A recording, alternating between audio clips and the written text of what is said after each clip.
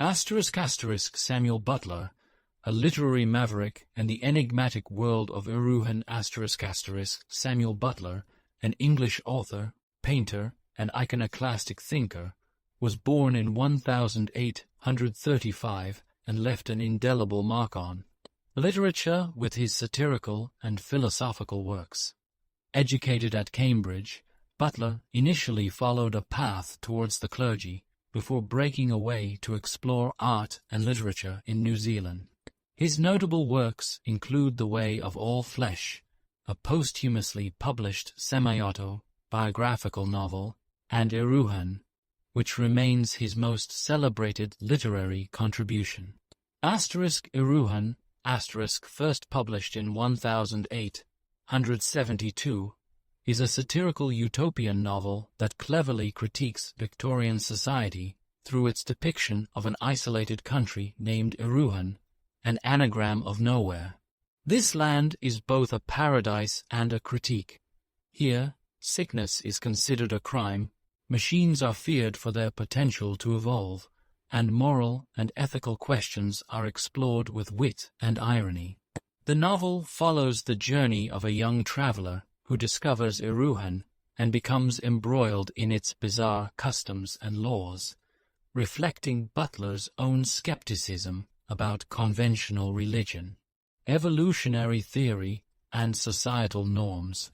With its inventive narrative and thought-provoking themes, Erewhon invites readers into a world where the familiar is made strange, prompting reflection on our own society's values and hypocrisies. Butler's elegant prose and satirical edge make this novel not only a delightful read, but also a timeless commentary on human nature. Dive into the enchanting and enigmatic Erewhon, and discover why Samuel Butler's work remains a beacon of literary innovation. Erewhon, or Over the Range, by Samuel Butler. Preface to the first edition. The author wishes it to be understood that Erewhon is pronounced as a word of 3 syllables, all short thus, EREWHON. Preface to second edition. Having been enabled by the kindness of the public to get through an unusually large edition of Erewhon in a very short time, I have taken the opportunity of a second edition to make some necessary corrections and to add a few passages where it struck me that they would be appropriately introduced. The passages are few, and it is my fixed intention never to touch the work again. I may perhaps be allowed to say a word or two here in reference to the coming race, to the success of which book Erewhon has been very generally set down as due. This is a mistake, though a perfectly natural one. The fact is that Erewhon was finished, with the exception of the last 20 pages and a sentence or two inserted from time to time here and there throughout the book, before the first advertisement of the coming race appeared.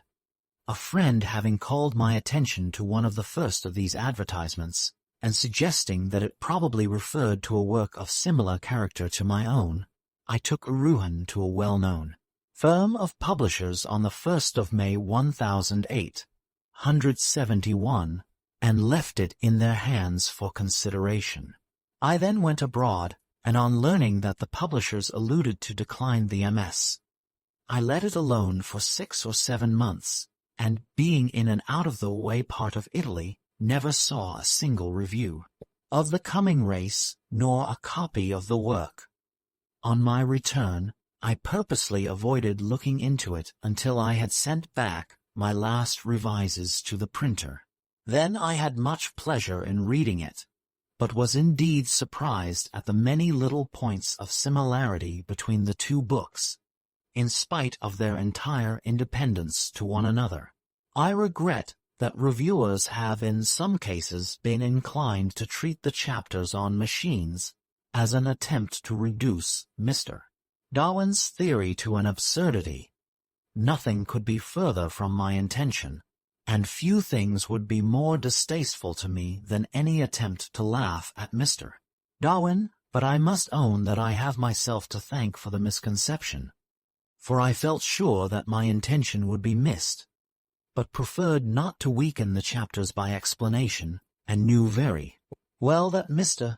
Darwin's theory would take no harm. The only question in my mind was how far I could afford to be misrepresented as laughing at that for which I have the most profound admiration. I am surprised, however, that the book at which such an example of the specious misuse of analogy would seem most naturally leveled should have occurred to no reviewer. Neither shall I mention the name of the book here, though I should fancy that the hint given will suffice. I have been held by some whose opinions I respect to have denied men's responsibility for their actions. He who does this is an enemy who deserves no quarter. I should have imagined that I had been sufficiently explicit, but have made a few additions to the chapter on malcontents, which will, I think, serve to render further mistake impossible. An anonymous correspondent by the hand, writing presumably a clergyman, tells me that in quoting from the Latin grammar I should at any rate have done so correctly, and that I should have written agricolas instead of agricoli.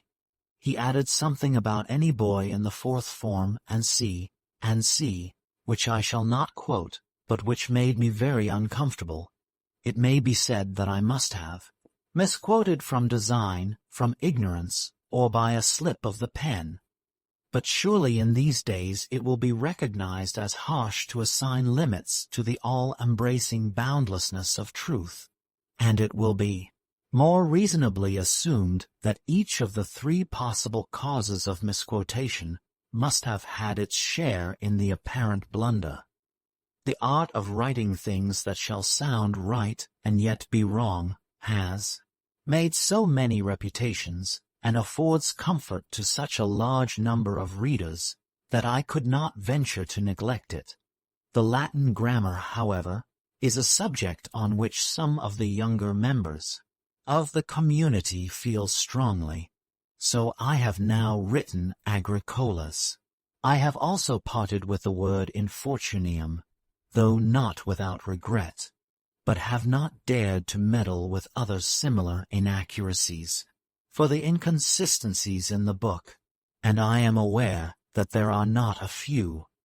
I must ask the indulgence of the reader. The blame, however, lies chiefly with the Erewhonians themselves, for they were really a very difficult people to understand. The most glaring anomalies seemed to afford them no intellectual inconvenience, neither, provided they did not actually see the money dropping out of their pockets, nor suffer immediate physical pain, would they listen to any arguments as to the waste of money and happiness which their folly caused them.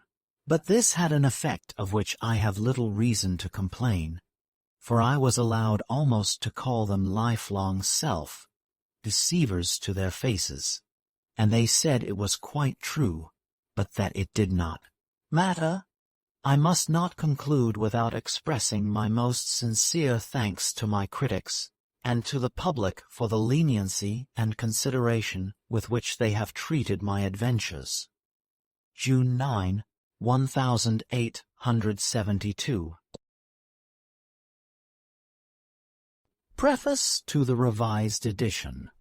My publisher wishes me to say a few words about the genesis of the work, a revised and enlarged edition of which he is herewith laying before the public. I therefore place on record as much as I can remember on this head, after a lapse of more than 30 years. The first part of EREWHON written was an article headed Darwin Among the Machines, and signed Cellarius. It was written in the Upper Rangitata district of the Canterbury province, as it then was, of New Zealand, and appeared at Christchurch in the Press newspaper, June 13, 1863. A copy of this article is indexed under my books in the British Museum catalogue. In passing, I may say that the opening chapters of EREWHON were also drawn from the Upper Rangitata district, with such modifications as I found convenient. A second article on the same subject as the one just referred to appeared in the press shortly after the first, but I have no copy. It treated machines from a different point of view, and was the basis of pp. 270-274 of the present edition of EREWHON. 1. This view ultimately led me to the theory I put forward in Life and Habit, published in November 1877. I have put a bare outline of this theory, which I believe to be quite sound, into the mouth of an Erewhonian philosopher in chapter Roman 27 of this book. In 1865 I rewrote and enlarged Darwin among the machines for the reasoner, a paper published in London by Mr. G. J. Holyoake. It appeared July 1, 1865, under the heading The Mechanical Creation, and can be seen in the British Museum. I again rewrote and enlarged it, till it assumed the form in which it appeared in the first edition of EREWHON. The next part of EREWHON that I wrote was The World of the Unborn, a preliminary, form of which was sent to Mr. Holyoake's paper, but as I cannot find it among those copies of the Reasoner that are in the British Museum, I conclude that it was not accepted. I have, however, rather a strong fancy that it appeared in some London paper of the same character as the Reasoner, not very long after July 1, 1865, but I have no copy. I also wrote about this time the substance of what ultimately became the musical banks, and the trial of a man for being in a consumption. These 4 detached papers were, I believe, all that was written of EREWHON before 1870. Between 1865 and 1870 I wrote hardly anything, being hopeful of attaining that success as a painter which it has not been vouchsafed me to attain. But in the autumn of 1870, just as I was beginning to get occasionally hung at Royal Academy exhibitions, my friend, the late Sir F. N., then Mr. Broome, suggested to me that I should add somewhat to the articles I had already written, and string them together into a book. I was rather fired by the idea, but as I only worked at the MS on Sundays, it was some months before I had completed it. I see from my second preface that I took the book to Messrs. Chapman and Hall May 1, 1871, and on their rejection of it, under the advice of one who has attained the highest rank among living writers, I let it sleep till I took it to Mr. Trubner early in 1872. As regards its rejection by Messrs. Chapman and Hall, I believe their reader advised them quite wisely. They told me, he reported, that it was a philosophical work, little likely to be popular with a large circle of readers. I hope that if I had been their reader, and the book had been submitted to myself, I should have advised them to the same effect. EREWHON appeared with the last day or two of March 1872. I attribute its unlooked for success mainly to 2 early favorable reviews, the first in the Pall Mall Gazette of April 12, and the second in the Spectator of April 20. There was also another cause. I was complaining once to a friend that though EREWHON had met with such a warm reception, my subsequent books had been all of them practically still born. He said, "You forget one charm that EREWHON had, but which none of your other books can have." I asked what, and was answered, the sound of a new voice and of an unknown voice. The first edition of EREWHON sold in about 3 weeks. I had not taken molds, and as the demand was strong, it was set up again immediately. I made a few unimportant alterations and additions, and added a preface, of which I cannot say that I am particularly proud, but an inexperienced writer with a head somewhat turned by unexpected success is not to be trusted with a preface. I made a few further very trifling alterations before molds were taken, but since the summer of 1872, as new editions were from time to time wanted, they have been printed from stereos then made. Having now, I fear, at too great length done what I was asked to do, I should like to add a few words on my own account. I am still fairly well satisfied with those parts of EREWHON that were repeatedly rewritten, but from those that had only a single writing, I would gladly cut out some 40 or 50 pages if I could. This, however, may not be, for the copyright will probably expire in a little over 12 years.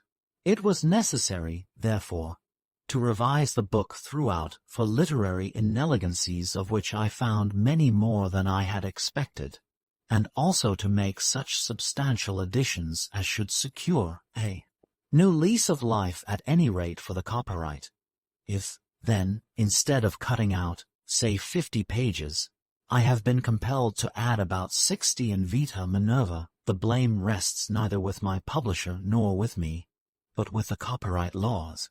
Nevertheless, I can assure the reader that, though I have found it an irksome task to take up work which I thought I had got rid of 30 years ago, and much of which I am ashamed of, I have done my best to make the new matter savor so much of the better portions of the old, that none but the best critics shall perceive at what places the gaps of between 30 and 40 years occur.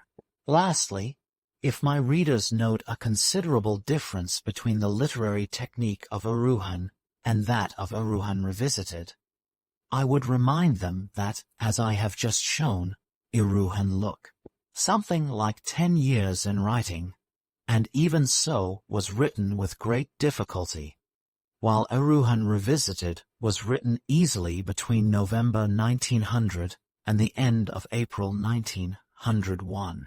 There is no central idea underlying EREWHON, whereas the attempt to realize the effect of a single supposed great miracle dominates the whole of its successor. In EREWHON there was hardly any story, and little attempt to give life and individuality to the characters. I hope that in EREWHON Revisited both these defects have been in great measure avoided. EREWHON was not an organic whole. EREWHON Revisited may fairly claim to be one. Nevertheless, though in literary workmanship I do not doubt that this last named book is an improvement on the first, I shall be agreeably surprised if I am not told that EREWHON, with all its faults, is the better reading of the two. Samuel Butler, August 7, 1901. Chapter I. Waste Lands. If the reader will excuse me, I will say nothing of my antecedents, nor of the circumstances which led me to leave my native country. The narrative would be tedious to him and painful to myself. Suffice it, that when I left home, it was with the intention of going to some new colony, and either finding, or even perhaps purchasing, waste crown land suitable for cattle or sheep farming, by which means I thought that I could better my fortunes more rapidly than in England. It will be seen that I did not succeed in my design, and that however much I may have met with that was new and strange, I have been unable to reap any pecuniary advantage. It is true I imagine myself to have made a discovery which, if I can be the first to profit by it, will bring me a recompense beyond all money computation, and secure me a position such as has not been attained by more than some 15 or 16 persons since the creation of the universe.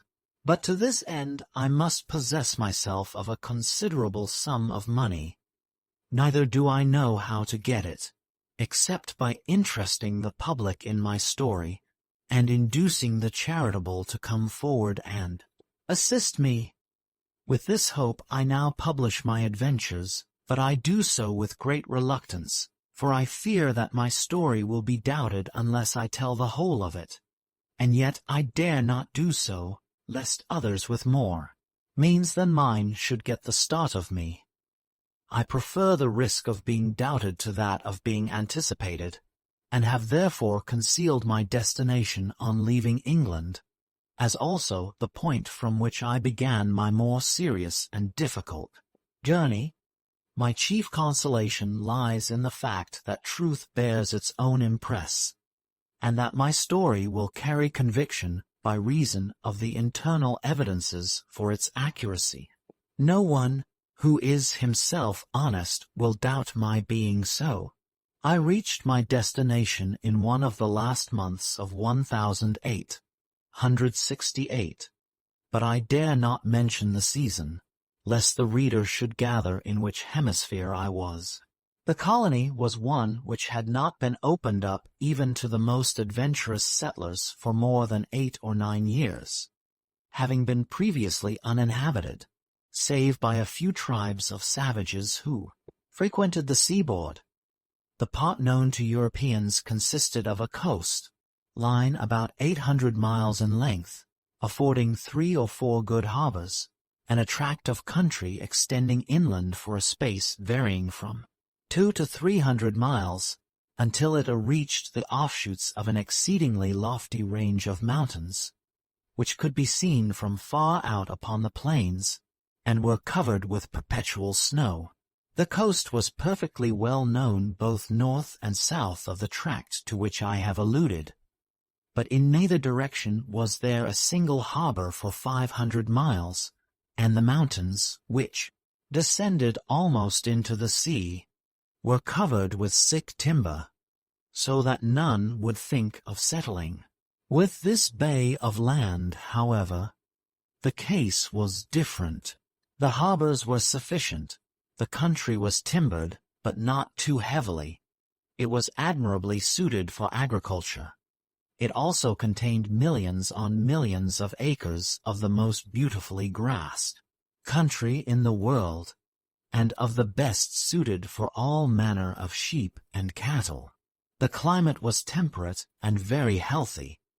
There were no wild animals, nor were the natives dangerous, being few in number and of an intelligent, tractable disposition. It may be readily understood that when once Europeans set foot upon this territory, they were not slow to take advantage of its capabilities. Sheep and cattle were introduced, and bred with extreme rapidity. Men took up their 50, 000 or 100, 000 acres of country, going inland one behind the other, till in a few years there was not an acre between the sea and the front ranges which was not taken up, and stations either for sheep or cattle were spotted about at intervals of some 20 or 30 miles over the whole country. The front ranges stopped the tide of squatters for some little time. It was thought that there was too much snow upon them for too many months in the year, that the sheep would get lost, the ground being too difficult for shepherding, that the expense of getting wool down to the ship's side would eat up the farmer's profits, and that the grass was too rough and sour for sheep to thrive upon. But one after another determined to try the experiment, and it was wonderful how successfully it turned out. Men pushed farther and farther into the mountains, and found a very considerable tract inside the front range, between it and another which was loftier still, though even this was not the highest. The great snowy one, which could be seen from out upon the plains. This second range, however, seemed to mark the extreme limits of pastoral country, and it was here, at a small and newly founded station, that I was received as a cadet, and soon regularly employed. I was then just 22 years old. I was delighted with the country and the manner of life. It was my daily business to go up to the top of a certain high mountain, and down one of its spurs onto the flat, in order to make sure that no sheep had crossed their boundaries. I was to see the sheep, not necessarily close at hand, nor to get them in a single mob, but to see enough of them here and there to feel easy that nothing had gone wrong.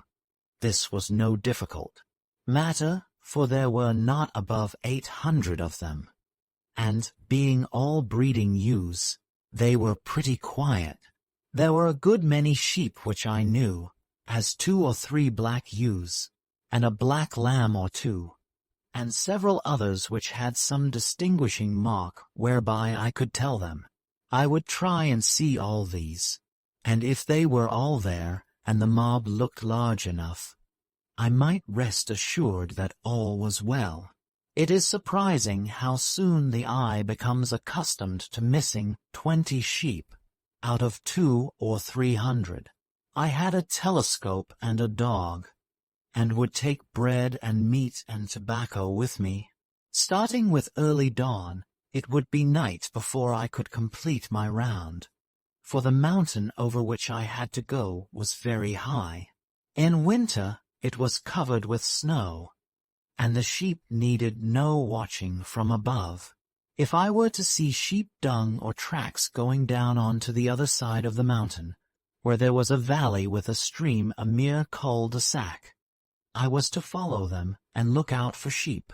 But I never saw any, the sheep always descending on to their own side, partly from habit, and partly because there was abundance of good sweet feed, which had been burnt in the early spring, just before I came, and was now deliciously green and rich, while that on the other side had never been burnt, and was rank and coarse. It was a monotonous life, but it was very healthy, and one does not much mind anything when one is well. The country was the grandest that can be imagined. How often have I sat on the mountainside and watched the waving downs, with the 2 white specks of huts in the distance, and the little square of garden behind them, the paddock with a patch of bright green oats above the huts, and the yards and wool sheds down on the flat below, all seen as through the wrong end of a telescope, so clear and brilliant was the air, or as upon a colossal model or map spread out beneath me. Beyond the downs was a plain, going down to a river of great size, on the farther side of which there were other high mountains, with the winter's snow still not quite melted.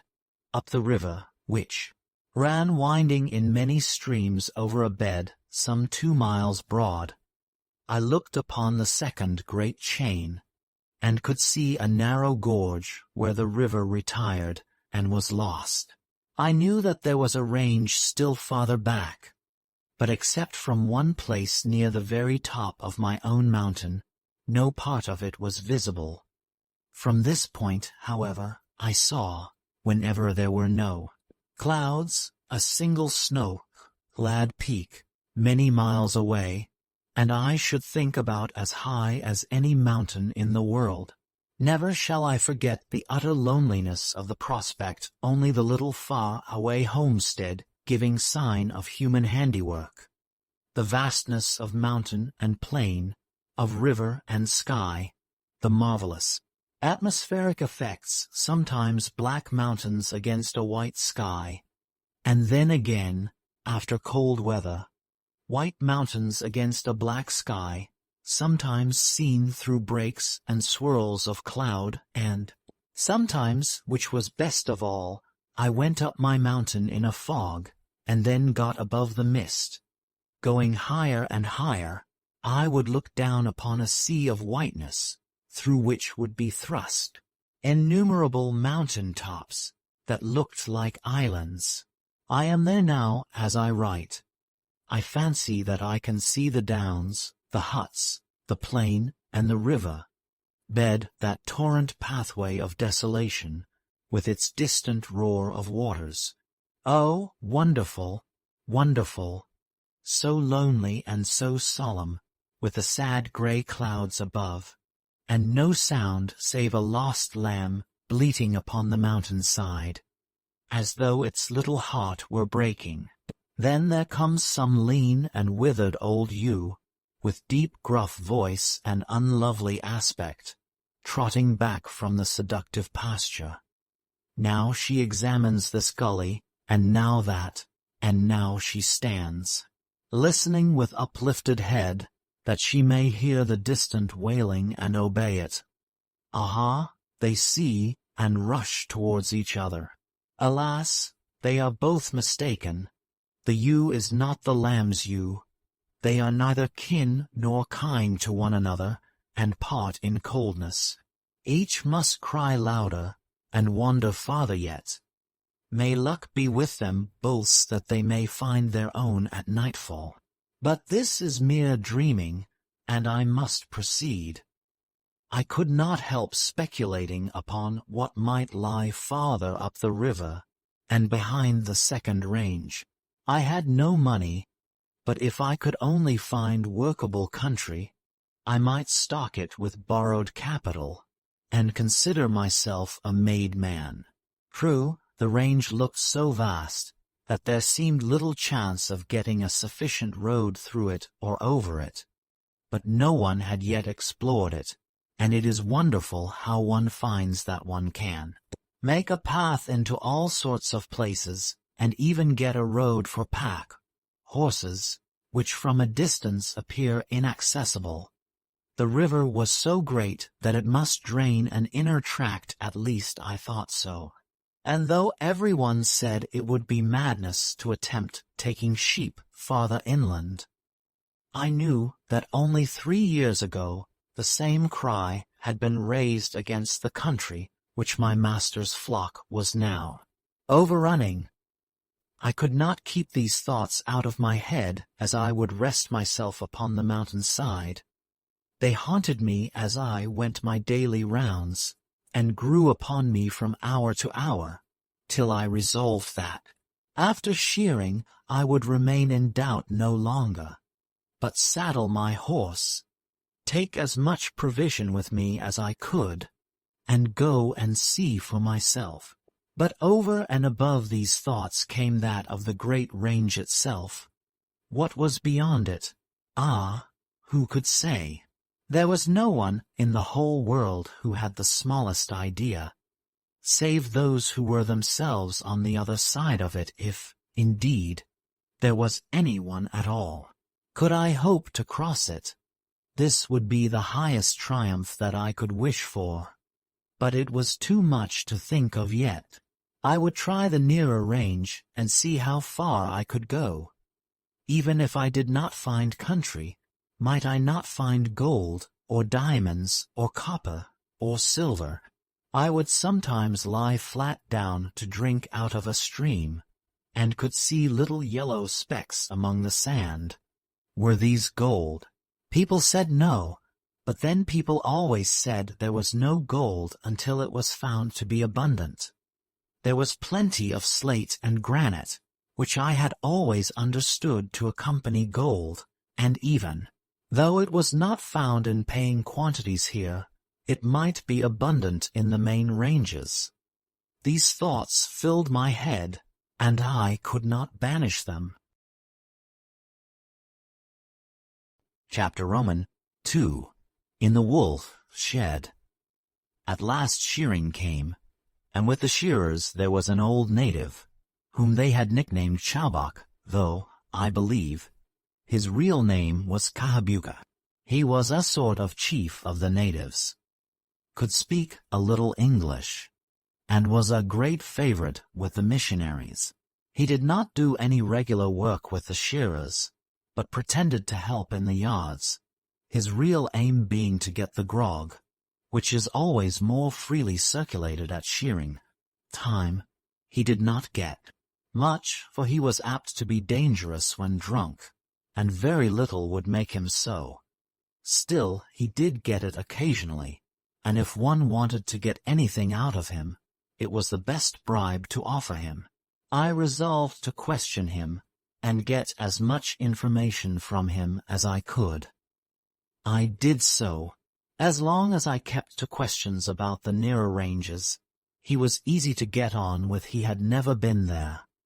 But there were traditions among his tribe to the effect that there was no sheep country. Nothing, in fact, but stunted timber and a few river-bed flats. It was very difficult to reach. Still there were passes, one of them up our own river, though not directly along the river bed, the gorge of which was not practicable. He had never seen anyone who had been there, was there to not enough on this side. But when I came to the main range, his manner changed at once. He became uneasy, and began to prevaricate and shuffle.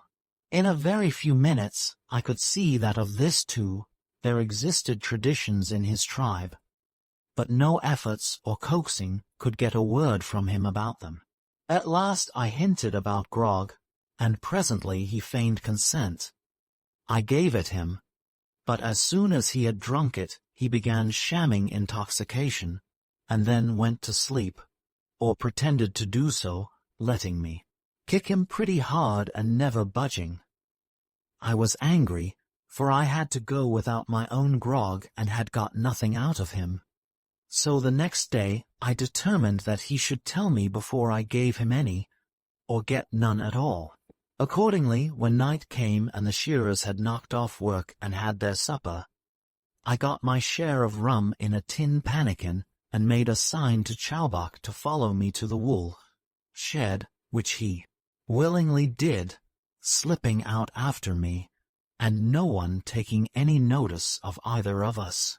When we got down to the wool shed, we lit a tallow candle, and having stuck it in an old bottle, we sat down upon the wool bales and began to smoke.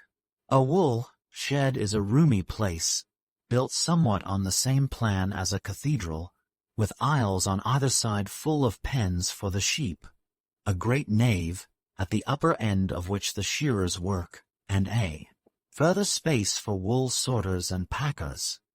It always refreshed me with a semblance of antiquity, precious in a new country, though I very well knew that the oldest wool shed in the settlement was not more than 7 years old, while this was only 2.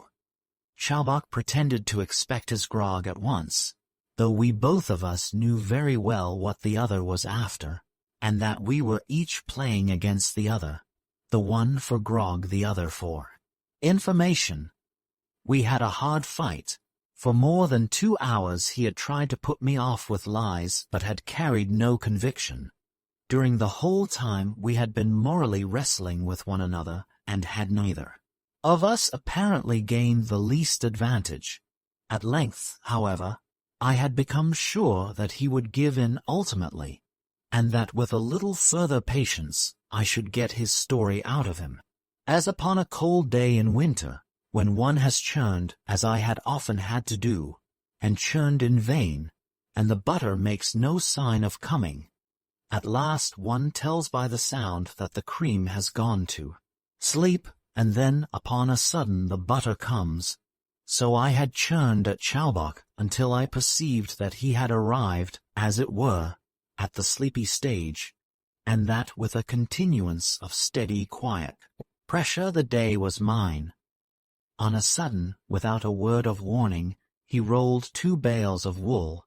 His strength was very great, into the middle of the floor, and on the top of these he placed another crosswise. He snatched up an empty wool pack, threw it like a mantle over his shoulders, jumped upon the uppermost bale and sat upon it. In a moment his whole form was changed. His high shoulders dropped, He set his feet close together, heel to heel and toe to toe. He laid his arms and hands close alongside of his body, the palms following his thighs. He held his head high, but quite straight, and his eyes stared right in front of him. But he frowned horribly, and assumed an expression of face that was positively fiendish. At the best of times, Chowbok was very ugly, but he now exceeded all conceivable limits of the hideous. His mouth extended almost from ear to ear, grinning horribly and showing all his teeth. His eyes glared, though they remained quite fixed, and his forehead was contracted with a most malevolent scowl. I am afraid my description will have conveyed only the ridiculous side of his appearance. But the ridiculous and the sublime are near, and the grotesque fiendishness of Chowbok's face approached. This last, if it did not reach it. I tried to be amused, but I felt a sort of creeping at the roots of my hair and over my whole body, as I looked and wondered what he could possibly be intending to signify. He continued thus for about a minute, sitting bolt upright, as stiff as a stone, and making this fearful face. Then there came from his lips a low moaning like the wind, rising and falling by infinitely small gradations, till it became almost a shriek, from which it descended and died away. After that he jumped down from the bale and held up the extended fingers of both his hands, as one who should say 10, though I did not then understand him.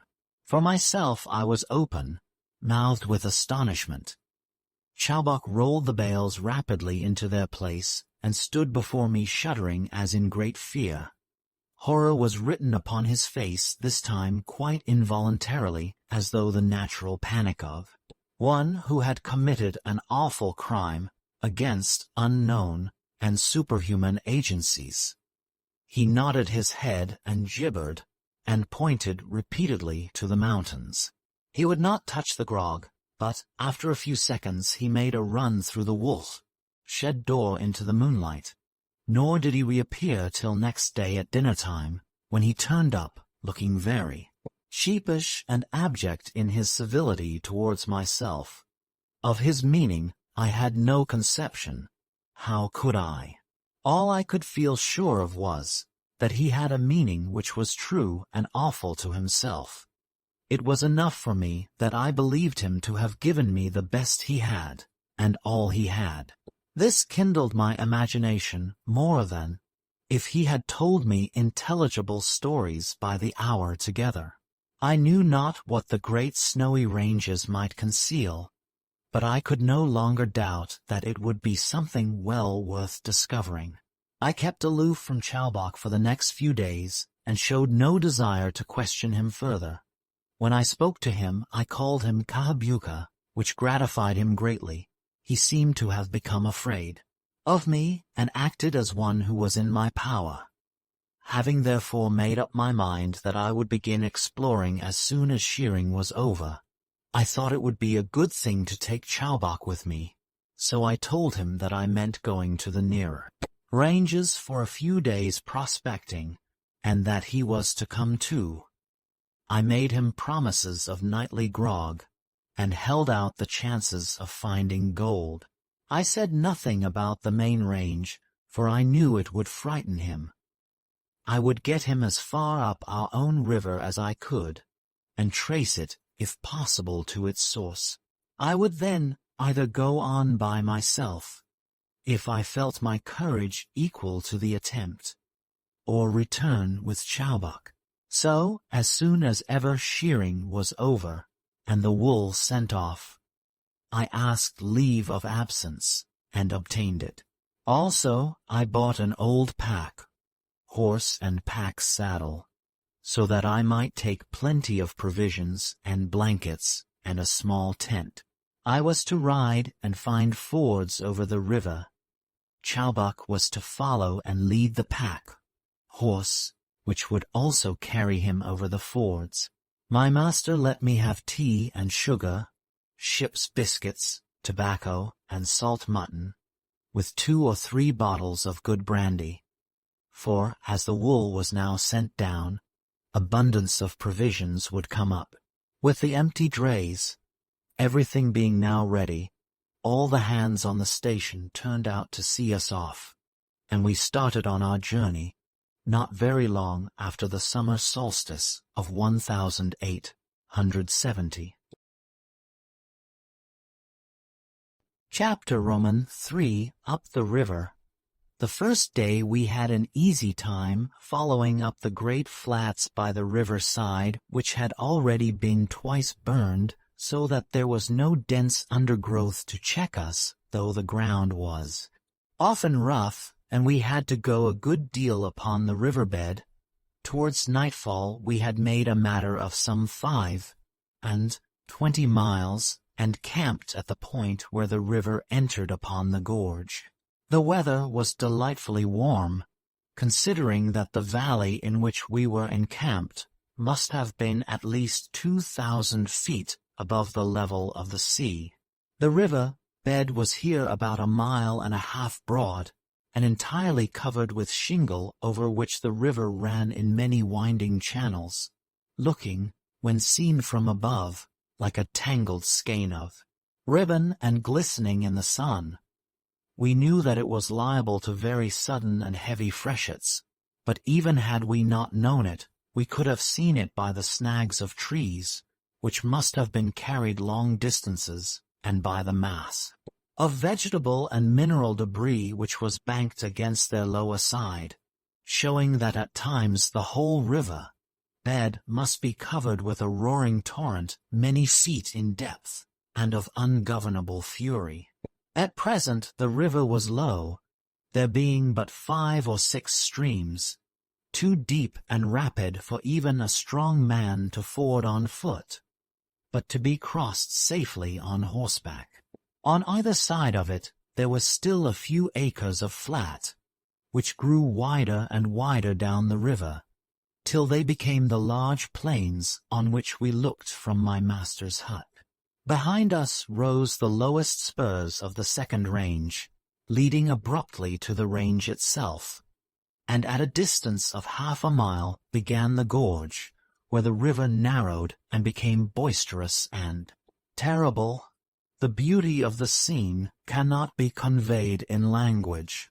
The one side of the valley was blue with evening shadow, through which loomed forest and precipice, hillside and mountain top, and the other was still brilliant with the sunset gold. The wide and wasteful river with its ceaseless rushing, the beautiful water, birds too, which abounded upon the islets and were so tame that we could come close up to them, the ineffable purity of the air, the solemn peacefulness of the untrodden region. Could there be a more delightful and exhilarating combination? We set about making our camp close to some large bush which came down from the mountains onto the flat, and tethered out our horses upon ground as free as we could find it from anything round which they might wind the rope and get themselves tied up. We dared not let them run loose, lest they might stray down the river home again. We then gathered wood and lit the fire. We filled a tin pannikin with water and set it against the hot ashes to boil. When the water boiled, we threw in 2 or 3 large pinches of tea, and let them brew. We had caught 6 young ducks in the course of the day, an easy matter, for the old birds made such a fuss in attempting to decoy us away from them, pretending to be badly hurt, as they say. The plover does that we could always find them by going about in the opposite direction to the old bird till we heard the young ones crying. Then we ran them down, for they could not fly though they were nearly full grown. Chowbok plucked them a little and singed them a good deal. Then we cut them up and boiled them in another pannikin, and this completed our preparations.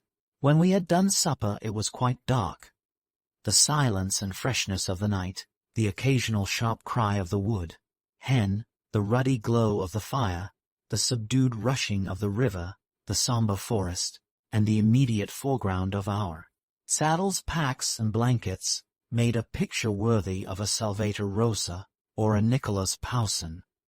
I call it to mind and delight in it now, but I did not notice it at the time. We next to never know when we are well off, but this cuts two ways, for if we did, we should perhaps know better when we are ill off also. And I have sometimes thought that there are as many, ignorant of the one as of the other. He who wrote, O fortunatos nimium sua si bona norent agricolas, might have written quite as truly, O infortunatos nimium sua si mala norent, and there are few of us who are not protected from the keenest pain by our inability to see what it is that we have done, what we are suffering, and what we truly are.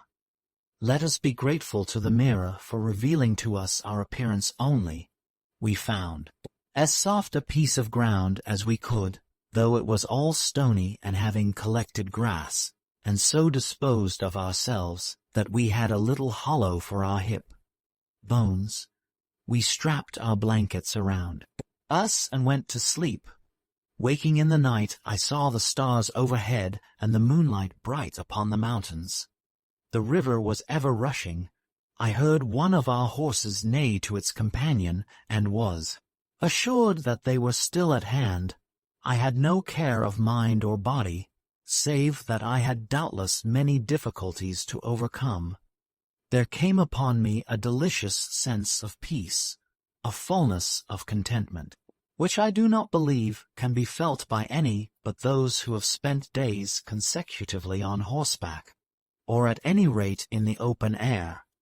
Next morning we found our last night's tea leaves frozen at the bottom of the pannikins, though it was not nearly the beginning of autumn. We breakfasted as we had supped, and were on our way by 6 o'clock. In half an hour we had entered the gorge, and turning round a corner we bade farewell to the last sight of my master's country. The gorge was narrow and precipitous. The river was now only a few yards wide, and roared and thundered against rocks of many tons in weight. The sound was deafening, for there was a great volume of water. We were 2 hours in making less than a mile, and that with danger, sometimes in the river and sometimes on the rock. There was that damp black smell of rocks covered with slimy vegetation, as near some huge waterfall where spray is ever rising. The air was clammy and cold. I cannot conceive how our horses managed to keep their footing, especially the one with the pack, and I dreaded the having to return almost as much as going forward. I suppose this lasted 3 miles, but it was well midday when the gorge got a little wider, and a small stream came into it from a tributary valley. Farther progress up the main river was impossible, for the cliffs descended like walls, so we went up the side stream, Chalbach seeming to think that here must be the pass of which reports existed among his people. We now incurred less of actual danger but more fatigue, and it was only after infinite trouble, owing to the rocks and tangled vegetation, that we got ourselves and our horses upon the saddle from which this small stream descended. By that time clouds had descended upon us, and it was raining heavily. Moreover, it was 6 o'clock, and we were tired out, having made perhaps 6 miles in 12 hours. On the saddle there was some coarse grass which was in full seed, and therefore very nourishing for the horses, also abundance of anise and sow thistle, of which they are extravagantly fond, so we turned them loose and prepared to camp. Everything was soaking wet, and we were half perished with cold. Indeed, we were very uncomfortable. There was brushwood about, but we could get no fire till we had shaved off the wet outside of some dead branches and filled our pockets with the dry inside. Chips. Having done this, we managed to start a fire, nor did we allow it to go out when we had once started it. We pitched the tent, and by 9 o'clock were comparatively warm and dry. Next morning it was fine.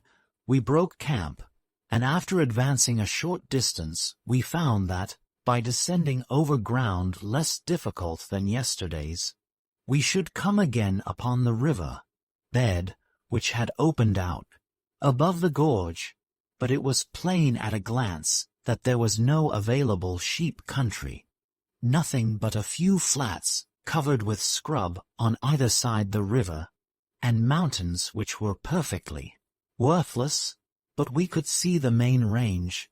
There was no mistake about this. The glaciers were tumbling down the mountain sides like cataracts, and seemed actually to descend upon the river bed. There could be no serious difficulty in reaching them by following up the river, which was wide and open. But it seemed rather an objectless thing to do, for the main range looked hopeless, and my curiosity about the nature of the country above the gorge was now quite satisfied. There was no money in it whatever, unless there should be minerals, of which I saw no more signs than lower down. However, I resolved that I would follow the river up, and not return until I was compelled to do so. I would go up every branch as far as I could, and wash well for gold. Chowbok liked seeing me do this, but it never came to anything, for we did not even find the color. His dislike of the main range appeared to have worn off, and he made no objections to approaching it. I think he thought there was no danger of my trying to cross it, and he was not afraid of anything on this side. Besides, we might find gold. But the fact was that he had made up his mind what to do if he saw me getting too near it. We passed 3 weeks in exploring, and never did I find time go more quickly. The weather was fine, though the nights got very cold. We followed every stream but one, and always found it lead us to a glacier which was plainly impassable, at any rate without a larger party and ropes. One stream remained, which I should have followed up already, had not Chowbok said that he had risen early one morning while I was yet asleep, and after going up it for 3 or 4 miles, had seen that it was impossible to go farther. I had long ago discovered that he was a great liar, so I was bent on going up myself. In brief, I did so. So far from being impossible, it was quite easy traveling, and after 5 or 6 miles I saw a saddle at the end of it, which, though covered deep in snow, was not glaciered, and which did verily appear to be part of the main range itself. No words can express the intensity of my delight. My blood was all on fire with hope and elation, but, on looking round for Chowbok, who was behind me, I saw to my surprise and anger that he had turned back, and was going down the valley as hard as he could.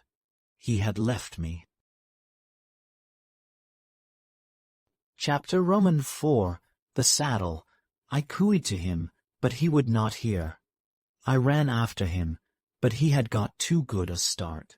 Then I sat down on a stone, and thought the matter carefully over. It was plain that Chowbok had designedly attempted to keep me from going up this valley. Yet he had shown no unwillingness to follow me anywhere else. What could this mean? Unless that I was now upon the route by which alone the mysteries of the great ranges could be revealed. What then should I do? Go back at the very moment when it had become plain that I was on the right scent? Hardly, yet to proceed alone would be both difficult and dangerous.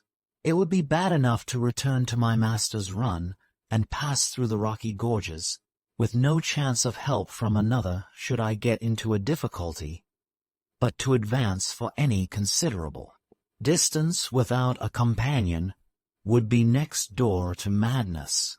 Accidents which are slight when there is another at hand, as the spraining of an ankle, or the falling into some place whence escape would be easy by means of an outstretched hand and a bit of rope, may be fatal to one who is alone. The more I pondered, the less I liked it, and yet, the less could I make up my mind to return when I looked at the saddle at the head of the valley, and noted the comparative ease with which its smooth sweep of snow might be surmounted. I seemed to see my way almost from my present position to the very top. After much thought, I resolved to go forward until I should come to some place which was really dangerous, but then to return. I should thus, I hoped, at any rate reach the top of the saddle, and satisfy myself as to what might be on the other side. I had no time to lose, for it was now between 10 and 11 in the morning. Fortunately, I was well equipped, for on leaving the camp and the horses at the lower end of the valley, I had provided myself, according to my custom, with everything that I was likely to want for 4 or 5 days. Chalbach had carried half, but had dropped his whole swag, I suppose, at the moment of his taking flight, for I came upon it when I ran after him. I had, therefore, his provisions as well as my own. Accordingly, I took as many biscuits as I thought I could carry, and also some tobacco, tea, and a few matches. I rolled all these things, together with a flask nearly full of brandy, which I had kept in my pocket for fear lest Chalbach should get hold of it, inside my blankets, and strapped them very tightly, making the whole into a long roll of some 7 feet in length and 6 inches in diameter. Then I tied the 2 ends together and put the whole round my neck and over one shoulder. This is the easiest way of carrying a heavy swag, for one can rest one's self by shifting the burden from one shoulder to the other. I strapped my pannikin and a small axe about my waist, and thus equipped began to ascend the valley, angry at having been misled by Chalbach, but determined not to return till I was compelled to do so. I crossed and recrossed the stream several times without difficulty, for there were many good fords. At 1 o'clock I was at the foot of the saddle. For 4 hours I mounted, the last 2 on the snow, where the going was easier. By 5, I was within 10 minutes of the top, in a state of excitement, greater, I think, than I had ever known before. 10 minutes more, and the cold air from the other side came rushing upon me. A glance, I was not on the main range. Another glance, there was an awful river, muddy and horribly angry, roaring over an immense riverbed, thousands of feet below me. It went round to the westward, and I could see no farther up the valley, save that there were enormous glaciers which must extend round the source of the river, and from which it must spring. Another glance, and then I remained motionless. There was an easy pass in the mountains directly opposite to me, through which I caught a glimpse of an immeasurable extent of blue and distant plains. Easy, yes, perfectly easy, grasped nearly to the summit, which was, as it were, an open path between 2 glaciers, from which an inconsiderable stream came tumbling down over rough but very passable hillsides, till it got down to the level of the great river, and formed a flat where there was grass and a small bush of stunted timber. Almost before I could believe my eyes, a cloud had come up from the valley on the other side, and the plains were hidden. What wonderful luck was mine! Had I arrived 5 minutes later, the cloud would have been over the pass, and I should not have known of its existence. Now that the cloud was there, I began to doubt my memory, and to be uncertain whether it had been more than a blue line of distant vapor that had filled up the opening. I could only be certain of this much, namely, that the river in the valley below must be the one next to the northward of that which flowed past my master's station. Of this there could be no doubt. Could I, however, imagine that my luck should have led me up a wrong river in search of a pass, and yet brought me to the spot where I could detect the one weak place in the fortifications of a more northern basin? This was too improbable. But even as I doubted, there came a rent in the cloud opposite, and a second time I saw blue lines of heaving downs, growing gradually fainter, and retiring into a far space of plain. It was substantial. There had been no mistake whatsoever. I had hardly made myself perfectly sure of this, ere the rent in the clouds joined up again, and I could see nothing more. What then should I do? The night would be upon me shortly, and I was already chilled with standing still after the exertion of climbing. To stay where I was would be impossible. I must either go backwards or forwards. I found a rock which gave me shelter from the evening wind, and took a good pull at the brandy flask, which immediately warmed and encouraged me. I asked myself, could I descend upon the river bed beneath me? It was impossible to say what precipices might prevent my doing so. If I were on the river bed, dare I cross the river? I am an excellent swimmer, yet, once in that frightful rush of waters, I should be hurled whithersoever it willed, absolutely powerless. Moreover, there was my swag.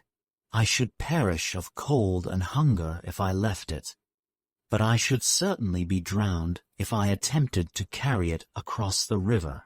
These were serious considerations, but the hope of finding an immense tract of available sheep country, which I was determined that I would monopolize as far as I possibly could, sufficed to outweigh them, and in a few minutes I felt resolved that, having made so important a discovery as a pass into a country which was probably as valuable as that on our own side of the ranges, I would follow it up and ascertain its value, even though I should pay the penalty of failure with life itself.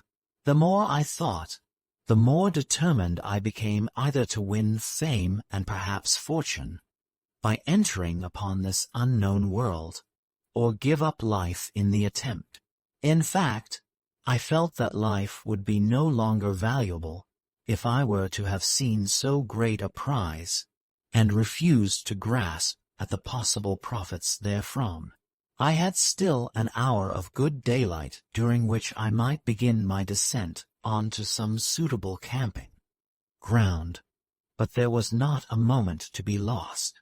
At first I got along rapidly, for I was on the snow, and sank into it enough to save me from falling, though I went forward straight down the mountainside as fast as I could. But there was less snow on this side than on the other, and I had soon done with it, getting on to a coombe of dangerous and very stony ground, where a slip might have given me a disastrous fall. But I was careful with all my speed, and got safely to the bottom, where there were patches of coarse grass, and an attempt here and there at brushwood. What was below this I could not see. I advanced a few hundred yards farther, and found that I was on the brink of a frightful precipice, which no one in his senses would attempt descending. I bethought me, however, to try the creek which drained the coombe, and see whether it might not have made itself a smoother way. In a few minutes I found myself at the upper end of a chasm in the rocks, something like TWLLDHU, only on a greatly larger scale. The creek had found its way into it, and had worn a deep channel through a material which appeared softer than that upon the other side of the mountain.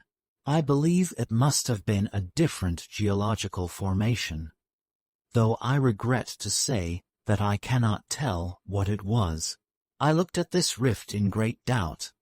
Then I went a little way on either side of it, and found myself looking over the edge of horrible precipices onto the river, which roared some 4,000 or 5,000 feet below me. I dared not think of getting down at all unless I committed myself to the rift, of which I was hopeful when I reflected that the rock was soft, and that the water might have worn its channel tolerably evenly through the whole extent. The darkness was increasing with every minute, but I should have twilight for another half hour, so I went into the chasm, though by no means without fear, and resolved to return and camp and try some other path next day, should I come to any serious difficulty. In about 5 minutes I had completely lost my head. The side of the rift became hundreds of feet in height, and overhung so that I could not see the sky. It was full of rocks, and I had many falls and bruises. I was wet through from falling into the water, of which there was no great volume, but it had such force that I could do nothing against it. Once I had to leap down a not inconsiderable waterfall into a deep pool below, and my swag was so heavy that I was very nearly drowned. I had indeed a hair's breadth escape, but as luck would have it, Providence was on my side. Shortly afterwards I began to fancy that the rift was getting wider, and that there was more brushwood. Presently I found myself on an open grassy slope, and feeling my way a little farther along the stream, I came upon a flat place with wood, where I could camp comfortably, which was well, for it was now quite dark. My first care was for my matches. Were they dry? The outside of my swag had got completely wet, but, on undoing the blankets, I found things warm and dry within. How thankful I was! I lit a fire, and was grateful for its warmth and company. I made myself some tea, and ate 2 of my biscuits. My brandy I did not touch, for I had little left, and might want it when my courage failed me. All that I did almost mechanically, for I could not realize my situation to myself, beyond knowing that I was alone, and that return through the chasm which I had just descended would be impossible. It is a dreadful feeling, that of being cut off from all one's kind. I was still full of hope, and built golden castles for myself as soon as I was warmed with food and fire. But I do not believe that any man could long retain his reason in such solitude, unless he had the companionship of animals. One begins doubting one's own identity. I remember deriving comfort even from the sight of my blankets, and the sound of my watch ticking things which seemed to link me to other people. But the screaming of the wood hens frightened me, as also a chattering bird which I had never heard before, and which seemed to laugh at me, though I soon got used to it, and before long could fancy that it was many years since I had first heard it. I took off my clothes, and wrapped my inside blanket about me, till my things were dry. The night was very still, and I made a roaring fire, so I soon got warm, and at last could put my clothes on again. Then I strapped my blanket round me, and went to sleep, as near the fire as I could. I dreamed that there was an organ placed in my master's wool shed. The wool shed faded away, and the organ seemed to grow and grow amid a blaze of brilliant light, till it became like a golden city, upon the side of a mountain, with rows upon rows of pipes set in cliffs and precipices, one above the other, and in mysterious caverns, like that of Fingal, within whose depths I could see the burnished pillars gleaming. In the front there was a flight of lofty terraces, at the top of which I could see a man with his head buried forward towards a key board, and his body swaying from side to side amid the storm of huge arpeggiated harmonies that came crashing overhead and round. Then there was one who touched me on the shoulder and said, "Do you not see? It is Handel," but I had hardly apprehended, and was trying to scale the terraces and get near him, when I awoke, dazzled with the vividness and distinctness of the dream. A piece of wood had burned through, and the ends had fallen into the ashes with a blaze. This, I supposed, had both given me my dream and robbed me of it. I was bitterly disappointed, and sitting up on my elbow, came back to reality and my strange surroundings as best I could. I was thoroughly aroused moreover. I felt a foreshadowing, as though my attention were arrested by something more than the dream, although no sense in particular was as yet appealed to. I held my breath and waited, and then I heard, was it fancy? Nay, I listened again and again, and I did hear a faint and extremely distant sound of music like that of an Aeolian harp, borne upon the wind which was blowing fresh and chill from the opposite mountains. The roots of my hair thrilled. I listened, but the wind had died, and, fancying that it must have been the wind itself, on a sudden I remembered the noise which Chowbok had made in the wool shed. Yes, it was that. Thank heaven, whatever it was over now, I reasoned with myself, and recovered my firmness. I became convinced that I had only been dreaming more vividly than usual. Soon I began even to laugh, and think what a fool I was to be frightened at nothing, reminding myself that even if I were to come to a bad end, it would be no such dreadful matter after all. I said my prayers, a duty which I had too often neglected, and in a little time fell into a really refreshing sleep, which lasted till broad daylight and restored me. I rose, and searching among the embers of my fire, I found a few live coals and soon had a blaze again. I got breakfast, and was delighted to have the company of several small birds, which hopped about me and perched on my boots and hands. I felt comparatively happy, but I can assure the reader that I had had a far worse time of it than I have told him, and I strongly recommend him to remain in Europe if he can, or, at any rate, in some country which has been explored and settled, rather than go into places where others have not been before him. Exploring is delightful to look forward to and back upon, but it is not comfortable at the time, unless it be of such an easy nature as not to deserve the name. Chapter V. The River and the Range. My next business was to descend upon the river. I had lost sight of the pass which I had seen from the saddle, but had made such notes of it that I could not fail to find it. I was bruised and stiff, and my boots had begun to give, for I had been going on rough ground for more than 3 weeks. But, as the day wore on, and I found myself descending without serious difficulty, I became easier.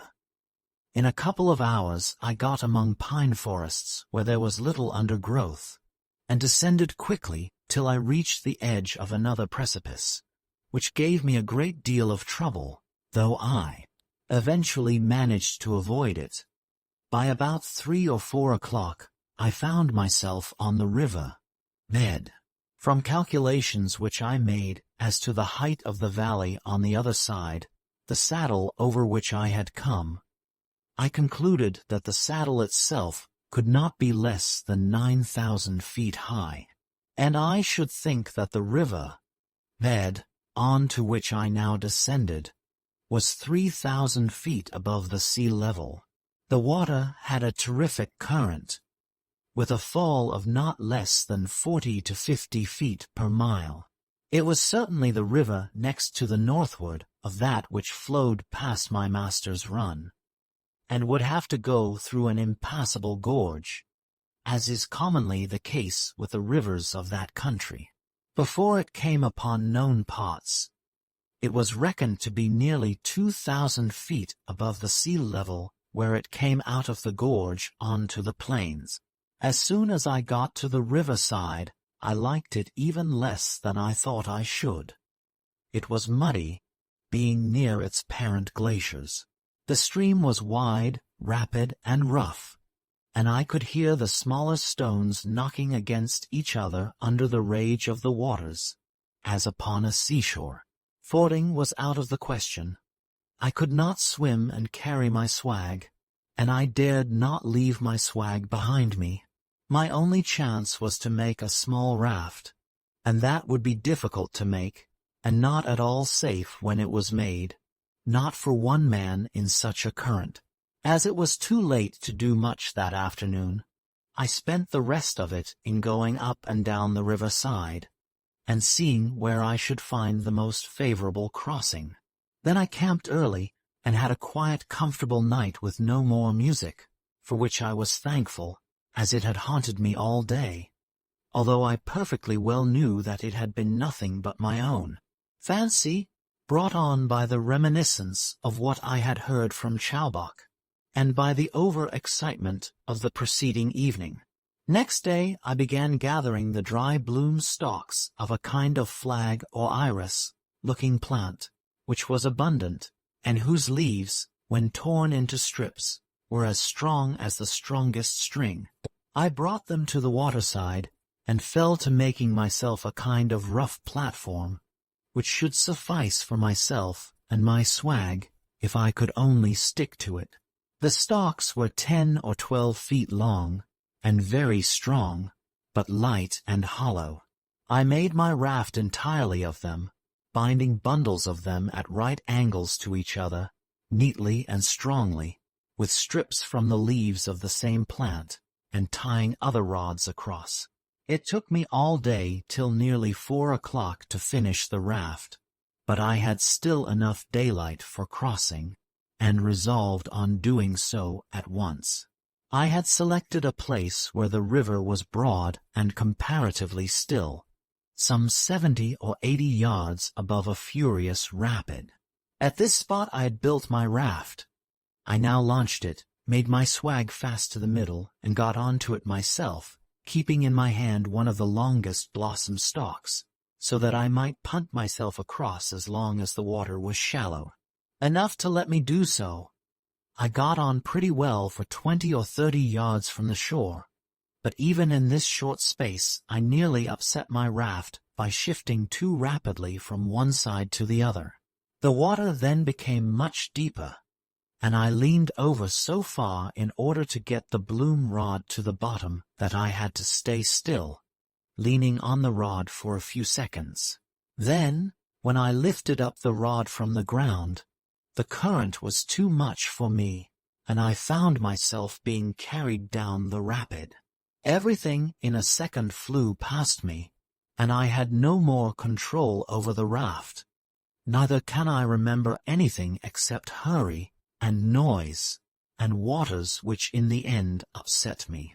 But it all came right, and I found myself near the shore, not more than up to my knees in water, and pulling my raft to land, fortunately upon the left bank of the river, which was the one I wanted.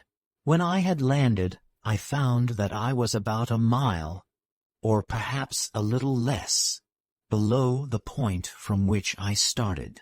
My swag was wet upon the outside, and I was myself dripping.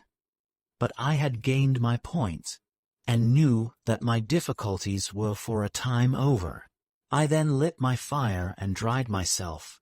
Having done so, I caught some of the young ducks and seagulls, which were abundant on and near the river bed, so that I had not only a good meal, of which I was in great want, having had an insufficient diet from the time that Chalbach left me, but was also well provided for the morrow. I thought of Chalbach, and felt how useful he had been to me, and in how many ways I was the loser by his absence, having now to do all sorts of things for myself which he had hitherto done for me. and could do infinitely better than I could.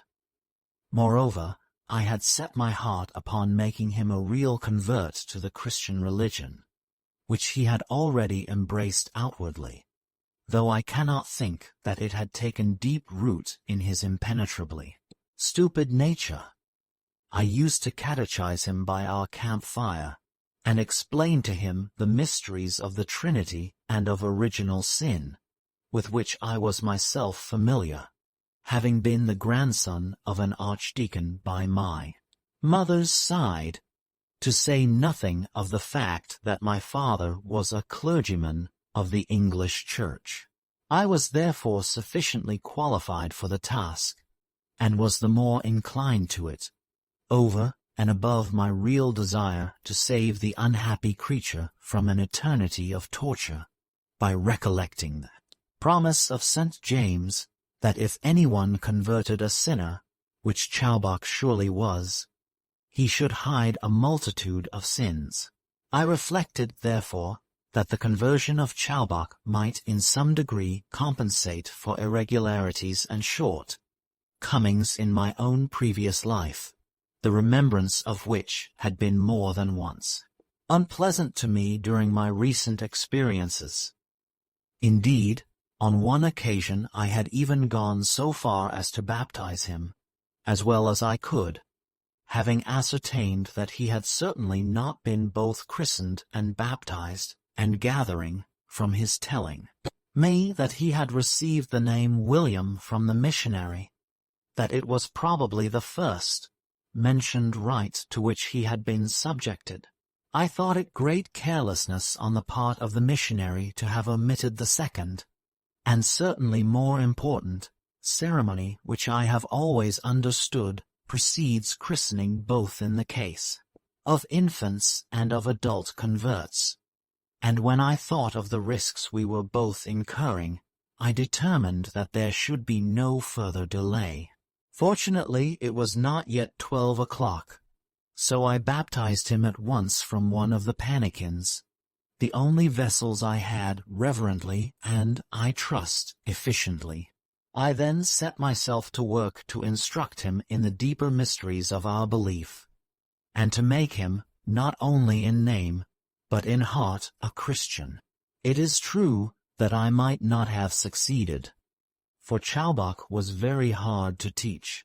Indeed, on the evening of the same day that I baptized him, he tried for the 20th time to steal the brandy, which made me rather unhappy as to whether I could have baptized him rightly.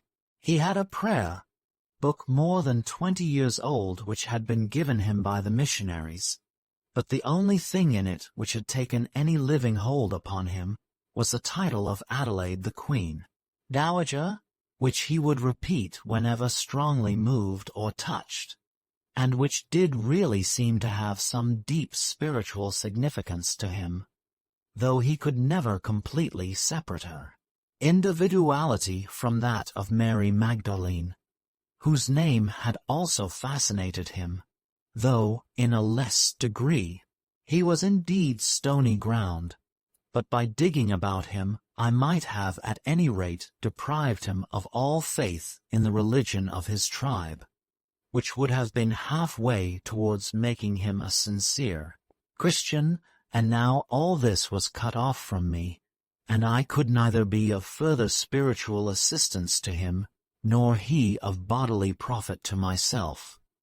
Besides, any company was better than being quite alone. I got very melancholy as these reflections crossed me. But when I had boiled the ducks and eaten them, I was much better. I had a little tea left and about a pound of tobacco, which should last me for another fortnight with moderate smoking. I had also 8 ship biscuits, and, most precious of all, about 6 ounces of brandy, which I presently reduced to 4. For the night was cold. I rose with early dawn, and in an hour I was on my way, feeling strange, not to say weak, from the burden of solitude, but full of hope when I considered how many dangers I had overcome, and that this day should see me at the summit of the dividing range. After a slow but steady climb of between 3 and 4 hours, during which I met with no serious hindrance, I found myself upon a tableland, and close to a glacier which I recognized as marking the summit of the pass. Above it towered a succession of rugged precipices and snowy mountain sides. The solitude was greater than I could bear. The mountain upon my master's sheep, Prun, was a crowded thoroughfare in comparison with this somber, sullen place. The air, moreover, was dark and heavy, which made the loneliness even more oppressive. There was an inky gloom over all that was not covered with snow and ice. Grass there was none. Each moment I felt increasing upon me that dreadful doubt as to my own identity, as to the continuity of my past and present existence, which is the first sign of that distraction which comes on those who have lost themselves in the bush.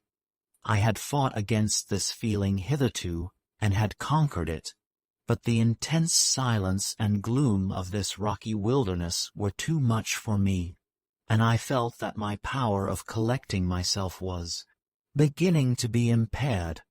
I rested for a little while, and then advanced over very rough ground, until I reached the lower end of the glacier.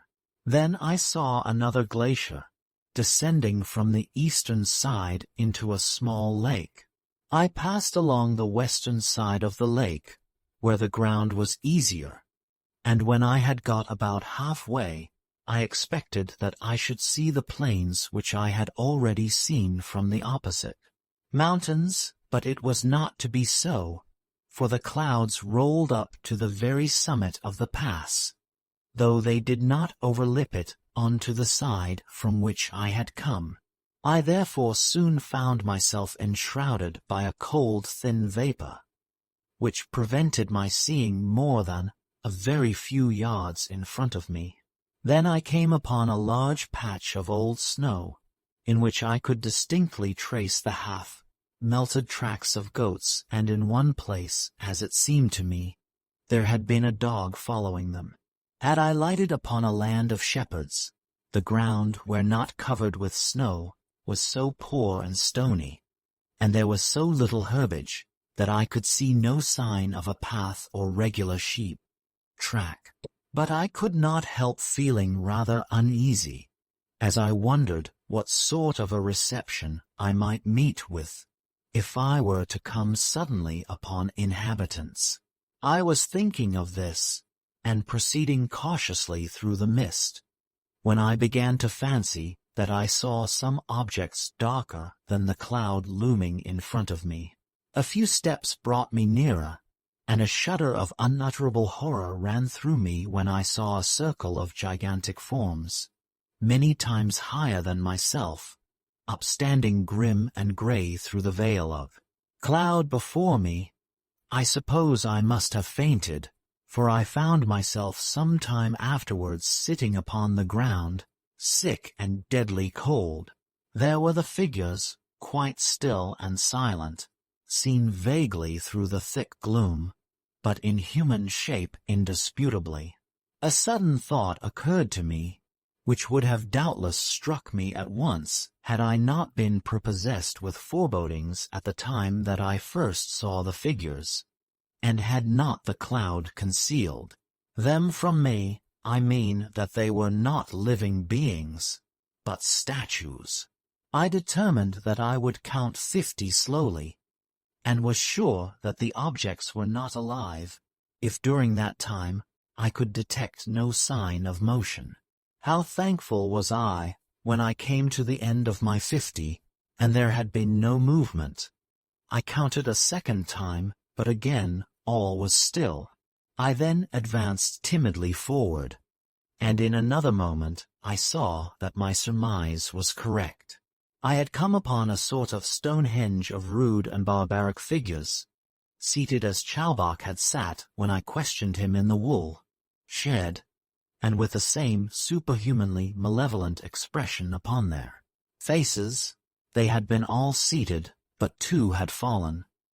They were barbarous, neither Egyptian, nor Assyrian, nor Japanese, different from any of these, and yet akin to all.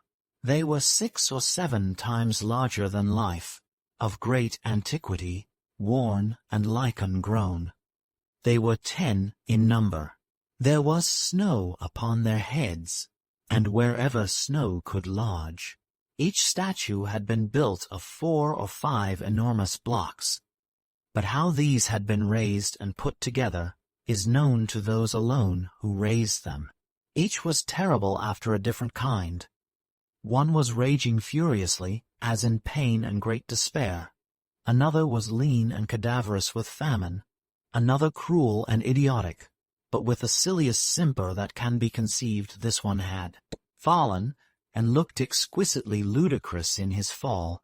The mouths of all were more or less open, and as I looked at them from behind, I saw that their heads had been hollowed. I was sick and shivering with cold. Solitude had unmanned me already, and I was utterly unfit to have come upon such an assembly of fiends in such a dreadful wilderness, and without preparation. I would have given everything I had in the world to have been back at my master's station. But that was not to be thought of. My head was failing, and I felt sure that I could never get back alive. Then came a gust of howling wind, accompanied with a moan from one of the statues above me. I clasped my hands in fear. I felt like a rat caught in a trap, as though I would have turned and bitten at whatever thing was nearest me. The wildness of the wind increased. The moans grew shriller, coming from several statues, and swelling into a chorus. I almost immediately knew what it was. But the sound was so unearthly that this was but little consolation. The inhuman beings into whose hearts the evil one had put it to conceive these statues had made their heads into a sort of organ pipe, so that their mouths should catch the wind and sound with its blowing. It was horrible. However brave a man might be, he could never stand such a concert from such lips and in such a place. I heaped every invective upon them that my tongue could utter as I rushed away from them into the mist, and even after I had lost sight of them, and turning my head round could see nothing but the storm wraiths driving behind me, I heard their ghostly chanting, and felt as though one of them would rush after me and grip me in his hand and throttle me. I may say here that, since my return to England, I heard a friend playing some chords upon the organ which put me very forcibly in mind of the Erewhonian statues. For Erewhon is the name of the country upon which I was now entering. They rose most vividly to my recollection the moment my friend began. They are as follows, and are by the greatest of all musicians. 2. Music score which cannot be reproduced. Chapter VI. Into Erewhon, and now I found myself on a narrow path which followed a small watercourse. I was too glad to have an easy track for my flight, to lay hold of the full significance of its existence. The thought, however, soon presented itself to me that I must be in an inhabited country, but one which was yet unknown. What, then, was to be my fate at the hands of its inhabitants? Should I be taken and offered up as a burnt offering to those hideous guardians of the pass? It might be so. I shuddered at the thought, yet the horrors of solitude had now fairly possessed me, and so dazed was I, and chilled and woebegone, that I could lay hold of no idea firmly amid the crowd of fancies that kept wandering in upon my brain. I hurried onward, down, down, down. More streams came in. Then there was a bridge, a few pine logs thrown over the water. But they gave me comfort, for savages do not make bridges. Then I had a treat such as I can never convey on paper. A moment, perhaps, the most striking and unexpected in my whole life, the one I think that, with some 3 or 4 exceptions, I would most gladly have again, were I able to recall it. I got below the level of the clouds, into a burst of brilliant evening sunshine. I was facing the north-west, and the sun was full upon me. Oh, how its light cheered me! But what I saw! It was such an expanse as was revealed to Moses when he stood upon the summit of Mount Sinai, and beheld that promised land which it was not to be his to enter. The beautiful sunset sky was crimson and gold, blue, silver, and purple, exquisite and tranquilizing. Fading away therein were plains, on which I could see many a town and city, with buildings that had lofty steeples and rounded domes. Nearer beneath me lay ridge behind ridge, outline behind outline, sunlight behind shadow, and shadow behind sunlight, gully and serrated ravine. I saw large pine forests, and the glitter of a noble river winding its way upon the plains. Also many villages and hamlets, some of them quite near at hand, and it was on these that I pondered most. I sank upon the ground at the foot of a large tree, and thought what I had best do. But I could not collect myself. I was quite tired out, and presently, feeling warmed by the sun and quieted, I fell off into a profound sleep. I was awoke by the sound of tinkling bells, and looking up, I saw 4 or 5 goats feeding near me.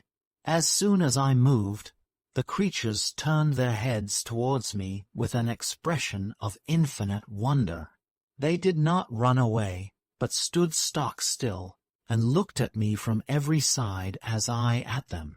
Then came the sound of chattering and laughter, and there approached 2 lovely girls, of about 17 or 18 years old, dressed each in a sort of linen gabardine, with a girdle round the waist. They saw me.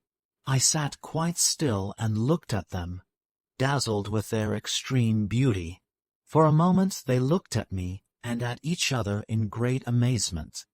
Then they gave a little frightened cry, and ran off as hard as they could. "So that's that," said I to myself, as I watched them scampering. I knew that I had better stay where I was and meet my fate, whatever it was to be, and even if there were a better course, I had no strength left to take it. I must come into contact with the inhabitants sooner or later, and it might as well be sooner. Better not to seem afraid of them, as I should do by running away and being caught with a hue and cry tomorrow or next day. So I remained quite still and waited. In about an hour I heard distant voices talking excitedly, and in a few minutes I saw the 2 girls bringing up a party of 6 or 7 men, well armed with bows and arrows and pikes. There was nothing for it, so I remained sitting quite still, even after they had seen me, until they came close up. Then we all had a good look at one another. Both the girls and the men were very dark in color, but not more so than the South Italians or Spaniards. The men wore no trousers, but were dressed nearly the same as the Arabs whom I have seen in Algeria. They were of the most magnificent presence, being no less strong and handsome than the women were beautiful. And not only this, but their expression was courteous and benign. I think they would have killed me at once, if I had made the slightest show of violence. But they gave me no impression of their being likely to hurt me so long as I was quiet. I am not much given to liking anybody at first sight, but these people impressed me much more favorably than I should have thought possible, so that I could not fear them as I scanned their faces. One after another, they were all powerful men.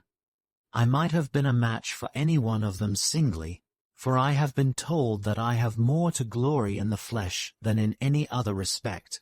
being over 6 feet and proportionately strong, but any two could have soon mastered me, even were I not so bereft of energy by my recent adventures. My color seemed to surprise them most, for I have light hair, blue eyes, and a fresh complexion. They could not understand how these things could be.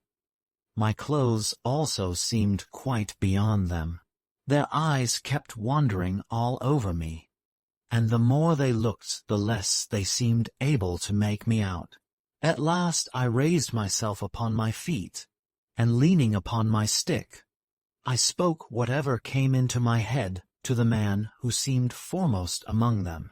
I spoke in English, though I was very sure that he would not understand. I said that I had no idea what country I was in, that I had stumbled upon it almost by accident, after a series of hairbreadth escapes, and that I trusted they would not allow any evil to overtake me now that I was completely at their mercy. All this I said quietly and firmly, with hardly any change of expression. They could not understand me, but they looked approvingly to one another, and seemed pleased, so I thought, that I showed no fear nor acknowledgment of inferiority, the fact being that I was exhausted beyond the sense of fear. Then one of them pointed to the mountain in the direction of the statues, and made a grimace in imitation of one of them. I laughed and shuddered expressively, whereon they all burst out laughing too, and chattered hard to one another. I could make out nothing of what they said, but I think they thought it rather a good joke that I had come past the statues.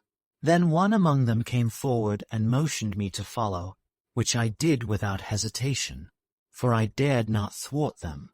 Moreover, I liked them well enough, and felt tolerably sure that they had no intention of hurting me. In about a quarter of an hour we got to a small hamlet built on the side of a hill, with a narrow street and houses huddled up together.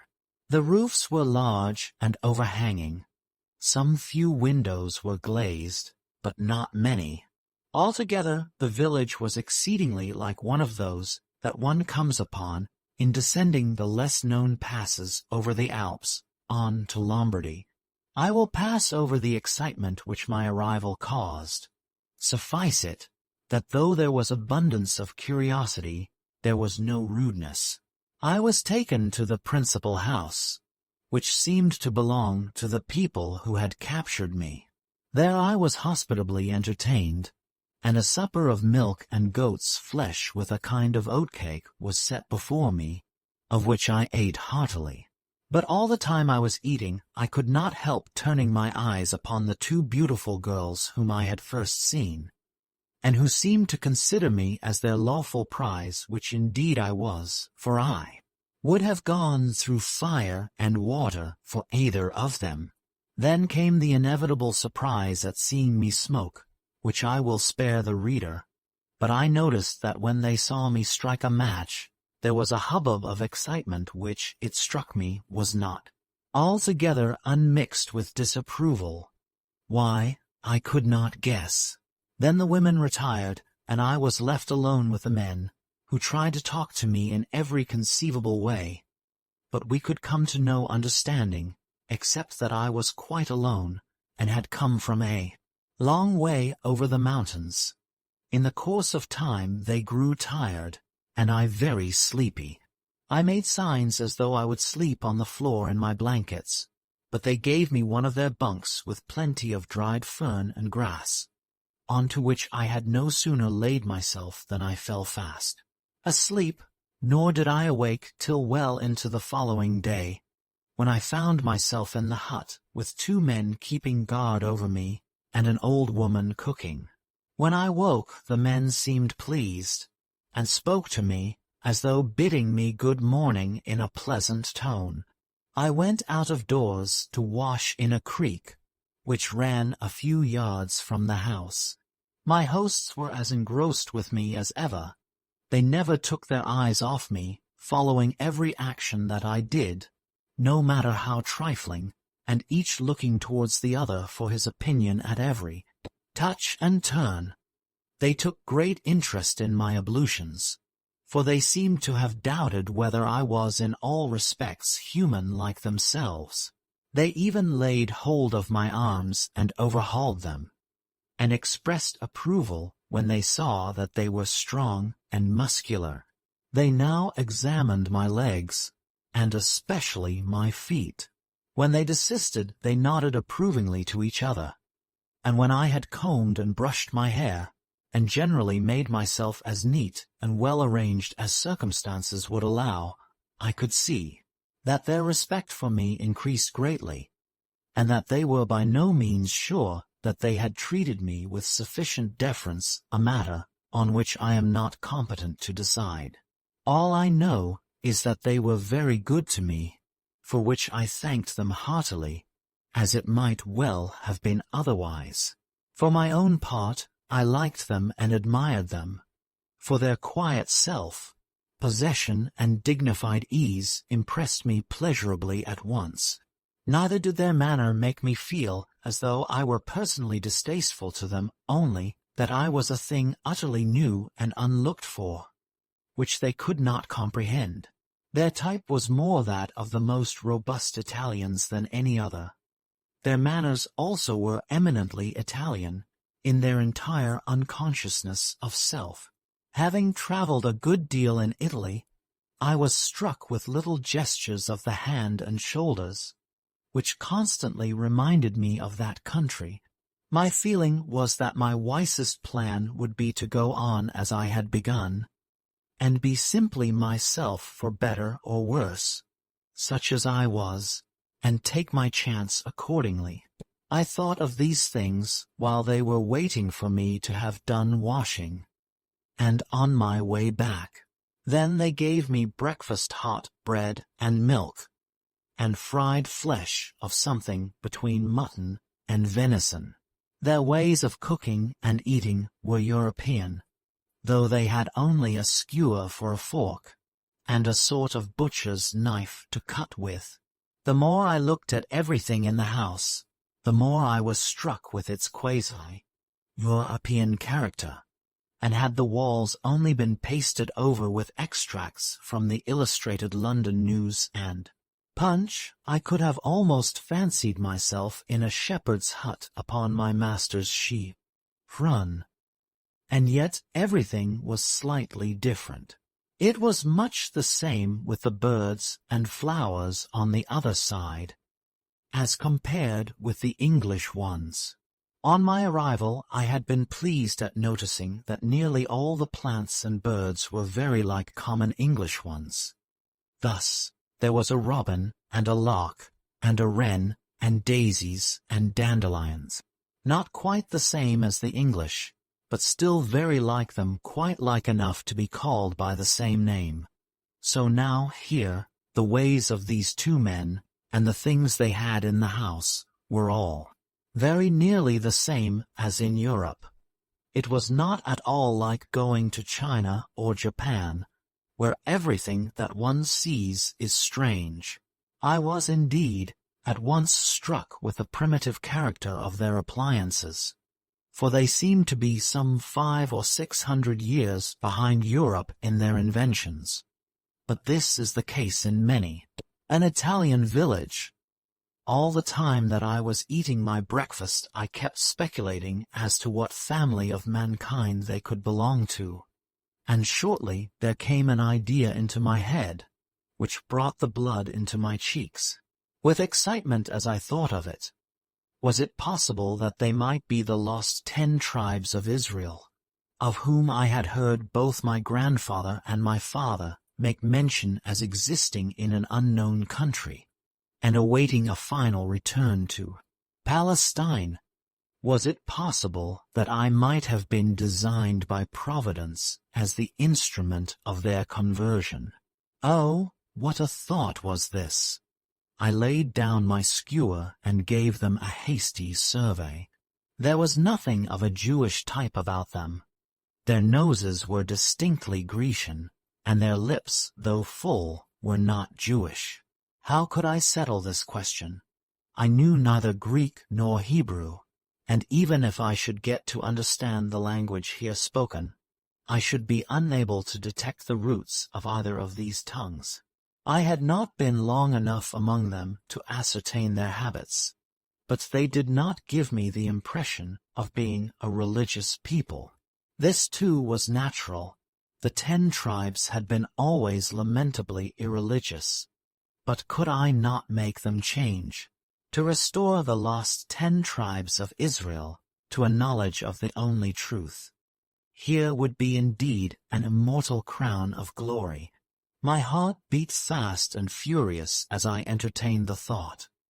What a position would it not ensure me in the next world, or perhaps even in this? What folly it would be to throw such a chance away.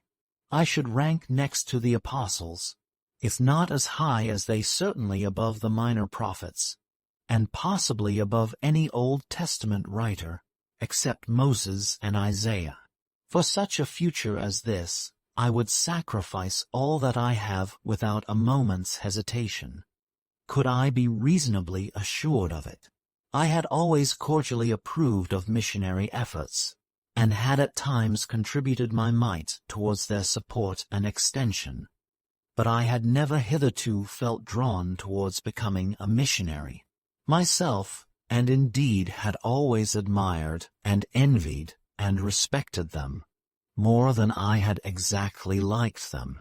But as these people were the lost 10 tribes of Israel, the case would be widely different. The opening was too excellent to be lost, and I resolved that should I see indications which appeared to confirm my impression that I had indeed come upon the missing tribes, I would certainly convert them. I may here mention that this discovery is the one to which I alluded in the opening pages of my story. Time strengthened the impression made upon me at first, and, though I remained in doubt for several months, I feel now no longer uncertain. When I had done eating, my hosts approached and pointed down the valley leading to their own country, as though wanting to show that I must go with them. At the same time they laid hold of my arms, and made as though they would take me, but used no violence. I laughed and motioned my hand across my throat, pointing down the valley as though I was afraid lest I should be killed when I got there. But they divined me at once, and shook their heads with much decision, to show that I was in no danger. Their manner quite reassured me, and in half an hour or so I had packed up my swag, and was eager for the forward journey, feeling wonderfully strengthened and refreshed by good food and sleep, while my hope and curiosity were aroused to their very utmost by the extraordinary position in which I found myself.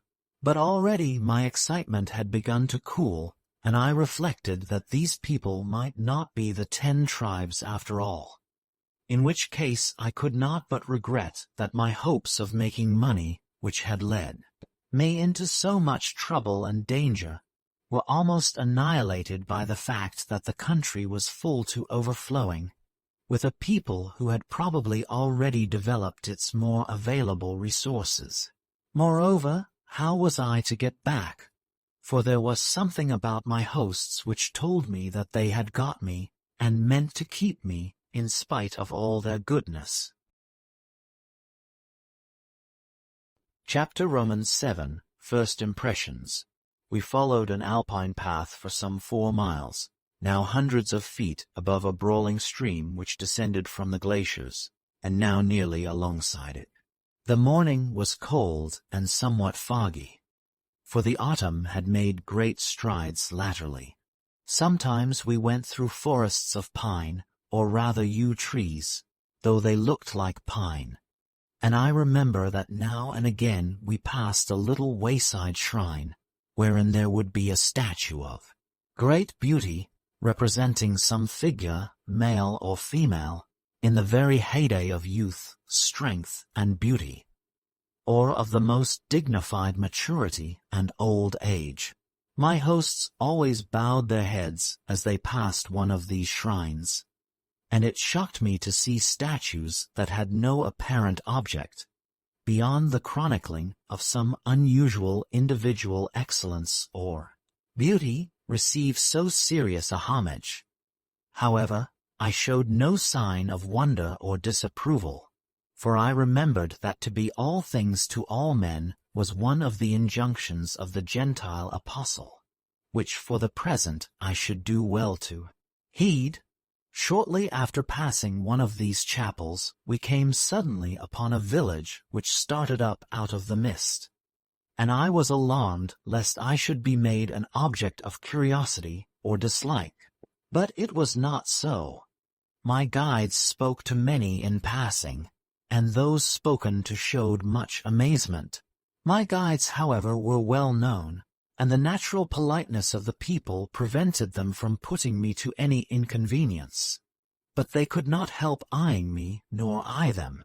I may as well say at once what my after experience taught me, namely, that with all their faults and extraordinary obliquity of mental vision upon many subjects, they are the very best bred people that I ever fell in with. The village was just like the one we had left, only rather larger. The streets were narrow and unpaved, but very fairly clean. The vine grew outside many of the houses, and there were some with sign boards, on which was painted a bottle and a glass, that made me feel much at home. Even on this ledge of human society there was a stunted growth of shoplets, which had taken root and vegetated somehow, though as in an air mercantile of the bleakest. It was here as hitherto. All things were generically the same as in Europe, the differences being of species only, and I was amused at seeing in a window some bottles with barley, sugar, and sweetmeats for children as at home, but the barley, sugar was in plates, not in twisted sticks, and was colored blue. Glass was plentiful in the better houses. Lastly, I should say that the people were of a physical beauty which was simply amazing. I never saw anything in the least comparable to them. The women were vigorous, and had a most majestic gait, their heads being set upon their shoulders with a grace beyond all power of expression. Each feature was finished, eyelids, eyelashes, and ears being almost invariably perfect. Their color was equal to that of the finest Italian paintings, being of the clearest olive, and yet ruddy with a glow of perfect health. Their expression was divine, and as they glanced at me timidly but with parted lips in great bewilderment, I forgot all thoughts of their conversion in feelings that were far more earthly.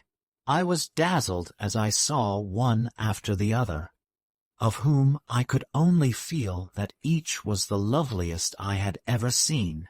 Even in middle age they were still comely, and the old gray-haired women at their cottage doors had a dignity, not to say majesty, of their own.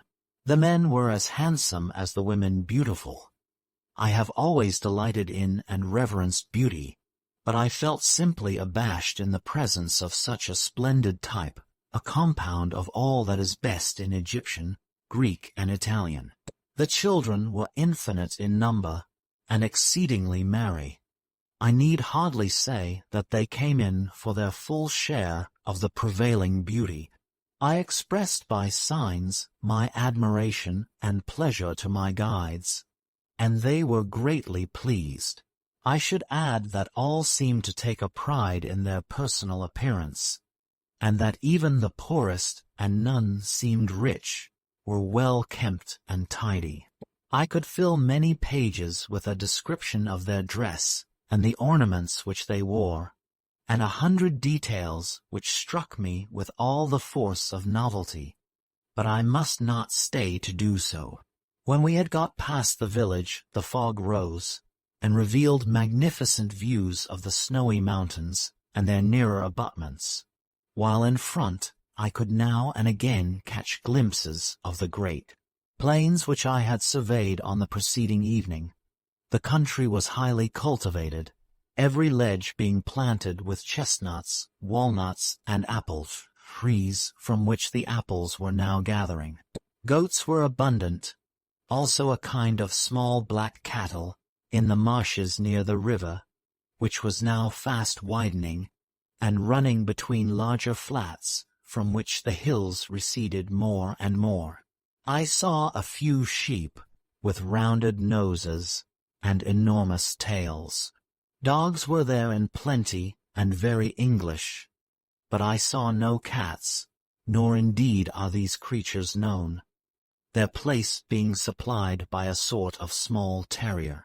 In about 4 hours of walking from the time we started, and after passing 2 or 3 more villages, we came upon a considerable town, and my guides made many attempts to make me understand something, but I gathered no inkling of their meaning, except that I need be under no apprehension of danger. I will spare the reader any description of the town, and would only bid him think of Dhammasola or Phaedo. Suffice it that I found myself taken before the chief magistrate, and by his orders was placed in an apartment with 2 other people, who were the first I had seen looking anything but well and handsome. In fact, one of them was plainly very much out of health, and coughed violently from time to time, in spite of manifest efforts to suppress it. The other looked pale and ill, but he was marvelously self-contained, and it was impossible to say what was the matter with him. Both of them appeared astonished at seeing one who was evidently a stranger, but they were too ill to come up to me and form conclusions concerning me. These 2 were first called out, and in about 1/4 of an hour I was made to follow them, which I did in some fear and with much curiosity. The chief magistrate was a venerable-looking man, with white hair and beard and a face of great sagacity. He looked me all over for about 5 minutes, letting his eyes wander from the crown of my head to the soles of my feet, up and down and up. Neither did his mind seem in the least clearer, when he had done looking, than when he began. He at length asked me a single short question, which I supposed meant, "Who are you?" I answered in English quite composedly, as though he would understand me, and endeavored to be my very most natural self, as well as I could. He appeared more and more puzzled, and then retired, returning with 2 others much like himself. Then they took me into an inner room, and the 2 fresh arrivals stripped me, while the chief looked on. They felt my pulse, they looked at my tongue, they listened at my chest, they felt all my muscles, and at the end of each operation they looked at the chief and nodded, and said something in a tone quite pleasant, as though I were all right. They even pulled down my eyelids and looked, I suppose, to see if they were bloodshot, but it was not so. At length they gave up, and I think that all were satisfied of my being in the most perfect health, and very robust to boot. At last the old magistrate made me a speech of about 5 minutes long, which the other 2 appeared to think greatly to the point, but from which I gathered nothing. As soon as it was ended, they proceeded to overhaul my swag and the contents of my pockets. This gave me little uneasiness, for I had no money with me, nor anything which they were at all likely to want, or which I cared about losing. At least I fancied so, but I soon found my mistake. They got on comfortably at first, though they were much puzzled with my tobacco pipe, and insisted on seeing me use it. When I had shown them what I did with it, they were astonished but not displeased, and seemed to like the smell. But by and by they came to my watch, which I had hidden away in the inmost pocket that I had, and had forgotten when they began their search. They seemed concerned and uneasy as soon as they got hold of it. They then made me open it and show the works, and when I had done so they gave signs of very grave displeasure, which disturbed me all the more because I could not conceive wherein it could have offended them. I remember that when they first found it I had thought of Paley, and how he tells us that a savage on seeing a watch would at once conclude that it was designed. True, these people were not savages, but I none the less felt sure that this was the conclusion they would arrive at.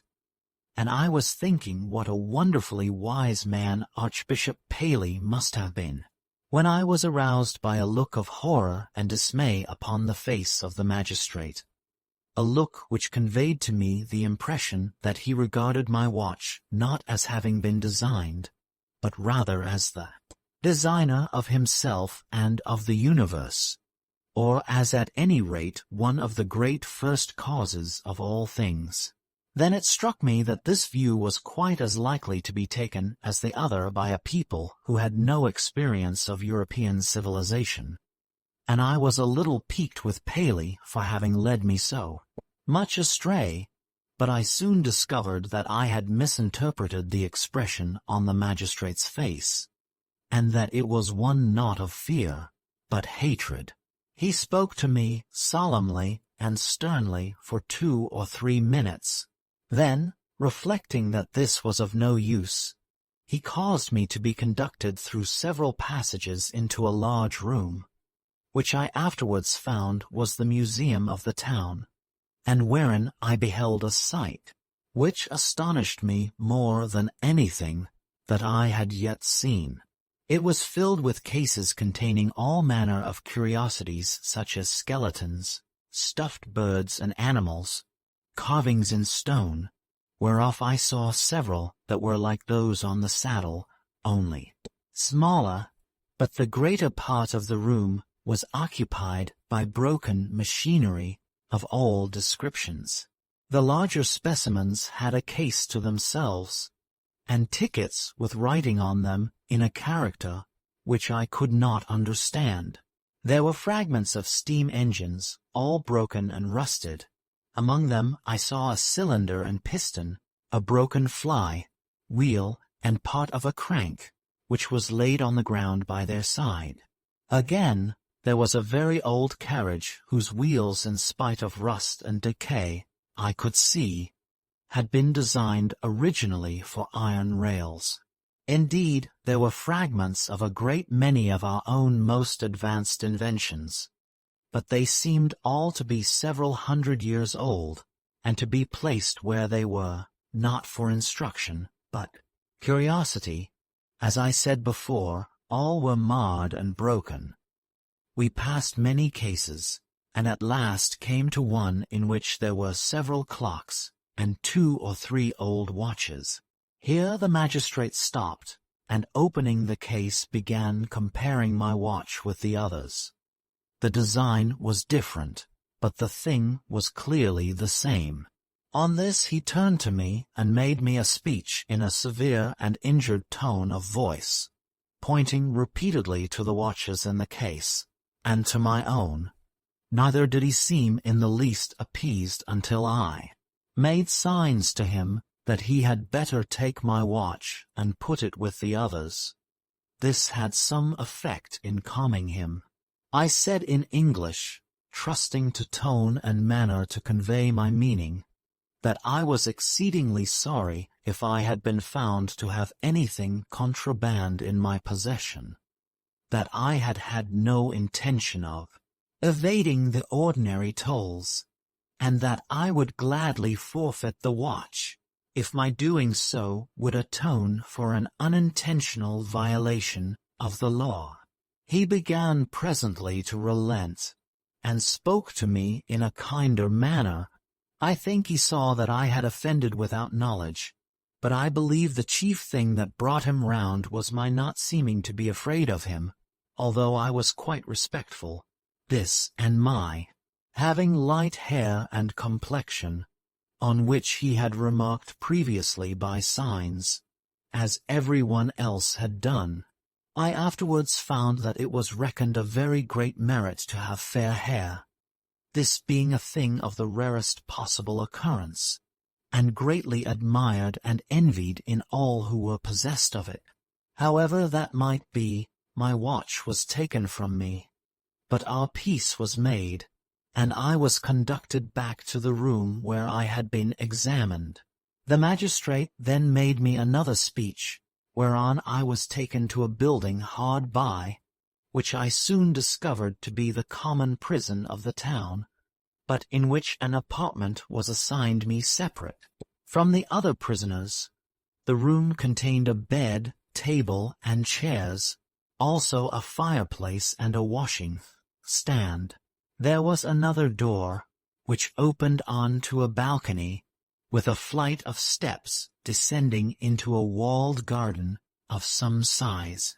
The man who conducted me into this room made signs to me that I might go down and walk in the garden whenever I pleased, and intimated that I should shortly have something brought me to eat.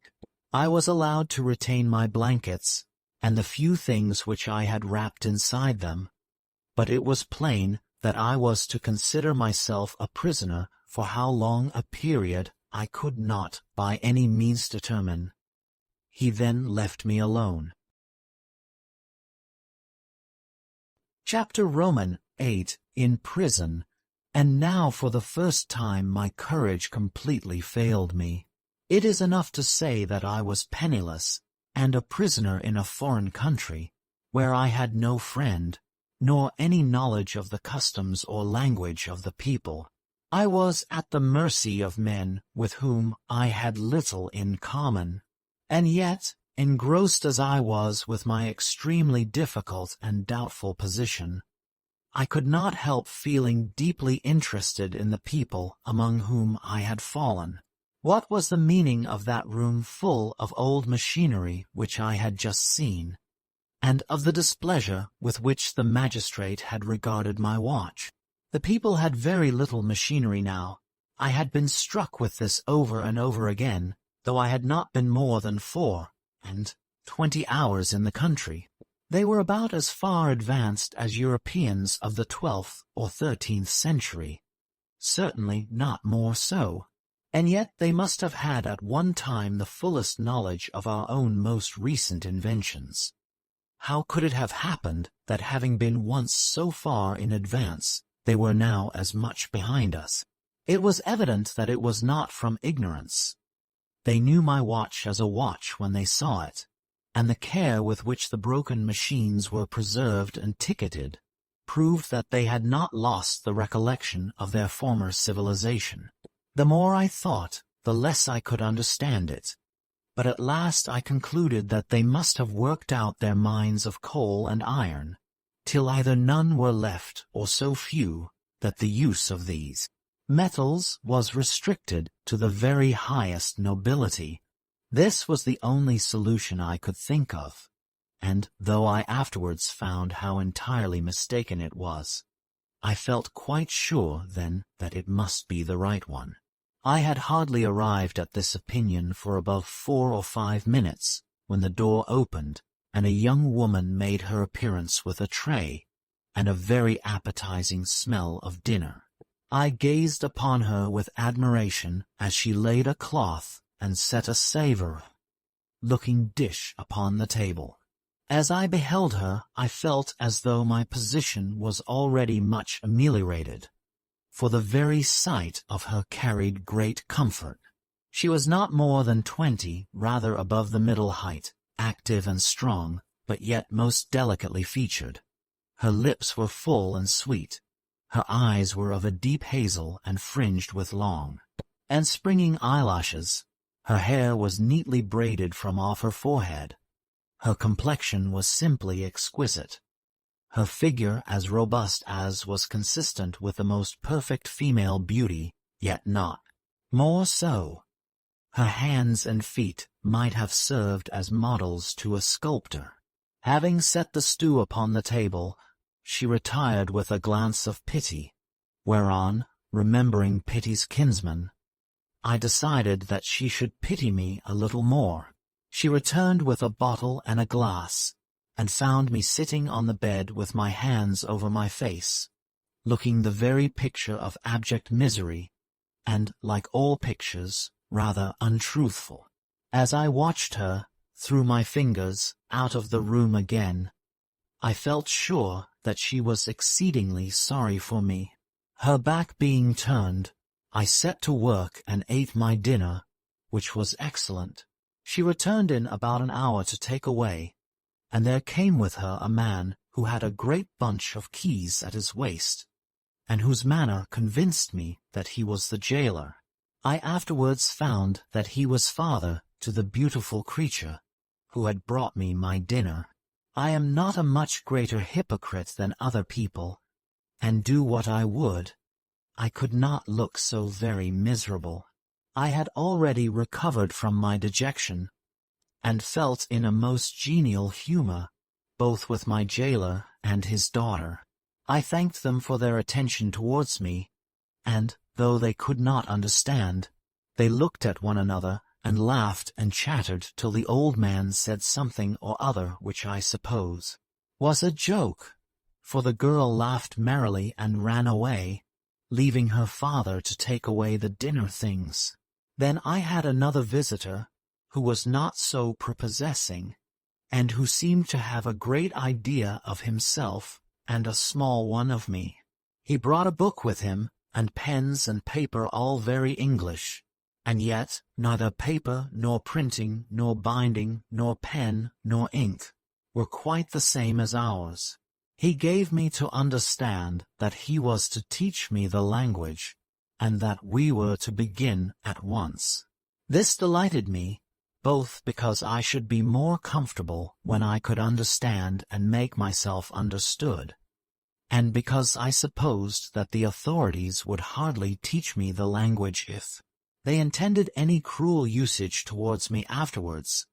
We began at once, and I learnt the names of everything in the room, and also the numerals and personal pronouns. I found to my sorrow that the resemblance to European things, which I had so frequently observed hitherto, did not hold good in the matter of language, for I could detect no analogy whatever between this and any tongue of which I have the slightest knowledge, a thing which made me think it possible that I might be learning Hebrew. I must detail no longer. From this time my days were spent with a monotony which would have been tedious but for the society of Erewhon, the jailer's daughter, who had taken a great fancy for me and treated me with the utmost kindness. The man came every day to teach me the language, but my real dictionary and grammar were Erewhon, and I consulted them to such purpose that I made the most extraordinary progress, being able at the end of a month to understand a great deal of the conversation which I overheard between Erewhon and her father. My teacher professed himself well satisfied, and said he should make a favorable report of me to the authorities. I then questioned him as to what would probably be done with me. He told me that my arrival had caused great excitement throughout the country, and that I was to be detained a close prisoner until the receipt of advices from the government. My having had a watch, he said, was the only damaging feature in the case. And then, in answer to my asking why this should be so, he gave me a long story of which, with my imperfect knowledge of the language, I could make nothing whatever, except that it was a very heinous offense, almost as bad, at least, so I thought I understood him, as having typhus fever. But he said he thought my light hair would save me. I was allowed to walk in the garden. There was a high wall, so that I managed to play a sort of hand fives, which prevented my feeling the bad effects of my confinement, though it was stupid work. playing alone. In the course of time, people from the town and neighborhood began to pester the jailer to be allowed to see me, and on receiving handsome fees, he let them do so. The people were good to me, almost too good, for they were inclined to make a lion of me, which I hated. At least the women were. Only they had to beware of Erewhon, who was a young lady of a jealous temperament, and kept a sharp eye both on me and on my lady visitors. However, I felt so kindly towards her, and was so entirely dependent upon her for almost all that made my life a blessing and a comfort to me, that I took good care not to vex her, and we remained excellent friends. The men were far less inquisitive, and would not, I believe, have come near me of their own accord, but the women made them come as escorts. I was delighted with their handsome mien and pleasant genial manners. My food was plain, but always varied and wholesome, and the good red wine was admirable. I had found a sort of wort in the garden, which I sweated in heaps and then dried, obtaining thus a substitute for tobacco. So that what with Erewhon, the language, visitors, fives in the garden, smoking, and bed, my time slipped by more rapidly and pleasantly than might have been expected. I also made myself a small flute, and being a tolerable player, amused myself at times with playing snatches from operas, and airs such as "Oh Where and Oh Where," and "Home, Sweet Home."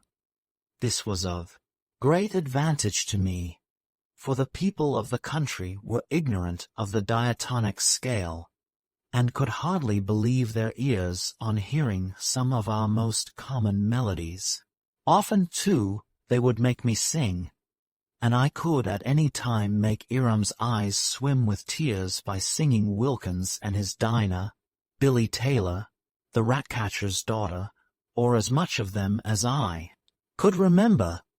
I had 1 or 2 discussions with them because I never would sing on Sunday, of which I kept count in my pocket book, except chants and hymn tunes.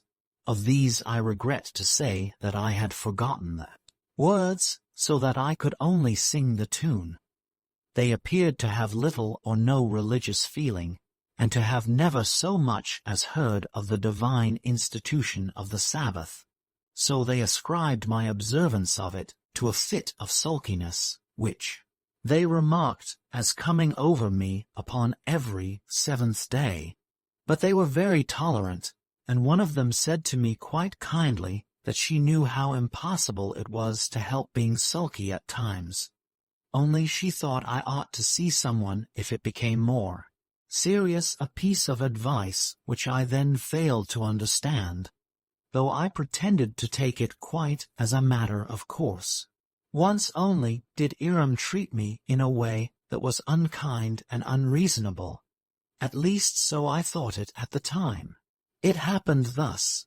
I had been playing fives in the garden and got much heated. Although the day was cold, for autumn was now advancing, and Cold Harbor, as the name of the town in which my prison was should be translated, stood fully 3,000 feet above the sea. I had played without my coat and waistcoat, and took a sharp chill on resting myself too long in the open air without protection. The next day I had a severe cold, and felt really poorly, being little used even to the lightest ailments, and thinking that it would be rather nice to be petted and cosseted by Erewhon. I certainly did not make myself out to be any better than I was. In fact, I remember that I made the worst of things, and took it into my head to consider myself upon the sick list. When Erewhon brought me my breakfast, I complained somewhat dolefully of my indisposition, expecting the sympathy and humoring which I should have received from my mother and sisters at home. Not a bit of it. She fired up in an instant and asked me what I meant by it, and how I dared to presume to mention such a thing, especially when I considered in what place I was. She had the best mind to tell her father, only that she was afraid the consequences would be so very serious for me. Her manner was so injured and decided, and her anger so evidently unfeigned, that I forgot my cold upon the spot, begging her by all means to tell her father if she wished to do so, and telling her that I had no idea of being shielded by her from anything whatever. Presently mollifying, after having said as many biting things as I could, I asked her what it was that I had done amiss, and promised amendment as soon as ever I became aware of it. She saw that I was really ignorant, and had had no intention of being rude to her, whereon it came out that illness of any sort was considered in Erewhon to be highly criminal and immoral, and that I was liable, even for catching cold, to be had up before the magistrates, and imprisoned for a considerable period, an announcement which struck me dumb with astonishment. I followed up the conversation as well as my imperfect knowledge of the language would allow, and caught a glimmering of her position with regard to ill health, but I did not even then fully comprehend it, nor had I as yet any idea of the other extraordinary perversions of thought which existed among the Erewhonians, but with which I was soon to become familiar. I propose, therefore, to make no mention of what passed between us on this occasion, save that we were reconciled, and that she brought me surreptitiously a hot glass of spirits and water before I went to bed, as also a pile of extra blankets, and that next morning I was quite well. I never remember to have lost a cold so rapidly. This little affair explained much which had hitherto puzzled me. It seemed that the two men who were examined before the magistrates on the day of my arrival in the country had been given in charge on account of ill health, and were both condemned to a long term of imprisonment with hard labor. They were now expiating their offense in this very prison, and their exercise ground was a yard separated by my fives wall from the garden in which I walked. This accounted for the sounds of coughing and groaning which I had often noticed as coming from the other side of the wall. It was high, and I had not dared to climb it for fear the jailer should see me and think that I was trying to escape. But I had often wondered what sort of people they could be on the other side, and had resolved on asking the jailer. But I seldom saw him, and Irem and I generally found other things to talk about. Another month flew by, during which I made such progress in the language that I could understand all that was said to me, and express myself with tolerable fluency. My instructor professed to be astonished with the progress I had made.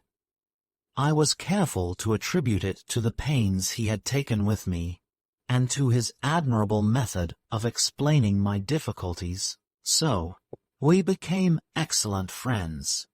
My visitors became more and more frequent. Among them there were some, both men and women, who delighted me entirely by their simplicity, unconsciousness of self, kindly genial manners, and last, but not least, by their exquisite beauty.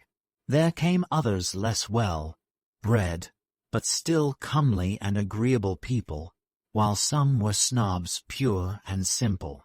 At the end of the third month, the jailer and my instructor came together to visit me, and told me that communications had been received from the government to the effect that if I had behaved well, and seemed generally reasonable, and if there could be no suspicion at all about my bodily health and vigor, and if my hair was really light, and my eyes blue and complexion fresh, I was to be sent up at once to the metropolis in order that the king and queen might see me and converse with me, but that when I arrived there I should be set at liberty, and a suitable allowance would be made me. My teacher also told me that one of the leading merchants had sent me an invitation to repair to his house, and to consider myself his guest for as long a time as I chose. He is a delightful man, continued the interpreter, but has suffered terribly from— here there came a long word which I could not quite catch, only it was much longer than kleptomania, and has but lately recovered from embezzling a large sum of money under singularly distressing circumstances. But he has quite got over it, and the straighteners say that he has made a really wonderful recovery. You are sure to like him. Chapter Roman 9. To the Metropolis. With the above words the good man left the room before I had time to express my astonishment at hearing such extraordinary language from the lips of one who seemed to be a reputable member of society. Embezzle a large sum of money under singularly distressing circumstances, I exclaimed to myself, and asked me to go and stay with him. I shall do nothing of the sort, compromise myself at the very outset in the eyes of all decent people, and give the death blow to my chances of either converting them, if they are the lost tribes of Israel, or making money out of them if they are not. No, I will do anything rather than that. And when I next saw my teacher, I told him that I did not at all like the sound of what had been proposed for me, and that I would have nothing to do with it. For by my education and the example of my own parents, and I trust also in some degree from inborn instinct, I have a very genuine dislike for all unhandsome dealings in money matters, though none can have a greater regard for money than I have, if it be got fairly. The interpreter was much surprised by my answer, and said that I should be very foolish if I persisted in my refusal. Mr. Nosnibor, he continued, is a man of at least 500 horsepower, for their way of reckoning and classifying men is by the number of foot-pounds which they have money enough to raise, or more, roughly by their horse-power, and keeps a capital table. Besides, his 2 daughters are among the most beautiful women in Erewhon. When I heard all this, I confess that I was much shaken, and inquired whether he was favorably considered in the best society. Certainly, was the answer, no man in the country stands higher. He then went on to say that one would have thought from my manner that my proposed host had had jaundice or pleurisy or been generally unfortunate, and that I was in fear of infection. I am not much afraid of infection, said I, impatiently, but I have some regard for my character. And if I know a man to be an embezzler of other people's money, be sure of it, I will give him as wide a berth as I can.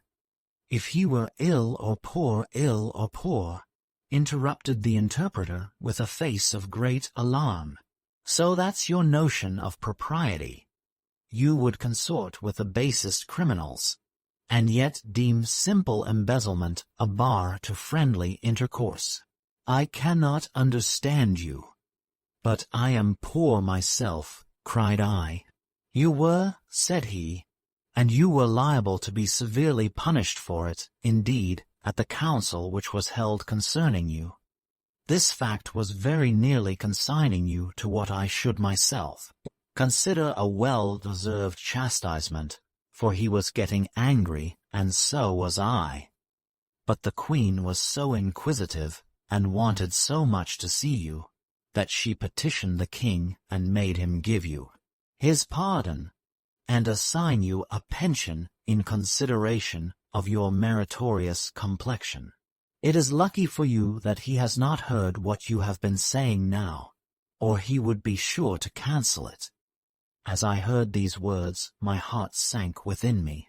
I felt the extreme difficulty of my position, and how wicked I should be in running counter to established usage. I remained silent for several minutes, and then said that I should be happy to accept the embezzler's invitation, on which my instructor brightened and said I was a sensible fellow. But I felt very uncomfortable. When he had left the room, I mused over the conversation which had just taken place between us, but I could make nothing out of it, except that it argued an even greater perversity of mental vision than I had been yet prepared for, and this made me wretched, for I cannot bear having much to do with people who think differently from myself. All sorts of wandering thoughts kept coming into my head. I thought of my master's hut, and my seat upon the mountainside, where I had first conceived the insane idea of exploring. What years and years seemed to have passed since I had begun my journey. I thought of my adventures in the gorge, and on the journey hither, and of Chowbok. I wondered what Chowbok told them about me when he got back. He had done well in going back. Chowbok had.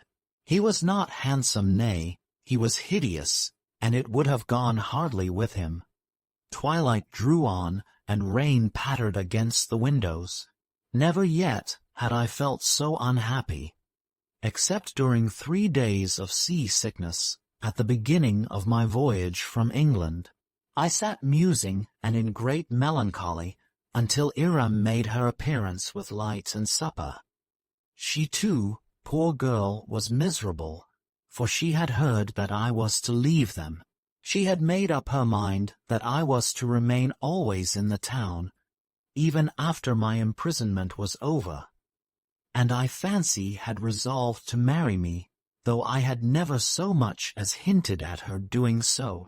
So what with the distressingly strange conversation with my teacher, my own friendless condition, and Iram's melancholy, I felt more unhappy than I can describe, and remained so till I got to bed, and sleep sealed my eyelids.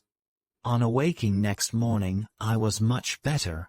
It was settled that I was to make my start in a conveyance which was to be in waiting for me at about 11 o'clock, and the anticipation of change put me in good spirits, which even the tearful face of Iram could hardly altogether derange.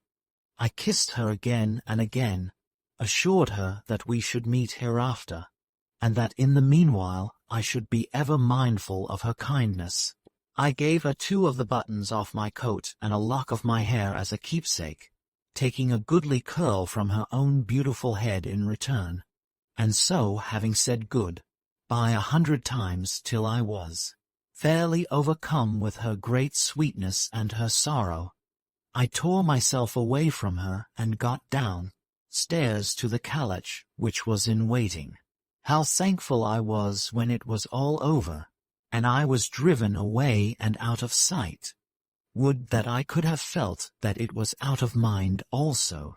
Pray heaven that it is so now, and that she is married happily among her own people, and has forgotten me. And now began a long and tedious journey, with which I should hardly trouble the reader if I could. He is safe, however, for the simple reason that I was blindfolded during the greater part of the time. A bandage was put upon my eyes every morning, and was only removed at night, when I reached the inn at which we were to pass the night. We traveled slowly, although the roads were good. We drove but 1 horse, which took us our day's journey from morning till evening, about 6 hours, exclusive of 2 hours' rest in the middle of the day. I do not suppose we made above 30 or 35 miles on an average. Each day we had a fresh horse. As I have said already, I could see nothing of the country. I only know that it was level, and that several times we had to cross large rivers in ferry boats. The inns were clean and comfortable. In 1 or 2 of the larger towns they were quite sumptuous, and the food was good and well cooked. The same wonderful health and grace and beauty prevailed everywhere. I found myself an object of great interest, so much so that the driver told me he had to keep our routes secret, and at times to go to places that were not directly on our road in order to avoid the press that would otherwise have awaited us. Every evening I had a reception, and grew heartily tired of having to say the same things over and over again in answer to the same questions. But it was impossible to be angry with people whose manners were so delightful. They never once asked after my health, or even whether I was fatigued with my journey, but their first question was almost invariably an inquiry after my temper, the naivete of which astonished me, till I became used to it. One day, being tired and cold, and weary of saying the same thing over and over again, I turned a little brusquely on my questioner, and said that I was exceedingly cross, and that I could hardly feel in a worse humor with myself and every one else than at that moment.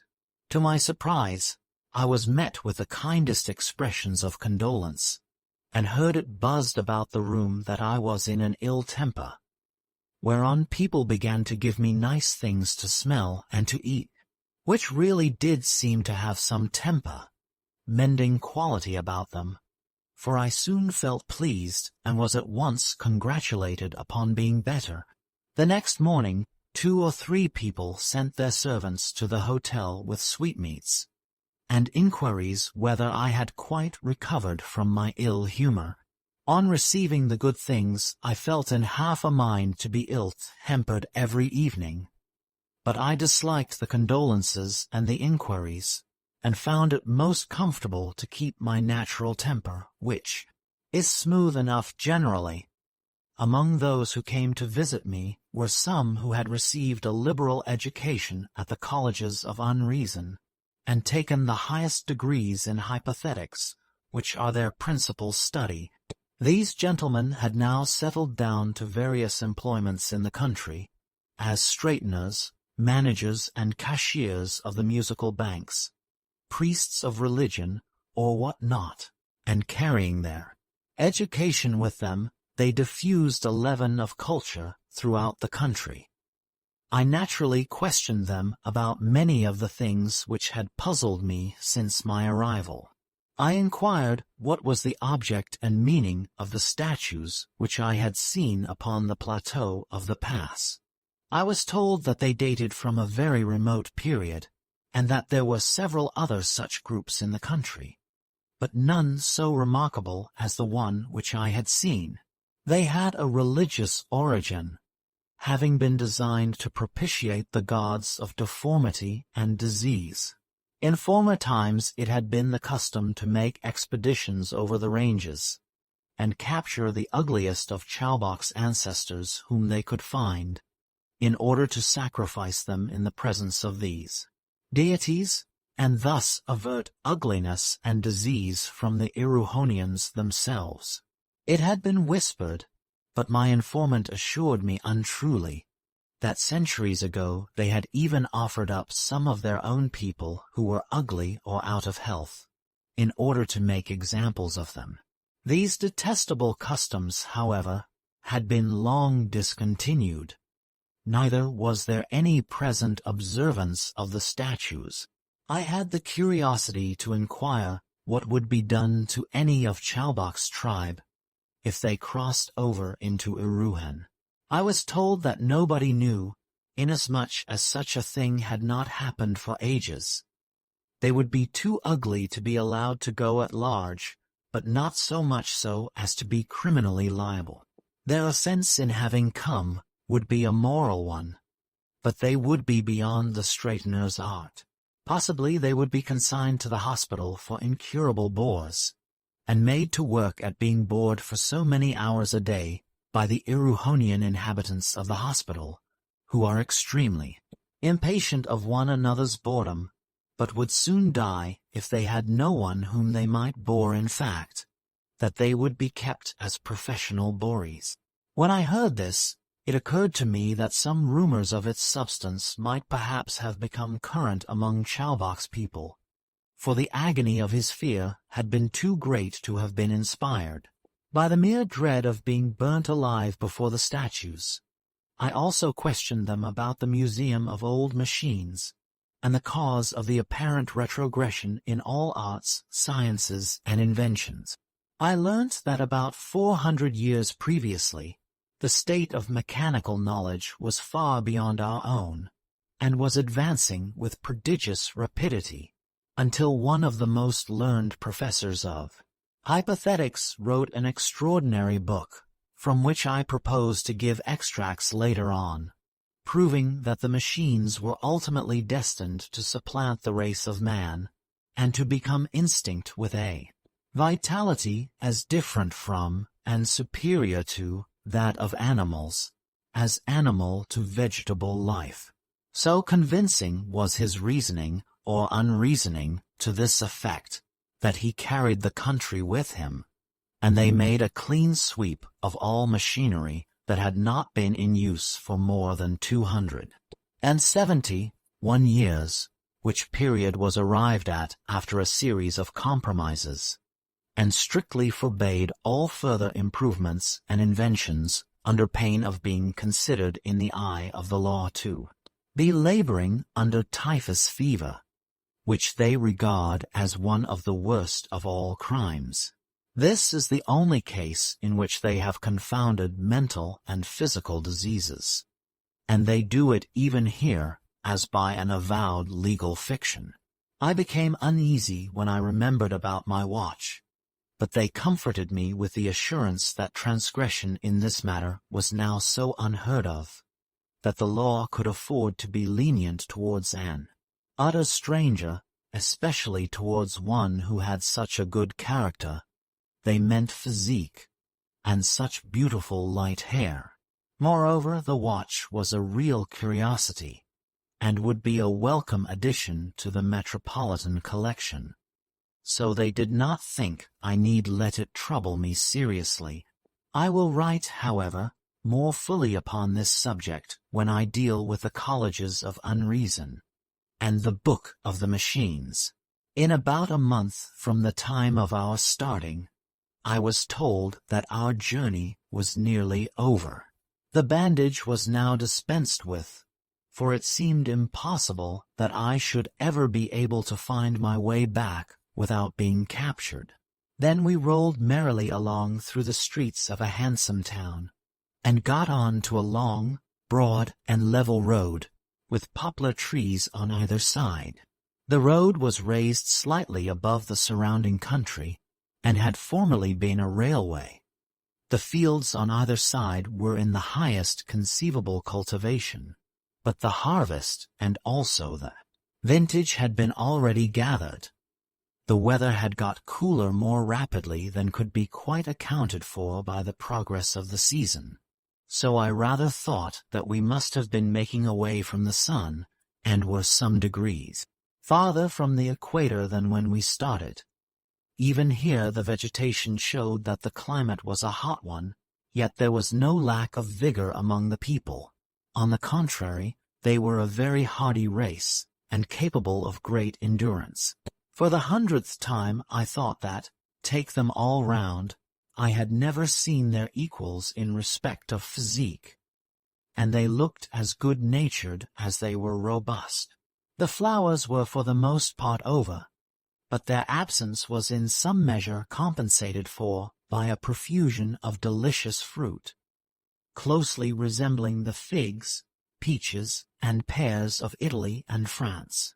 I saw no wild animals, but birds were plentiful and much as in Europe, but not tame as they had been on the other side the ranges. They were shot at with the cross, bow, and with arrows, gunpowder being unknown, or at any rate not in use.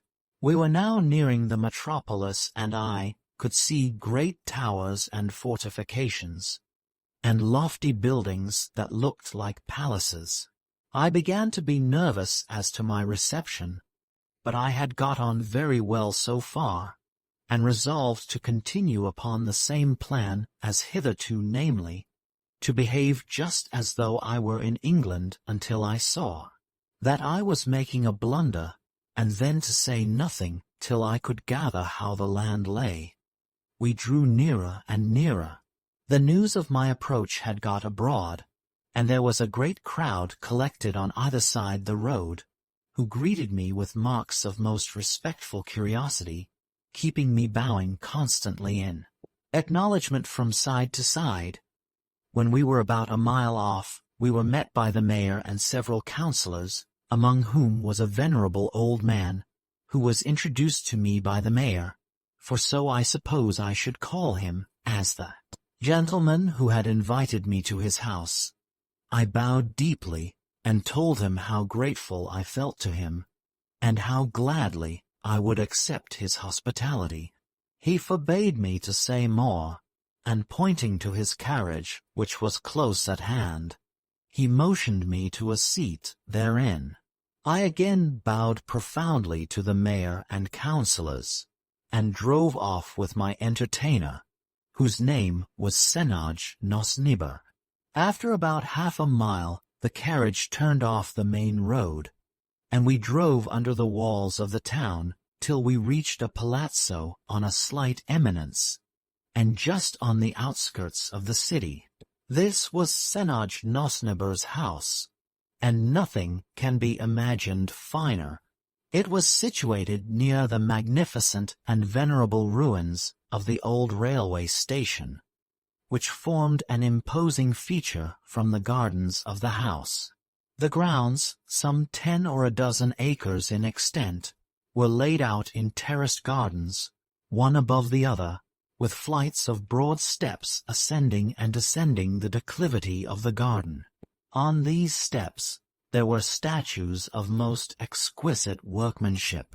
Besides the statues there were vases filled with various shrubs that were new to me, and on either side the flights of steps there were rows of old cypresses and cedars, with grassy alleys between them. Then came choice vineyards and orchards of fruit, trees in full bearing.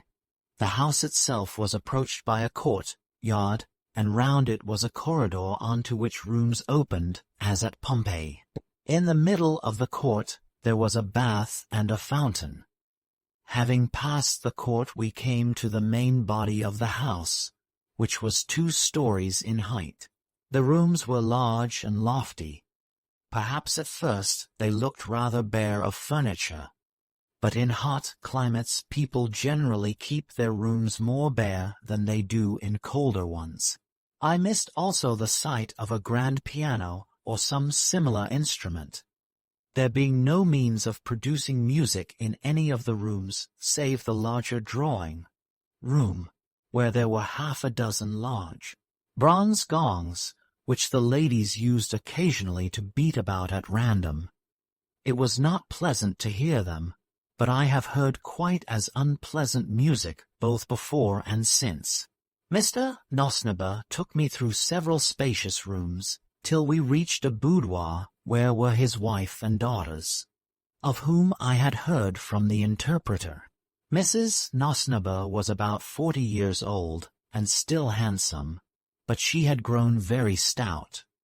Her daughters were in the prime of youth and exquisitely beautiful.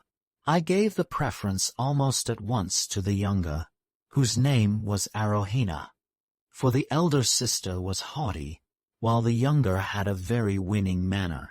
Mrs. Nosniber received me with the perfection of courtesy, so that I must have indeed been shy and nervous if I had not at once felt welcome.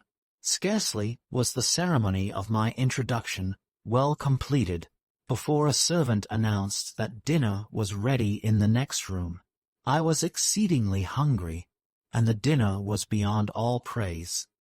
Can the reader wonder that I began to consider myself in excellent quarters? That man embezzle money, thought I to myself, impossible.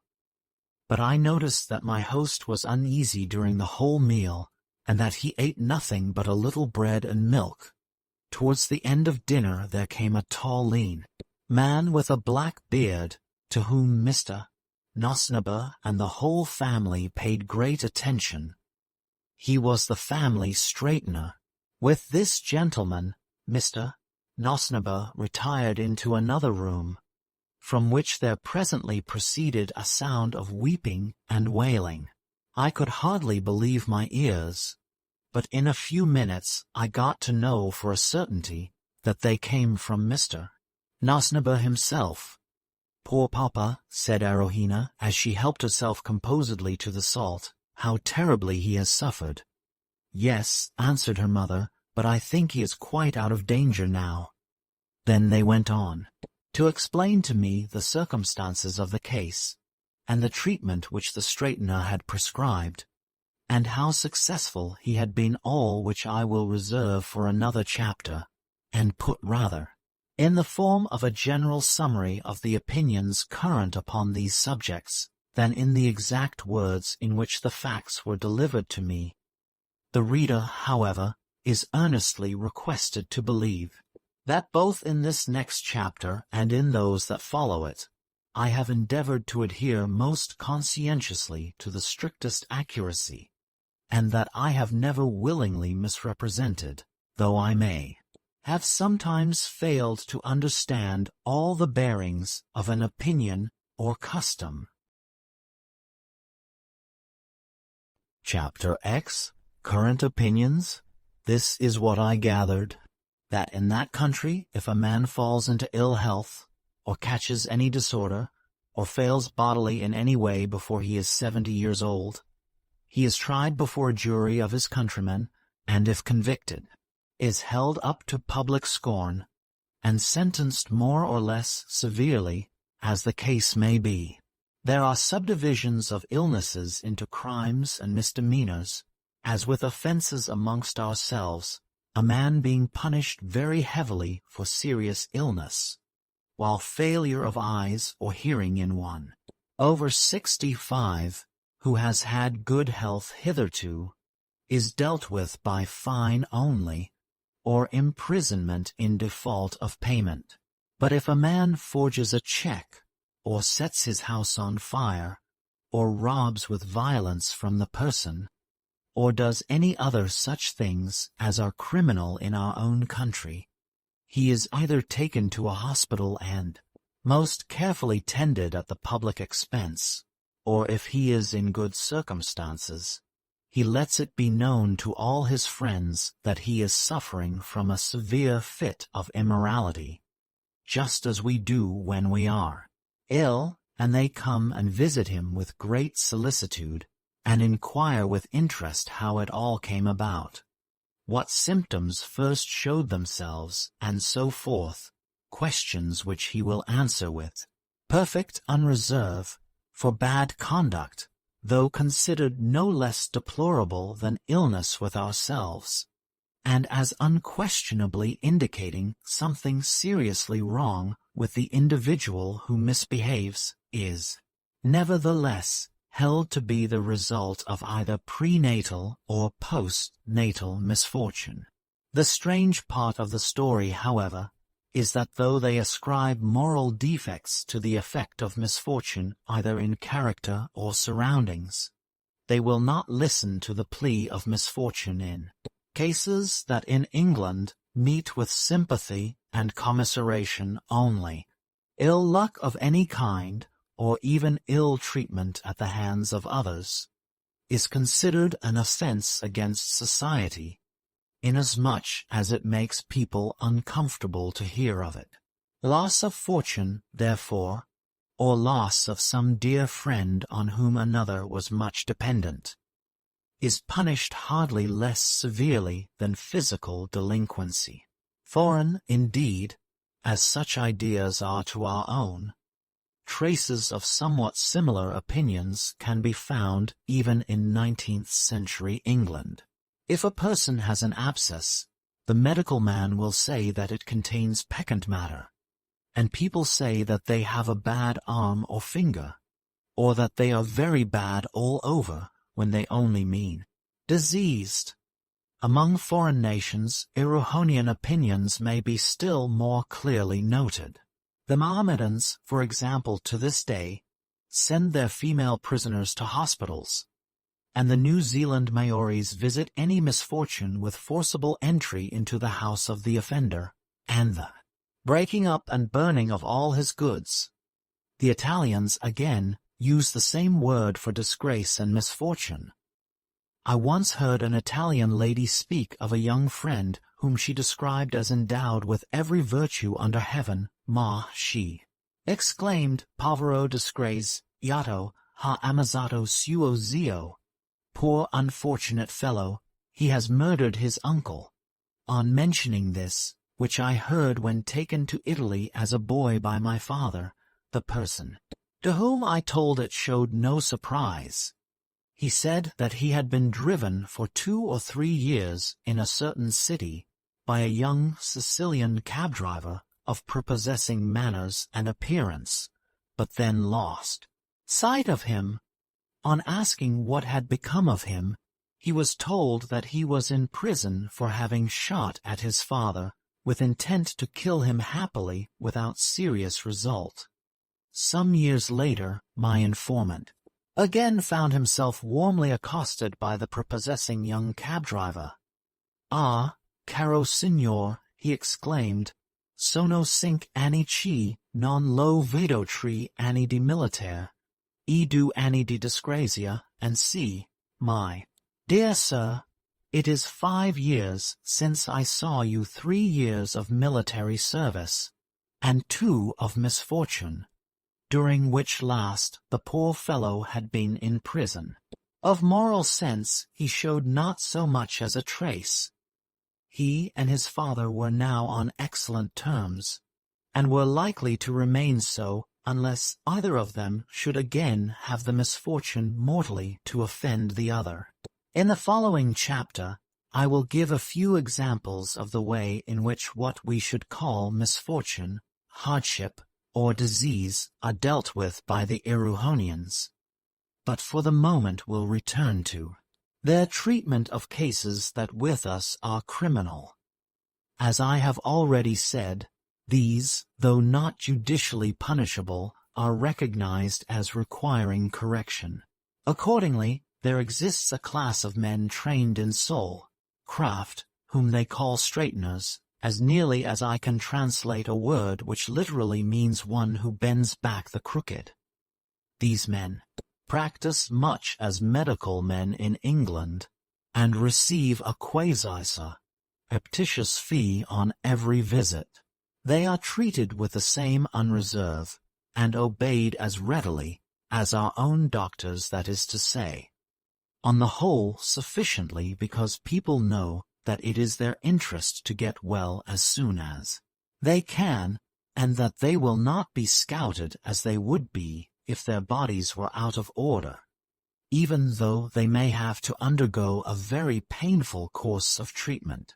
When I say that they will not be scouted, I do not mean that an Erewhonian will suffer no social inconvenience in consequence. We will say, of having committed fraud.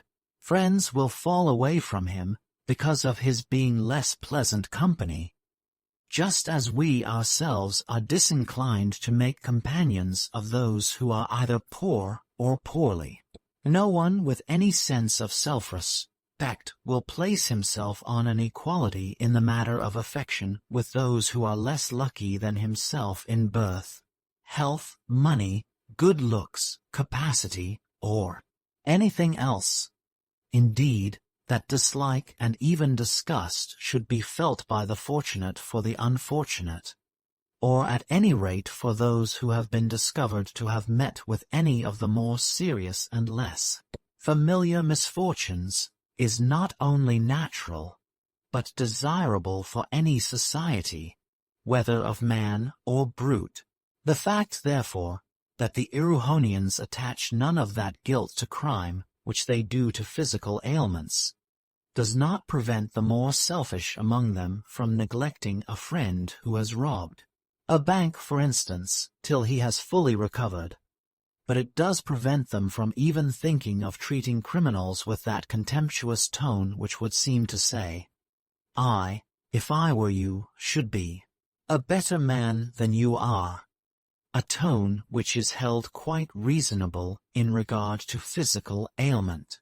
Hence, though they conceal ill health by every cunning and hypocrisy and artifice which they can devise, They are quite open about the most flagrant mental diseases, should they happen to exist, which to do the people justice is not often.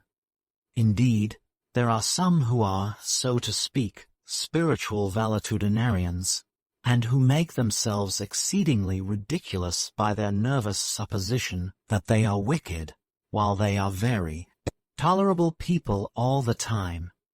This, however, is exceptional, and on the whole they use much the same reserve or unreserve about the state of their moral welfare as we do about our health. Hence all the ordinary greetings among ourselves, such as, "How do you do?" and the like, are considered signs of gross ill breeding, nor do the politer classes tolerate even such a common complimentary remark as telling a man that he is looking well. They salute each other with, "I hope you are good this morning," or "I hope you have recovered from the snappishness from which you were suffering when I last saw you." And if the person saluted has not been good, or is still snappish, he says so at once, and is condoled with accordingly. Indeed, the straighteners have gone so far as to give names from the hypothetical language, as taught at the colleges of unreason, to all known forms of mental indisposition, and to classify them, according to a system of their own, which, though I could not understand it, seemed to work well in practice. For they are always able to tell a man what is the matter with him as soon as they have heard his story, and their familiarity with the long names assures him that they thoroughly understand his case. The reader will have no difficulty in believing that the laws regarding ill health were frequently evaded by the help of recognized fictions, which everyone understood, but which it would be considered gross ill breeding to even seem to understand. Thus, a day or two after my arrival at the Nosnibors, one of the many ladies who called on me made excuses for her husband's only sending his card, on the ground that when going through the public market-place that morning he had stolen a pair of socks. I had already been warned that I should never show surprise, so I merely expressed my sympathy, and said that though I had only been in the capital so short a time, I had already had a very narrow escape from stealing a clothes brush, and that though I had resisted temptation so far, I was sadly afraid that if I saw any object of special interest that was neither too hot nor too heavy, I should have to put myself in the straightener's hands. Mrs. Nosnibor, who had been keeping an ear on all that I had been saying, praised me when the lady had gone. Nothing, she said, could have been more polite according to Erewhonian etiquette. She then explained that to have stolen a pair of socks, or to have the socks, in more colloquial language, was a recognized way of saying that the person in question was slightly indisposed. In spite of all this, they have a keen sense of the enjoyment consequent upon what they call being well. They admire mental health and love it in other people, and take all the pains they can, consistently with their other duties, to secure it for themselves. They have an extreme dislike to marrying into what they consider unhealthy families. They send for the straightener at once whenever they have been guilty of anything seriously flagitious, often, even if they think that they are on the point of committing it. And though his remedies are sometimes exceedingly painful, involving close confinement for weeks, and in some cases the most cruel physical tortures, I never heard of a reasonable Erewhonian refusing to do what his straightener told him, any more than of a reasonable Englishman refusing to undergo even the most frightful operation, if his doctors told him it was necessary. We in England never shrink from telling our doctor what is the matter with us merely through the fear that he will hurt us. We let him do his worst upon us, and stand it without a murmur, because we are not scouted for being ill, and because we know that the doctor is doing his best to cure us, and that he can judge of our case better than we can. But we should conceal all illness if we were treated as the Erewhonians are when they have anything the matter with them. We should do the same as with moral and intellectual diseases. We should feign health with the most consummate art, till we were found out, and should hate a single flogging given in the way of mere punishment more than the amputation of a limb, if it were kindly and courteously performed from a wish to help us out of our difficulty, and with the full consciousness on the part of the doctor that it was only by an accident of constitution that he was not in the like plight himself. So the Erewhonians take a flogging once a week, and a diet of bread and water for 2 or 3 months together, whenever their straightener recommends it. I do not suppose that even my host, on having swindled a confiding widow out of the whole of her property, was put to more actual suffering than a man will readily undergo at the hands of an English doctor, and yet he must have had a very bad time of it.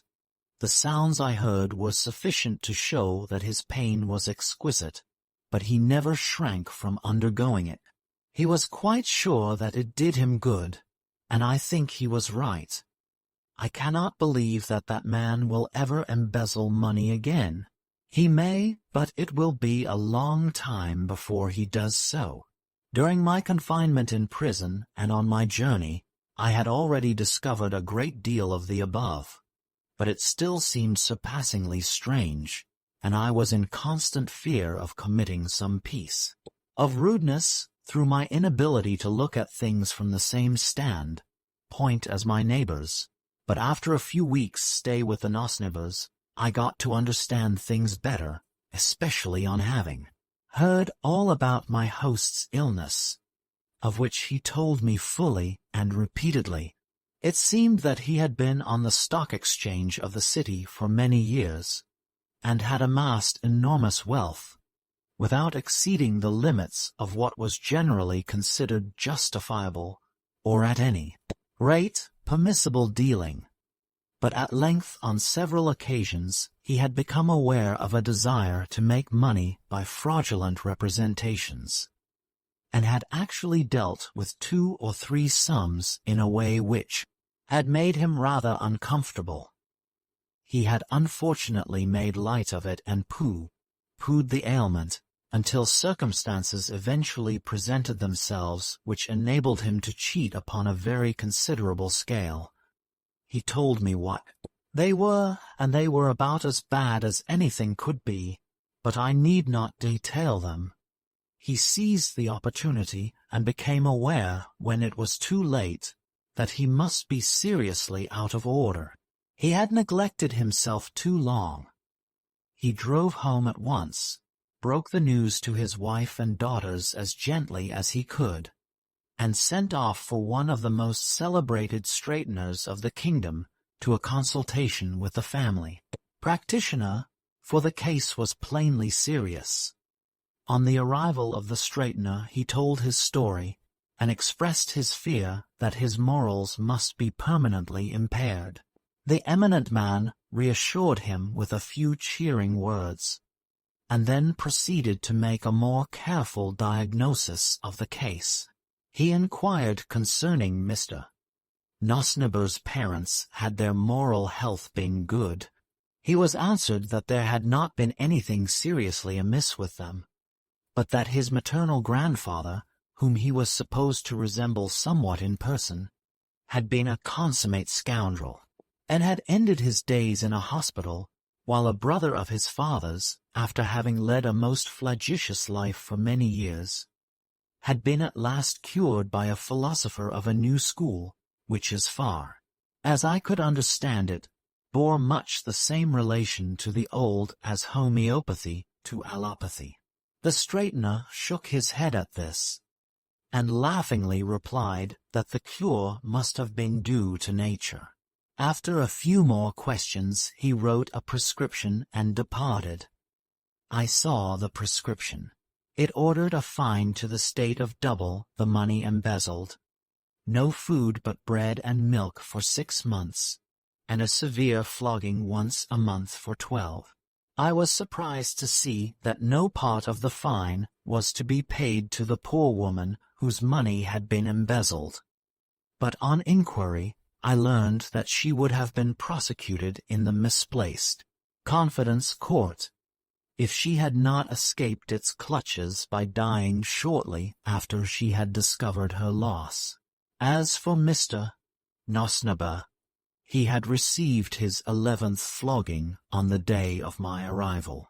I saw him later on the same afternoon, and he was still twinged, but there had been no escape from following out the straightener's prescription, for the so-called sanitary laws of Erewhon are very rigorous, and unless the straightener was satisfied that his orders had been obeyed, the patient would have been taken to a hospital, as the poor are, and would have been much worse off. Such at least is the law, but it is never necessary to enforce it. On a subsequent occasion I was present at an interview between Mr. Nosnibor and the family straightener, who was considered competent to watch the completion of the cure. I was struck with the delicacy with which he avoided even the remotest semblance of inquiry after the physical well-being of his patient, though there was a certain yellowness about my host's eyes, which argued a bilious habit of body. To have taken notice of this would have been a gross breach of professional etiquette. I was told, however, that a straightener sometimes thinks it right to glance at the possibility of some slight physical disorder, if he finds it important in order to assist him in his diagnosis, but the answers which he gets are generally untrue or evasive, and he forms his own conclusions upon the matter as well as he can. Sensible men have been known to say that the straightener should, in strict confidence, be told of every physical ailment that is likely to bear upon the case. But people are naturally shy of doing this, for they do not like lowering themselves in the opinion of the straightener, and his ignorance of medical science is supreme. I heard of one lady, indeed, who had the hardihood to confess that a furious outbreak of ill humor and extravagant fancies for which she was seeking advice was possibly the result of indisposition. "You should resist that," said the straightener in a kind but grave voice. "We can do nothing for the bodies of our patients. Such matters are beyond our province, and I desire that I may hear no further particulars." The lady burst into tears, and promised faithfully that she would never be unwell again. But to return to Mr. Nosnibor. As the afternoon wore on, many carriages drove up with callers to inquire how he had stood his flogging. It had been very severe, but the kind inquiries upon every side gave him great pleasure, and he assured me that he felt almost tempted to do wrong again by the solicitude with which his friends had treated him during his recovery. In this, I need hardly say that he was not serious. During the remainder of my stay in the country, Mr. Nosnibor was constantly attentive to his business, and largely increased his already great possessions. But I never heard a whisper to the effect of his having been indisposed a second time, or made money by other than the most strictly honorable means. I did hear afterwards in confidence that there had been reason to believe that his health had been not a little affected by the straightener's treatment, but his friends did not choose to be over-curious upon the subject, and on his return to his affairs it was by common consent passed over as hardly criminal in one who was otherwise so much afflicted. For they regard bodily ailments as the more venial in proportion as they have been produced by causes independent of the constitution. Thus, if a person ruin his health by excessive indulgence at the table or by drinking, They count it to be almost a part of the mental disease which brought it about, and so it goes for little, but they have no mercy on such illnesses as fevers or catarrhs or lung diseases, which to us appear to be beyond the control of the individual. They are only more lenient towards the diseases of the young, such as measles, which they think to be like sowing one's wild oats, and look over them as pardonable indiscretions if they have not been too serious, and if they are atoned for by complete subsequent recovery. It is hardly necessary to say that the office of straightener is one which requires long and special training. It stands to reason that he who would cure a moral ailment must be practically acquainted with it in all its bearings. The student for the profession of straightener is required to set apart certain seasons for the practice of each vice in turn, as a religious duty. These seasons are called fasts, and are continued by the student until he finds that he really can subdue all the more usual vices in his own person, and hence can advise his patients from the results of his own experience. Those who intend to be specialists, rather than general practitioners, devote themselves more particularly to the branch in which their practice will mainly lie. Some students have been obliged to continue their exercises during their whole lives, and some devoted men have actually died as martyrs to the drink, or gluttony, or whatever branch of vice they may have chosen for their especial study. The greater number, however, take no harm by the excursions into the various departments of vice, which it is incumbent upon them to study. For the Erewhonians hold that unalloyed virtue is not a thing to be immoderately indulged in. I was shown more than one case in which the real or supposed virtues of parents were visited upon the children to the third and fourth generation. The straighteners say that the most that can be truly said for virtue is that there is a considerable balance in its favor, and that it is on the whole a good deal better to be on its side than against it, but they urge that there is much pseudo-virtue going about, which is apt to let people in very badly before they find it out. Those men, they say, are best who are not remarkable either for vice or virtue. I told them about Hogarth's idle and industrious apprentices, but they did not seem to think that the industrious apprentice was a very nice person. Chapter Roman 11. Some Erewhonian trials. In Erewhon, as in other countries, there are some courts of justice that deal with special subjects. Misfortune generally, as I have above explained, is considered more or less criminal, but it admits of classification, and a court is assigned to each of the main heads under which it can be supposed to fall. Not very long after I had reached the capital, I strolled into the personal bereavement court, and was much both interested and pained by listening to the trial of a man who was accused of having just lost a wife to whom he had been tenderly attached, and who had left him with 3 little children, of whom the eldest was only 3 years old. The defense which the prisoner's counsel endeavored to establish was that the prisoner had never really loved his wife, but it broke down completely, for the public prosecutor called witness after witness, who deposed to the fact that the couple had been devoted to one another, and the prisoner repeatedly wept as incidents were put in evidence that reminded him of the irreparable nature of the loss he had sustained. The jury returned a verdict of guilty after very little deliberation, but recommended the prisoner to mercy on the ground that he had but recently insured his wife's life for a considerable sum, and might be deemed lucky inasmuch as he had received the money without demur from the insurance company, though he had only paid 2 premiums. I have just said that the jury found the prisoner guilty.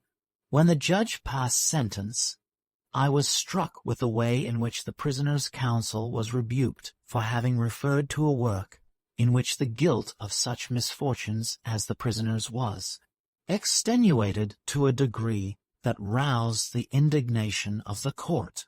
"We shall have," said the judge, "these crude and subversionary books from time to time, until it is recognized as an axiom of morality that luck is the only fit object of human veneration. How far a man has any right to be more lucky and hence more venerable than his neighbors, is a point that always has been, and always will be, settled proximately by a kind of higgling and haggling of the market, and ultimately by brute force. But however this may be, it stands to reason that no man should be allowed to be unlucky to more than a very moderate extent." Then, turning to the prisoner, the judge continued, "You have suffered a great loss. Nature attaches a severe penalty to such offenses, and human law must emphasize the decrees of nature. But for the recommendation of the jury, I should have given you 6 months' hard labor. I will, however, commute your sentence to one of 3 months, with the option of a fine of 25% of the money you have received from the insurance company." The prisoner thanked the judge and said that as he had no one to look after his children if he was sent to prison, he would embrace the option mercifully permitted him by his lordship, and pay the sum he had named. He was then removed from the dock. The next case was that of a youth barely arrived at man's estate, who was charged with having been swindled out of large property during his minority by his guardian, who was also one of his nearest relations. His father had been long dead, and it was for this reason that his offense came on for trial in the personal bereavement court.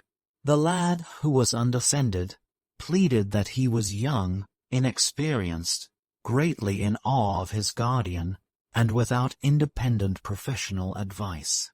"Young man," said the judge sternly, "do not talk nonsense. People have no right to be young, inexperienced, greatly in awe of their guardians, and without independent professional advice.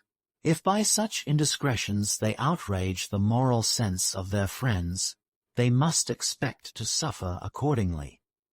He then ordered the prisoner to apologize to his guardian, and to receive 12 strokes with a cat of 9 tails. But I shall perhaps best convey to the reader an idea of the entire perversion of thought which exists among this extraordinary people, by describing the public trial of a man who was accused of pulmonary consumption, an offense which was punished with death until quite recently. It did not occur till I had been some months in the country, and I am deviating from chronological order in giving it here. But I had perhaps better do so in order that I may exhaust this subject before proceeding to others. Moreover, I should never come to an end were I to keep to a strictly narrative form, and detail the infinite absurdities with which I daily came in contact. The prisoner was placed in the dock, and the jury was sworn much as in Europe. Almost all our own modes of procedure were reproduced, even to the requiring the prisoner to plead guilty or not guilty. He pleaded not guilty, and the case proceeded. The evidence for the prosecution was very strong, but I must do the court the justice to observe that the trial was absolutely impartial. Counsel for the prisoner was allowed to urge everything that could be said in his defense. The line taken was that the prisoner was simulating consumption in order to defraud an insurance company, from which he was about to buy an annuity, and that he hoped thus to obtain it on more advantageous terms. If this could have been shown to be the case, he would have escaped a criminal prosecution, and been sent to a hospital as for a moral ailment. The view, however, was one which could not be reasonably sustained, in spite of all the ingenuity and eloquence of one of the most celebrated advocates of the country. The case was only too clear, for the prisoner was almost at the point of death, and it was astonishing that he had not been tried and convicted long previously. His coughing was incessant during the whole trial, and it was all that the two jailers in charge of him could do to keep him on his legs until it was over. The summing up of the judge was admirable. He dwelt upon every point that could be construed in favor of the prisoner, but as he proceeded it became clear that the evidence was too convincing to admit of doubt, and there was but one opinion in the court as to the impending verdict when the jury retired from the box. They were absent for about 10 minutes, and on their return the foreman pronounced the prisoner guilty. There was a faint murmur of applause, but it was instantly repressed. The judge then proceeded to pronounce sentence in words which I can never forget, and which I copied out into a note book next day from the report that was published in the leading newspaper. I must condense it somewhat, and nothing which I could say would give more than a faint idea of the solemn, not to say majestic, severity with which it was delivered. The sentence was as follows: Prisoner at the bar, you have been accused of the great crime of laboring under pulmonary consumption, and after an impartial trial before a jury of your countrymen, you have been found guilty. Against the justice of the verdict I can say nothing. The evidence against you was conclusive, and it only remains for me to pass such a sentence upon you as shall satisfy the ends of the law. That sentence must be a very severe one. It pains me much to see one who is yet so young, and whose prospects in life were otherwise so excellent, brought to this distressing condition by a constitution which I can only regard as radically vicious. But yours is no case for compassion. This is not your first offense. You have led a career of crime, and have only profited by the leniency shown you upon past occasions, to offend yet more seriously against the laws and institutions of your country.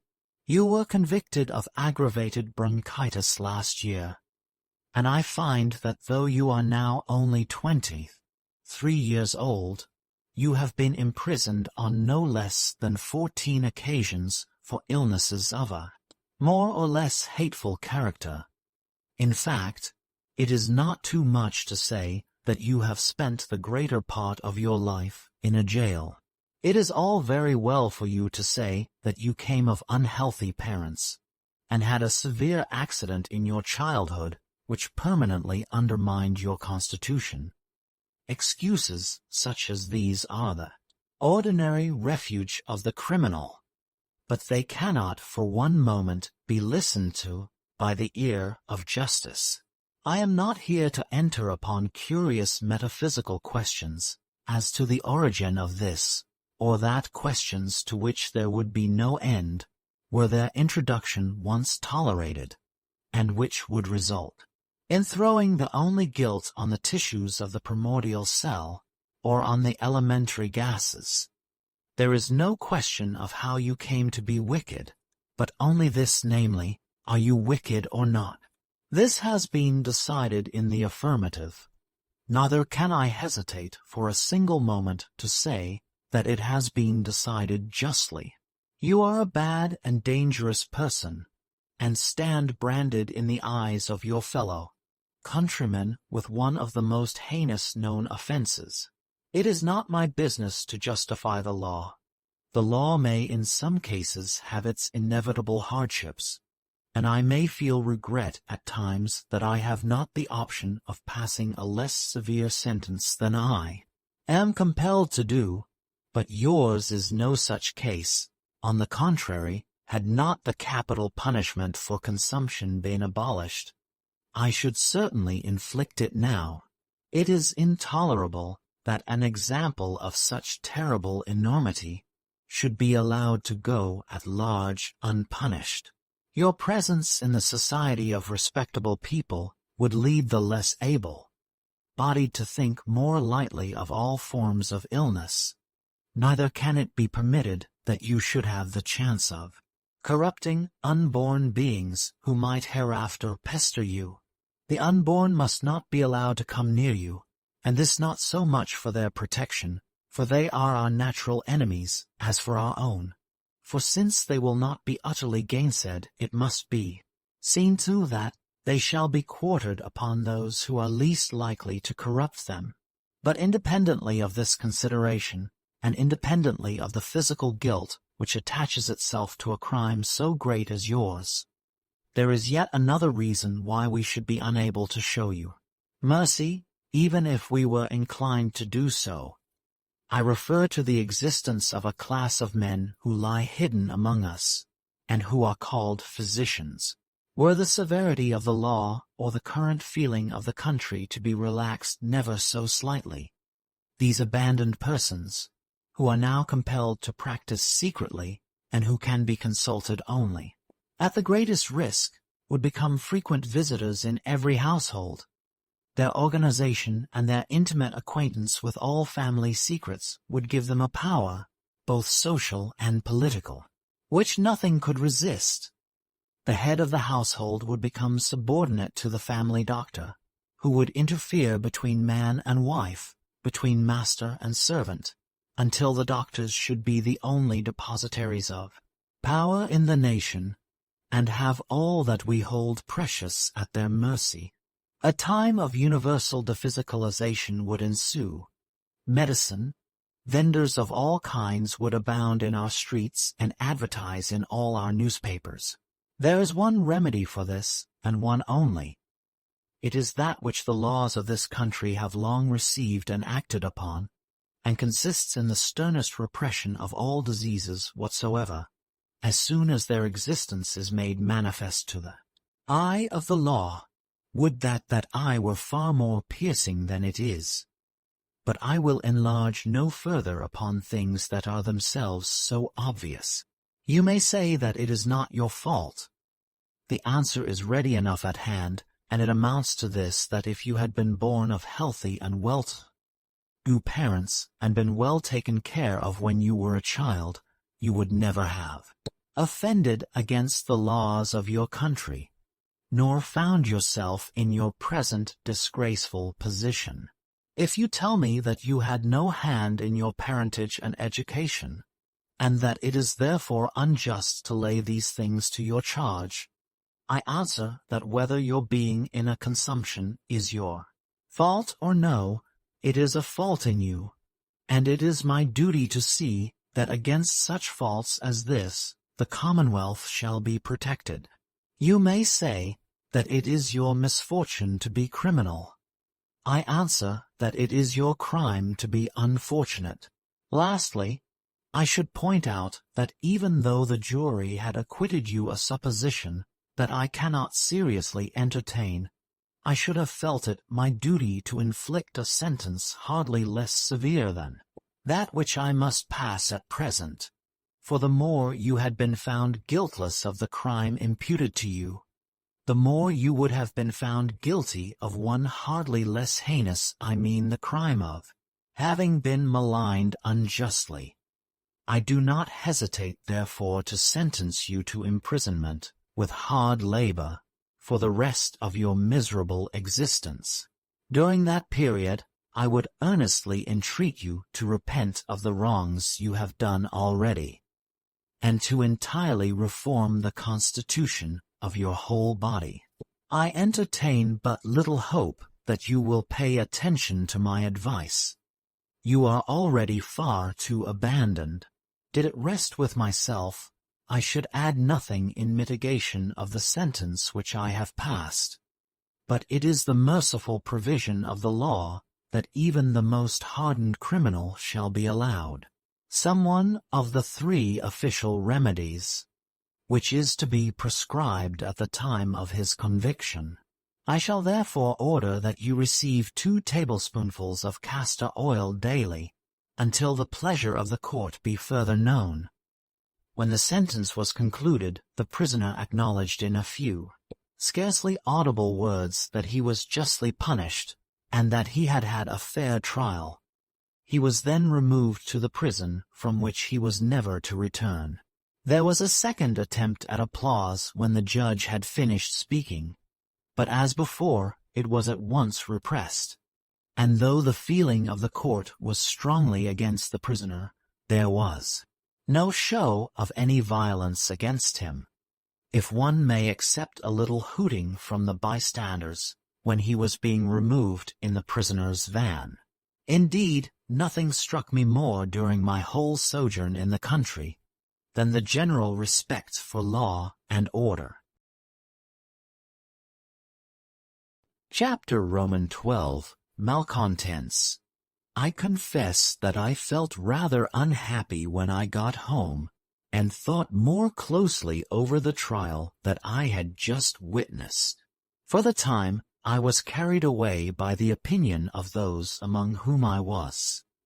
They had no misgivings about what they were doing. There did not seem to be a person in the whole court who had the smallest doubt, but that all was exactly as it should be. This universal unsuspecting confidence was imparted by sympathy to myself, in spite of all my training in opinions so widely different. So it is with most of us. That which we observe to be taken as a matter of course by those around us, we take as a matter of course ourselves. And after all, it is our duty to do this, save upon grave occasion. But when I was alone, and began to think the trial over, it certainly did strike me as betraying a strange and untenable position. Had the judge said that he acknowledged the probable truth, namely, that the prisoner was born of unhealthy parents, or had been starved in infancy, or had met with some accidents which had developed consumption, and had he then gone on to say that though he knew all this, and bitterly regretted that the protection of society obliged him to inflict additional pain on one who had suffered so much already, yet that there was no help for it, I could have understood the position, however mistaken I might have thought it. The judge was fully persuaded that the infliction of pain upon the weak and sickly was the only means of preventing weakness and sickliness from spreading, and that 10 times the suffering now inflicted upon the accused was eventually warded off from others by the present apparent severity.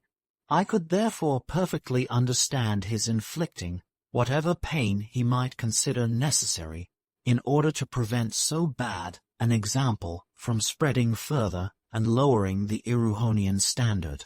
But it seemed almost childish to tell the prisoner that he could have been in good health if he had been more fortunate in his constitution, and been exposed to less hardships when he was a boy.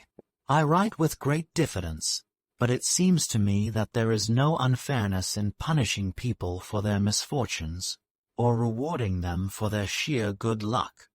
It is the normal condition of human life that this should be done, and no right-minded person will complain of being subjected to the common treatment. There is no alternative open to us. It is idle to say that men are not responsible for their misfortunes. What is responsibility? Surely to be responsible means to be liable to have to give an answer, should it be demanded. And all things which live are responsible for their lives and actions, should society see fit to question them through the mouth of its authorized agent.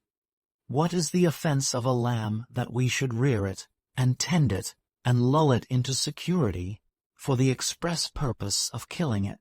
Its offense is the misfortune of being something which society wants to eat, and which cannot defend itself. This is ample. Who shall limit the right of society except society itself? And what consideration for the individual is tolerable, unless society be the gainer thereby? Wherefore should a man be so richly rewarded for having been son to a millionaire? Were it not clearly provable that the common welfare is thus better furthered? We cannot seriously detract from a man's merit in having been the son of a rich father, without imperiling our own tenure of things which we do not wish to jeopardize. If this were otherwise, we should not let him keep his money for a single hour. We would have it ourselves at once. For property is robbery, but then we are all robbers, or would be robbers together, and have found it essential to organize our thieving, as we have found it necessary to organize our lust and our revenge. Property, marriage, the law, as the bed to the river, so rule and convention to the instinct. And woe to him who tampers with the banks while the flood is flowing. But to return, even in England a man on board a ship with yellow fever is held responsible for his mischance, no matter what his being kept in quarantine may cost him. He may catch the fever and die. We cannot help it. He must take his chance as other people do. But surely it would be desperate unkindness to add contumely to our self-protection, unless indeed we believe that contumely is one of our best means of self-protection. Again, take the case of maniacs. We say that they are irresponsible for their actions, but we take good care, or ought to take good care, that they shall answer to us for their insanity, and we imprison them in what we call an asylum, that modern sanctuary, if we do not like their answers. This is a strange kind of irresponsibility. What we ought to say is that we can afford to be satisfied with a less satisfactory answer from a lunatic than from one who is not mad, because lunacy is less infectious than crime. We kill a serpent if we go in danger by it, simply for being such and such a serpent in such and such a place. But we never say that the serpent has only itself to blame for not having been a harmless creature. Its crime is that of being the thing which it is. But this is a capital offense, and we are right in killing it out of the way, unless we think it more danger to do so than to let it escape. Nevertheless, we pity the creature, even though we kill it. But in the case of him whose trial I have described above, it was impossible that any one in the court should not have known that it was but by an accident of birth and circumstances that he was not himself also in a consumption. And yet none thought that it disgraced them to hear the judge give vent to the most cruel truisms about him. The judge himself was a kind and thoughtful person. He was a man of magnificent and benign presence. He was evidently of an iron constitution, and his face wore an expression of the maturest wisdom and experience. Yet for all this, old and learned as he was, he could not see things which one would have thought would have been apparent even to a child. He could not emancipate himself from, nay, it did not even occur to him to feel, the bondage of the ideas in which he had been born and bred. So was it also with the jury and bystanders. And most wonderful of all, so was it even with the prisoner. Throughout he seemed fully impressed with the notion that he was being dealt with justly. He saw nothing wanton in his being told by the judge that he was to be punished, not so much as a necessary protection to society, although this was not entirely lost sight of. as because he had not been better born and bred than he was. But this led me to hope that he suffered less than he would have done, if he had seen the matter in the same light that I did. And after all, justice is relative. I may here mention that only a few years before my arrival in the country, the treatment of all convicted invalids had been much more barbarous than now, for no physical remedy was provided, and prisoners were put to the severest labor in all sorts of weather, so that most of them soon succumbed to the extreme hardships which they suffered. This was supposed to be beneficial in some ways, inasmuch as it put the country to less expense for the maintenance of its criminal class. But the growth of luxury had induced a relaxation of the old severity, and a sensitive age would no longer tolerate what appeared to be an excess of rigor, even towards the most guilty. Moreover, it was found that juries were less willing to convict, and justice was often cheated because there was no alternative between virtually condemning a man to death and letting him go free. It was also held that the country paid in recommittals for its over-severity, for those who had been imprisoned even for trifling ailments were often permanently disabled by their imprisonment, and when a man had been once convicted, it was probable that he would seldom afterwards be off the hands of the country. These evils had long been apparent and recognized, yet people were too indolent and too indifferent to suffering not their own, to bestir themselves about putting an end to them, until at last a benevolent reformer devoted his whole life to effecting the necessary changes. He divided all illnesses into three classes, those affecting the head, the trunk, and the lower limbs, and obtained an enactment that all diseases of the head, whether internal or external, should be treated with laudanum, those of the body with castor oil, and those of the lower limbs with an embrocation of strong sulfuric acid and water. It may be said that the classification was not sufficiently careful, and that the remedies were ill chosen. But it is a hard thing to initiate any reform, and it was necessary to familiarize the public mind with the principle by inserting the thin end of the wedge first. It is not, therefore, to be wondered at that among so practical a people there should still be some room for improvement. The mass of the nation are well pleased with existing arrangements, and believe that their treatment of criminals leaves little or nothing to be desired. But there is an energetic minority who hold what are considered to be extreme opinions, and who are not at all disposed to rest contented until the principle lately admitted has been carried further. I was at some pains to discover the opinions of these men, and their reasons for entertaining them. They are held in great odium by the generality of the public, and are considered as subverters of all morality whatever. The malcontents, on the other hand, assert that illness is the inevitable result of certain antecedent causes, which, in the great majority of cases, were beyond the control of the individual, and that therefore a man is only guilty for being in a consumption in the same way as rotten fruit is guilty for having gone rotten. True, the fruit must be thrown on one side as unfit for man's use, and the man in a consumption must be put in prison for the protection of his fellow citizens. But these radicals would not punish him further than by loss of liberty and a strict surveillance. So long as he was prevented from injuring society, they would allow him to make himself useful by supplying whatever of society's wants he could supply.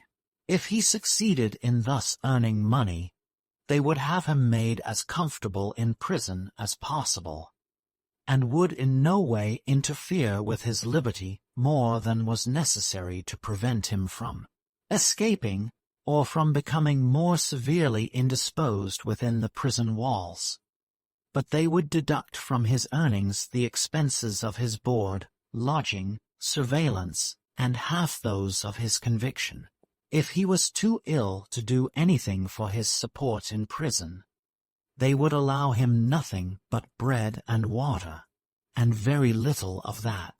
They say that society is foolish in refusing to allow itself to be benefited by a man merely because he has done it harm hitherto, and that objection to the labor of the diseased classes is only protection in another form. It is an attempt to raise the natural price of a commodity by saying that such and such persons, who are able and willing to produce it, shall not do so, whereby everyone has to pay more for it. Besides, so long as a man has not been actually killed, he is our fellow creature, though perhaps a very unpleasant one. It is in a great degree the doing of others that he is what he is, or in other words, the society which now condemns him is partly answerable concerning him. They say that there is no fear of any increase of disease under these circumstances, for the loss of liberty, the surveillance, the considerable and compulsory deduction from the prisoners' earnings, the very sparing use of stimulants, of which they would allow but little to any, and none to those who did not earn them, the enforced celibacy, and above all, the loss of reputation among friends, are in their opinion as ample safeguards to society against a general neglect of health as those now resorted to. A man, therefore, so they say, should carry his profession or trade into prison with him if possible. If not, he must earn his living by the nearest thing to it that he can, but if he be a gentleman born and bred to no profession, he must pick oakum or write art criticisms for a newspaper. These people say further, that the greater part of the illness which exists in their country is brought about by the insane manner in which it is treated. They believe that illness is in many cases just as curable as the moral diseases which they see daily cured around them, but that a great reform is impossible till men learn to take a juster view of what physical obliquity proceeds from. Men will hide their illnesses as long as they are scouted on its becoming known that they are ill.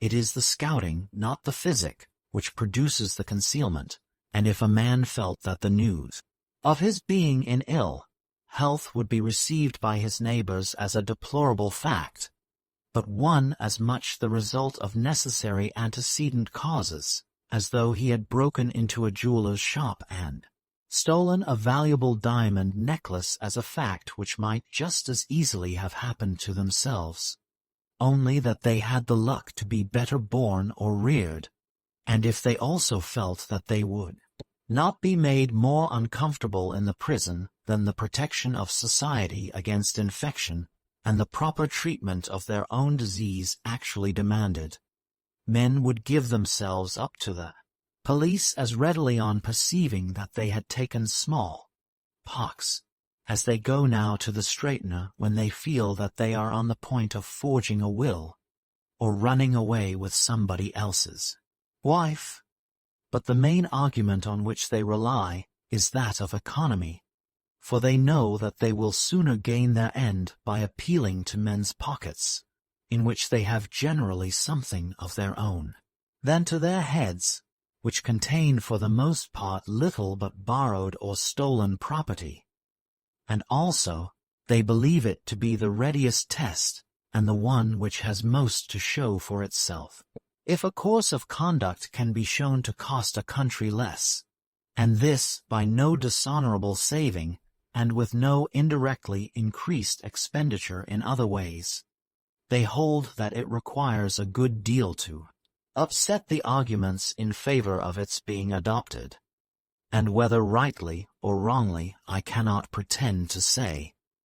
They think that the more medicinal and humane treatment of the diseased of which they are The advocates would in the long run be much cheaper to the country.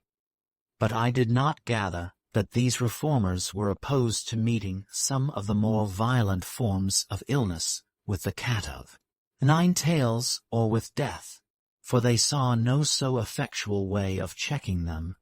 They would therefore both flog and hang, but they would do so pitifully. I have perhaps dwelt too long upon opinions which can have no possible bearing upon our own. But I have not said the 10th part of what these would be reformers urged upon me. I feel, however, that I have sufficiently trespassed upon the attention of the reader. Chapter Roman 13. The views of the Erewhonians concerning death. The Erewhonians regard death with less abhorrence than disease. If it is an offense at all, it is one beyond the reach of the law, which is therefore silent on the subject. But they insist that the greater number of those who are commonly said to die have never yet been born, not, at least, into that unseen world, which is alone worthy of consideration. As regards this unseen world, I understand them to say that some miscarry in respect to it before they have even reached the scene, and some after, while few are ever truly born into it at all. The greater part of all the men and women over the whole country miscarrying before they reach it. And they say that this does not matter so much as we think it does. As for what we call death, they argue that too much has been made of it. The mere knowledge that we shall one day die does not make us very unhappy. No one thinks that he or she will escape, so that none are disappointed. We do not care greatly even though we know that we have not long to live. The only thing that would seriously affect us would be the knowing, or rather thinking, that we know the precise moment at which the blow will fall. Happily, no one can ever certainly know this, though many try to make themselves miserable by endeavoring to find it out. It seems as though there were some power somewhere which mercifully stays us from putting that sting into the tail of death, which we would put there if we could, and which ensures that though death must always be a bugbear, it shall never under any conceivable circumstances be more than a bugbear. For even though a man is condemned to die in a week's time, and is shut up in a prison from which it is certain that he cannot escape, he will always hope that a reprieve may come before the week is over. Besides, the prison may catch fire, and he may be suffocated not with a rope, but with common ordinary smoke, or he may be struck dead by lightning while exercising in the prison yards. When the morning is come on which the poor wretch is to be hanged, he may choke at his breakfast, or die from failure of the heart's action before the drop has fallen. And even though it has fallen, he cannot be quite certain that he is going to die, for he cannot know this till his death has actually taken place. And it will be too late then for him to discover that he was going to die at the appointed hour after all. The Erewhonians, therefore, hold that death, like life, is an affair of being more frightened than hurt. They burn their dead, and the ashes are presently scattered over any piece of ground which the deceased may himself have chosen. No one is permitted to refuse this hospitality to the dead. People, therefore, generally choose some garden or orchard which they may have known and been fond of when they were young. The superstitious hold that those whose ashes are scattered over any land become its jealous guardians from that time forward, and the living like to think that they shall become identified with this or that locality where they have once been happy. They do not put up monuments nor write epitaphs for their dead, though in former ages their practice was much as ours, but they have a custom which comes to much the same thing, for the instinct of preserving the name alive after the death of the body, seems to be common to all mankind. They have statues of themselves made while they are still alive, those, that is, who can afford it, and write inscriptions under them, which are often quite as untruthful as are our own.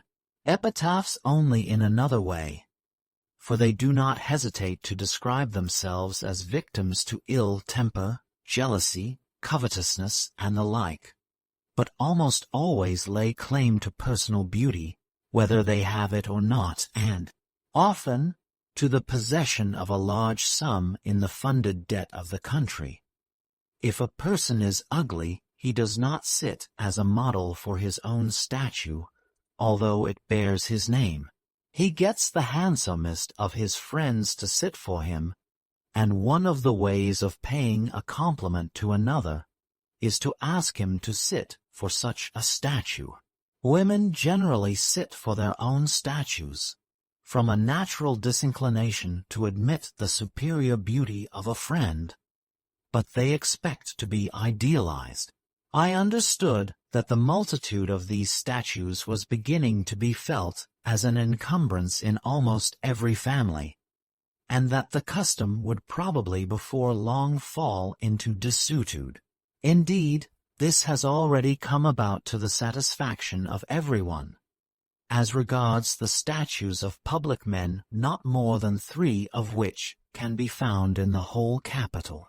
I expressed my surprise at this, and was told that some 500 years before my visit, the city had been so overrun with these pests that there was no getting about, and people were worried beyond endurance by having their attention called at every touch and turned to something, which, when they had attended to it, they found not to concern them.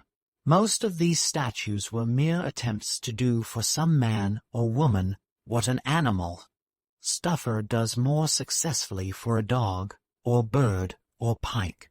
They were generally foisted on the public by some coterie that was trying to exalt itself in exalting someone else, and not unfrequently they had no other inception than desire on the part of some member of the coterie to find a job for a young sculptor to whom his daughter was engaged.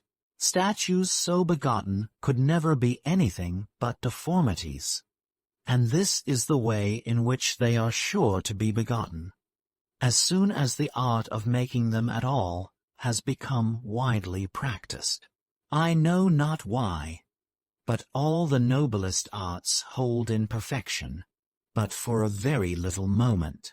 They soon reach a height from which they begin to decline, and when they have begun to decline, it is a pity that they cannot be knocked on the head. For an art is like a living organism, better dead than dying. There is no way of making an aged art young again. It must be born anew, and grow up from infancy as a new thing, working out its own salvation from effort to effort in all fear and trembling. The EREWHONIANS 500 years ago understood nothing of all this. I doubt whether they even do so now. They wanted to get the nearest thing they could to a stuffed man, whose stuffing should not grow moldy. They should have had some such an establishment as our Madame Tussauds, where the figures wear real clothes, and are painted up to nature. Such an institution might have been made self-supporting, for people might have been made to pay before going in. As it was, they had let their poor cold grimy colorless heroes and heroines loaf about in squares and in corners of streets in all weathers, without any attempt at artistic sanitation, for there was no provision for burying their dead works of art out of their sight, no drainage, so to speak, whereby statues that had been sufficiently assimilated so as to form part of the residuary impression of the country might be carried away out of the system. Hence they put them up with a light heart on the cackling of their coteries, and they and their children had to live, often enough, with some wordy windbag whose cowardice had cost the country untold loss in blood and money. At last the evil reached such a pitch that the people rose, and with indiscriminate fury destroyed good and bad alike. Most of what was destroyed was bad, but some few works were good, and the sculptors of today wring their hands over some of the fragments that have been preserved in museums up and down the country. For a couple of 100 years or so, not a statue was made from one end of the kingdom to the other. But the instinct for having stuffed men and women was so strong that people at length again began to try to make them. Not knowing how to make them, and having no academics to mislead them, the earliest sculptors of this period thought things out for themselves, and again produced works that were full of interest, so that in 3 or 4 generations they reached a perfection hardly, if at all inferior to that of several 100 years earlier. On this the same evils recurred. Sculptors obtained high prices, the art became a trade, schools arose which professed to sell the holy spirit of art for money. Pupils flocked from far and near to buy it, in the hopes of selling it later on, and were struck purblind as a punishment for the sin of those who sent them. Before long, a second iconoclastic fury would infallibly have followed, but for the prescience of a statesman who succeeded in passing an act to the effect that no statue of any public man or woman should be allowed to remain unbroken for more than 50 years, unless at the end of that time a jury of 24 men taken at random from the street pronounced in favor of its being allowed a second 50 years of life. Every 50 years this reconsideration was to be repeated, and unless there was a majority of 18 in favor of the retention of the statue, it was to be destroyed. Perhaps a simpler plan would have been to forbid the erection of a statue to any public man or woman till he or she had been dead at least 100 years, and even then to insist on reconsideration of the claims of the deceased and the merit of the statue every 50 years. But the working of the act brought about results that on the whole were satisfactory. For in the first place, many public statues that would have been voted under the old system were not ordered, when it was known that they would be almost certainly broken up after 50 years, and, in the second, public sculptors, knowing their work to be so ephemeral, scamped it to an extent that made it offensive even to the most uncultured eye. Hence, before long, subscribers took to paying the sculptor for the statue of their dead statesman, on condition that he did not make it. The tribute of respect was thus paid to the deceased. The public sculptors were not mulcted, and the rest of the public suffered no inconvenience. I was told, however, that an abuse of this custom is growing up, inasmuch as the competition for the commission not to make a statue is so keen that sculptors have been known to return a considerable part of the purchase money to the subscribers by an arrangement made with them beforehand. Such transactions, however, are always clandestine.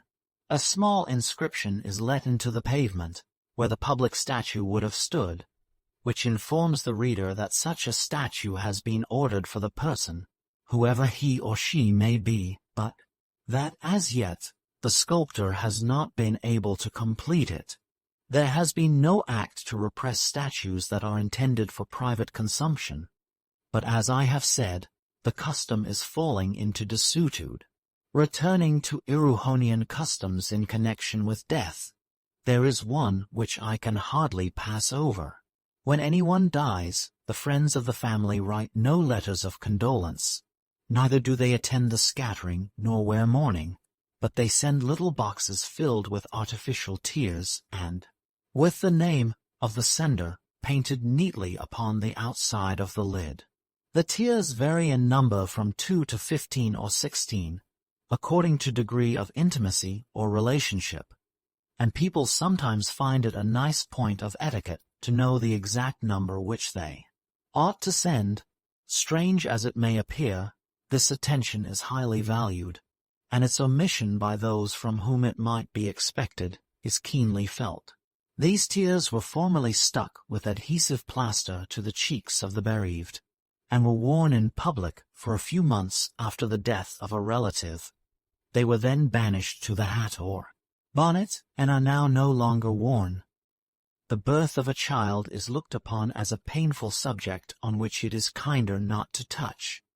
The illness of the mother is carefully concealed until the necessity for signing the birth formula of which hereafter renders further secrecy impossible, and for some months before the event the family live in retirement, seeing very little company.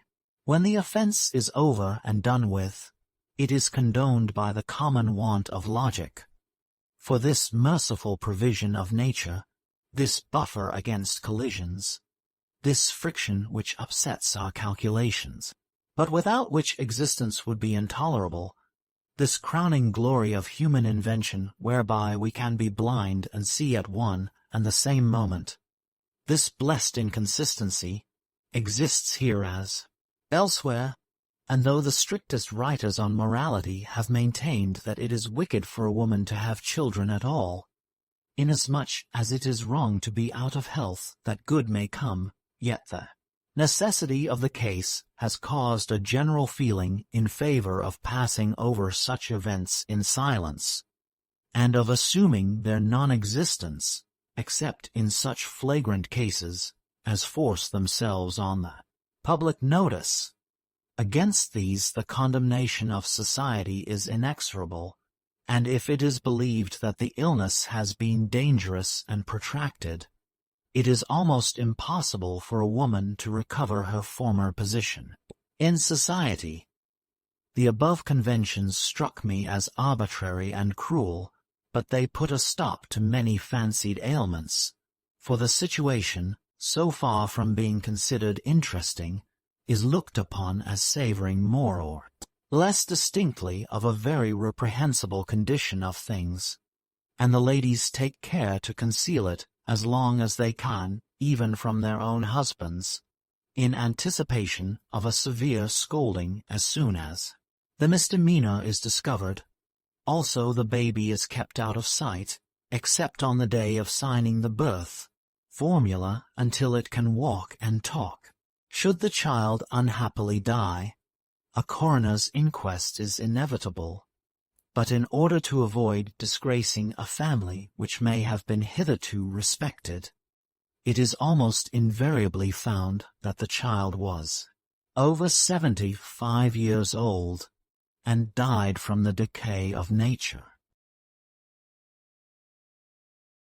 Chapter Roman 14, MAHAINA. I continued my sojourn with the Nosnibors. In a few days Mr. Nosnibor had recovered from his flogging, and was looking forward with glee to the fact that the next would be the last. I did not think that there seemed any occasion even for this, but he said it was better to be on the safe side, and he would make up the dozen. He now went to his business as usual, and I understood that he was never more prosperous. In spite of his heavy fine, he was unable to give me much of his time during the day, for he was one of those valuable men who are paid, not by the year, month, week, or day, but by the minute. His wife and daughters, however, made much of me, and introduced me to their friends, who came in shoals to call upon me. One of these persons was a lady called MAHAINA. Zulora, the elder of my host's daughters, ran up to her and embraced her as soon as she entered the room, at the same time inquiring tenderly after her poor dipsomania. MAHAINA answered that it was just as bad as ever. She was a perfect martyr to it, and her excellent health was the only thing which consoled her under her affliction. Then the other ladies joined in with condolences, and the never-failing suggestions which they had ready for every mental malady. They recommended their own straightener and disparaged Mahaina's. Mrs. Nosnibor had a favorite nostrum, but I could catch little of its nature.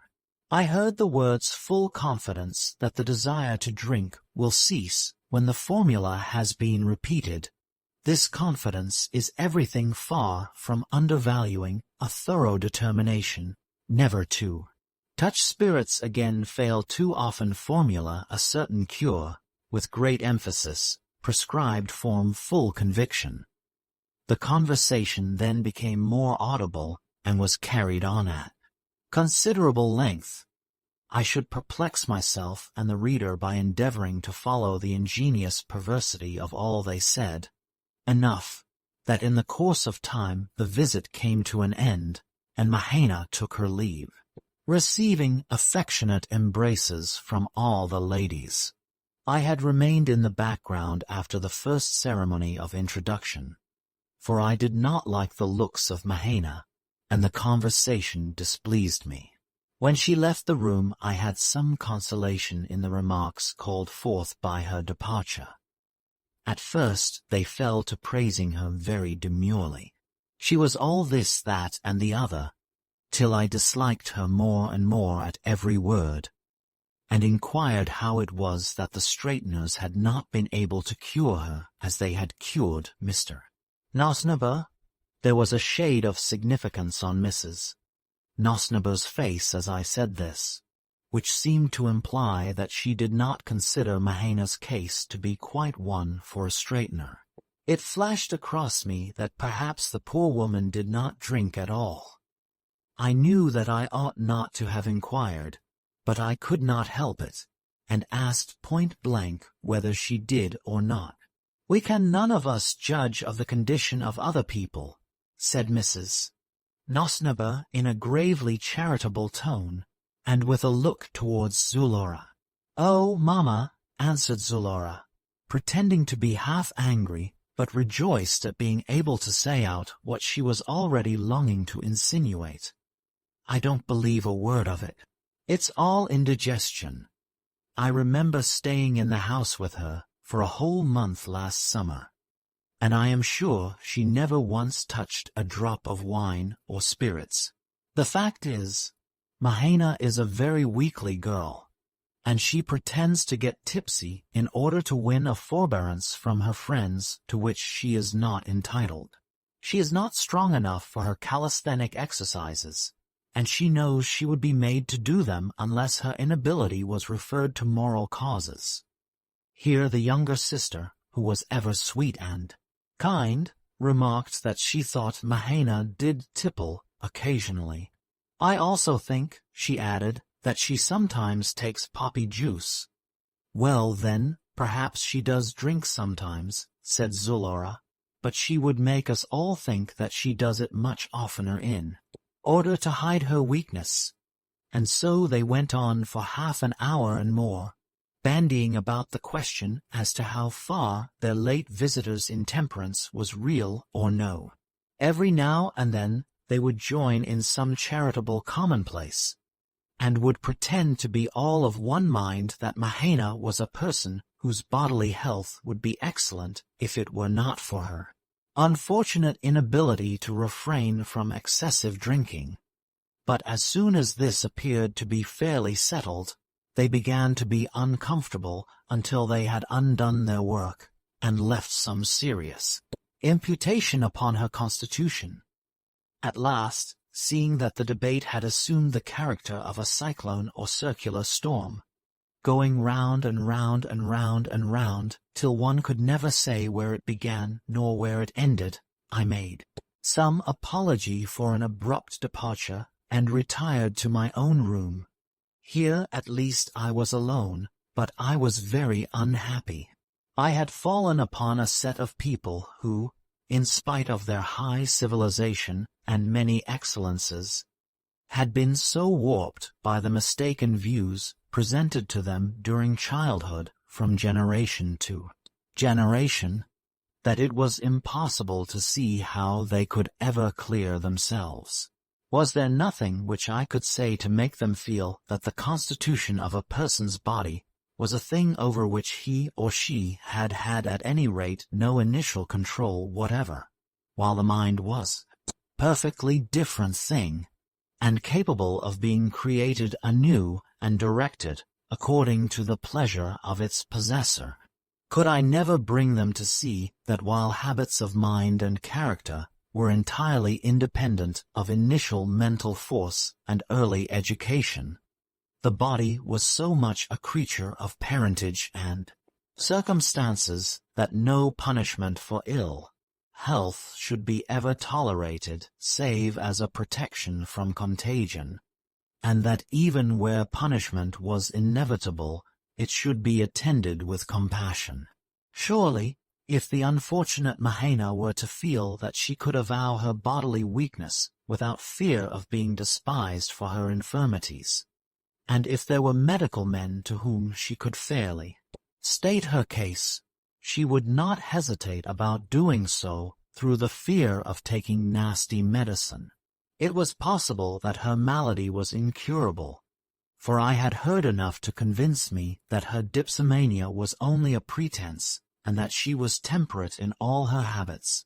In that case she might perhaps be justly subject to annoyances or even to restraint.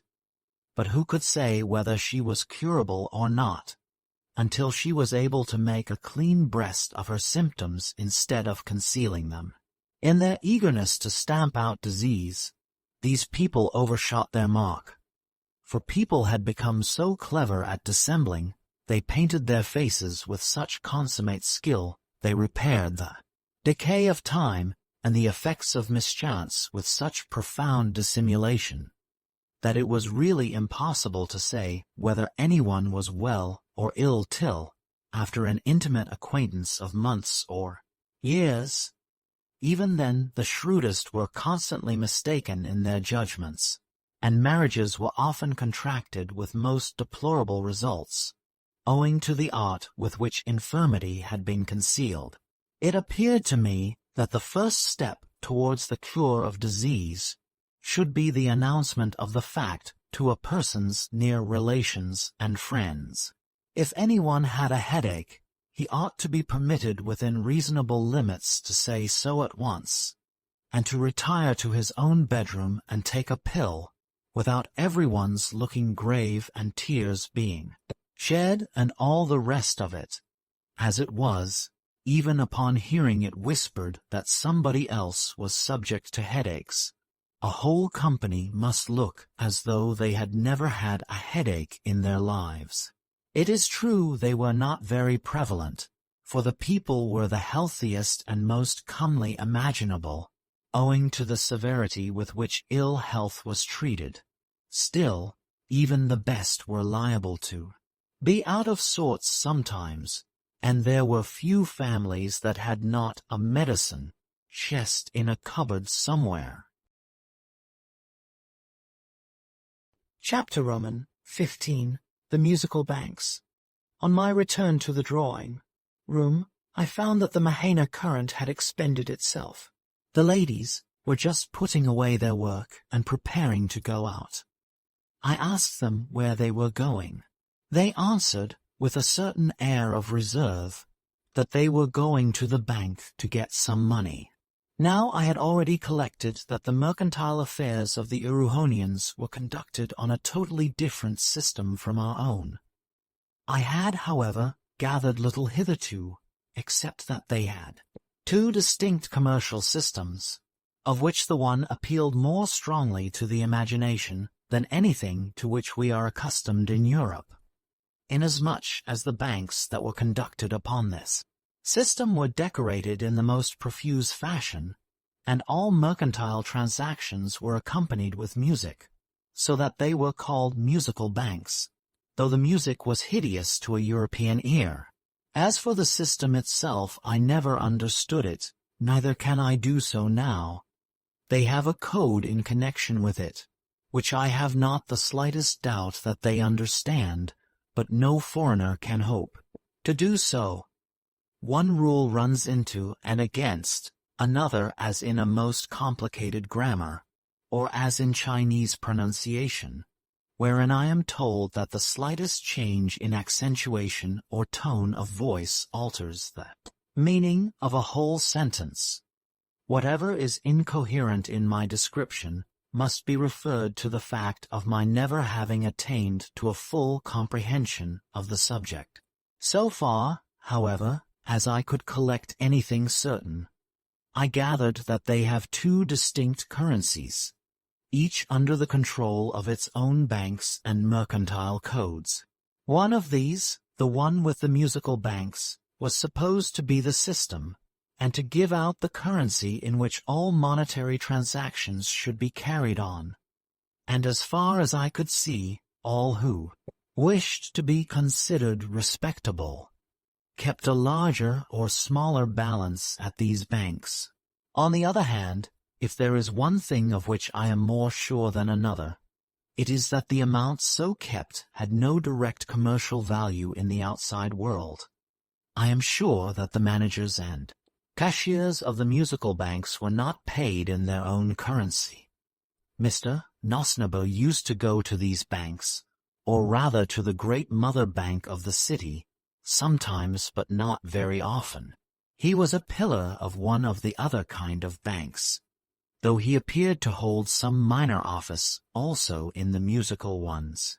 The ladies generally went alone, as indeed was the case in most families, except on state occasions. I had long wanted to know more of this strange system, and had the greatest desire to accompany my hostess and her daughters. I had seen them go out almost every morning since my arrival, and had noticed that they carried their purses in their hands, not exactly ostentatiously, yet just so as that those who met them should see whither they were going. I had never, however, yet been asked to go with them myself.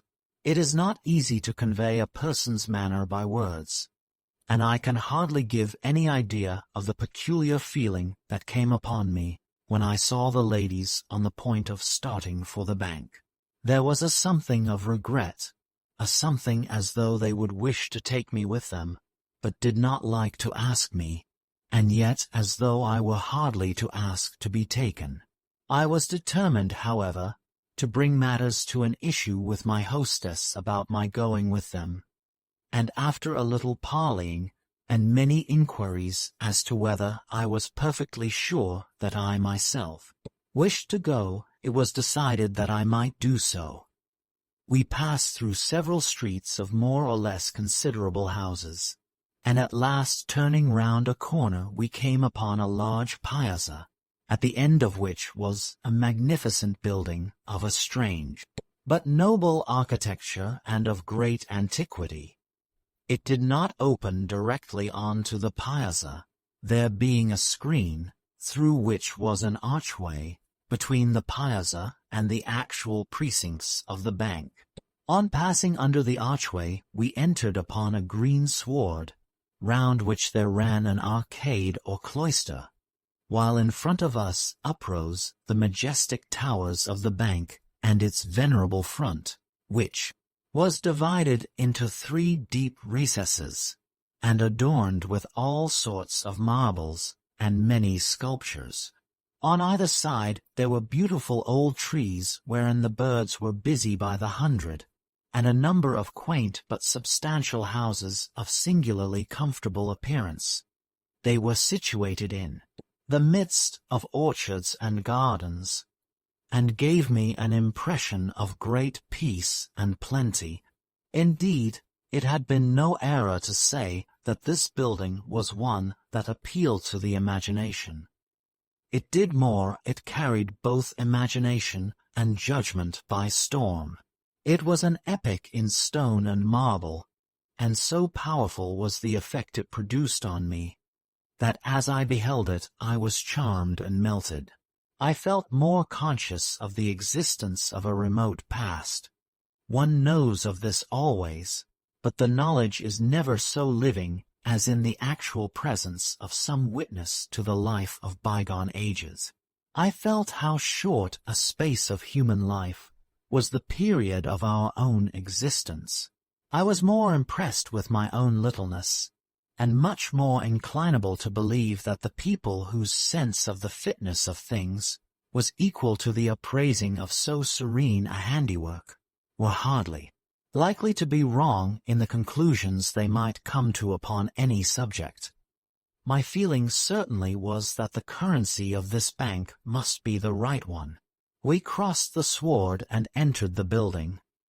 If the outside had been impressive, the inside was even more so. It was very lofty and divided into several parts by walls, which rested upon massive pillars. The windows were filled with stained glass descriptive of the principal commercial incidents of the bank for many ages. In a remote part of the building there were men and boys singing. This was the only disturbing feature, for as the gamut was still unknown, there was no music in the country which could be agreeable to a European ear. The singers seemed to have derived their inspirations from the songs of birds and the wailing of the wind, which last they tried to imitate in melancholy cadences that at times degenerated into a howl.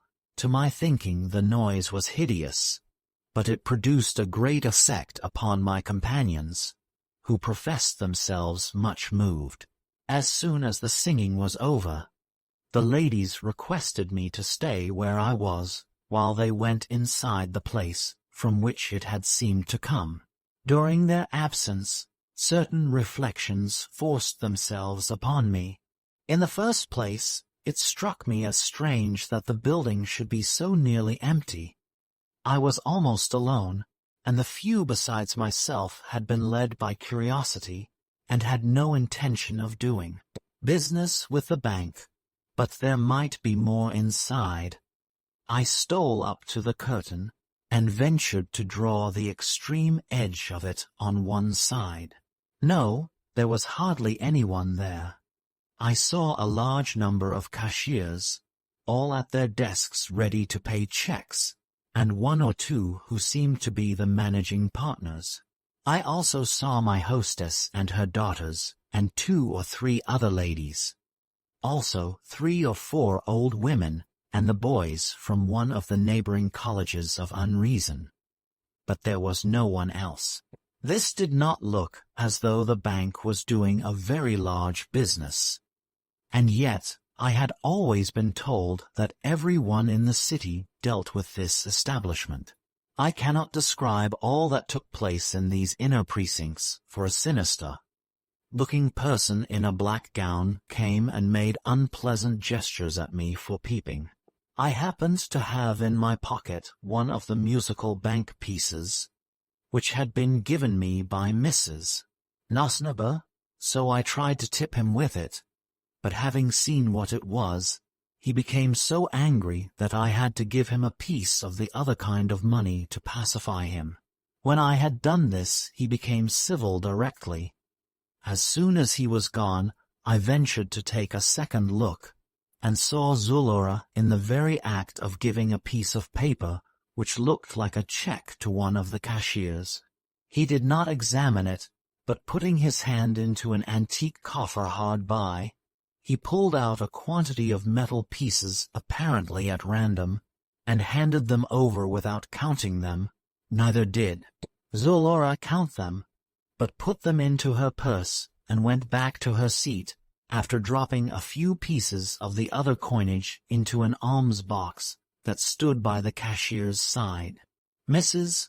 Nosnibor and AROWHENA then did likewise, but a little later they gave all, so far as I could see, that they had received from the cashier back to a verger, who I have no doubt put it back into the coffer from which it had been taken. They then began making towards the curtain, whereon I let it drop and retreated to a reasonable distance. They soon joined me. For some few minutes we all kept silence. But at last I ventured to remark that the bank was not so busy today as it probably often was. On this, Mrs. Nosnibor said that it was indeed melancholy to see what little heed people paid to the most precious of all institutions. I could say nothing in reply, but I have ever been of opinion that the greater part of mankind do approximately know where they get that which does them good. Mrs. Nosnibor went on to say that I must not think there was any want of confidence in the bank, because I had seen so few people there. The heart of the country was thoroughly devoted to these establishments, and any sign of their being in danger would bring in support from the most unexpected quarters. It was only because people knew them to be so very safe that in some cases, as she lamented to say in Mr. Nosnibor's, they felt that their support was unnecessary. Moreover, these institutions never departed from the safest and most approved banking principles. Thus they never allowed interest on deposit, a thing now frequently done by certain bubble companies, which by doing an illegitimate trade had drawn many customers away, and even the shareholders were fewer than formerly, owing to the innovations of these unscrupulous persons. For the musical banks paid little or no dividend, but divided their profits by way of bonus on the original shares, once in every 30,000 years. And as it was now only 2,000 years since there had been one of these distributions, people felt that they could not hope for another in their own time and preferred investments whereby they got some more tangible return. All which, she said, was very melancholy to think of. Having made these last admissions, she returned to her original statement, namely, that everyone in the country really supported these banks. As to the fewness of the people and the absence of the able-bodied, she pointed out to me with some justice that this was exactly what we ought to expect.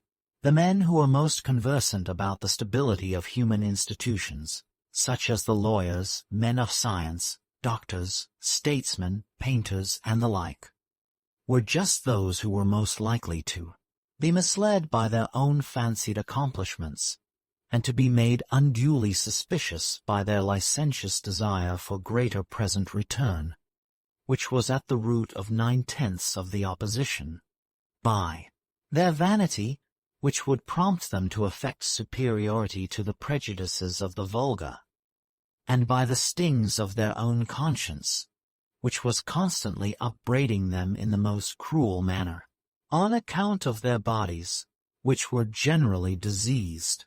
Let a person's intellect, she continued, be never so sound, unless his body is in absolute health, he can form no judgment worth having on matters of this kind. The body is everything. It need not perhaps be such a strong body. She said this because she saw that I was thinking of the old and infirm-looking folks whom I had seen in the bank. But it must be in perfect health. In this case, the less active strength it had, the more free would be the working of the intellect, and therefore the sounder the conclusion. The people, then, whom I had seen at the bank were in reality the very ones whose opinions were most worth having. They declared its advantages to be incalculable, and even professed to consider the immediate return to be far larger than they were entitled to. And so she ran on, nor did she leave off till we had got back to the house. She might say what she pleased, but her manner carried no conviction, and later on I saw signs of general indifference to these banks that were not to be mistaken. Their supporters often denied it, but the denial was generally so couched as to add another proof of its existence. In commercial panics, and in times of general distress, the people as a mass did not so much as even think of turning to these banks. A few might do so, some from habit and early training, some from the instinct that prompts us to catch at any straw when we think ourselves drowning, but few from a genuine belief that the musical banks could save them from financial ruin if they were unable to meet their engagements in the other kind of currency. In conversation with one of the musical bank managers, I ventured to hint this as plainly as politeness would allow. He said that it had been more or less true till lately, but that now they had put fresh stained glass windows into all the banks in the country, and repaired the buildings and enlarged the organs. The presidents, moreover, had taken to riding in omnibuses and talking nicely to people in the streets, and to remembering the ages of their children, and giving them things when they were naughty, so that all would henceforth go smoothly. But haven't you done anything to the money itself? Said I, timidly. It is not necessary, he rejoined, not in the least necessary, I assure you. And yet anyone could see that the money given out at these banks was not that with which people bought their bread, meat and clothing. It was like it at a first glance, and was stamped with designs that were often of great beauty. It was not, again, a spurious coinage, made with the intention that it should be mistaken for the money in actual use. It was more like a toy money, or the counters used for certain games at cards. For, notwithstanding the beauty of the designs, the material on which they were stamped was as nearly valueless as possible. Some were covered with tin foil, but the greater part were frankly of a cheap base metal, the exact nature of which I was not able to determine. Indeed, they were made of a great variety of metals, or, perhaps more accurately, alloys, some of which were hard, while others would bend easily and assume almost any form which their possessor might desire at the moment. Of course, everyone knew that their commercial value was nil, but all those who wished to be considered respectable thought it incumbent upon them to retain a few coins in their possession, and to let them be seen from time to time in their hands and purses. Not only this, but they would stick to it that the current coin of the realm was dross in comparison with the musical bank coinage. Perhaps, however, the strangest thing of all was that these very people would at times make fun in small ways of the whole system. Indeed, there was hardly any insinuation against it which they would not tolerate and even applaud in their daily newspapers if written anonymously, while if the same thing were said without ambiguity to their faces, nominative case, verb, and accusative being all in their right places, and doubt impossible, they would consider themselves very seriously and justly outraged, and accuse the speaker of being unwell. I never could understand, neither can I quite do so now, though I begin to see better what they mean, why a single currency should not suffice them. It would seem to me as though all their dealings would have been thus greatly simplified, but I was met with a look of horror if ever I dared to hint at it.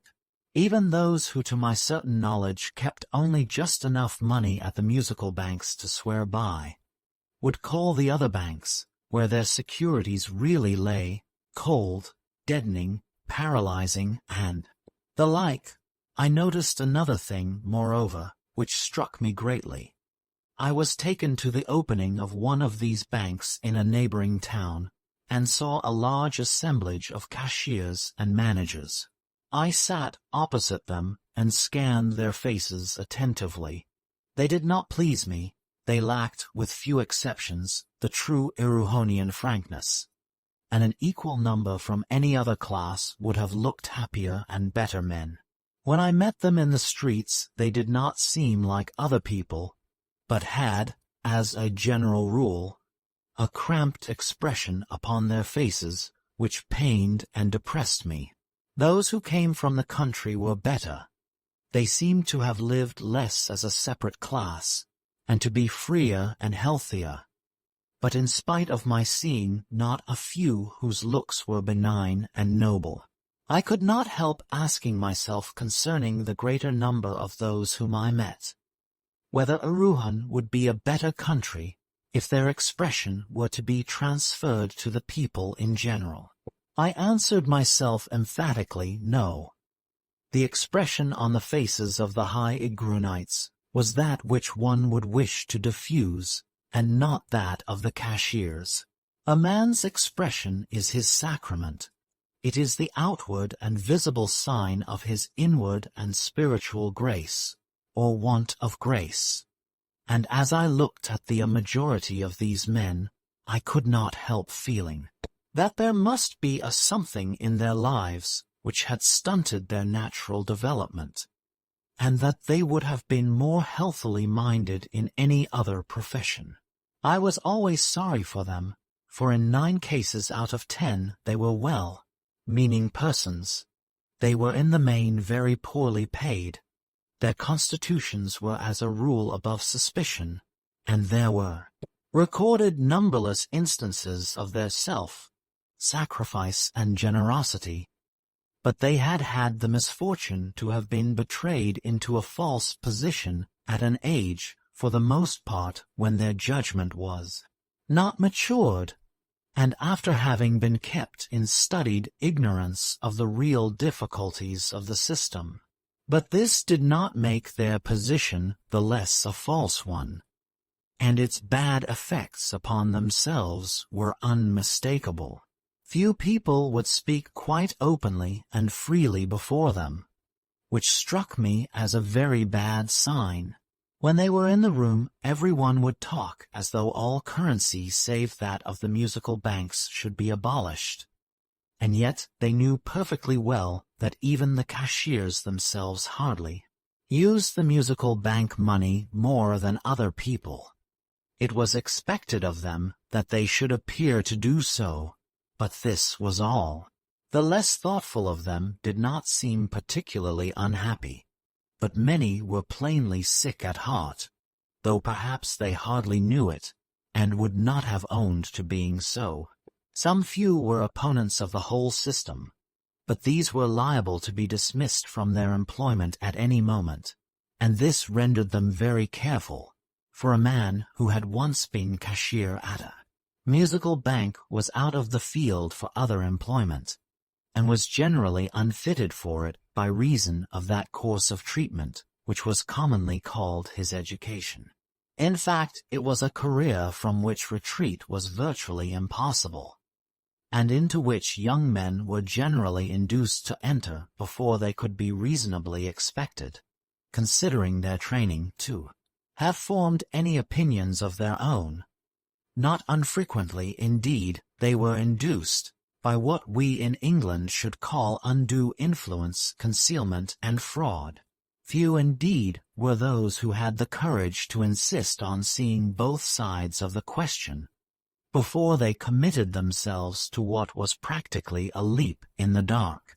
One would have thought that caution in this respect was an elementary principle, one of the first things that an honorable man would teach his boy to understand, but in practice it was not so. I even saw cases in which parents bought the right of presenting to the office of cashier at one of these banks, with a fixed determination that someone of their sons, perhaps a mere child, should fill it. There was the lad himself growing up with every promise of becoming a good and honorable man, but utterly without warning concerning the iron shoe which his natural protector was providing for him. Who could say that the whole thing would not end in a lifelong lie, and vain chafing to escape? I confess that there were few things in Erewhon which shocked me more than this. Yet we do something not so very different from this even in England, and as regards the dual commercial system, all countries have and have had a law of the land, and also another law which, though professedly more sacred, has far less effect on their daily life and actions. It seems as though the need for some law over and above, and sometimes even conflicting with, the law of the land, must spring from something that lies deep down in man's nature. Indeed, it is hard to think that man could ever have become man at all, but for the gradual evolution of a perception that though this world looms so large when we are in it, it may seem a little thing when we have got away from it. When man had grown to the perception that in the everlasting is and not of nature, the world and all that it contains, including man, is at the same time both seen and unseen, he felt the need of two rules of life, one for the seen, and the other for the unseen side of things. For the laws affecting the seen world, he claimed the sanction of seen powers. For the unseen, of which he knows nothing save that it exists and is powerful, he appealed to the unseen power of which, again, he knows nothing save that it exists and is powerful, to which he gives the name of God. Some Erewhonian opinions concerning the intelligence of the unborn embryo, that I regret my space will not permit me to lay before the reader, have led me to conclude that the Erewhonian musical banks, and perhaps the religious systems of all countries, are now more or less of an attempt to uphold the unfathomable and unconscious instinctive wisdom of millions of past generations against the comparatively shallow, consciously reasoning, and ephemeral conclusions drawn from that of the last 30 or 40. The saving feature of the Erewhonian musical bank system, as distinct from the quasi-idolatrous views which coexist with it, and on which I will touch later, was that while it bore witness to the existence of a kingdom that is not of this world, it made no attempt to pierce the veil that hides it from human eyes. It is here that almost all religions go wrong. Their priests try to make us believe that they know more about the unseen world than those whose eyes are still blinded by the seen can ever know, forgetting that while to deny the existence of an unseen kingdom is bad, to pretend that we know more about it than its bare existence is no better. This chapter is already longer than I intended, but I should like to say that in spite of the saving feature of which I have just spoken, I cannot help thinking that the Erewhonians are on the eve of some great change in their religious opinions, or at any rate in that part of them which finds expression through their musical banks. So far as I could see, fully 90% of the population of the metropolis looked upon these banks with something not far removed from contempt. If this is so, any such startling event as is sure to arise sooner or later may serve as nucleus to a new order of things that will be more in harmony with both the heads and hearts of the people. Chapter Roman 16, AROWHENA. The reader will perhaps have learned by this time a thing which I had myself suspected before I had been 24 hours in Mr. Nosniber's house. I mean, that though the Nosnibers showed me every attention, I could not cordially like them, with the exception of AROWHENA, who was quite different from the rest. They were not fair samples of Erewhonians.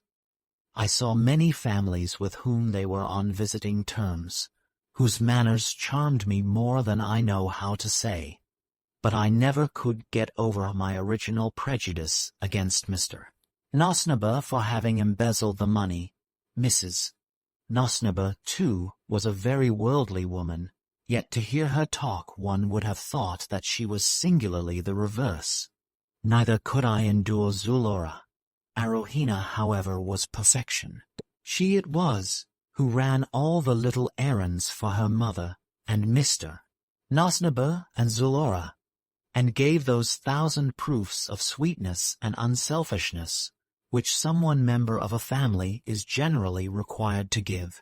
All day long it was AROWHENA this, and AROWHENA that, but she never seemed to know that she was being put upon, and was always bright and willing from morning till evening. Zulora certainly was very handsome, but AROWHENA was infinitely the more graceful of the two, and was the very ne plus ultra of youth and beauty. I will not attempt to describe her, for anything that I could say would fall so far short of the reality as only to mislead the reader. Let him think of the very loveliest that he can imagine, and he will still be below the truth. Having said this much, I need hardly say that I had fallen in love with her. She must have seen what I felt for her, but I tried my hardest not to let it appear even by the slightest sign. I had many reasons for this. I had no idea what Mr. and Mrs. Nosnibor would say to it, and I knew that AROWHENA would not look at me, at any rate not yet, if her father and mother disapproved, which they probably would, considering that I had nothing except the pension of about £1 a day of our money which the king had granted me.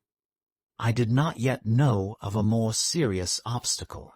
In the meantime, I may say that I had been presented at court, and was told that my reception had been considered as singularly gracious. Indeed, I had several interviews both with the king and queen, at which from time to time the queen got everything from me that I had in the world, clothes and all, except the 2 buttons I had given to Erem, the loss of which seemed to annoy her a good deal. I was presented with a court suit, and Her Majesty had my old clothes put upon a wooden dummy, on which they probably remain, unless they have been removed in consequence of my subsequent downfall.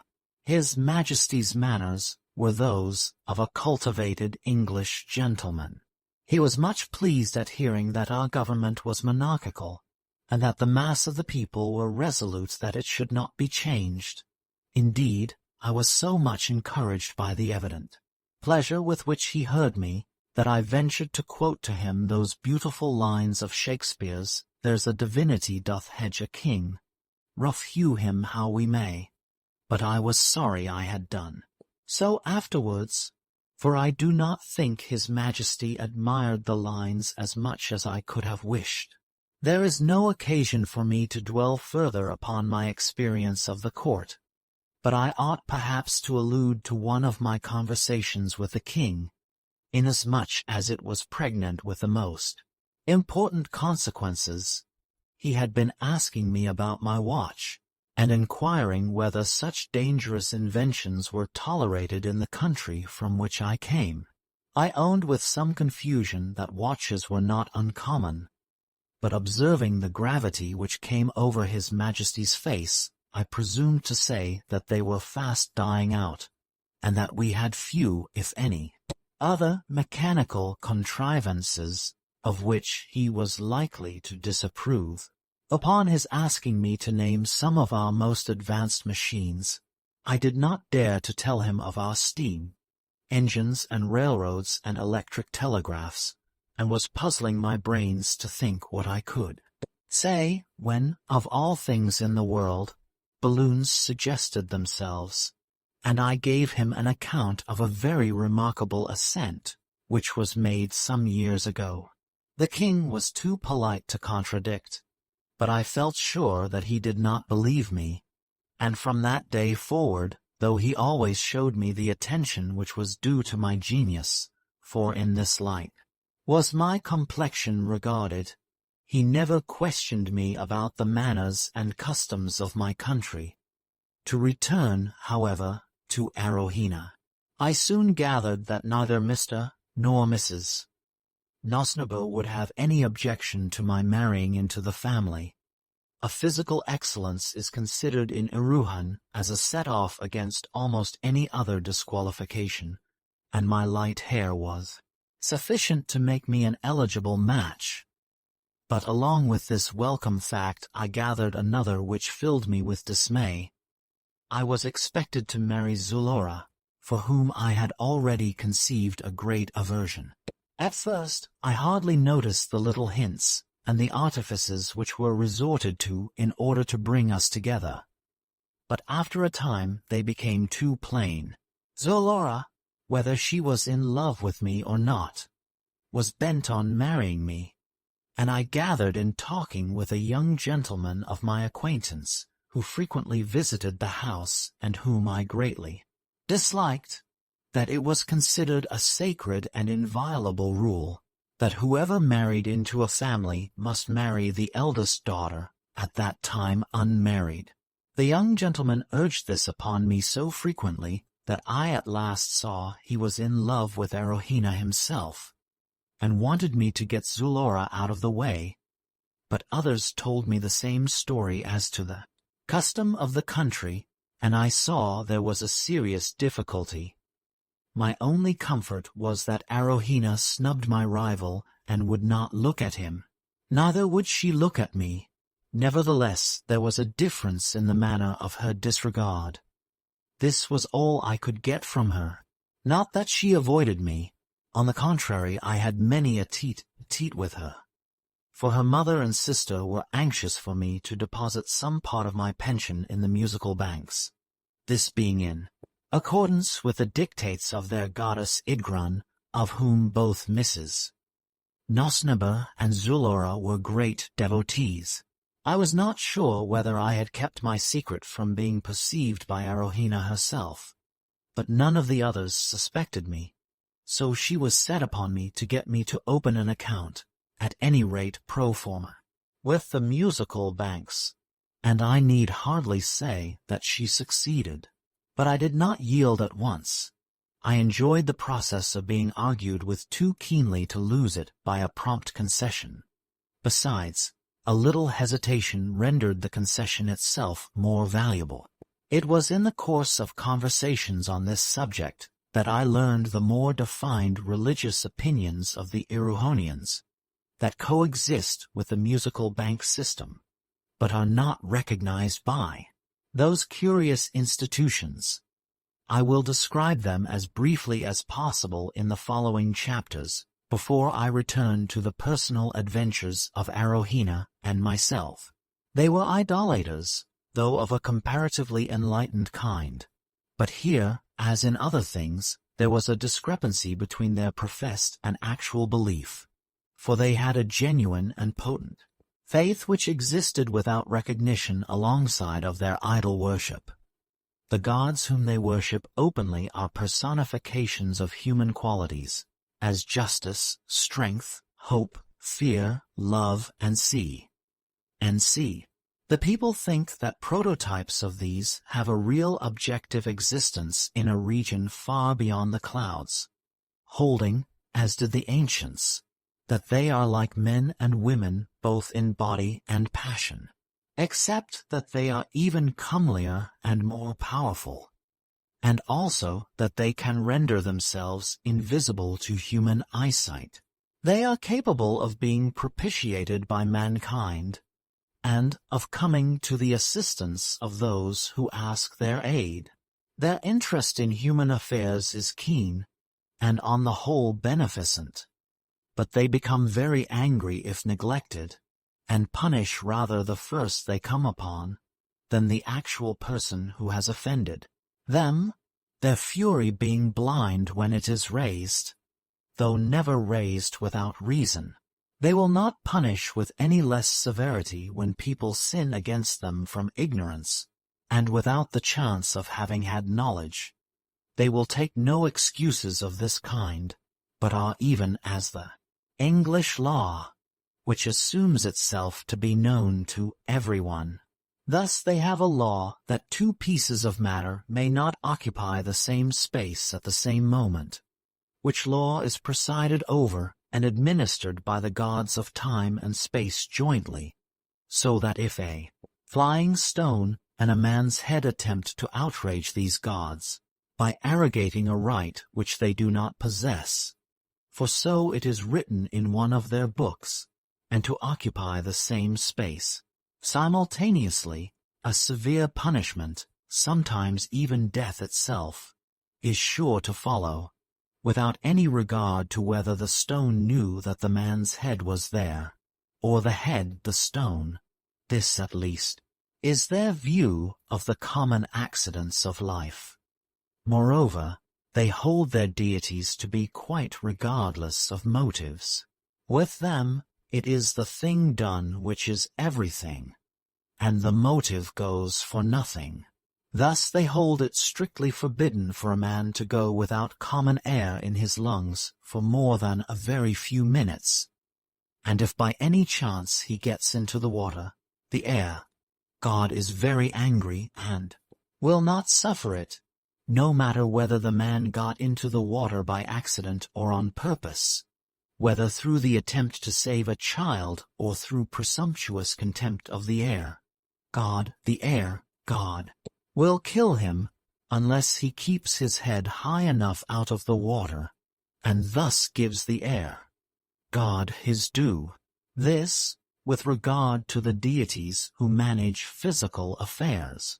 Over and above these they personify hope, fear, love, and so forth, giving them temples and priests, and carving likenesses of them in stone, which they verily believe to be faithful representations of living beings who are only not human in being more than human.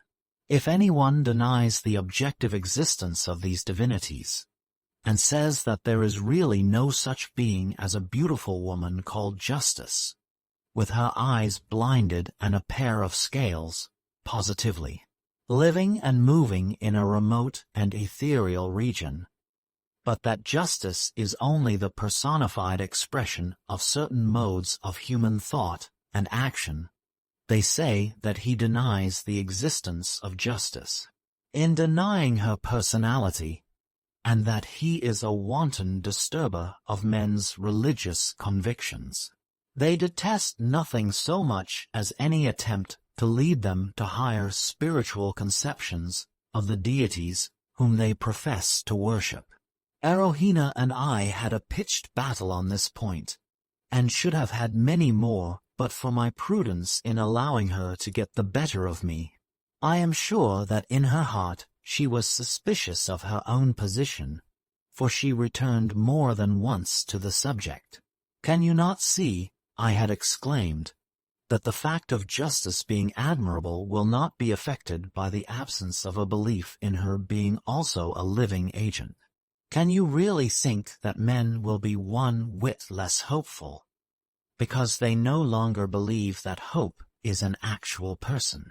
She shook her head, and said that with men's belief in the personality all incentive to the reverence of the thing itself, as justice or hope, would cease. Men from that hour would never be either just or hopeful again. I could not move her, nor, indeed, did I seriously wish to do so. She deferred to me in most things, but she never shrank from maintaining her opinions if they were put in question. Nor does she to this day abate one jot of her belief in the religion of her childhood, though in compliance with my repeated entreaties, she has allowed herself to be baptized into the English Church. She has, however, made a gloss upon her original faith to the effect that her baby and I are the only human beings exempt from the vengeance of the deities for not believing in their personality. She is quite clear that we are exempted. She should never have so strong a conviction of it otherwise. How it has come about she does not know, neither does she wish to know. There are things which it is better not to know, and this is one of them. But when I tell her that I believe in her deities as much as she does, and that it is a difference about words, not things, she becomes silent with a slight emphasis. I own that she very nearly conquered me once, for she asked me what I should think if she were to tell me that my God whose nature and attributes I had been explaining to her, was but the expression for man's highest conception of goodness, wisdom, and power, that in order to generate a more vivid conception of so great and glorious a thought, man had personified it and called it by a name, that it was an unworthy conception of the deity to hold him personal, inasmuch as escape from human contingencies became thus impossible, that the real thing men should worship was the divine, wheresoever they could find it, that God was but man's way of expressing his sense of the divine, that as justice, hope, wisdom, and see were all parts of goodness, so God was the expression which embraced all goodness and all good power, that people would no more cease to love God on ceasing to believe in his objective personality, than they had ceased to love justice on discovering that she was not really personal. Nay, that they would never truly love him till they saw him thus.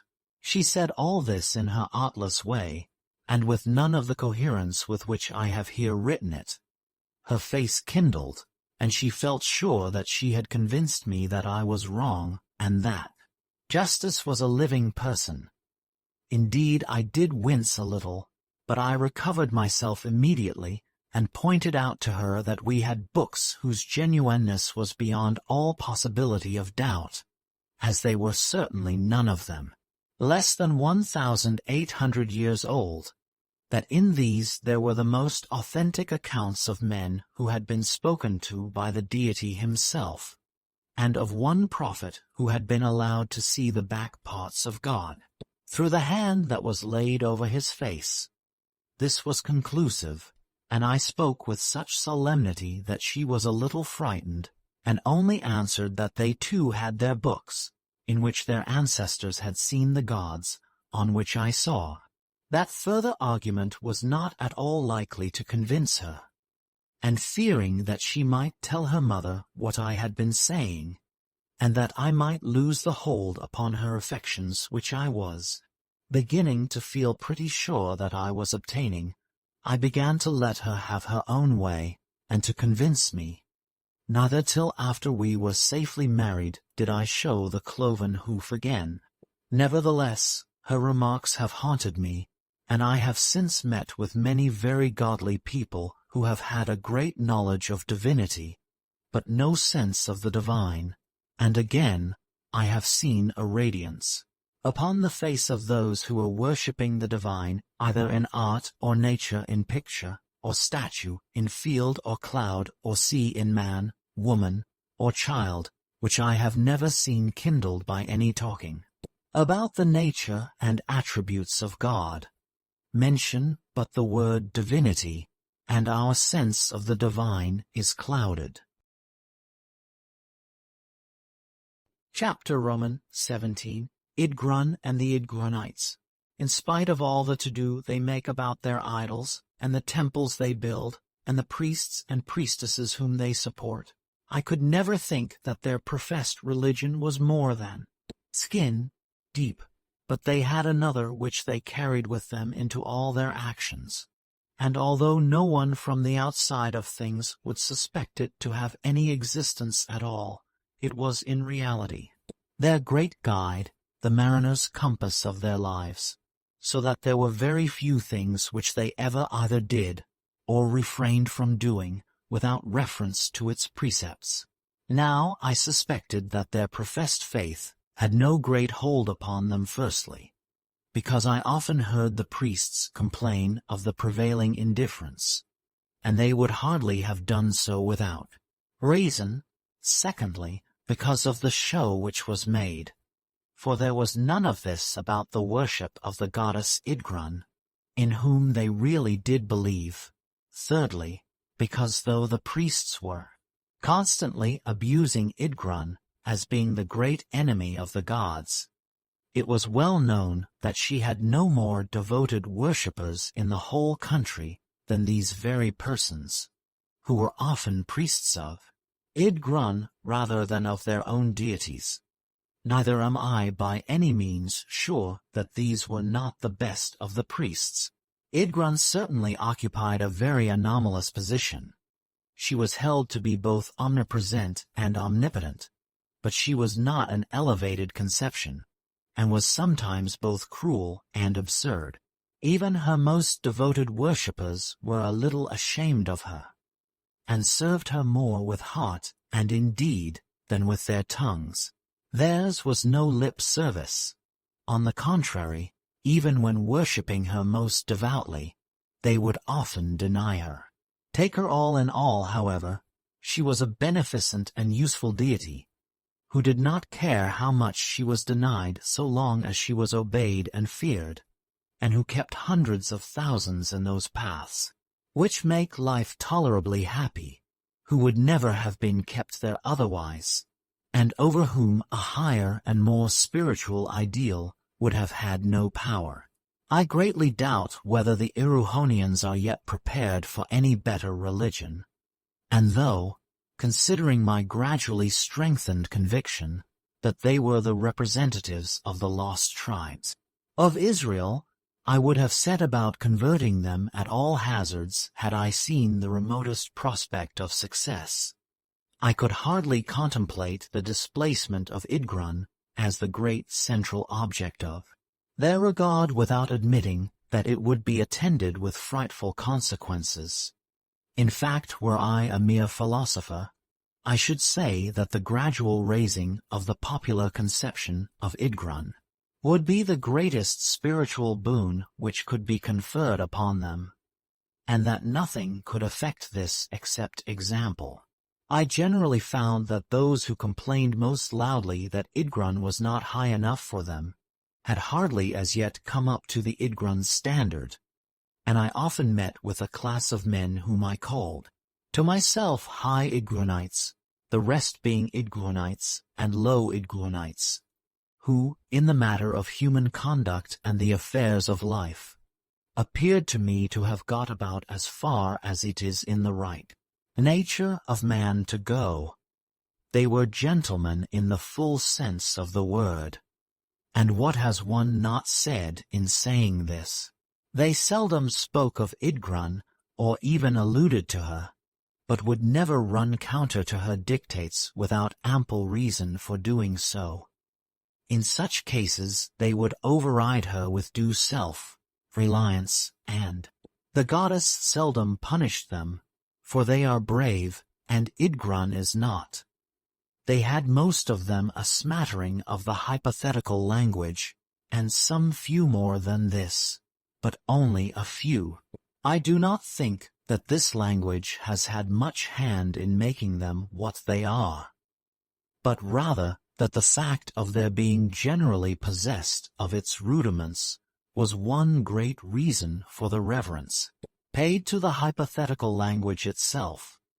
Being inured from youth to exercises and athletics of all sorts, and living fearlessly under the eye of their peers, among whom there exists a high standard of courage, generosity, honor, and every good and manly quality, what wonder that they should have become, so to speak, a law unto themselves, and, while taking an elevated view of the goddess YDGRUN, they should have gradually lost all faith in the recognized deities of the country. These they do not openly disregard, for conformity until absolutely intolerable is a law of YDGRUN, yet they have no real belief in the objective existence of beings which so readily explain themselves as abstractions, and whose personality demands a materialism which it baffles the imagination to realize.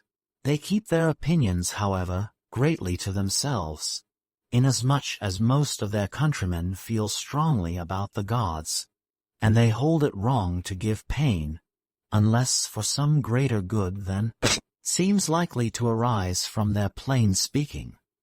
On the other hand, surely those whose own minds are clear about any given matter, even though it be only that there is little certainty, should go so far towards imparting that clearness to others, as to say openly what they think and why they think it, whenever they can properly do so.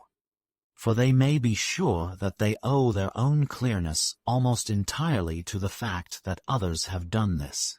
By them, after all, they may be mistaken, and if so, it is for their own and the general well-being that they should let their error be seen as distinctly as possible, so that it may be more easily refuted. I own, therefore, that on this one point I disapproved of the practice even of the highest YDGRUNites, and objected to it all the more because I knew that I should find my own future task more easy, if the high YDGRUNites had already undermined the belief which is supposed to prevail at present. In other respects, they were more like the best class of Englishmen than any whom I have seen in other countries. I should have liked to have persuaded half a dozen of them to come over to England and go upon the stage, for they had most of them a keen sense of humor and a taste for acting. They would be of great use to us. The example of a real gentleman is, if I may say so without profanity, the best of all gospels. Such a man upon the stage becomes a potent humanizing influence, an ideal which all may look upon for a shilling. I always liked and admired these men, and although I could not help deeply regretting their certain ultimate perdition, for they had no sense of a hereafter, and their only religion was that of self-respect and consideration for other people, I never dared to take so great a liberty with them as to attempt to put them in possession of my own religious convictions, in spite of my knowing that they were the only ones which could make them really good and happy, either here or hereafter. I did try sometimes, being impelled to do so by a strong sense of duty, and by my deep regret that so much that was admirable should be doomed to ages if not eternity of torture. But the words stuck in my throat as soon as I began. Whether a professional missionary might have a better chance I know not. Such persons must doubtless know more about the science of conversion. For myself, I could only be thankful that I was in the right path, and was obliged to let others take their chance as yet. If the plan fails by which I propose to convert them myself, I would gladly contribute my mite towards the sending 2 or 3 trained missionaries, who have been known as successful converters of Jews and Mahometans, but such have seldom much to glory in the flesh.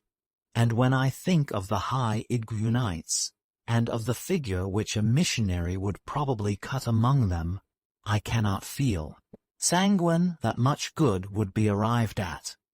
Still, the attempt is worth making, and the worst danger to the missionaries themselves would be that of being sent to the hospital where Chowbok would have been sent had he come with me into Erewhon.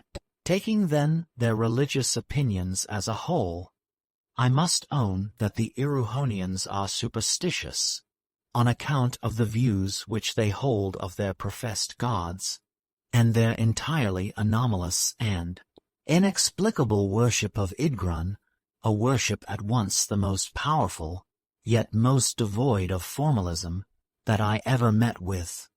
But in practice things worked better than might have been expected, and the conflicting claims of YDGRUN and the gods were arranged by unwritten compromises, for the most part in YDGRUN's favor, which in 99 cases out of 100 were very well understood. I could not conceive why they should not openly acknowledge high YDGRUNism, and discard the objective personality of hope, justice, and see. But whenever I so much as hinted at this, I found that I was on dangerous ground. They would never have it, returning constantly to the assertion that ages ago the divinities were frequently seen, and that the moment their personality was disbelieved in, men would leave off practicing even those ordinary virtues which the common experience of mankind has agreed on as being the greatest secret of happiness. Who ever heard, they asked indignantly, of such things as kindly training, a good example, and an enlightened regard to one's own welfare, being able to keep men straight? In my hurry, forgetting things which I ought to have remembered, I answered that if a person could not be kept straight by these things, there was nothing that could straighten him, and that if he were not ruled by the love and fear of men whom he had seen, neither would he be so by that of the gods whom he had not seen. At one time indeed I came upon a small but growing sect who believed, after a fashion, in the immortality of the soul and the resurrection from the dead. They taught that those who had been born with feeble and diseased bodies and had passed their lives in ailing would be tortured eternally hereafter, but that those who had been born strong and healthy and handsome would be rewarded for ever and ever. Of moral qualities or conduct they made no mention. Bad as this was, it was a step in advance, inasmuch as they did hold out a future state of some sort, and I was shocked to find that for the most part they met with opposition, on the score that their doctrine was based upon no sort of foundation, also that it was immoral in its tendency, and not to be desired by any reasonable beings. When I asked how it could be immoral, I was answered that if firmly held, it would lead people to cheapen this present life, making it appear to be an affair of only secondary importance, that it would thus distract men's minds from the perfecting of this world's economy, and was an impatient cutting, so to speak, of the Gordian knot of life's problems, whereby some people might gain present satisfaction to themselves at the cost of infinite damage to others, that the doctrine tended to encourage the poor in their improvidence, and in a debasing acquiescence in ills which they might well remedy, that the rewards were illusory and the result, after all, of luck, whose empire should be bounded by the grave, that its terrors were enervating and unjust, and that even the most blessed rising would be but the disturbing of a still more blessed slumber. To all which I could only say that the thing had been actually known to happen, and that there were several well-off, indicated instances of people having died and come to life again, instances which no man in his senses could doubt. If this be so, said my opponent, we must bear it as best we may. I then translated for him, as well as I could, the noble speech of Hamlet in which he says that it is the fear lest worse evils may befall us after death, which alone prevents us from rushing into death's arms. Nonsense, he answered. No man was ever yet stopped from cutting his throat by any such fears as your poet ascribes to him, and your poet probably knew this perfectly well. If a man cuts his throat he is at bay, and thinks of nothing but escape, no matter whither, provided he can shuffle off his present. No, men are kept at their posts, not by the fear that if they quit them they may quit a frying pan for a fire, but by the hope that if they hold on, the fire may burn less fiercely. The respect, to quote your poet, that makes calamity of so long a life, is the consideration that though calamity may live long, the sufferer may live longer still.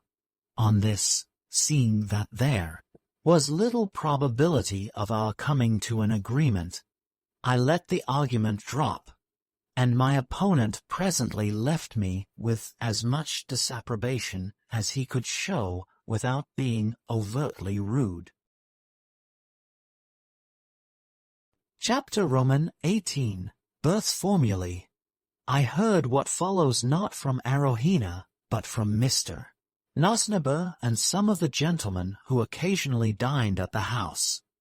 They told me that the EREWHONIANS believe in pre-existence, and not only this, of which I will write more fully in the next chapter, but they believe that it is of their own free act and deed in a previous state that they come to be born into this world at all. They hold that the unborn are perpetually plaguing and tormenting the married of both sexes, fluttering about them incessantly, and giving them no peace either of mind or body until they have consented to take them under their protection. If this were not so, this at least is what they urge, it would be a monstrous freedom for one man to take with another, to say that he should undergo the chances and changes of this mortal life, without any option in the matter. No man would have any right to get married at all, inasmuch as he can never tell what frightful misery his doing so may entail forcibly upon a being who cannot be unhappy as long as he does not exist.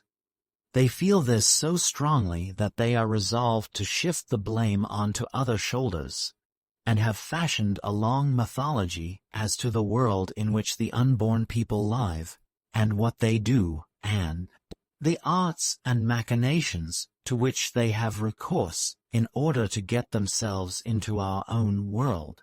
But of this more anon. What I would relate here is their manner of dealing with those who do come. It is a distinguishing peculiarity of the Erewhonians that when they profess themselves to be quite certain about any matter, and avow it as a base on which they are to build a system of practice, they seldom quite believe in it.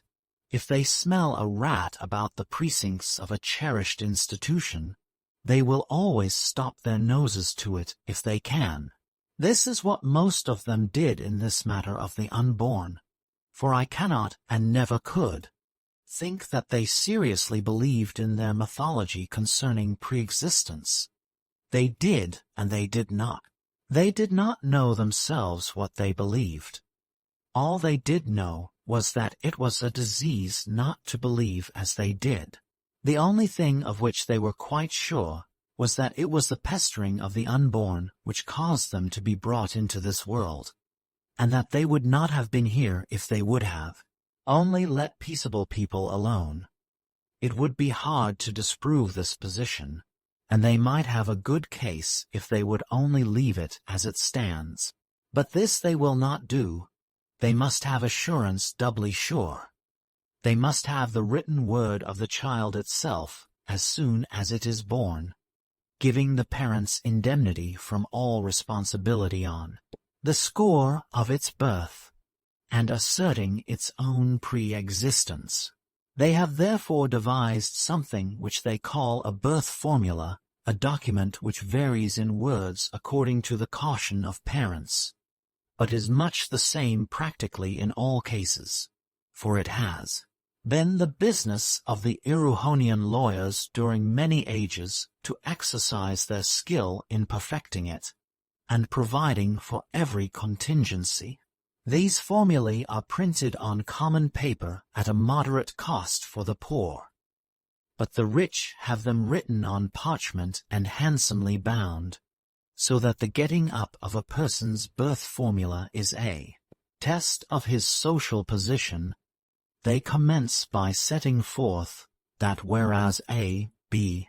was a member of the kingdom of the unborn, where he was well provided for in every way, and had no cause of discontent, and C. He did of his own wanton depravity and restlessness conceive a desire to enter into this present world, that thereon having taken the necessary steps, as set forth in laws of the unborn kingdom, he did with malice aforethought set himself to plague and pester two unfortunate people who had never wronged him, and who were quite contented and happy until he conceived this base design against their peace, for which wrong he now humbly entreats their pardon. He acknowledges that he is responsible for all physical blemishes and deficiencies which may render him answerable to the laws of his country, that his parents have nothing whatever to do with any of these things, and that they have a right to kill him at once, if they be so minded, though he entreats them to show their marvelous goodness and clemency by sparing his life. If they will do this, he promises to be their most obedient and abject creature during his earlier years, and indeed all his life, unless they should see fit in their abundant generosity to remit some portion of his service hereafter. And so the formula continues, going sometimes into very minute details, according to the fancies of family lawyers, who will not make it any shorter than they can help. The deed being thus prepared, on the third or fourth day after the birth of the child, or as they call it, the final importunity, the friends gather together, and there is a feast held, where they are all very melancholy as a general rule, I believe, quite truly so, and make presents to the father and mother of the child, in order to console them for the injury which has just been done them by the unborn, by the child himself is brought down by his nurse, and the company begin to rail upon him, upbraiding him for his impertinence, and asking him what amends he proposes to make for the wrong that he has committed, and how he can look for care and nourishment from those who have perhaps already been injured by the unborn on some 10 or 12 occasions.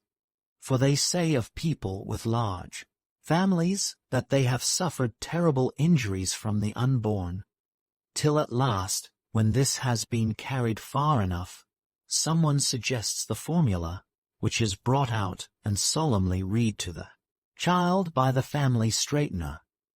This gentleman is always invited on these occasions, for the very fact of intrusion into a peaceful family shows a depravity on the part of the child which requires his professional services. On being teased by the reading and tweaked by the nurse, the child will commonly begin to cry, which is reckoned a good sign, as showing a consciousness of guilt. He is thereon asked, does he assent to the formula?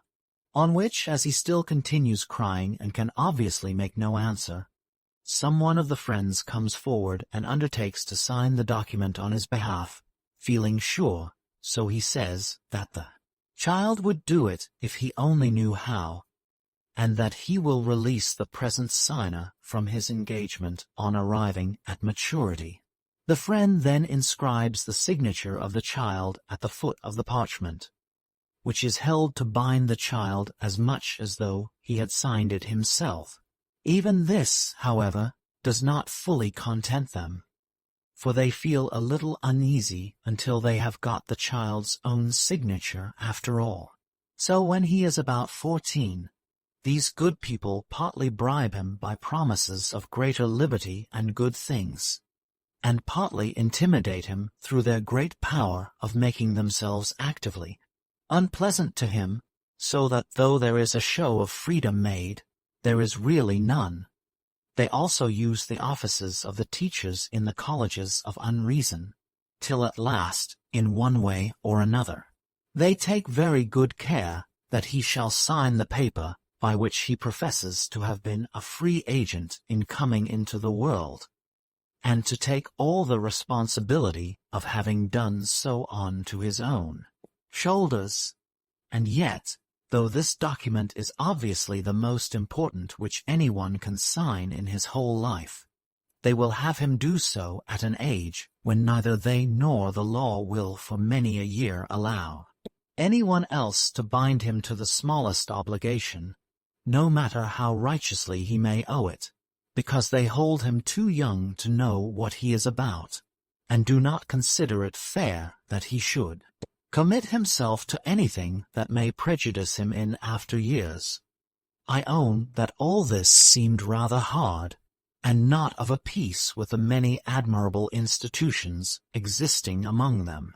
I once ventured to say a part of what I thought about it to one of the professors of unreason. I did it very tenderly, but his justification of the system was quite out of my comprehension.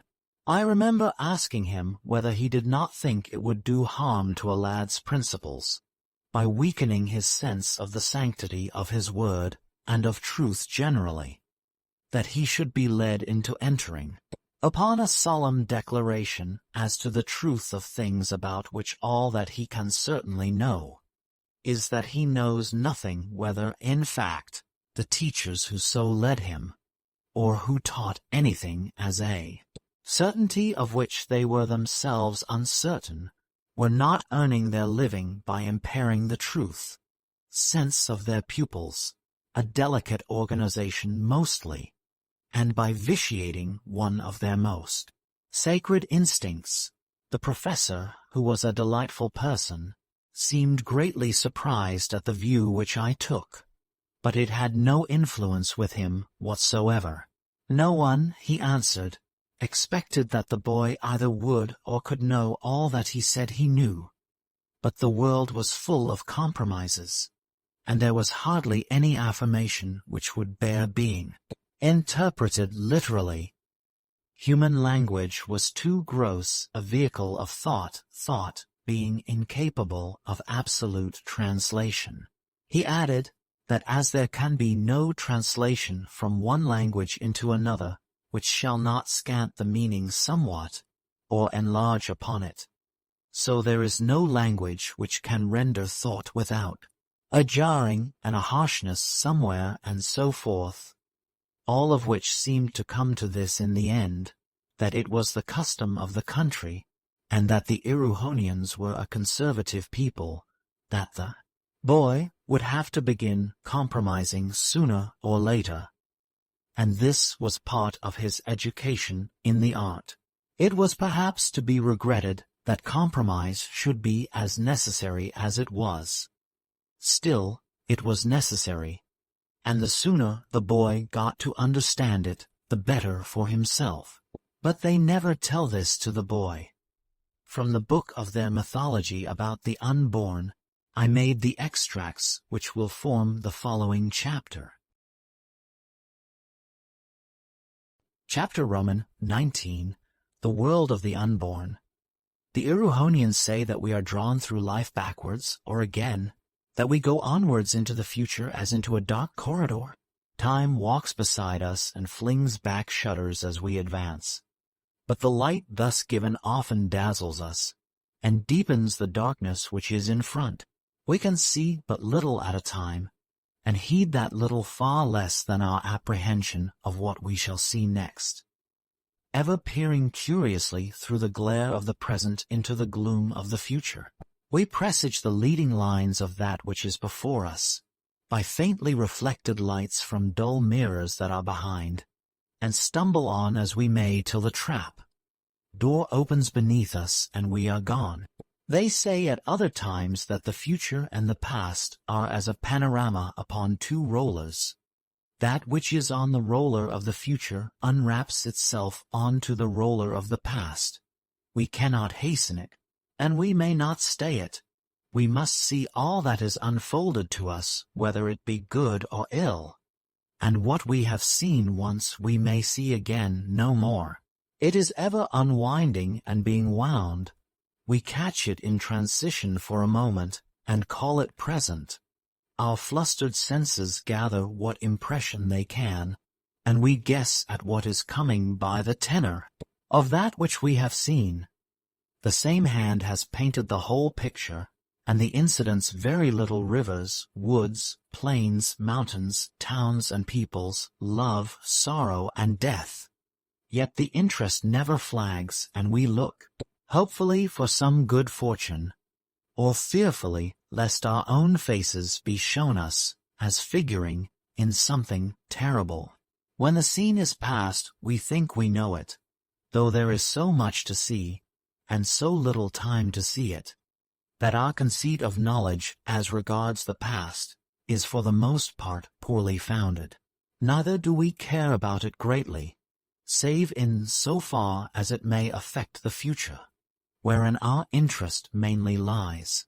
The Erewhonians say it was by chance only that the earth and stars and all the heavenly worlds began to roll from east to west.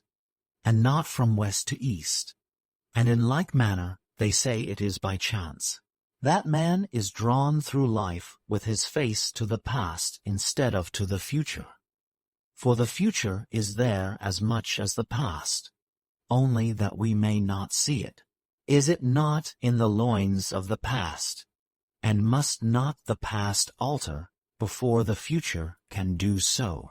Sometimes, again, they say that there was a race of men tried upon the earth once, who knew the future better than the past, but that they died in a 12-month from the misery which their knowledge caused them, and if any were to be born too prescient now, he would be culled out by natural selection, before he had time to transmit so peace, destroying a faculty to his descendants. Strange fate for man! He must perish if he get that, which he must perish if he strive not after. If he strive not after it, he is no better than the brutes. If he get it, he is more miserable than the devils. Having waded through many chapters like the above, I came at last to the unborn themselves, and found that they were held to be souls pure and simple, having no actual bodies, but living in a sort of gaseous yet more or less anthropomorphic existence, like that of a ghost. They have thus neither flesh nor blood nor warmth. Nevertheless, they are supposed to have local habitations and cities wherein they dwell, though these are as unsubstantial as their inhabitants. They are even thought to eat and drink some thin, ambrosial sustenance, and generally to be capable of doing whatever mankind can do, only after a visionary, ghostly fashion, as in a dream. On the other hand, as long as they remain where they are, they never die, the only form of death in the unborn world being the leaving it for our own. They are believed to be extremely numerous, far more so than mankind. They arrive from unknown planets, full grown, in large batches at a time, but they can only leave the unborn world by taking the steps necessary for their arrival here, which is, in fact, by suicide. They ought to be an exceedingly happy people, for they have no extremes of good or ill fortune, never marrying, but living in a state much like that fabled by the poets as the primitive condition of mankind. In spite of this, however, they are incessantly complaining. They know that we in this world have bodies, and indeed they know everything else about us, for they move among us whithersoever they will, and can read our thoughts, as well as survey our actions at pleasure. One would think that this should be enough for them, and most of them are indeed alive to the desperate risk which they will run by indulging themselves in that body with sensible warm motion, which they so much desire. Nevertheless, there are some to whom the ennui of a disembodied existence is so intolerable that they will venture anything for a change, so they resolve to quit. The conditions which they must accept are so uncertain that none but the most foolish of the unborn will consent to them, and it is from these, and these only, that our own ranks are recruited. When they have finally made up their minds to leave, they must go before the magistrate of the nearest town, and sign an affidavit of their desire to quit their then existence. On their having done this, the magistrate reads them the conditions which they must accept, and which are so long that I can only extract some of the principal points, which are mainly the following. First, they must take a potion which will destroy their memory and sense of identity. They must go into the world helpless, and without a will of their own. They must draw lots for their dispositions before they go, and take them, such as they are. For better or worse, neither are they to be allowed any choice in the matter of the body which they so much desire. They are simply allotted by chance, and without appeal, to two people whom it is their business to find and pester until they adopt them, Who these are to be, whether rich or poor, kind or unkind, healthy or diseased, there is no knowing. They have, in fact, to entrust themselves for many years to the care of those for whose good constitution and good sense they have no sort of guarantee. It is curious to read the lectures which the wiser heads give to those who are meditating a change. They talk with them as we talk with a spendthrift, and with about as much success. To be born, they say, is a felony, it is a capital crime, for which sentence may be executed at any moment after the commission of the offense. You may perhaps happen to live for some 70 or 80 years. But what is that, compared with the eternity you now enjoy? And even though the sentence were commuted, and you were allowed to live on forever, you would in time become so terribly weary of life that execution would be the greatest mercy to you. Consider the infinite risk, to be born of wicked parents and trained in vice, to be born of silly parents and trained to unrealities, of parents who regard you as a sort of chattel or property, belonging more to them than to yourself. Again, you may draw utterly unsympathetic parents, who will never be able to understand you, and who will do their best to thwart you, as a hen when she has hatched a duckling, and then call you ungrateful because you do not love them. Or, again, you may draw parents who look upon you as a thing to be cowed while it is still young, lest it should give them trouble hereafter by having wishes and feelings of its own. In later life, when you have been finally allowed to pass muster as a full member of the world, you will yourself become liable to the pesterings of the unborn, and a very happy life you may be led. In consequence, for we solicit so strongly that a few only nor these the best can refuse us, and yet not to refuse is much the same as going into partnership with half a dozen different people about whom one can know absolutely nothing before, and not even whether one is going into partnership with men or women, nor with how many of either. Delude not yourself with thinking that you will be wiser than your parents. You may be an age in advance of those whom you have pestered, but unless you are one of the great ones, you will still be an age behind those who will in their turn pester you. Imagine what it must be to have an unborn quartered upon you, who is of an entirely different temperament and disposition to your own, nay, half a dozen such, who will not love you though you have stinted yourself in 1,000 ways to provide for their comfort and well-being, who will forget all your self-sacrifice, and of whom you may never be sure that they are not bearing a grudge against you for errors of judgment into which you may have fallen, though you had hoped that such had been long since atoned for. Ingratitude such as this is not uncommon, yet fancy what it must be to bear.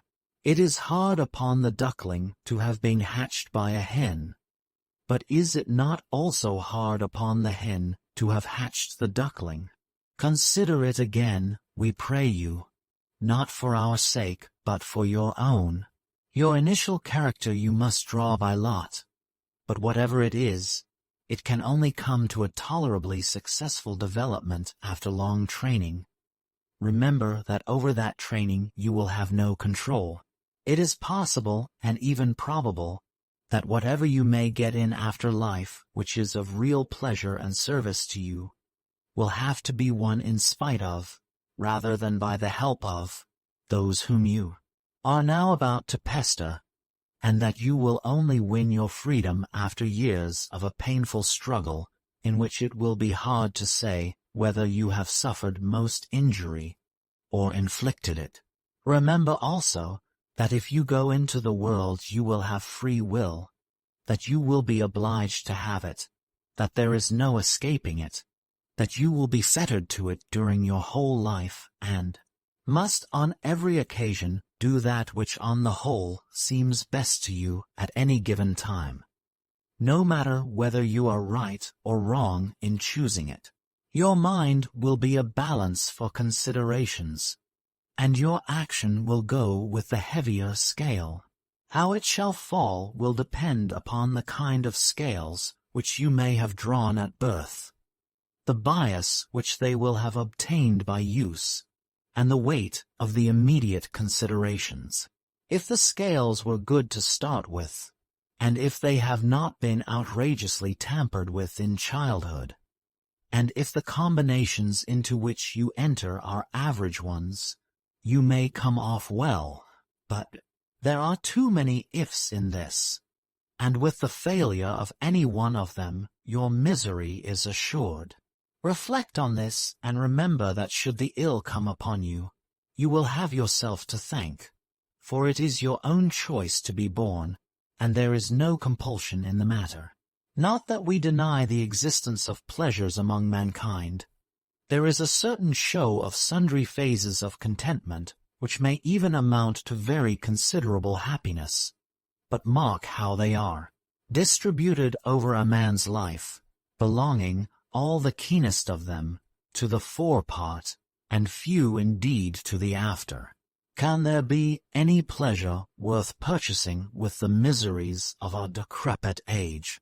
If you are good, strong, and handsome, you have a fine fortune indeed at 20, but how much of it will be left at 60? For you must live on your capital. There is no investing your powers, so that you may get a small annuity of life forever. You must eat up your principal bit by bit, and be tortured by seeing it grow continually smaller and smaller, even though you happen to escape being rudely robbed of it by crime or casualty. Remember, too, that there never yet was a man of 40 who would not come back into the world of the unborn, if he could do so with decency and honor. Being in the world, he will as a general rule stay till he is forced to go.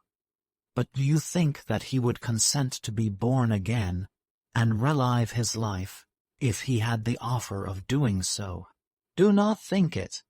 If he could so alter the past as that he should never have come into being at all, do you not think that he would do it very gladly? What was it that one of their own poets meant, if it was not this, when he cried out upon the day in which he was born, and the night in which it was said, there is a man-child conceived? For now, he says, I should have lain still and been quiet, I should have slept.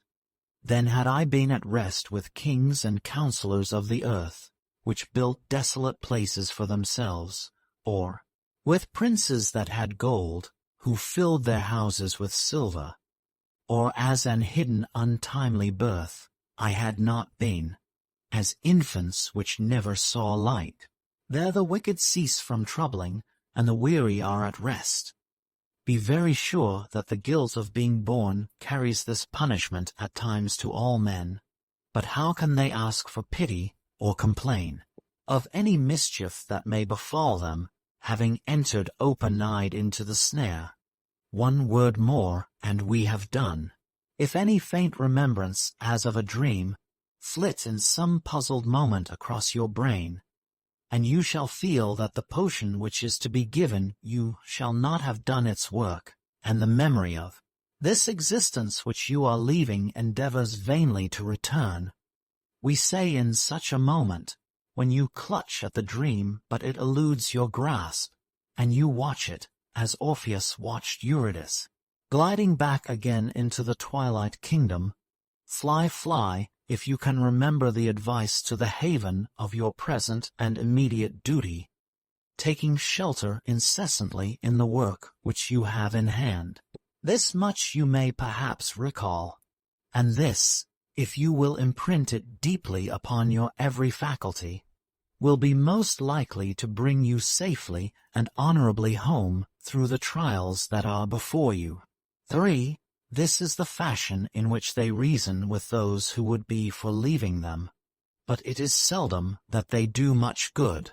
For none but the unquiet and unreasonable ever think of being born, and those who are foolish enough to think of it are generally foolish enough to do it. Finding, therefore, that they can do no more, the friends follow weeping to the courthouse of the chief magistrate, where the one who wishes to be born declares solemnly and openly that he accepts the conditions attached to his decision. On this he is presented with a potion which immediately destroys his memory and sense of identity, and dissipates the thin gaseous tenement which he has inhabited. He becomes a bare vital principle, not to be perceived by human senses, nor to be, by any chemical test, appreciated. He has but one instinct, which is that he is to go to such and such a place, where he will find two persons whom he is to importune till they consent to undertake him. But whether he is to find these persons among the race of Chowbach, or the EREWHONIANS themselves, is not for him to choose. Chapter Roman 20. What they mean by it. I have given the above mythology at some length, but it is only a small part of what they have upon the subject. My first feeling on reading it was that any amount of folly on the part of the unborn in coming here was justified by a desire to escape from such intolerable prosing. The mythology is obviously an unfair and exaggerated representation of life and things, and had its authors been so minded, they could have easily drawn a picture which would err as much on the bright side as this does on the dark. No Erewhonian believes that the world is as black as it has been here painted, but it is one of their peculiarities that they very often do not believe or mean things which they profess to regard as indisputable. In the present instance, their professed views concerning the unborn have arisen from their desire to prove that people have been presented with the gloomiest possible picture of their own prospects before they came here. Otherwise, they could hardly say to one whom they are going to punish for an affection of the heart or brain that it is all his own doing. In practice they modify their theory to a considerable extent, and seldom refer to the birth formula except in extreme cases. For the force of habit, or what not, gives many of them a kindly interest even in creatures who have so much wronged them as the unborn have done. And though a man generally hates the unwelcome little stranger for the first 12 months, he is apt to mollify, according to his lights, as time goes on, and sometimes he will become inordinately attached to the beings whom he is pleased to call his children.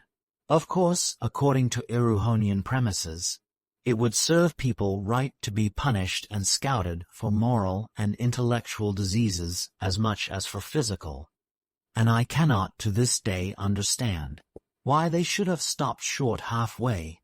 Neither, again, can I understand why their having done so should have been, as it certainly was, a matter of so much concern to myself. What could it matter to me how many absurdities the Erewhonians might adopt? Nevertheless, I longed to make them think as I did, for the wish to spread those opinions that we hold conducive to our own welfare is so deeply rooted in the English character that few of us can escape its influence. But let this pass. In spite of not a few modifications in practice of a theory which is itself revolting, the relations between children and parents in that country are less happy than in Europe. It was rarely that I saw cases of real hearty and intense affection between the old people and the young ones. Here and there I did so, and was quite sure that the children, even at the age of 20, were fonder of their parents than they were of anyone else, and that of their own inclination, being free to choose what company they would often choose that of their father and mother. The straightener's carriage was rarely seen at the door of those houses. I saw 2 or 3 such cases during the time that I remained in the country, and cannot express the pleasure which I derived from a sight suggestive of so much goodness and wisdom and forbearance, so richly rewarded. Yet I firmly believe that the same thing would happen in 9 families out of 10 if the parents were merely to remember how they felt when they were young, and actually to behave towards their children as they would have had their own parents behave towards themselves. But this, which would appear to be so simple and obvious, seems also to be a thing which not 1 in 100,000 is able to put in practice. It is only the very great and good who have any living faith in the simplest axioms, and there are few who are so holy as to feel that 19 and 13 make 32, as certainly as 2 and 2 make 4. I am quite sure that if this narrative should ever fall into Erewhonian hands, it will be said that what I have written about the relations between parents and children being seldom satisfactory is an infamous perversion of facts, and that in truth there are few young people who do not feel happier in the society of their nearest relations than in any other. Mr. Nosnibor would be sure to say this. Yet I cannot refrain from expressing an opinion that he would be a good deal embarrassed if his deceased parents were to reappear and propose to pay him a 6 months' visit. I doubt whether there are many things which he would regard as a greater infliction. They had died at a ripe old age some 20 years before I came to know him, so the case is an extreme one. But surely if they had treated him with what in his youth he had felt to be true unselfishness, his face would brighten when he thought of them to the end of his life. In the 1 or 2 cases of true family affection which I met with, I am sure that the young people who were so genuinely fond of their fathers and mothers at 18 would at 60 be perfectly delighted were they to get the chance of welcoming them as their guests. There is nothing which could please them better, except perhaps to watch the happiness of their own children and grandchildren. This is how things should be. It is not an impossible ideal. It is one which actually does exist in some few cases, and might exist in almost all, with a little more patience and forbearance upon the parents' part. But it is rare at present, so rare that they have a proverb which I can only translate in a very roundabout way, but which says that the great happiness of some people in a future state will consist in watching the distress of their parents on returning to eternal companionship with their grandfathers and grandmothers, whilst compulsory affection is the idea which lies at the root of their word.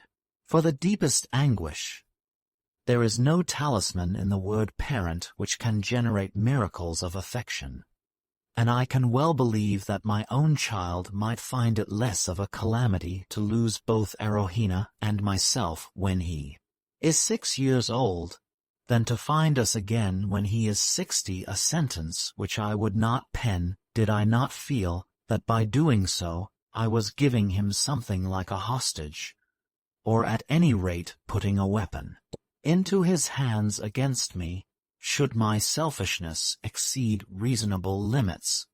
Money is at the bottom of all this to a great extent. If the parents would put their children in the way of earning a competence earlier than they do, the children would soon become self-supporting and independent. As it is, under the present system, the young ones get old enough to have all manner of legitimate wants, that is, if they have any go about them, before they have learnt the means of earning money to pay for them. Hence they must either do without them, or take more money than the parents can be expected to spare.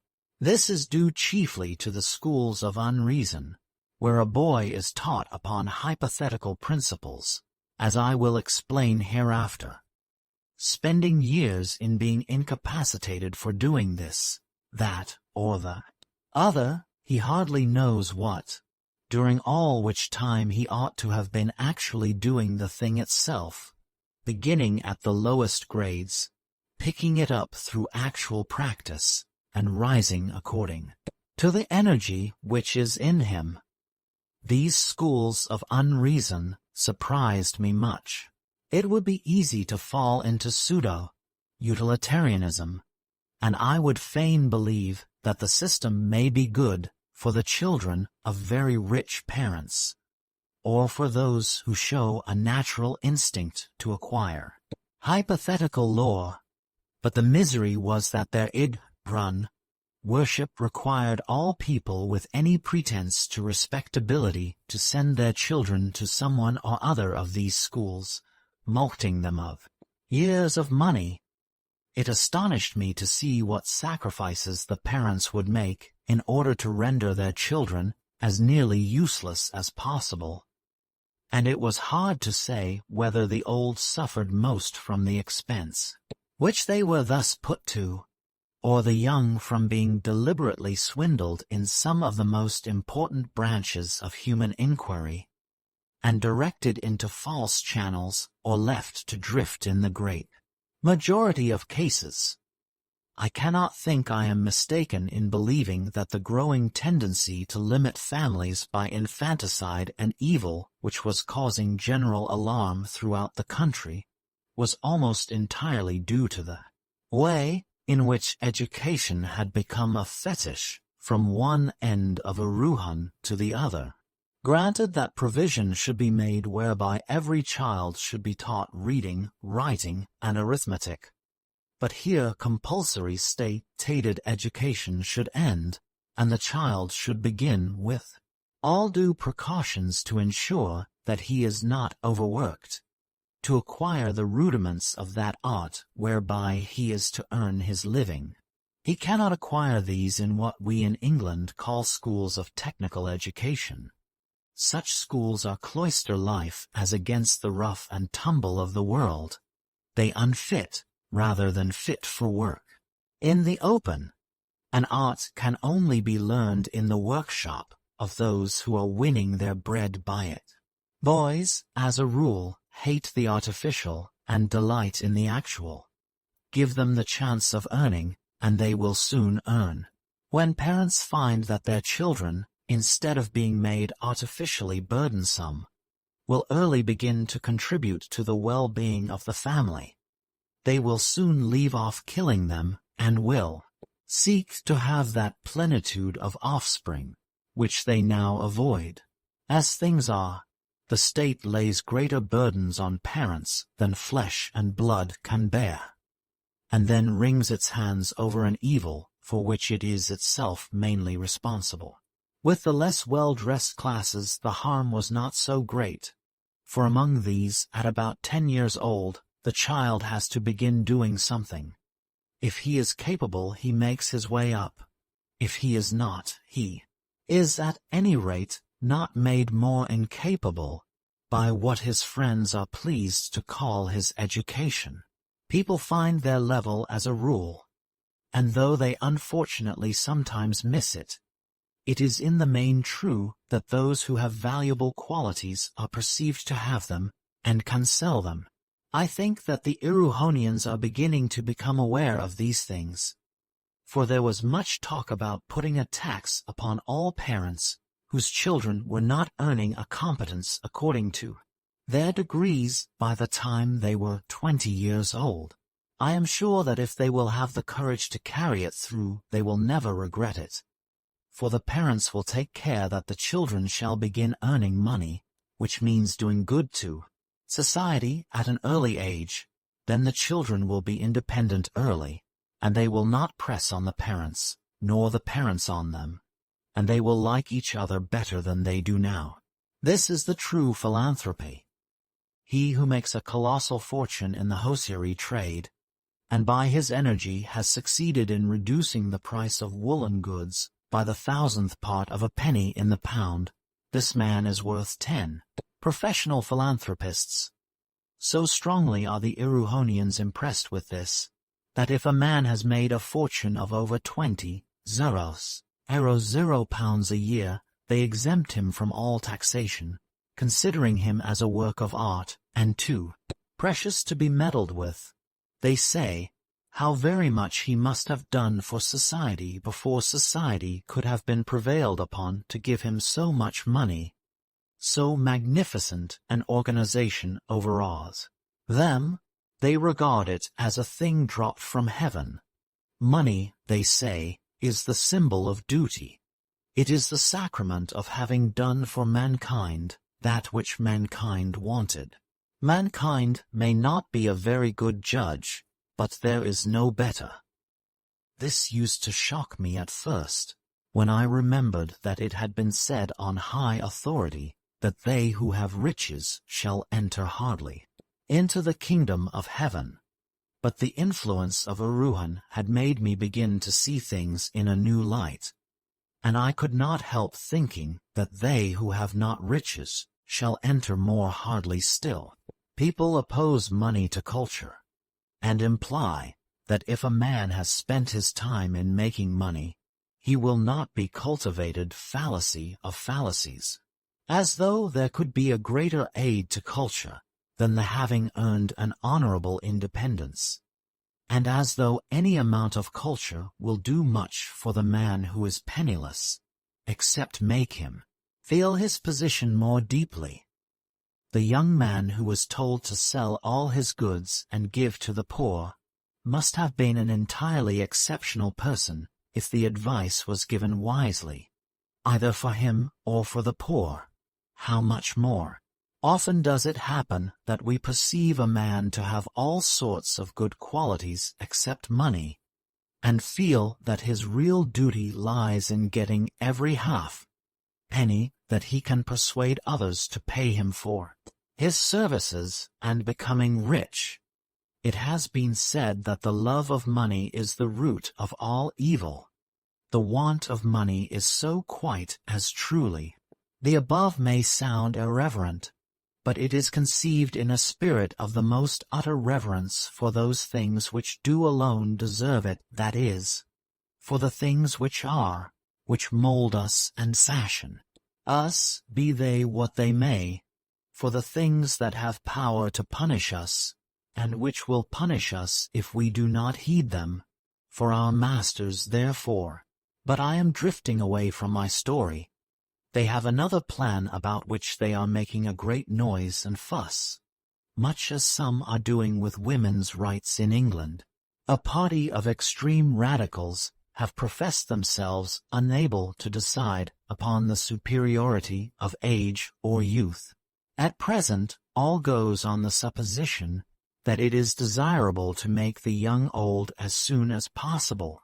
Some would have it that this is wrong, and that the object of education should be to keep the old young as long as possible. They say that each age should take it turn and turn about, week by week, 1 week the old to be topsawyers and the other the young, drawing the line at 35 years of age, but they insist that the young should be allowed to inflict corporal chastisement on the old, without which the old would be quite incorrigible. In any European country this would be out of the question, but it is not so there, for the straighteners are constantly ordering people to be flogged, so that they are familiar with the notion.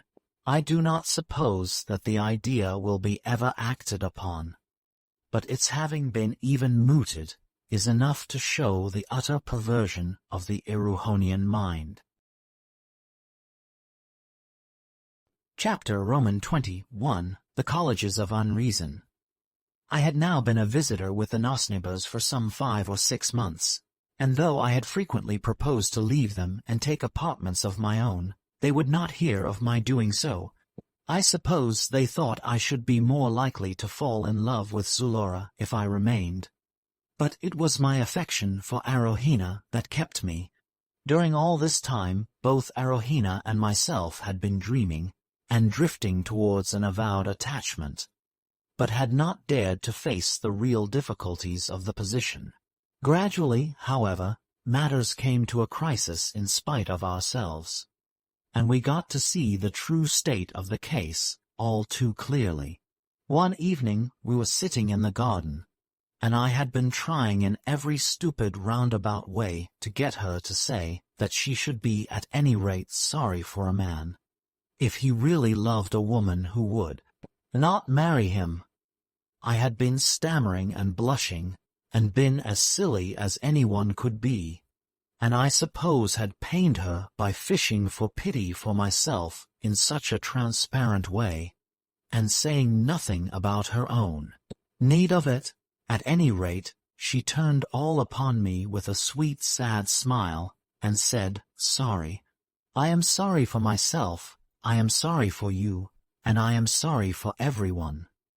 The words had no sooner crossed her lips than she bowed her head, gave me a look as though I were to make no answer, and left me.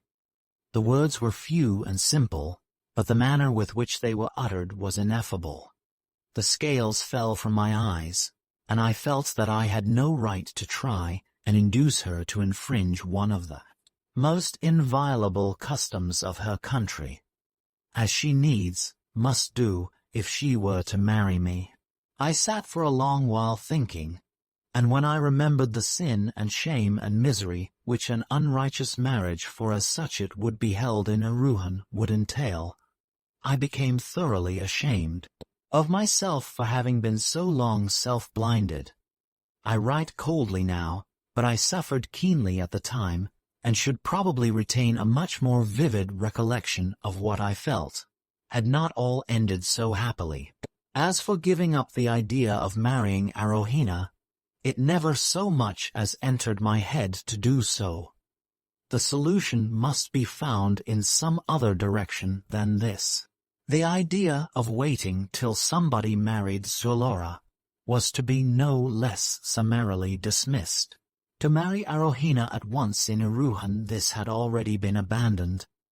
There remained therefore but one alternative, and that was to run away with her and get her with me to Europe, where there would be no bar to our union save my own impecuniosity, a matter which gave me no uneasiness. To this obvious and simple plan I could see but two objections that deserved the name: the first, that perhaps AROWHENA would not come; the second, that it was almost impossible for me to escape, even alone, for the king had himself told me that I was to consider myself a prisoner on parole, and that the first sign of my endeavoring to escape would cause me to be sent to one of the hospitals for incurables. Besides, I did not know the geography of the country, and even were I to try and find my way back, I should be discovered long before I had reached the pass over which I had come. How then could I hope to be able to take AROWHENA with me? For days and days I turned these difficulties over in my mind, and at last hit upon as wild a plan as was ever suggested by extremity. This was to meet the second difficulty. The first gave me less uneasiness, for when AROWHENA and I next met after our interview in the garden, I could see that she had suffered not less acutely than myself. I resolved that I would have another interview with her, the last for the present, that I would then leave her, and set to work upon maturing my plan as fast as possible. We got a chance of being alone together, and then I gave myself the loose rein, and told her how passionately and devotedly I loved her. She said little in return, but her tears, which I could not refrain from answering with my own, and the little she did say were quite enough to show me that I should meet with no obstacle from her. Then I asked her whether she would run a terrible risk which we should share in common, if, in case of success, I could take her to my own people, to the home of my mother and sisters, who would welcome her very gladly. At the same time I pointed out that the chances of failure were far greater than those of success, and that the probability was that even though I could get so far as to carry my design into execution, it would end in death to us both. I was not mistaken in her. She said that she believed I loved her as much as she loved me, and that she would brave anything if I could only assure her that what I proposed would not be thought dishonorable in England. She could not live without me, and would rather die with me than alone. That death was perhaps the best for us both, that I must plan, and that when the hour came I was to send for her, and trust her not to fail me. And so, after many tears and embraces, we tore ourselves away. I then left the Nosnibors, took a lodging in the town, and became melancholy to my heart's content. AROWHENA and I used to see each other sometimes, for I had taken to going regularly to the musical banks, but Mrs. Nosnibor and Zulora both treated me with considerable coldness. I felt sure that they suspected me. AROWHENA looked miserable, and I saw that her purse was now always as full as she could fill it, with the musical bank money much fuller than of old. Then the horrible thought occurred to me that her health might break down, and that she might be subjected to a criminal prosecution. Oh, how I hated EREWHON at that time! I was still received at court, but my good looks were beginning to fail me, and I was not such an adept at concealing the effects of pain as the EREWHONIANS are. I could see that my friends began to look concerned about me, and was obliged to take a leaf out of MAHAINA's book, and pretend to have developed a taste for drinking. I even consulted a straightener, as though this were so, and submitted to much discomfort. This made matters better for a time, but I could see that my friends thought less highly of my constitution, as my flesh began to fall away.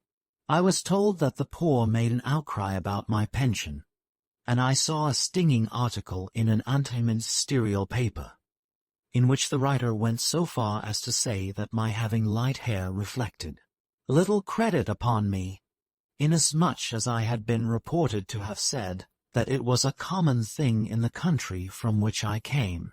I have reason to believe that Mr. Nosnibor himself inspired this article.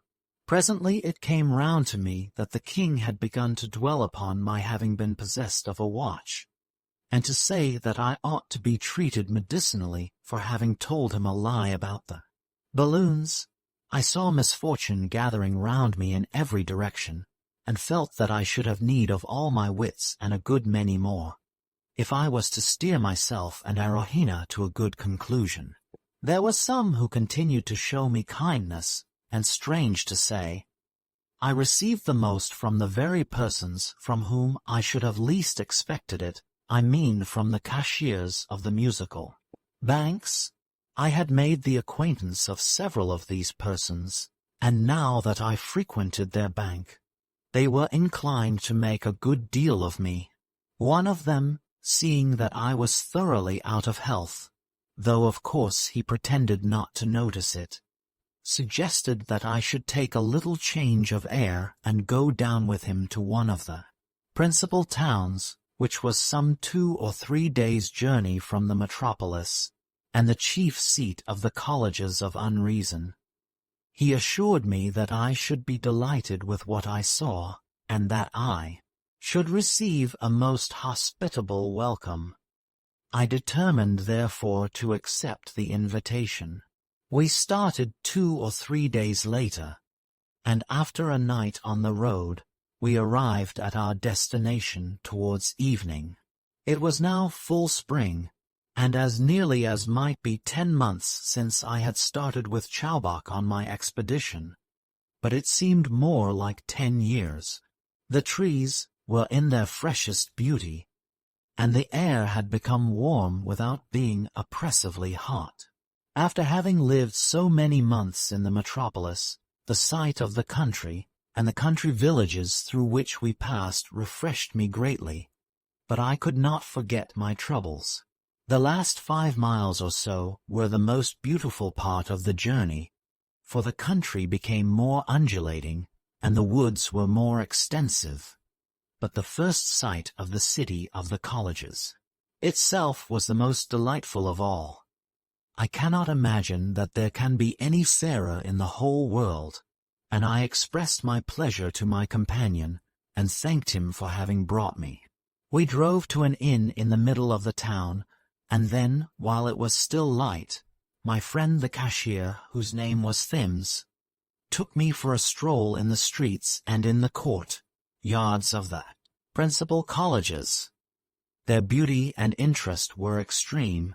It was impossible to see them without being attracted towards them, and I thought to myself that he must be indeed an ill-grained and ungrateful person who can have been a member of one of these colleges without retaining an affectionate feeling towards it for the rest of his life.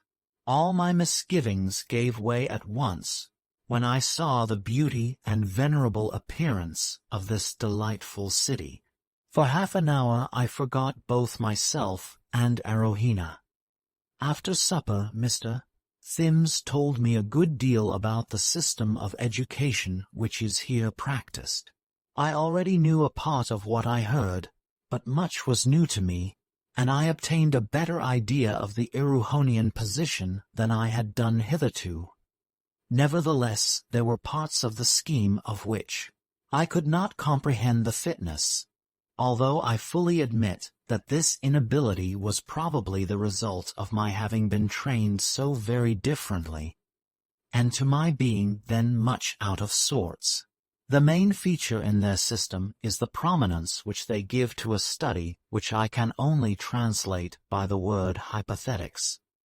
They argue thus that to teach a boy merely the nature of the things which exist in the world around him, and about which he will have to be conversant during his whole life, would be giving him but a narrow and shallow conception of the universe, which it is urged might contain all manner of things which are not now to be found therein.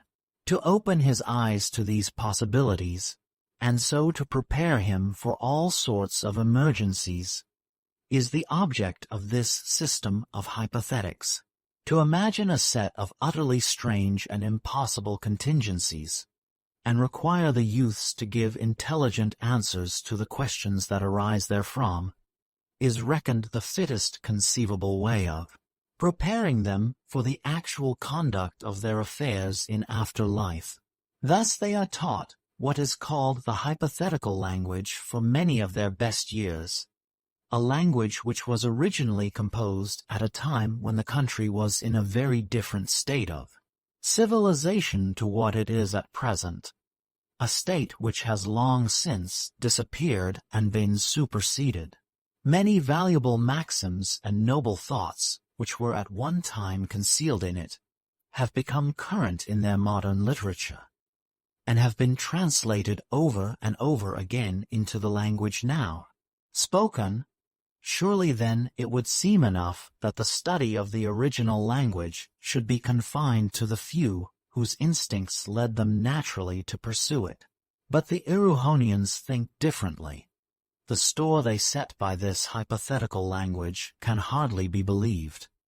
They will even give anyone a maintenance for life, if he attains a considerable proficiency in the study of it. Nay, they will spend years in learning to translate some of their own good poetry into the hypothetical language, to do so with fluency being reckoned a distinguishing mark of a scholar and a gentleman. Heaven forbid that I should be flippant, but it appeared to me to be a wanton waste of good human energy that men should spend years and years in the perfection of so barren an exercise, when their own civilization presented problems by the hundred which cried aloud for solution, and would have paid the solver handsomely. But people know their own affairs best. If the youths chose it for themselves, I should have wondered less. But they do not choose it. They have it thrust upon them, and for the most part are disinclined towards it. I can only say that all I heard in defense of the system was insufficient to make me think very highly of its advantages. The arguments in favor of the deliberate development of the unreasoning faculties were much more cogent. But here they depart from the principles on which they justify their study of hypothetics, for they base the importance which they assign to hypothetics upon the fact of their being a preparation for the extraordinary, while their study of unreason rests upon its developing those faculties which are required for the daily conduct of affairs. Hence their professorships of inconsistency and evasion, in both of which studies the youths are examined before being allowed to proceed to their degree in hypothetics. The more earnest and conscientious students attain to a proficiency in these subjects which is quite surprising.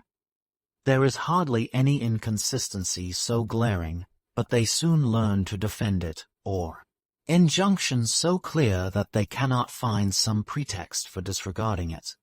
Life, they urge, would be intolerable if men were to be guided in all they did by reason and reason only. Reason betrays men into the drawing of hard and fast lines, and to the defining by language being like the sun, which rears and then scorches. Extremes are alone logical, but they are always absurd.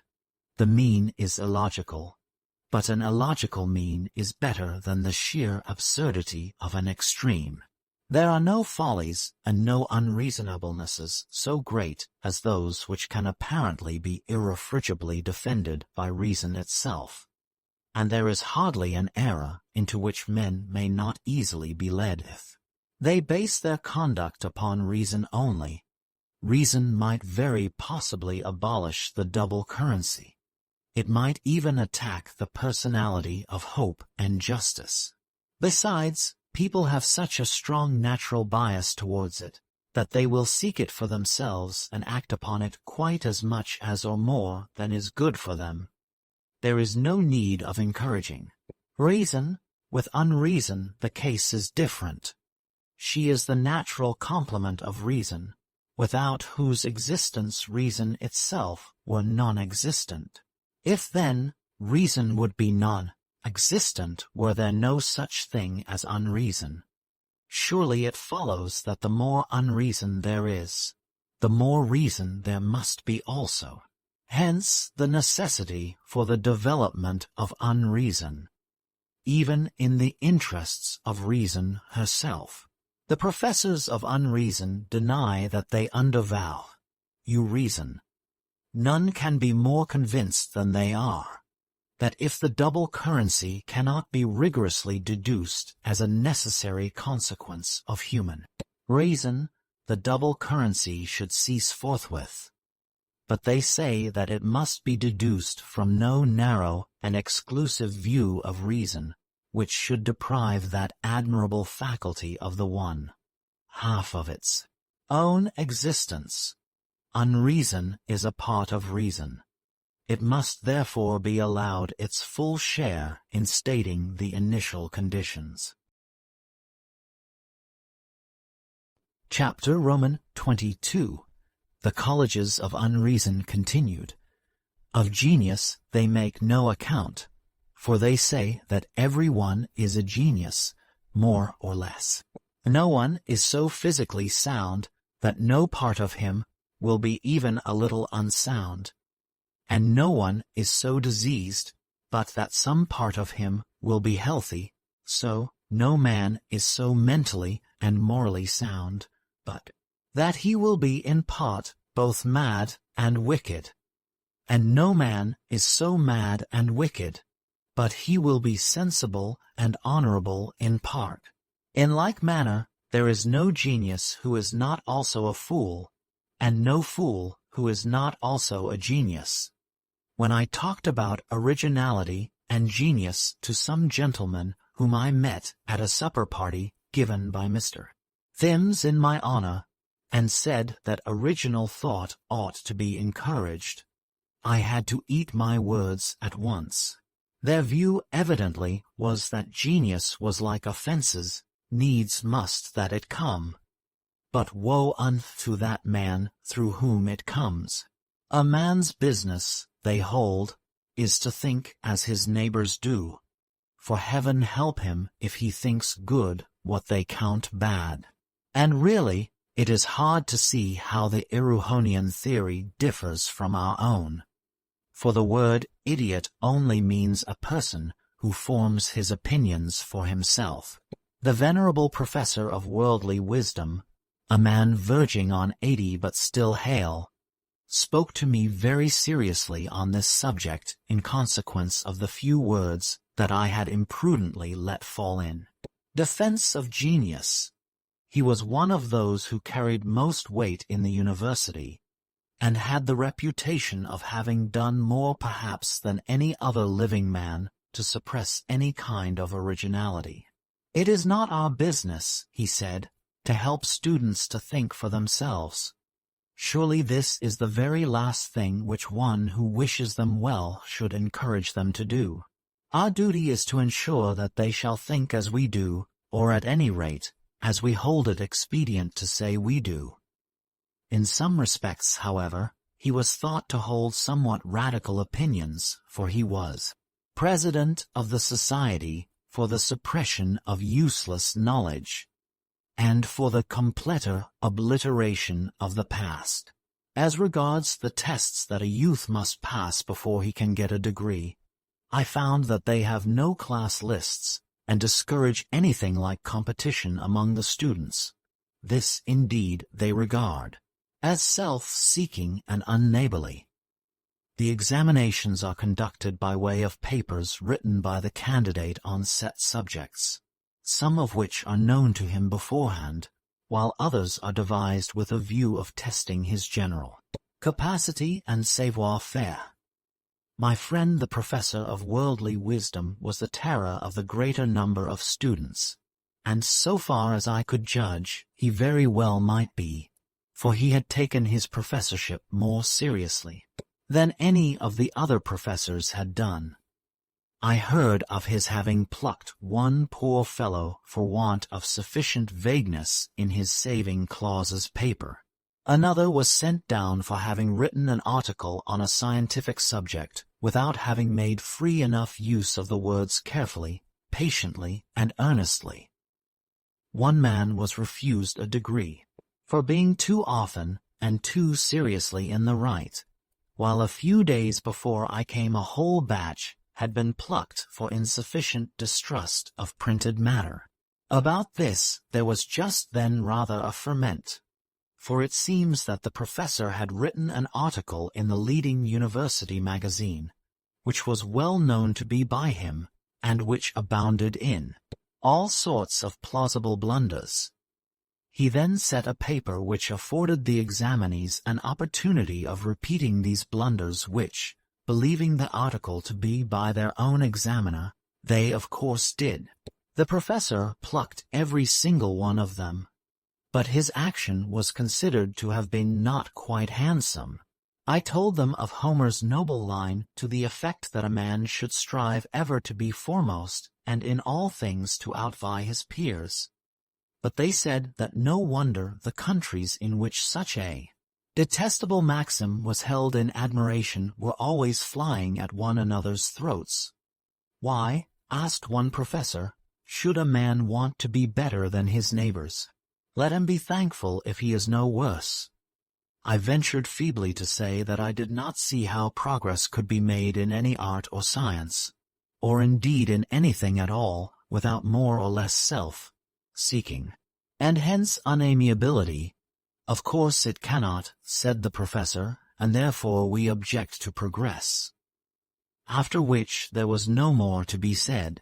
Later on, however, a young professor took me aside, and said he did not think I quite understood their views about progress. We like progress, he said, but it must commend itself to the common sense of the people. If a man gets to know more than his neighbors, he should keep his knowledge to himself till he has sounded them, and seen whether they agree, or are likely to agree with him. He said it was as immoral to be too far in front of one's own age as to lag too far behind it. If a man can carry his neighbors with him, he may say what he likes. But if not, what insult can be more gratuitous than the telling them what they do not want to know?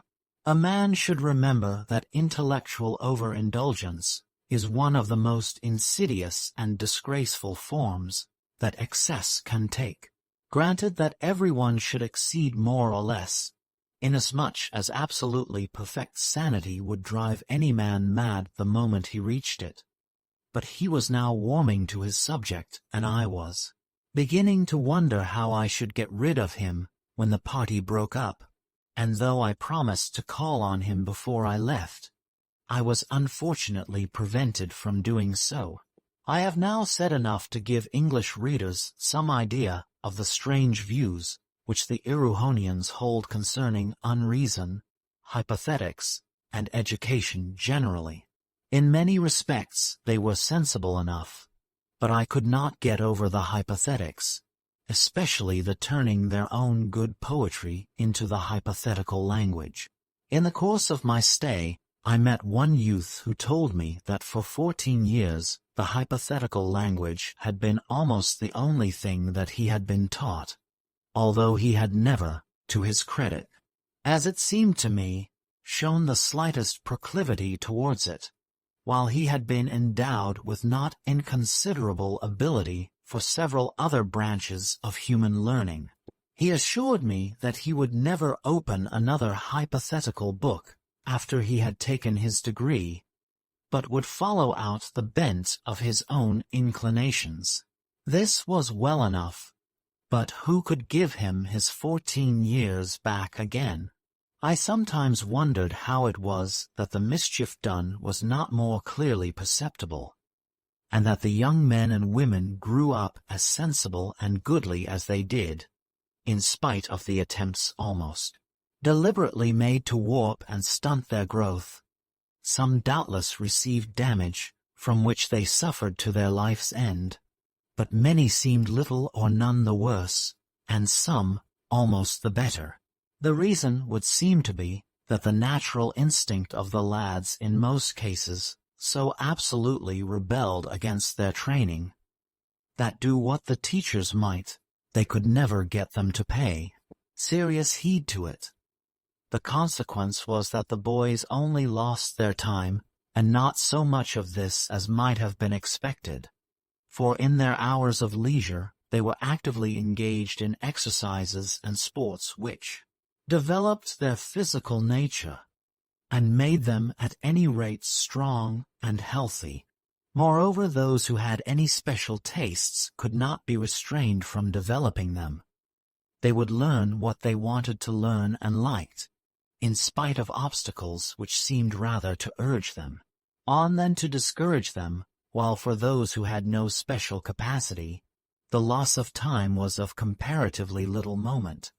But in spite of these alleviations of the mischief, I am sure that much harm was done to the children of the sub-wealthy classes by the system which passes current among the Erewhonians as education. The poorest children suffered least if destruction and death have heard the sound of wisdom. To a certain extent poverty has done so also. And yet perhaps, after all, it is better for a country that its seats of learning should do more to suppress mental growth than to encourage it. Were it not for a certain priggishness which these places infuse into so great a number of their alumni, genuine work would become dangerously common. It is essential that by far the greater part of what is said or done in the world should be so ephemeral as to take itself away quickly. It should keep good for 24 hours, or even twice as long, but it should not be good enough a week hence to prevent people from going on to something else. No doubt the marvelous development of journalism in England, as also the fact that our seats of learning aim rather at fostering mediocrity than anything higher, is due to our subconscious recognition of the fact that it is even more necessary to check exuberance of mental development than to encourage it. There can be no doubt that this is what our academic bodies do, and they do it the more effectually because they do it only subconsciously. They think they are advancing healthy mental assimilation and digestion, whereas in reality they are little better than cancer in the stomach. Let me return, however, to the EREWHONIANS. Nothing surprised me more than to see the occasional flashes of common sense with which one branch of study or another was lit up, while not a single ray fell upon so many others. I was particularly struck with this on strolling into the art school of the university. Here I found that the course of study was divided into two branches, the practical and the commercial, no student being permitted to continue his studies in the actual practice of the art he had taken up, unless he made equal progress in its commercial history. Thus those who were studying painting were examined at frequent intervals in the prices which all the leading pictures of the last 50 or 100 years had realized, and in the fluctuations in their values when, as often happened, they had been sold and re-sold 3 or 4 times.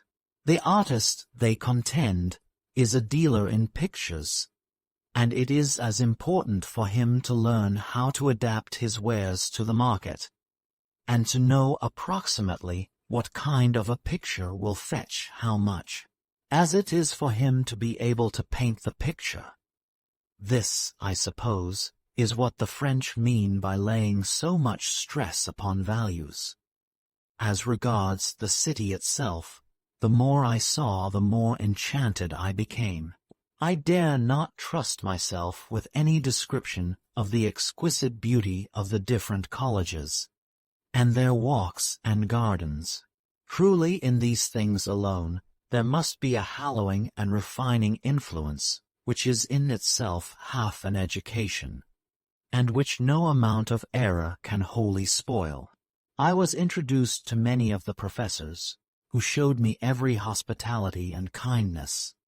Nevertheless, I could hardly avoid a sort of suspicion that some of those whom I was taken to see had been so long engrossed in their own study of hypothetics that they had become the exact antitheses of the Athenians in the days of St. Paul, for whereas the Athenians spent their lives in nothing save to see and to hear some new thing, there were some here who seemed to devote themselves to the avoidance of every opinion with which they were not perfectly familiar, and regarded their own brains as a sort of sanctuary, to which, if an opinion had once resorted, none other was to attack it. I should warn the reader, however, that I was rarely sure what the men whom I met while staying with Mr. Thems really meant, for there was no getting anything out of them if they scented even a suspicion that they might be what they call giving themselves away, as there is hardly any subject on which this suspicion cannot arise.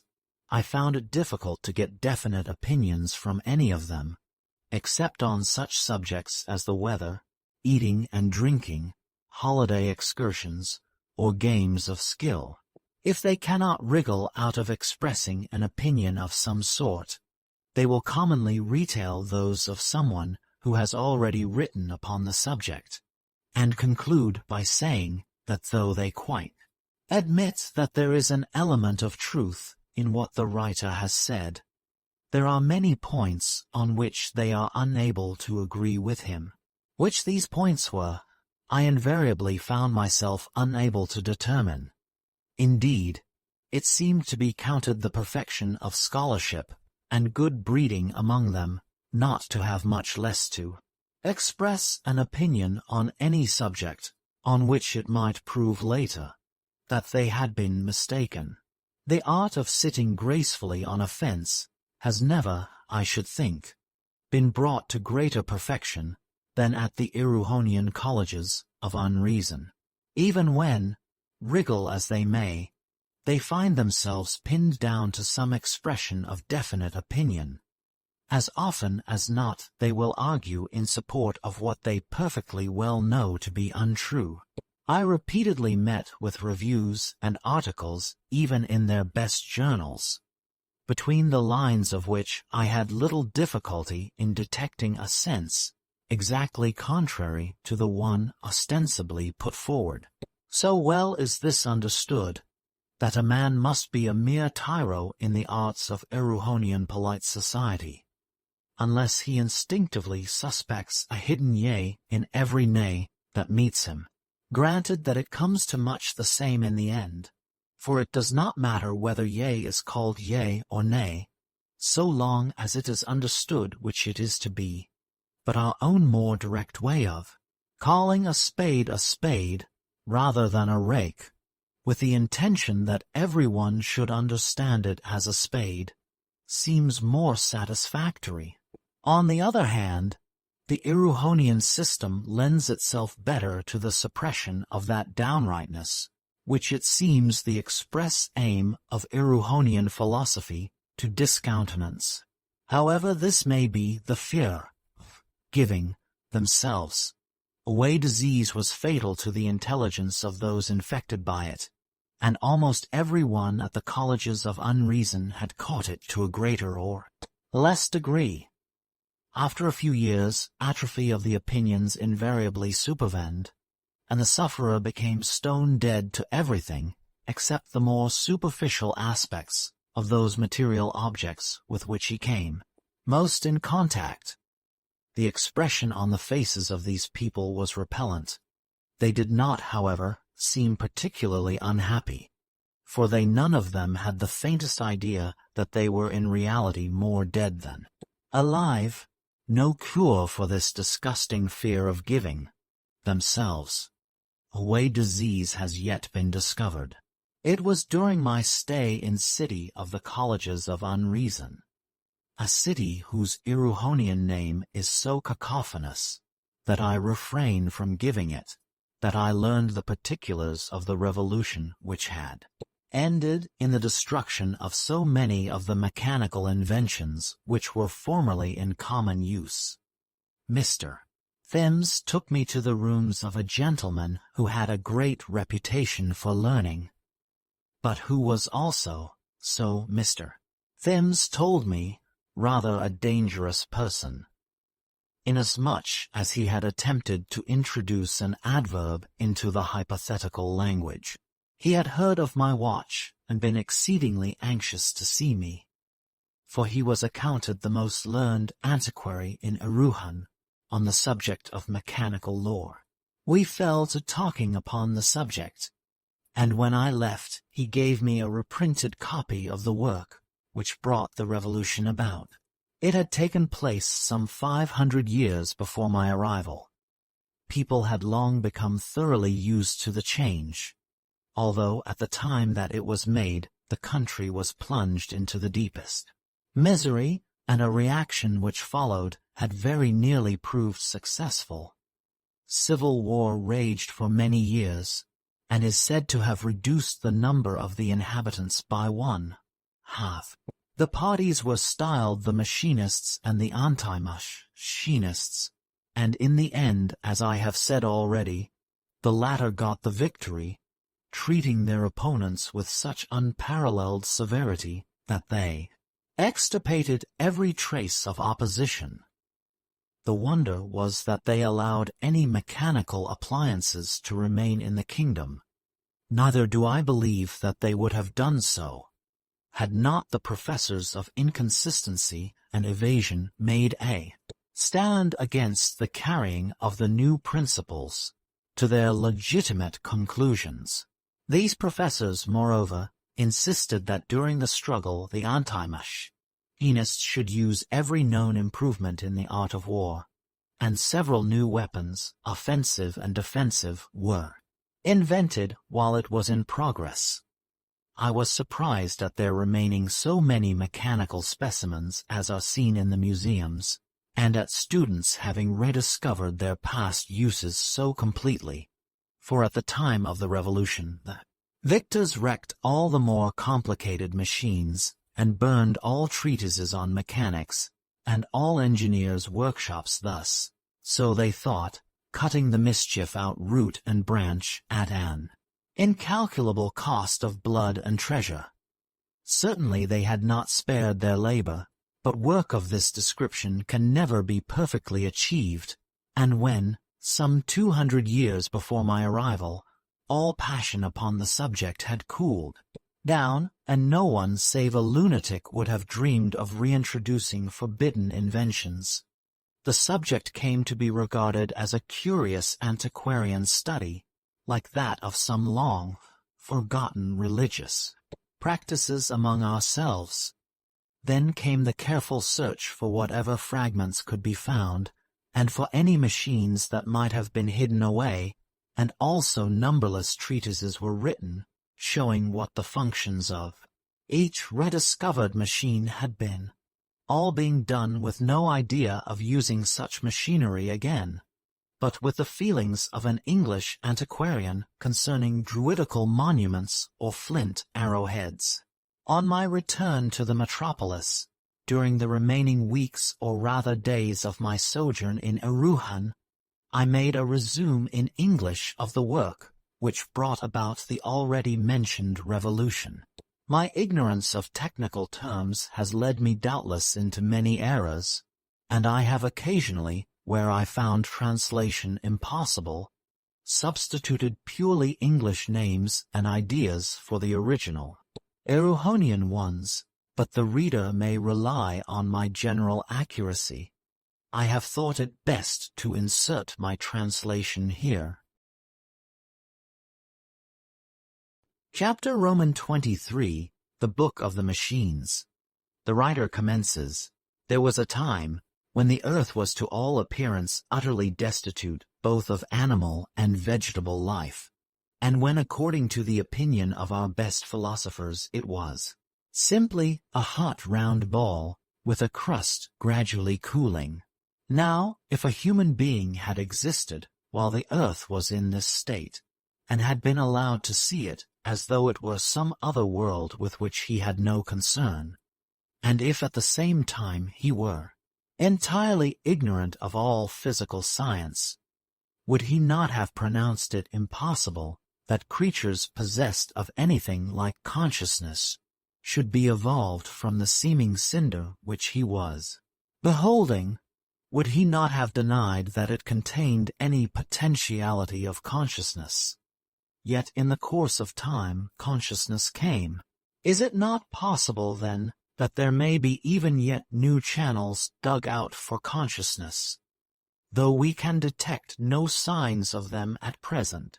Again, consciousness, in anything like the present acceptation of the term, having been once a new thing, a thing, as far as we can see, subsequent even to an individual center of action, and to a reproductive system, which we see existing in plants without apparent consciousness, why may not there arise some new phase of mind which shall be as different from all present known phases as the mind of animals is from that of vegetables? It would be absurd to attempt to define such a mental state, or whatever it may be called, inasmuch as it must be something so foreign to man that his experience can give him no help towards conceiving its nature. But surely when we reflect upon the manifold phases of life and consciousness which have been evolved already, it would be rash to say that no others can be developed, and that animal life is the end of all things. There was a time when fire was the end of all things, another when rocks and water were so."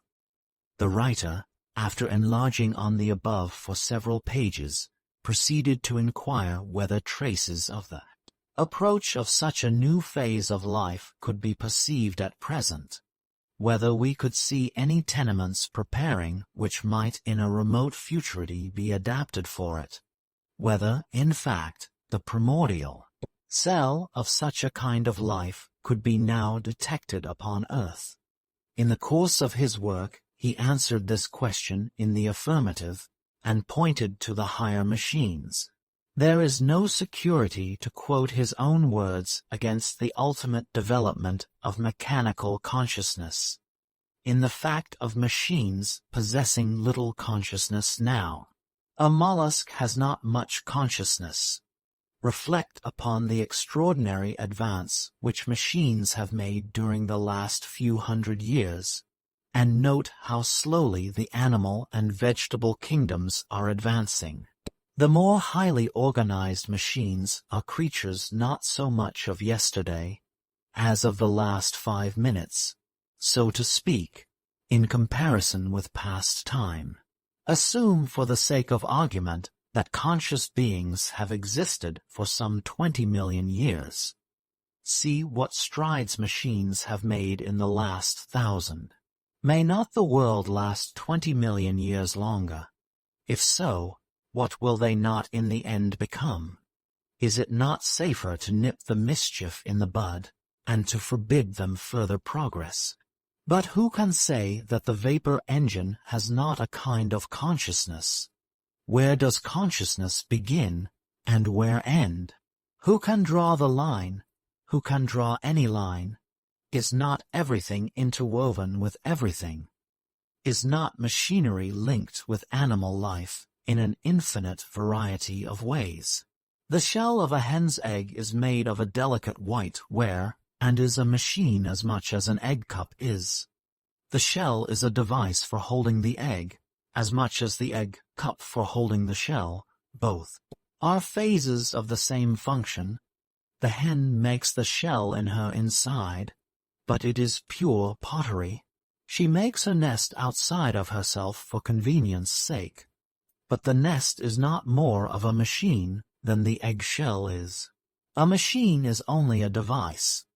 Then, returning to consciousness, and endeavoring to detect its earliest manifestations, the writer continued, there is a kind of plant that eats organic food with its flowers. When a fly settles upon the blossom, the petals close upon it, and hold it fast till the plant has absorbed the insect into its system. But they will close on nothing but what is good to eat. Of a drop of rain or a piece of stick, they will take no notice.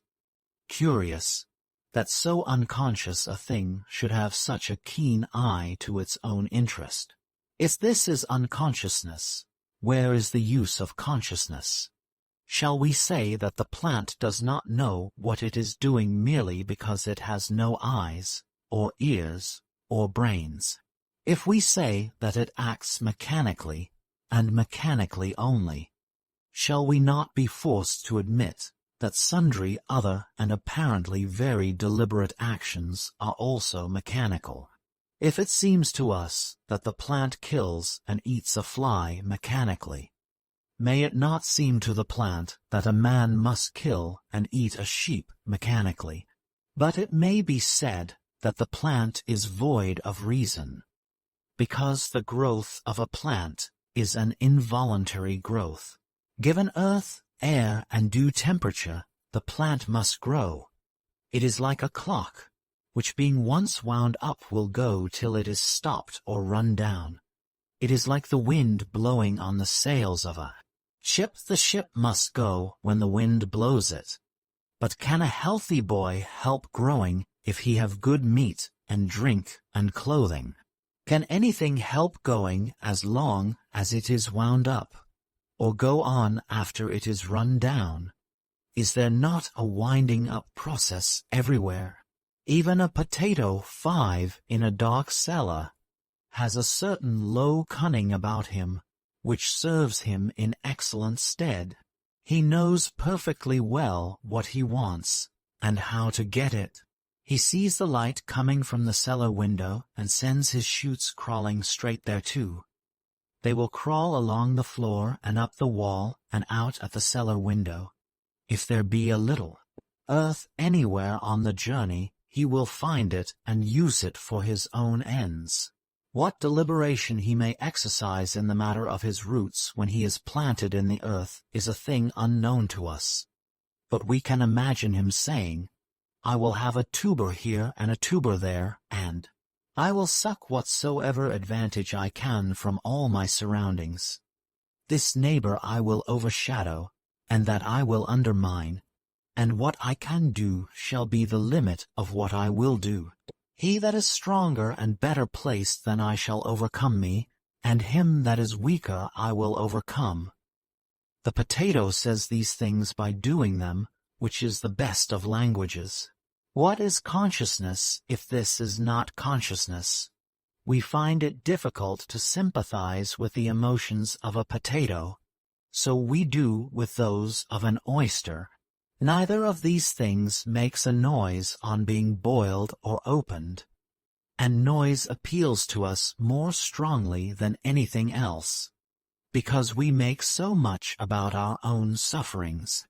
Since, then, they do not annoy us by any expression of pain, we call them emotionless, and so qua mankind they are, but mankind is not everybody.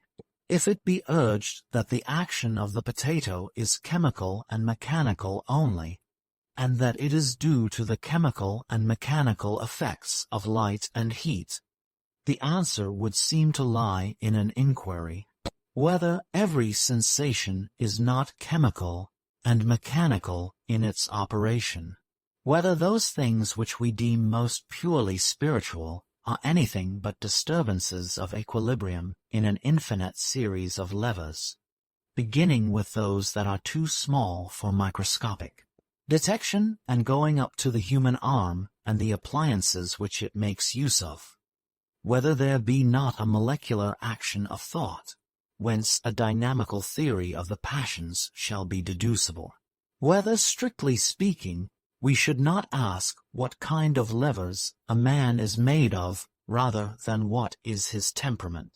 How are they balanced? How much of such and such will it take to weigh them down so as to make him do so and so? The writer went on to say that he anticipated a time when it would be possible, by examining a single hair with a powerful microscope, to know whether its owner could be insulted with impunity. He then became more and more obscure, so that I was obliged to give up all attempt at translation. Neither did I follow the drift of his argument. On coming to the next part which I could construe, I found that he had changed his ground. Either he proceeds, a great deal of action that has been called purely mechanical and unconscious must be admitted to contain more elements of consciousness than has been allowed hitherto, and, in this case, germs of consciousness will be found in many actions of the higher machines, or, assuming the theory of evolution, but at the same time denying the consciousness of vegetable and crystalline action, the race of man has descended from things which had no consciousness at all. In this case, there is no a priori improbability in the descent of conscious, and more than conscious, machines from those which now exist, except that which is suggested by the apparent absence of anything like a reproductive system in the mechanical kingdom. This absence, however, is only apparent, as I shall presently show. Do not let me be misunderstood as living in fear of any actually existing machine. There is probably no known machine which is more than a prototype of future mechanical life. The present machines are to the future as the early saurians to man. The largest of them will probably greatly diminish in size. Some of the lowest vertebrate attained a much greater bulk than has descended to their more highly organized living representatives, and in like manner a diminution in the size of machines has often attended their development and progress. Take the watch, for example. Examine its beautiful structure. Observe the intelligent play of the minute members which compose it. Yet this little creature is but a development of the cumbrous clocks that preceded it. It is no deterioration from them. A day may come when clocks, which certainly at the present time are not diminishing in bulk, will be superseded owing to the universal use of watches, in which case they will become as extinct as ichthyosauri, while the watch, whose tendency has for some years been to decrease in size rather than the contrary, will remain the only existing type of an extinct race. But returning to the argument, I would repeat that I fear none of the existing machines. What I fear is the extraordinary rapidity with which they are becoming something very different to what they are at present. No class of beings have in any time past made so rapid a movement forward. Should not that movement be jealously watched and checked while we can still check it? And is it not necessary for this end to destroy the more advanced of the machines which are in use at present, though it is admitted that they are in themselves harmless? As yet the machines receive their impressions through the agency of man's senses. One traveling machine calls to another in a shrill accent of alarm, and the other instantly retires, but it is through the ears of the driver that the voice of the one has acted upon the other. Had there been no driver, the Kali would have been deaf to the caller. There was a time when it must have seemed highly improbable that machines should learn to make their wants known by sound, even through the ears of man. May we not conceive, then, that a day will come when those ears will be no longer needed, and the hearing will be done by the delicacy of the machine's own construction, when its language shall have been developed from the cry of animals to a speech as intricate as our own? It is possible that by that time children will learn the differential calculus as they learn now to speak from their mothers and nurses, or that they may talk in the hypothetical language and work rule of 3 sums as soon as they are born. But this is not probable. We cannot calculate on any corresponding advance in man's intellectual or physical powers, which shall be a set-off against the far greater development which seems in store for the machines. Some people may say that man's moral influence will suffice to rule them, but I cannot think it will ever be safe to repose much trust in the moral sense of any machine. Again, might not the glory of the machines consist in their being without this same boasted gift of language? Silence, it has been said by one writer, is a virtue which renders us agreeable to our fellow creatures. Chapter Roman 24, the machines continued, but other questions come upon us. What is a man's eye but a machine for the little creature that sits behind in his brain to look through? A dead eye is nearly as good as a living one for some time after the man is dead. It is not the eye that cannot see, but the restless one that cannot see through it. Is it man's eyes, or is it the big seeing engine which has revealed to us the existence of worlds beyond worlds into infinity? What has made man familiar with the scenery of the moon, the spots on the sun, or the geography of the planets?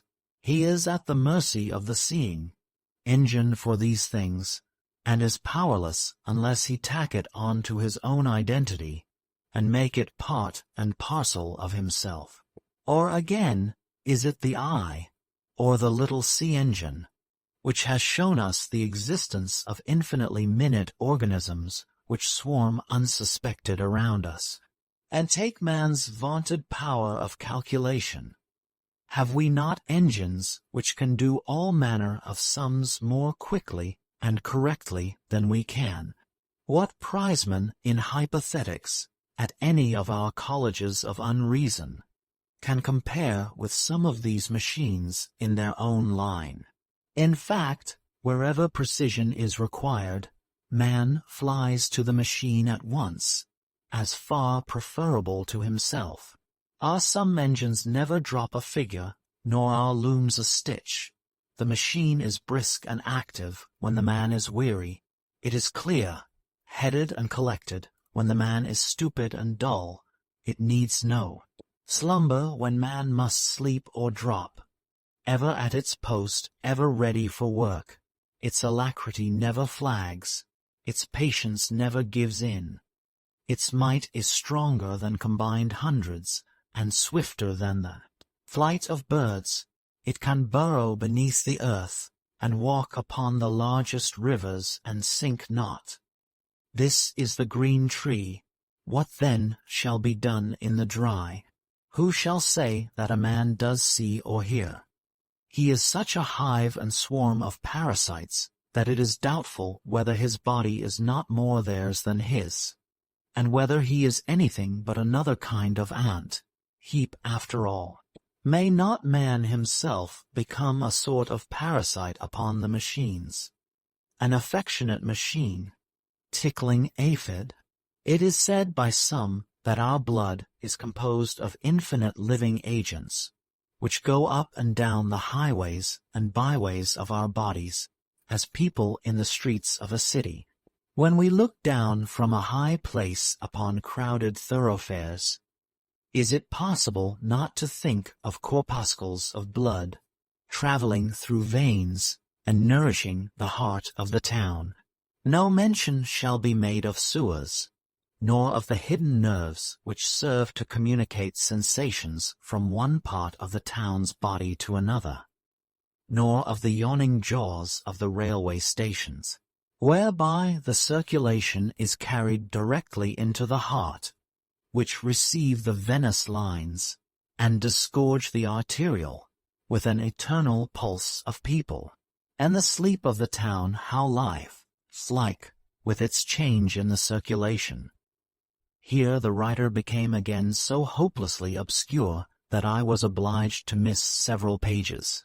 He resumed, "It can be answered that even though machines should hear never so well and speak never so wisely, they will still always do the one or the other for our advantage, not their own. That man will be the ruling spirit, and the machine the servant. That as soon as a machine fails to discharge the service which man expects from it, it is doomed to extinction. That the machines stand to man simply in the relation of lower animals, the vapor engine itself being only a more economical kind of horse, so that instead of being likely to be developed into a higher kind of life than man's, they owe their very existence and progress to their power of ministering to human wants, and must therefore both now and ever be man's inferiors. This is all very well, but the servant glides by imperceptible approaches into the master, and we have come to such a pass that even now man must suffer terribly on ceasing to benefit the machines. If all machines were to be annihilated at one moment, so that not a knife nor lever nor rag of clothing nor anything whatsoever were left to man but his bare body alone that he was born with, and if all knowledge of mechanical laws were taken from him so that he could make no more machines, and all machine-made food destroyed so that the race of man should be left as it were naked upon a desert island, we should become extinct in 6 weeks. A few miserable individuals might linger, but even these in a year or two would become worse than monkeys. Man's very soul is due to the machines. It is a machine-made thing. He thinks as he thinks, and feels as he feels, through the work that machines have wrought upon him, and their existence is quite as much a sine qua non for his, as his for theirs. This fact precludes us from proposing the complete annihilation of machinery, but surely it indicates that we should destroy as many of them as we can possibly dispense with, lest they should tyrannize over us even more completely. True, from a low materialistic point of view, it would seem that those thrive best who use machinery wherever its use is possible with profit. But this is the art of the machines they serve, that they may rule. They bear no malice towards man for destroying a whole race of them, provided he creates a better instead. On the contrary, they reward him liberally for having hastened their development. It is for neglecting them that he incurs their wrath, or for using inferior machines, or for not making sufficient exertions to invent new ones, or for destroying them without replacing them. Yet, these are the very things we ought to do, and do quickly. For though our rebellion against their infant power will cause infinite suffering, what will not things come to, if that rebellion is delayed? They have preyed upon man's groveling preference for his material over his spiritual interests, and have betrayed him into supplying that element of struggle and warfare without which no race can advance. The lower animals progress because they struggle with one another. The weaker die, the stronger breed and transmit their strength. The machines, being of themselves unable to struggle, have got man to do their struggling for them. As long as he fulfills this function duly, all goes well with him, at least he thinks so. But the moment he fails to do his best for the advancement of machinery by encouraging the good and destroying the bad, he is left behind in the race of competition. And this means that he will be made uncomfortable in a variety of ways, and perhaps die, so that even now the machines will only serve on condition of being served, and that too upon their own terms. The moment their terms are not complied with, they jib and either smash both themselves and all whom they can reach, or turn churlish and refuse to work at all. How many men at this hour are living in a state of bondage to the machines? How many spend their whole lives, from the cradle to the grave, in tending them by night and day? Is it not plain that the machines are gaining ground upon us, when we reflect on the increasing number of those who are bound down to them as slaves, and of those who devote their whole souls to the advancement of the mechanical kingdom? The vapor engine must be fed with food and consume it by fire, even as man consumes it. It supports its combustion by air as man supports it. It has a pulse and circulation as man has. It may be granted that man's body is as yet the more versatile of the two, but then man's body is an older thing. Give the vapor engine but half the time that man has had, give it also a continuance of our present infatuation, and what may it not ere long attain to? There are certain functions indeed of the vapor engine which will probably remain unchanged for myriads of years, which in fact will perhaps survive when the use of vapor has been superseded. The piston and cylinder, the beam, the fly, wheel, and other parts of the machine will probably be permanent. Just as we see that man and many of the lower animals share like modes of eating, drinking, and sleeping, thus they have hearts which beat as ours, veins and arteries, eyes, ears, and noses. They sigh even in their sleep, and weep and yawn. They are affected by their children, they feel pleasure and pain, hope, fear, anger, shame. They have memory and prescience. They know that if certain things happen to them they will die, and they fear death as much as we do. They communicate their thoughts to one another, and some of them deliberately act in concert. The comparison of similarities is endless. I only make it because some may say that since the vapor engine is not likely to be improved in the main particulars, it is unlikely to be henceforward extensively modified at all. This is too good to be true. It will be modified and suited for an infinite variety of purposes. As much as man has been modified so as to exceed the brutes in skill. In the meantime, the stoker is almost as much a cook for his engine as our own cooks for ourselves.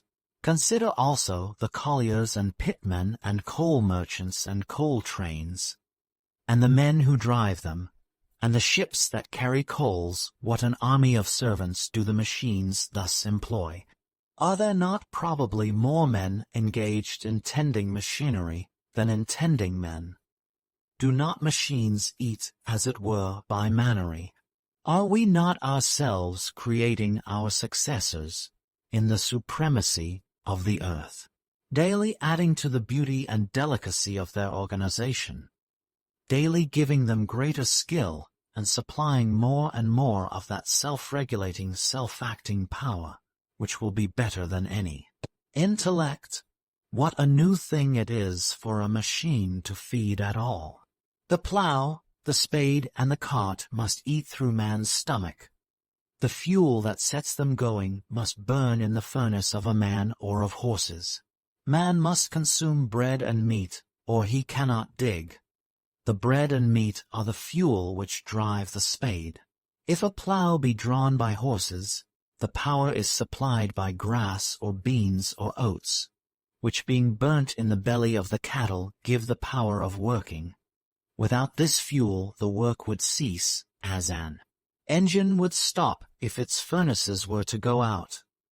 A man of science has demonstrated that no animal has the power of originating mechanical energy, but that all the work done in its life by any animal, and all the heat that has been emitted from it, and the heat which would be obtained by burning the combustible matter which has been lost from its body during life, and by burning its body after death, make up altogether an exact equivalent to the heat which would be obtained by burning as much food as it has used during its life, and an amount of fuel which would generate as much heat as its body if burned immediately after death.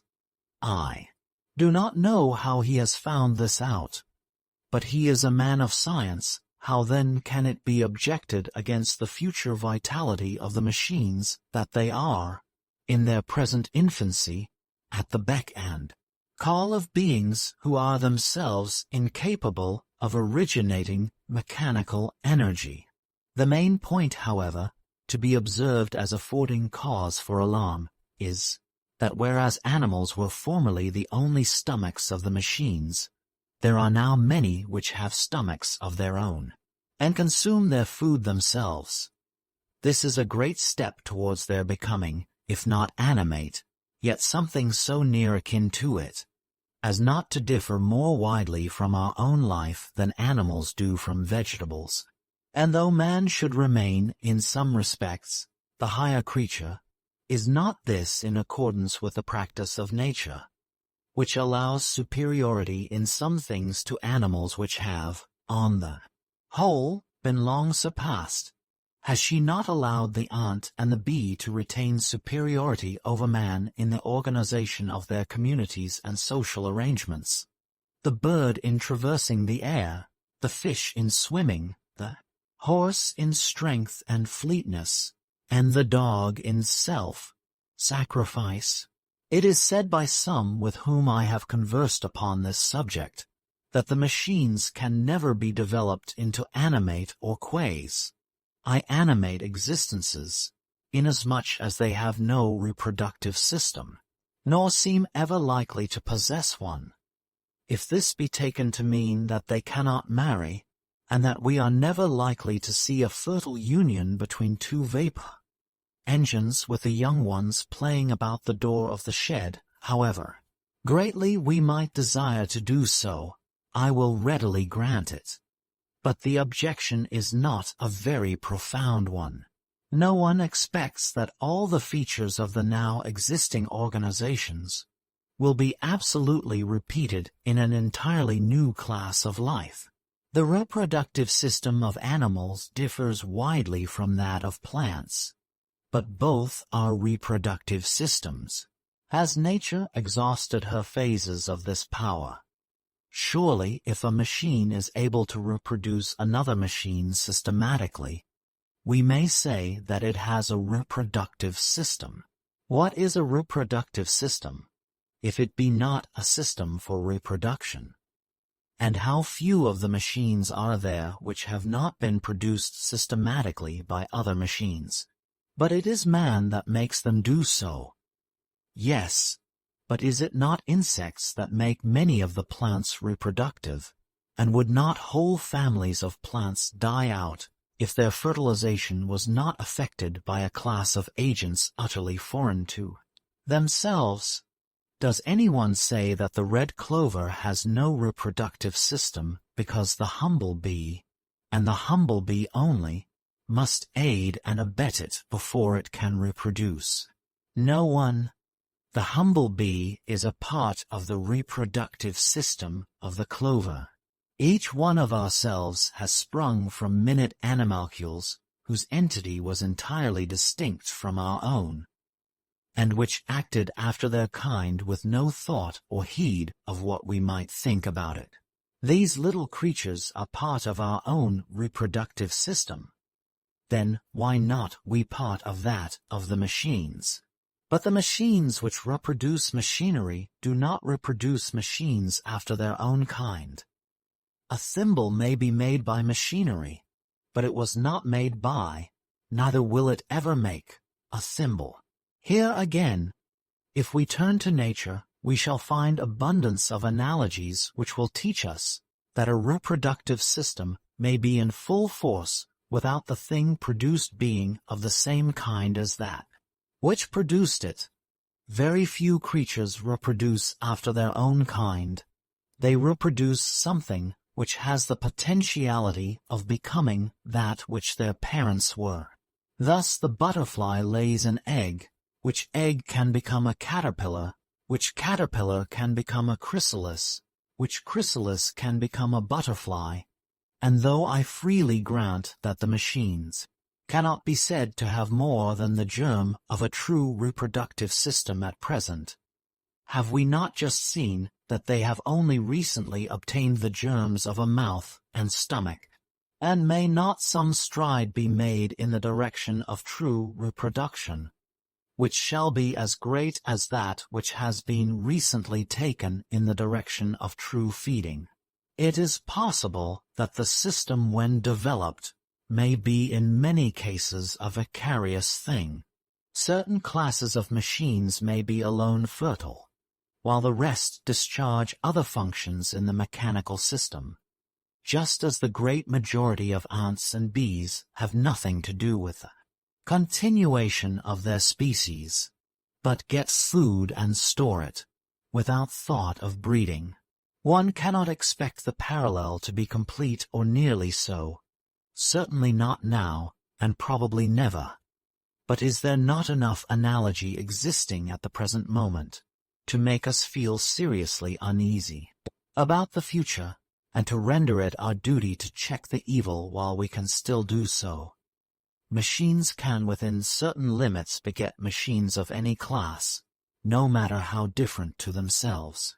Every class of machines will probably have its special mechanical breeders, and all the higher ones will owe their existence to a large number of parents, and not to two only. We are misled by considering any complicated machine as a single thing.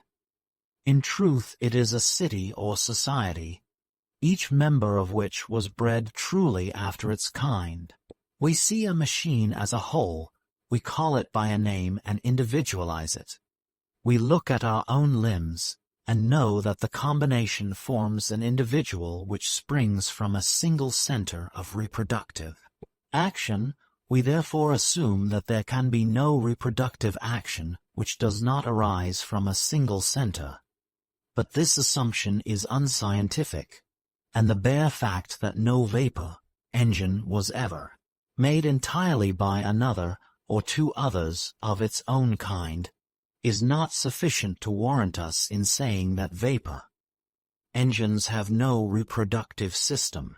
The truth is that each part of every vapor engine is bred by its own special breeders, whose function it is to breed that part, and that only, while the combination of the parts into a whole forms another department of the mechanical reproductive system, which is at present exceedingly complex and difficult to see in its entirety.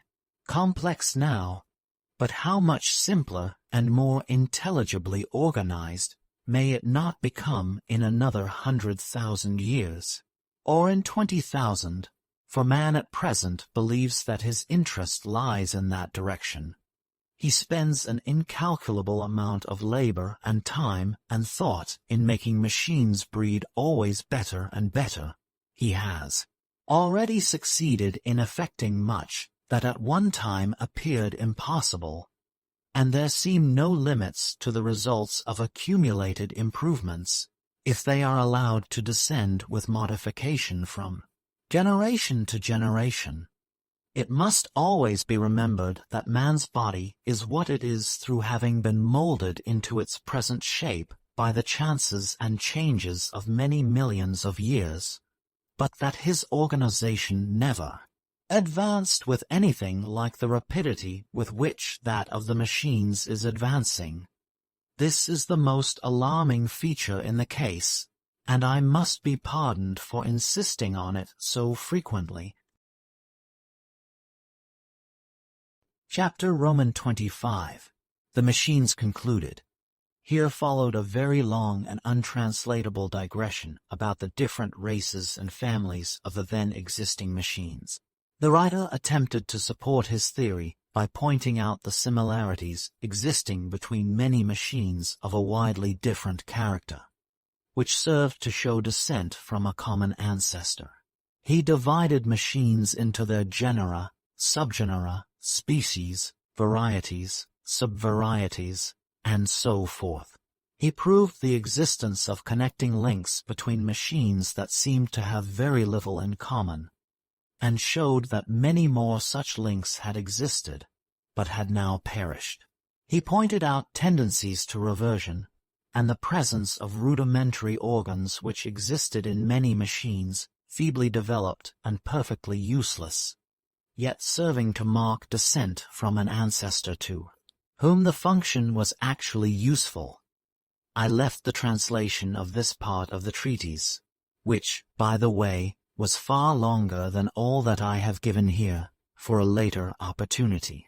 Unfortunately, I left Erewhon before I could return to the subject, and though I saved my translation and other papers at the hazard of my life, I was obliged to sacrifice the original work.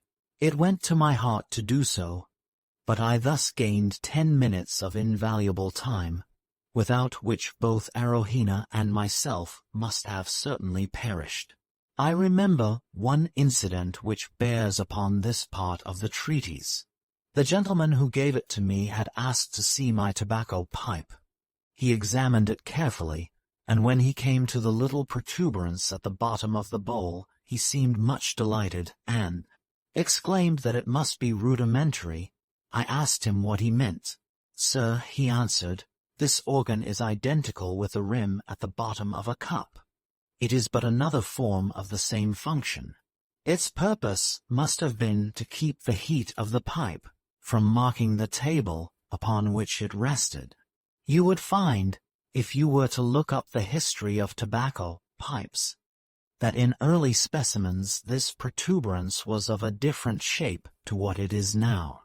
It will have been broad at the bottom and flat, so that while the pipe was being smoked, the bowl might rest upon the table without marking it.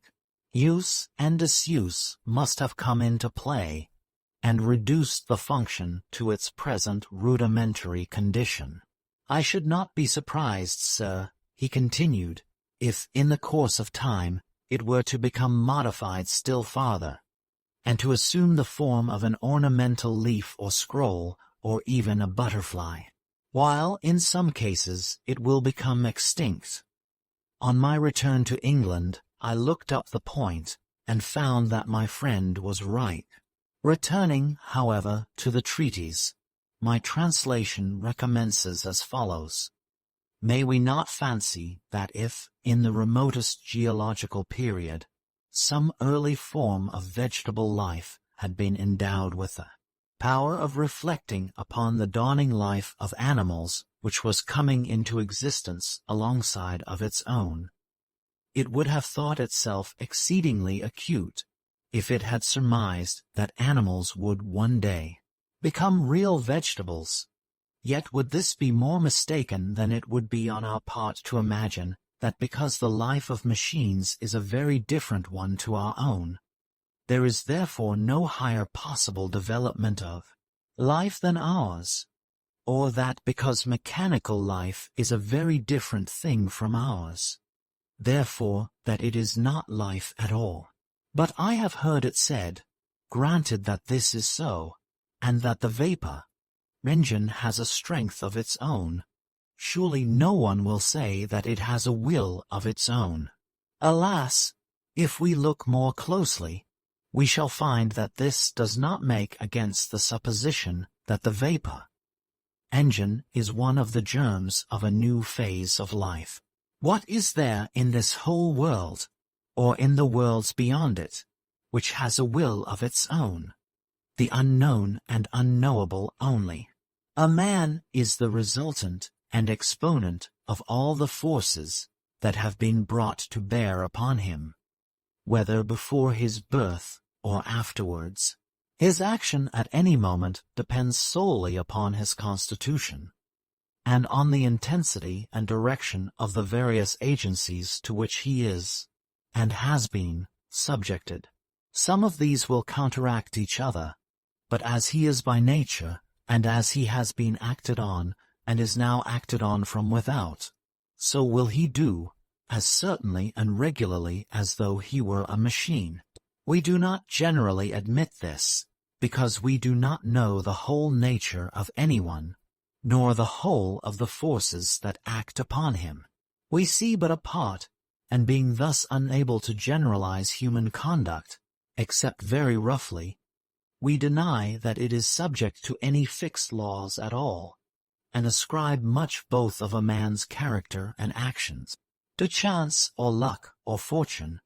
But these are only words whereby we escape the admission of our own ignorance, and a little reflection will teach us that the most daring flight of the imagination or the most subtle exercise of the reason is as much the thing that must arise, and the only thing that can by any possibility arise, at the moment of its arising, as the falling of a dead leaf when the wind shakes it from the tree. For the future depends upon the present, and the present, whose existence is only one of those minor compromises of which human life is full, for it lives only on sufferance of the past and future, depends upon the past, and the past is unalterable. The only reason why we cannot see the future as plainly as the past is because we know too little of the actual past and actual present. These things are too great for us, otherwise the future, in its minutest details, would lie spread out before our eyes, and we should lose our sense of time present by reason of the clearness with which we should see the past and future. Perhaps we should not be even able to distinguish time at all, but that is foreign. What we do know is that the more the past and present are known, the more the future can be predicted, and that no one dreams of doubting the fixity of the future in cases where he is fully cognizant of both past and present, and has had experience of the consequences that followed from such a past and such a present on previous occasions. He perfectly well knows what will happen, and will stake his whole fortune thereon. And this is a great blessing, for it is the foundation on which morality and science are built. The assurance that the future is no arbitrary and changeable thing, but that like futures will invariably follow like presents, is the groundwork on which we lay all our plans, the faith on which we do every conscious action of our lives. If this were not so, we should be without a guide, we should have no confidence in acting, and hence we should never act, for there would be no knowing that the results which will follow now will be the same as those which followed before. Who would plough or sow if he disbelieved in the fixity of the future? Who would throw water on a blazing house if the action of water upon fire were uncertain? Men will only do their utmost when they feel certain that the future will discover itself against them, if their utmost has not been done. The feeling of such a certainty is a constituent part of the sum of the forces at work upon them, and will act most powerfully on the best and most moral men. Those who are most firmly persuaded that the future is immutably bound up with the present in which their work is lying, will best husband their present, and till it with the greatest care. The future must be a lottery to those who think that the same combinations can sometimes precede one set of results, and sometimes another. If their belief is sincere, they will speculate instead of working. These ought to be the immoral men. The others have the strongest spur to exertion and morality, if their belief is a living one. The bearing of all this upon the machines is not immediately apparent, but will become so presently. In the meantime, I must deal with friends who tell me that, though the future is fixed as regards inorganic matter, and in some respects with regard to man, yet that there are many ways in which it cannot be considered as fixed. Thus, they say that fire applied to dry shavings, and well fed with oxygen gas, will always produce a blaze, but that a coward brought into contact with a terrifying object will not always result in a man running away. Nevertheless, if there be two cowards perfectly similar in every respect, and if they be subjected in a perfectly similar way to two terrifying agents, which are themselves perfectly similar, there are few who will not expect a perfect similarity in the running away, even though 1,000 years intervene between the original combination and its being repeated. The apparently greater regularity in the results of chemical than of human combinations arises from our inability to perceive the subtle differences in human combinations which are never identically repeated. Fire we know, and shavings we know, but no two men ever were or ever will be exactly alike, and the smallest difference may change the whole conditions of the problem. Our registry of results must be infinite before we could arrive at a full forecast of future combinations. The wonder is that there is as much certainty concerning human action as there is, and, assuredly, the older we grow, the more certain we feel as to what such and such a kind of person will do in given circumstances. But this could never be the case unless human conduct were under the influence of laws, with the working of which we become more and more familiar through experience. If the above is sound, it follows that the regularity with which machinery acts is no proof of the absence of vitality, or at least of germs which may be developed into a new phase of life.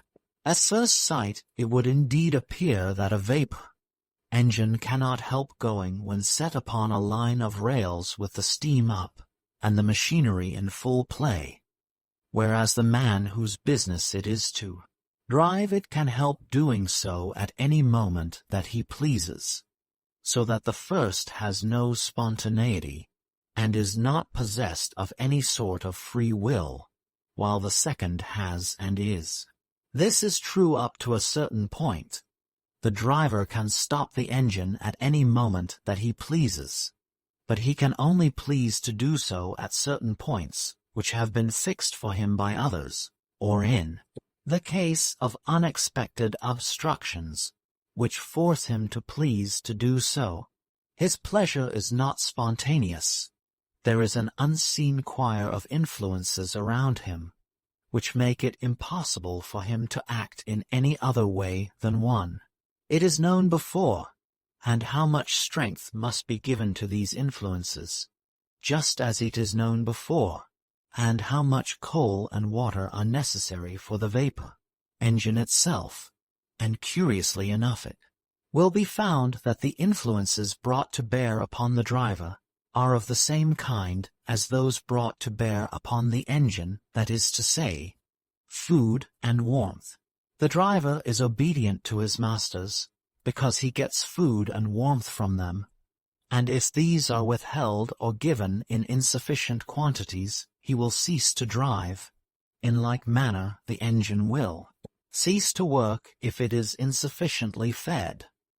The only difference is that the man is conscious about his wants, and the engine, beyond refusing to work, does not seem to be so. But this is temporary, and has been dealt with above. Accordingly, the requisite strength being given to the motives that are to drive the driver, there has never, or hardly ever, been an instance of a man stopping his engine through wantonness. But such a case might occur, yes, and it might occur that the engine should break down. But if the train is stopped from some trivial motive, it will be found either that the strength of the necessary influences has been miscalculated, or that the man has been miscalculated, in the same way as an engine may break down from an unsuspected flaw. But even in such a case there will have been no spontaneity. The action will have had its true parental causes. Spontaneity is only a term for man's ignorance of the gods. Is there, then, no spontaneity on the part of those who drive the driver? Here followed an obscure argument upon this subject, which I have thought it best to omit. The writer resumes, "After all, then, it comes to this, that the difference between the life of a man and that of a machine is one rather of degree than of kind, though differences in kind are not wanting. An animal has more provision for emergency than a machine. The machine is less versatile.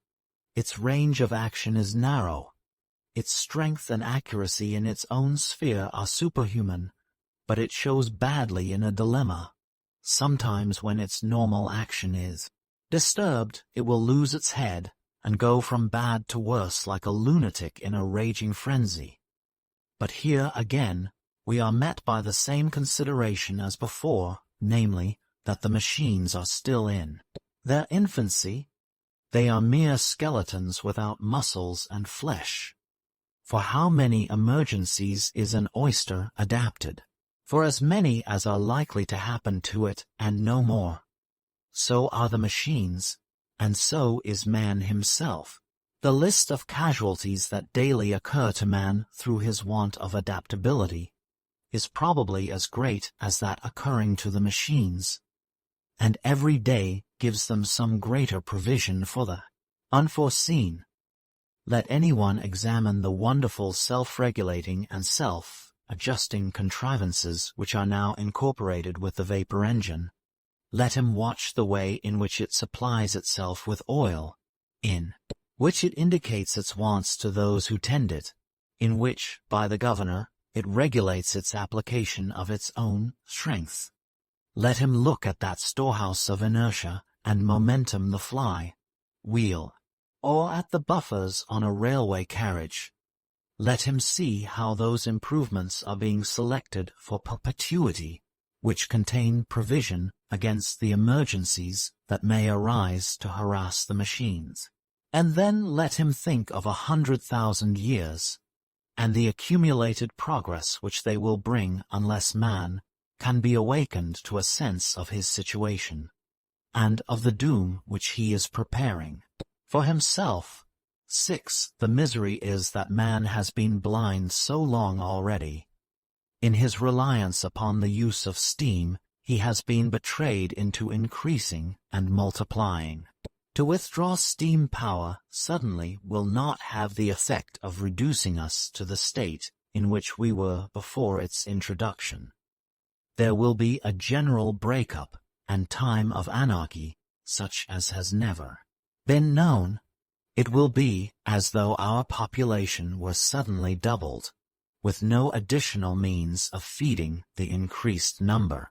The air we breathe is hardly more necessary for our animal life than the use of any machine, on the strength of which we have increased our numbers, is to our civilization. It is the machines which act upon man and make him man, as much as man who has acted upon and made the machines. But we must choose between the alternative of undergoing much present suffering, or seeing ourselves gradually superseded by our own creatures, till we rank no higher in comparison with them than the beasts of the field with ourselves. Herein lies our danger, for many seem inclined to acquiesce in so dishonorable a future. They say that although man should become to the machines what the horse and dog are to us, yet that he will continue to exist, and will probably be better off in a state of domestication under the beneficent rule of the machines than in his present wild condition. We treat our domestic animals with much kindness. We give them whatever we believe to be the best for them, and there can be no doubt that our use of meat has increased their happiness rather than detracted from it. In like manner, there is reason to hope that the machines will use us kindly, for their existence will be in a great measure dependent upon ours.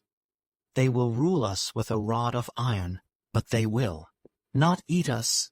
They will not only require our services in the reproduction and education of their young, but also in waiting upon them as servants, in gathering food for them and feeding them, in restoring them to health when they are sick, and in either burying their dead or working up their deceased members into new forms of mechanical existence. The very nature of the motive power which works the advancement of the machines precludes the possibility of man's life being rendered miserable as well as enslaved.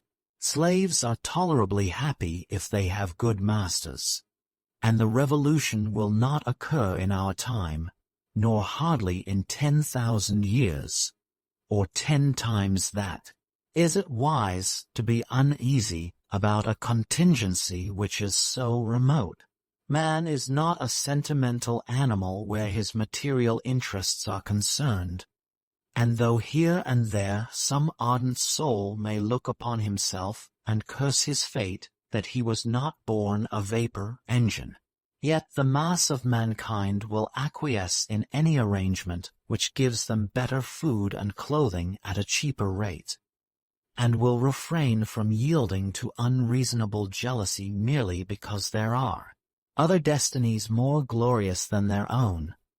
The power of custom is enormous, and so gradual will be the change that man's sense of what is due to himself will be at no time rudely shocked. Our bondage will steal upon us noiselessly and by imperceptible approaches, nor will there ever be such a clashing of desires between man and the machines as will lead to an encounter between them. Among themselves the machines will war eternally, but they will still require man as the being through whose agency the struggle will be principally conducted. In point of fact, there is no occasion for anxiety about the future happiness of man, so long as he continues to be in any way profitable to the machines. He may become the inferior race, but he will be infinitely better off than he is now. Is it not then both absurd and unreasonable to be envious of our benefactors? And should we not be guilty of consummate folly if we were to reject advantages which we cannot obtain otherwise, merely because they involve a greater gain to others than to ourselves? With those who can argue in this way, I have nothing in common. I shrink with as much horror from believing that my race can ever be superseded or surpassed, as I should do from believing that even at the remotest period, my ancestors were other than human beings. Could I believe that 100,000 years ago a single one of my ancestors was another kind of being to myself, I should lose all self-respect and take no further pleasure or interest in life. I have the same feeling with regard to my descendants, and believe it to be one that will be felt so generally that the country will resolve upon putting an immediate stop to all further mechanical progress, and upon destroying all improvements that have been made for the last 300 years. I would not urge more than this. We may trust ourselves to deal with those that remain, and though I should prefer to have seen the destruction include another 200 years, I am aware of the necessity for compromising and would so far sacrifice my own individual convictions as to be content with 300. Less than this will be insufficient.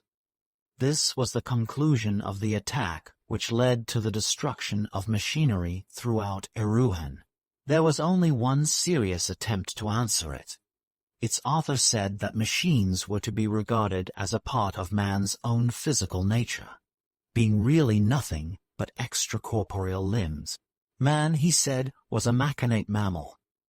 The lower animals keep all their limbs at home in their own bodies, but many of man's are loose and lie about detached, now here and now there, in various parts of the world, some being kept always handy for contingent use, and others being occasionally hundreds of miles away.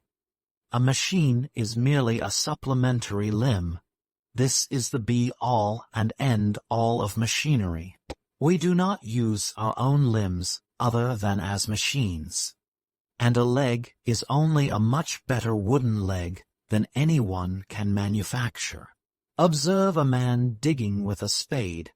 His right forearm has become artificially lengthened, and his hand has become a joint. The handle of the spade is like the knob at the end of the humerus. The shaft is the additional bone, and the oblong iron plate is the new form of the hand which enables its possessor to disturb the earth in a way to which his original hand was unequal. Having thus modified himself, not as other animals are modified, by circumstances over which they have had not even the appearance of control, but having, as it were, taken forethought and added a cubit to his stature, civilization began to dawn upon the race. The social good offices, the genial companionship of friends, the art of unreason, and all those habits of mind which most elevate man above the lower animals, in the course of time ensued. Thus civilization and mechanical progress advanced hand in hand, each developing and being developed by the other, the earliest accidental use of the stick having set the ball rolling, and the prospect of advantage keeping it in motion. In fact, machines are to be regarded as the mode of development by which human organism is now especially advancing, every past invention being an addition to the resources of the human body. Even community of limbs is thus rendered possible to those who have so much community of soul as to own money enough to pay a railway fare. For a train is only a 7-leagued foot that 500 may own at once. The one serious danger which this writer apprehended was that the machines would so equalize men's powers, and so lessen the severity of competition, that many persons of inferior physique would escape detection and transmit their inferiority to their descendants. He feared that the removal of the present pressure might cause a degeneracy of the human race, and indeed that the whole body might become purely rudimentary, the man himself being nothing but soul and mechanism, an intelligent but passionless principle of mechanical action. How greatly, he wrote, do we not now live with our external limbs? We vary our physique with the seasons, with age, with advancing or decreasing wealth. If it is wet, we are furnished with an organ commonly called an umbrella, and which is designed for the purpose of protecting our clothes or our skins from the injurious effects of rain. Man has now many extracorporeal members, which are of more importance to him than a good deal of his hair, or at any rate than his whiskers. His memory goes in his pocket book. He becomes more and more complex as he grows older. He will then be seen with sea engines, or perhaps with artificial teeth and hair. If he be a really well-developed specimen of his race, he will be furnished with a large box upon wheels, 2 horses, and a coachman. It was this writer who originated the custom of classifying men by their horse power, and who divided them into genera, species, varieties, and subvarieties, giving them names from the hypothetical language which expressed the number of limbs which they could command at any moment. He showed that men became more highly and delicately organized the more nearly they approached the summit of opulence, and that none but millionaires possessed the full complement of limbs with which mankind could become incorporate. Those mighty organisms, he continued, our leading bankers and merchants, speak to their congeners through the length and breadth of the land in a second of time. Their rich and subtle souls can defy all material impediment, whereas the souls of the poor are clogged and hampered by matter, which sticks fast about them as treacle to the wings of a fly, or as one struggling in a quicksand.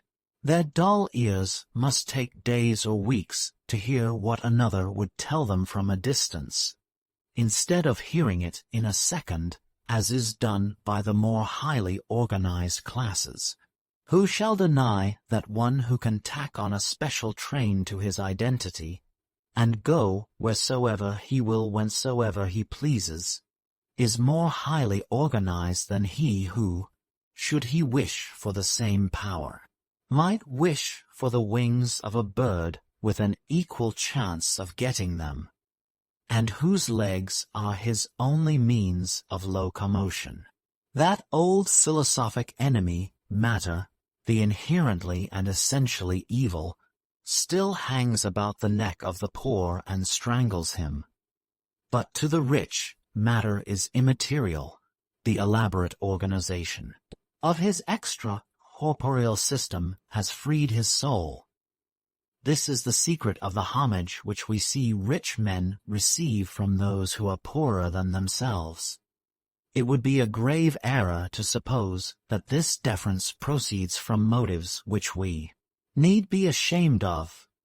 It is the natural respect which all living creatures pay to those whom they recognize as higher than themselves in the scale of animal life, and is analogous to the veneration which a dog feels for man. Among savage races it is deemed highly honorable to be the possessor of a gun, and throughout all known time there has been a feeling that those who are worth most are the worthiest. And so he went on at considerable length, attempting to show what changes in the distribution of animal and vegetable life throughout the kingdom had been caused by this and that of man's inventions, and in what way each was connected with the moral and intellectual development of the human species.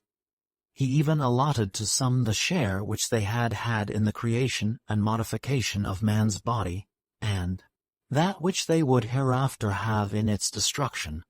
But the other writer was considered to have the best of it, and in the end succeeded in destroying all the inventions that had been discovered.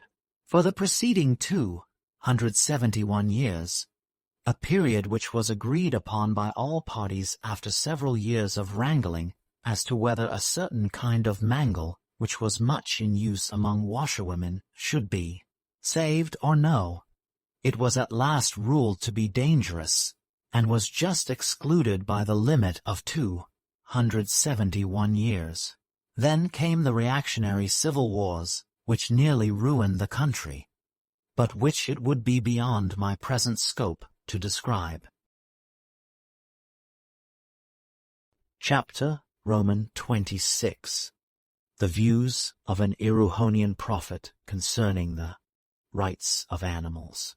It will be seen from the foregoing chapters that the Erewhonians are a meek and long-suffering people, easily led by the nose, and quick to offer up common sense at the shrine of logic, when a philosopher arises among them, who carries them away through his reputation for especial learning, or by convincing them that their existing institutions are not based on the strictest principles of morality.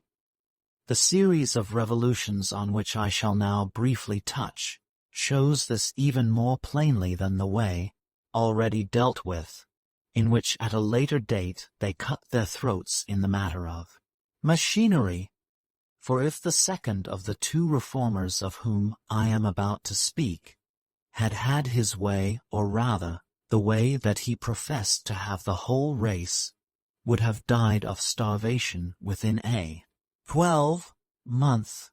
Happily common sense, though she is by nature the gentlest creature living, when she feels the knife at her throat, is apt to develop unexpected powers of resistance, and to send doctrinaires flying, even when they have bound her down and think they have her at their mercy. What happened, so far as I could collect it from the best authorities, was as follows. Some 2,500 years ago, the Erewhonians were still uncivilized, and lived by hunting, fishing, a rude system of agriculture, and plundering such few other nations as they had not yet completely conquered. They had no schools or systems of philosophy, but by a kind of dog knowledge did that which was right in their own eyes and in those of their neighbors. The common sense, therefore, of the public, being as yet unvitiated, crime and disease were looked upon much as they are in other countries. But with a gradual advance of civilization and increase in material prosperity, people began to ask questions about things that they had hitherto taken as matters of course, and one old gentleman, who had great influence over them by reason of the sanctity of his life, and his supposed inspiration by an unseen power, whose existence was now beginning to be felt, took it into his head to disquiet himself about the rights of animals, a question that so far had disturbed nobody. All prophets are more or less fussy, and this old gentleman seems to have been one of the more fussy ones.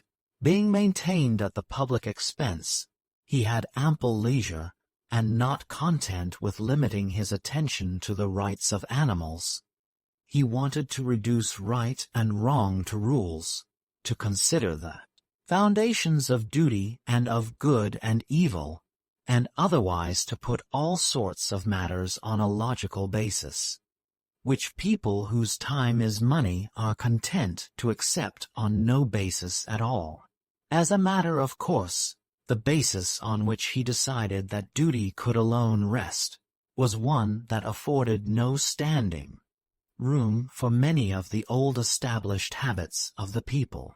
These, he assured them, were all wrong, and whenever anyone ventured to differ from him, he referred the matter to the unseen power with which he alone was in direct communication, and the unseen power invariably assured him that he was right.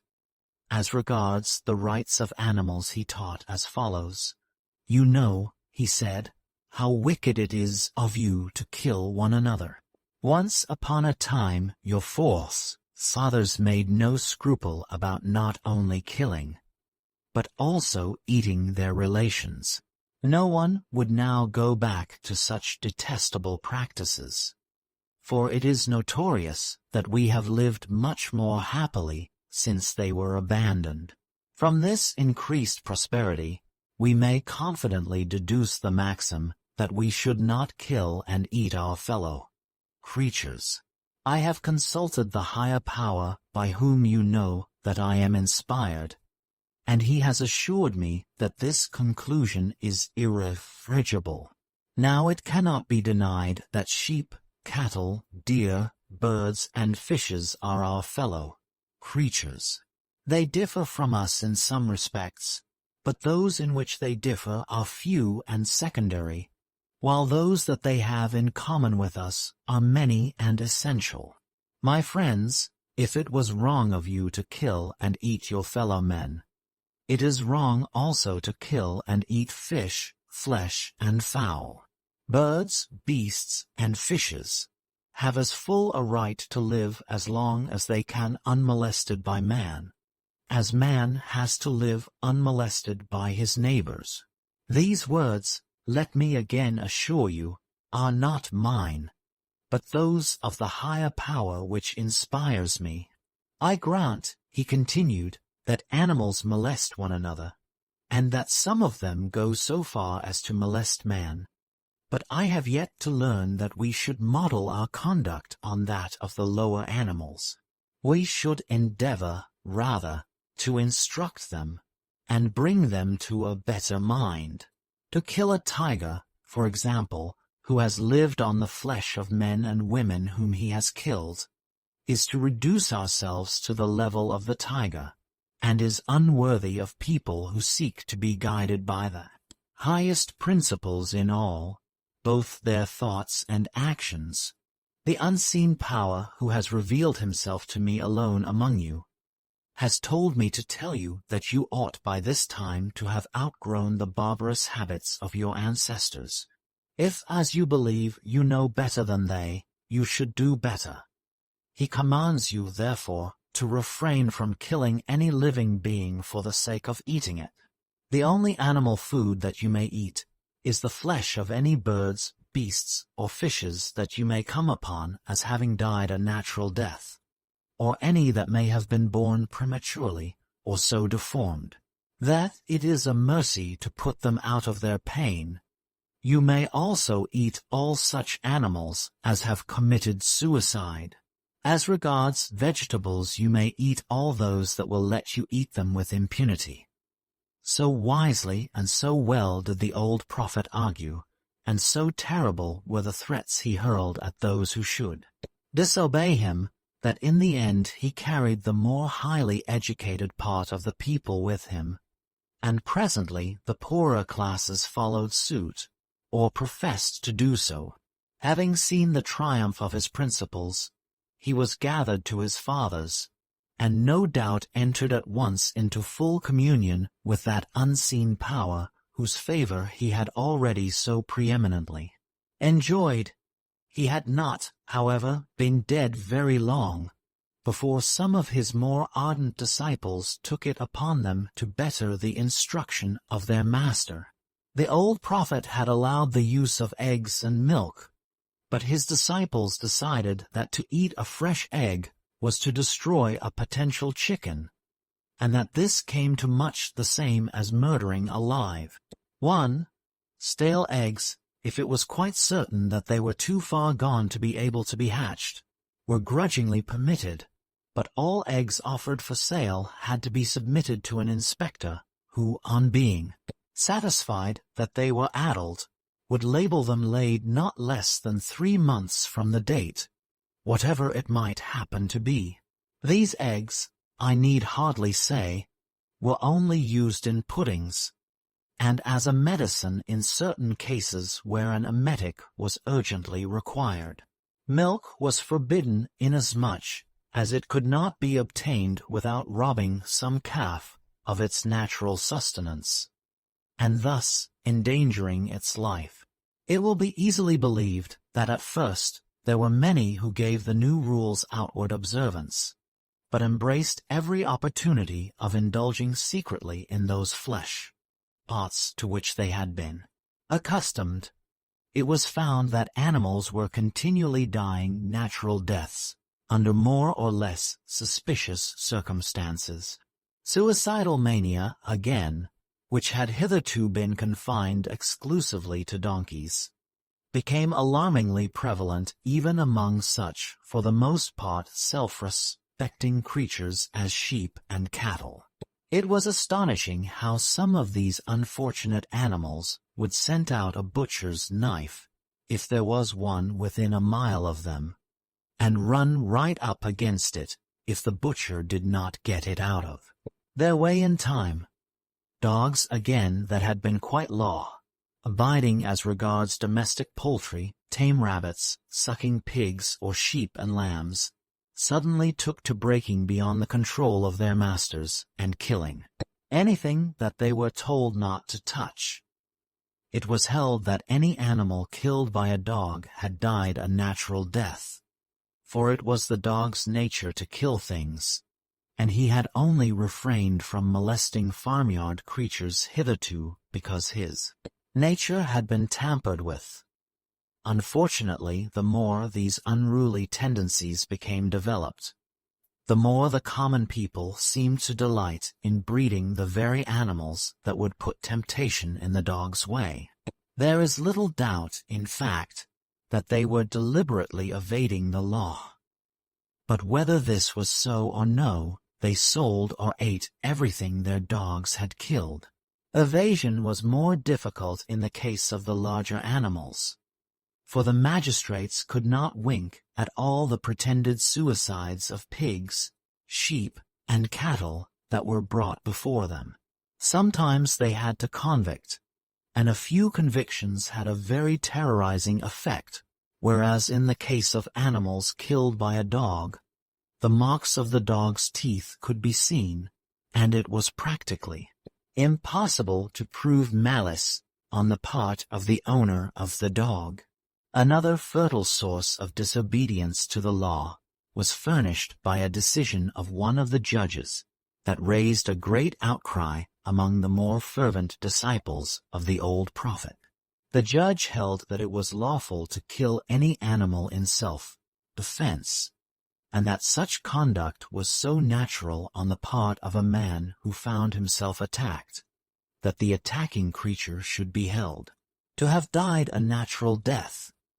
The high vegetarians had indeed good reason to be alarmed, for hardly had this decision become generally known before a number of animals, hitherto harmless, took to attacking their owners with such ferocity that it became necessary to put them to a natural death. Again, it was quite common at that time to see the carcass of a calf, lamb, or kid exposed for sale with a label from the inspector certifying that it had been killed in self-defense.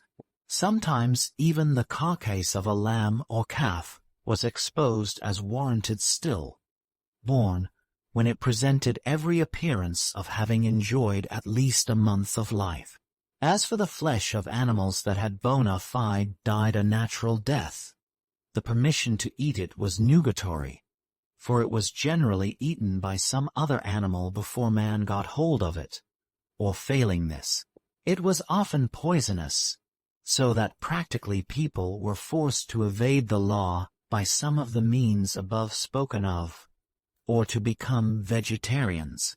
This last alternative was so little to the taste of the Erewhonians that the laws against killing animals were falling into desuetude, and would very likely have been repealed, but for the breaking out of a pestilence, which was ascribed by the priests and prophets of the day to the lawlessness of the people in the matter of eating forbidden flesh. On this there was a reaction. Stringent laws were passed, forbidding the use of meat in any form or shape, and permitting no food but grain, fruits, and vegetables to be sold in shops and markets.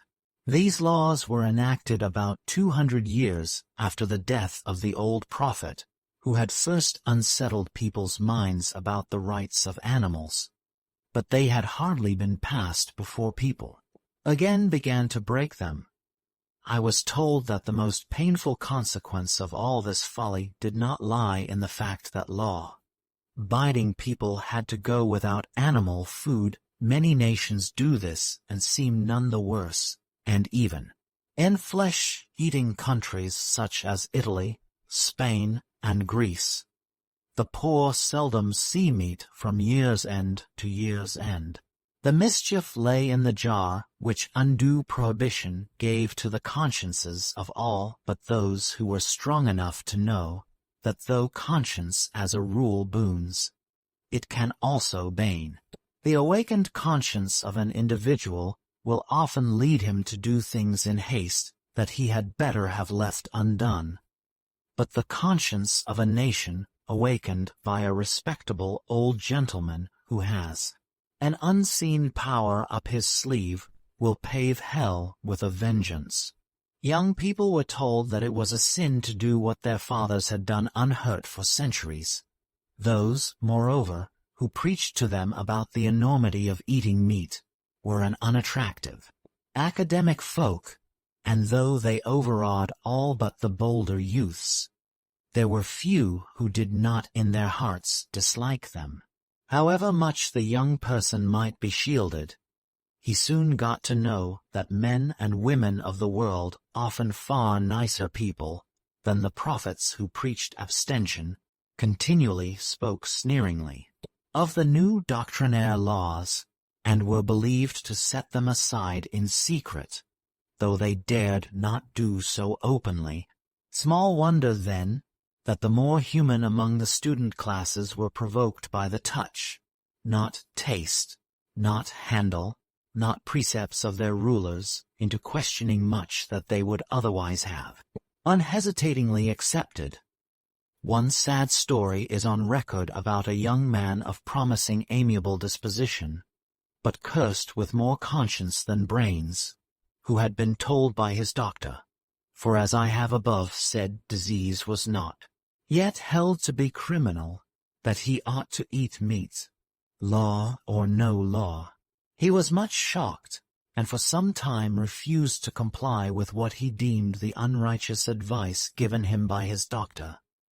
At last, however, finding that he grew weaker and weaker, he stole secretly on a dark night into one of those dens in which meat was surreptitiously sold, and bought a pound of prime steak.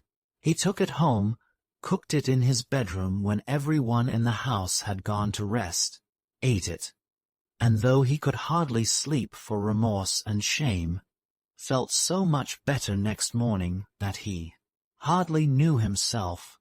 3 or 4 days later, he again found himself irresistibly drawn to this same den. Again he bought a pound of steak. Again he cooked and ate it, and again, in spite of much mental torture, on the following morning felt himself a different man. To cut the story short, though he never went beyond the bounds of moderation, it preyed upon his mind that he should be drifting, as he certainly was, into the ranks of the habitual law-breakers. All the time his health kept on improving, and though he felt sure that he owed this to the beefsteaks, the better he became in body, the more his conscience gave him no rest. 2 voices were ever ringing in his ears, the one saying, I am common sense and nature, heed me, and I will reward you as I rewarded your fathers before you. But the other voice said, let not that plausible spirit lure you to your ruin. I am duty, heed me, and I will reward you as I rewarded your fathers before you. Sometimes he even seemed to see the faces of the speakers. Common sense looked so easy, genial, and serene, so frank and fearless, that do what he might he could not mistrust her. But as he was on the point of following her, he would be checked by the austere face of duty, so grave, but yet so kindly, and it cut him to the heart that from time to time he should see her turn pitying away from him as he followed after her rival. The poor boy continually thought of the better class of his fellow students, and tried to model his conduct on what he thought was theirs. They, he said to himself, eat a beefsteak, never. but they most of them ate one now and again, unless it was a mutton chop that tempted them. And they used him for a model much as he did them. They would say to themselves, eat a mutton chop. Never. One night, however, he was followed by one of the authorities, who was always prowling about in search of lawbreakers, and was caught coming out of the den with half a shoulder of mutton concealed about his person. On this, even though he had not been put in prison, he would have been sent away with his prospects in life irretrievably ruined. He therefore hanged himself as soon as he got home. Chapter Roman 27. The views of an Erewhonian philosopher concerning the rights of vegetables. Let me leave this unhappy story, and return to the course of events among the Erewhonians at large. No matter how many laws they passed increasing the severity of the punishments inflicted on those who ate meat in secret, the people found means of setting them aside as fast as they were made. At times, indeed, they would become almost obsolete, but when they were on the point of being repealed, some national disaster or the preaching of some fanatic would reawaken the conscience of the nation, and people were imprisoned by the thousand for illicitly selling and buying animal food. About 600 or 700 years, however, after the death of the old prophet, a philosopher appeared, who, though he did not claim to have any communication with an unseen power, laid down the law with as much confidence as if such a power had inspired him. Many think that this philosopher did not believe his own teaching, and, being in secret a great meat-eater, had no other end in view than reducing the prohibition against eating animal food to an absurdity greater even than an Erewhonian Puritan would be able to stand. Those who take this view hold that he knew how impossible it would be to get the nation to accept legislation that it held to be sinful. He knew also how hopeless it would be to convince people that it was not wicked to kill a sheep and eat it, unless he could show them that they must either sin to a certain extent or die. He, therefore, it is believed, made the monstrous proposals of which I will now speak. He began by paying a tribute of profound respect to the old prophet, whose advocacy of the rights of animals, he admitted, had done much to soften the national character and enlarge its views about the sanctity of life in general. But he urged that times had now changed. The lesson of which the country had stood in need had been sufficiently learnt, while as regards vegetables much had become known that was not even suspected, formerly, and which, if the nation was to persevere in that strict adherence to the highest moral principles which had been the secret of its prosperity hitherto, must necessitate a radical change in its attitude towards them. It was indeed true that much was now known that had not been suspected formerly, for the people had had no foreign enemies, and, being both quick-witted and inquisitive into the mysteries of nature, had made extraordinary progress in all the many branches of art and science. In the chief Erewhonian museum I was shown a microscope of considerable power, that was ascribed by the authorities to a date much about that of the philosopher of whom I am now speaking, and was even supposed by some to have been the instrument with which he had actually worked. This philosopher was professor of botany in the chief seat of learning then in Erewhon, and whether with the help of the microscope still preserved, or with another, had arrived at a conclusion now universally accepted among ourselves, I mean, that all, both animals and plants, have had a common ancestry, and that hence the second should be deemed as much alive as the first. He contended, therefore, that animals and plants were cousins, and would have been seen to be so, all along, if people had not made an arbitrary and unreasonable division between what they chose to call the animal and vegetable kingdoms.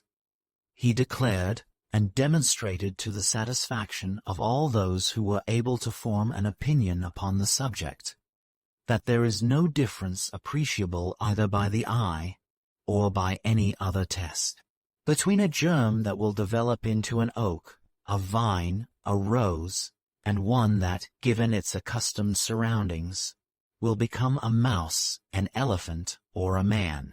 He contended that the course of any germ's development was dictated by the habits of the germs from which it was descended, and of whose identity it had once formed part.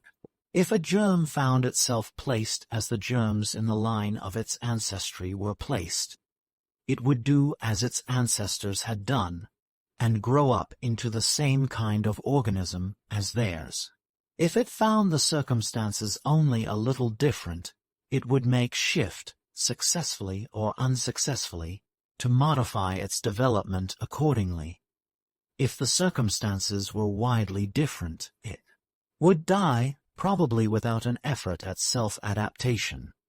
This, he argued, applied equally to the germs of plants and of animals.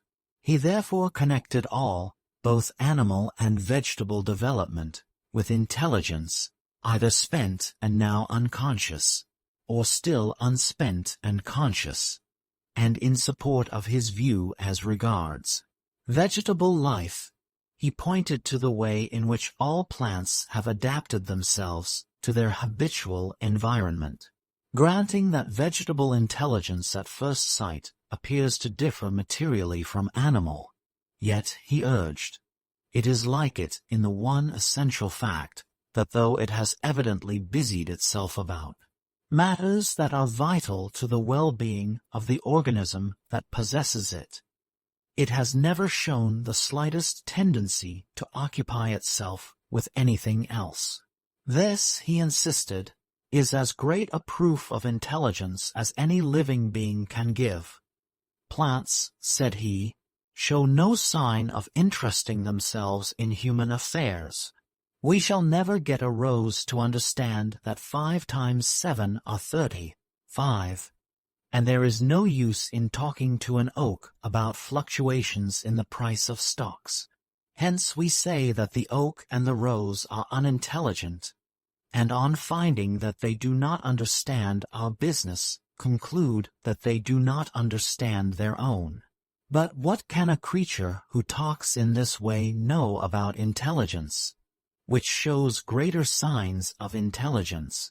He or the rose and oak. And when we call plants stupid for not understanding our business, how capable do we show ourselves of understanding theirs? Can we form even the faintest conception of the way in which a seed from a rose tree turns earth, air, warmth and water into a rose full-blown? Where does it get its color from? From the earth, air, and sea. Yes, but how?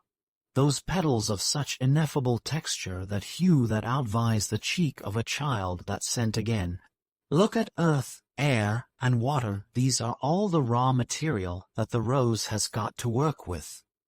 Does it show any sign of want of intelligence in the alchemy with which it turns mud into rose, leaves? What chemist can do anything comparable? Why does no one try? Simply because everyone knows that no human intelligence is equal to the task. We give it up. It is the rose's department. Let the rose attend to it and be dubbed unintelligent because it baffles us by the miracles it works, and the unconcerned business-like way in which it works them. See, what pains, again, plants take to protect themselves against their enemies.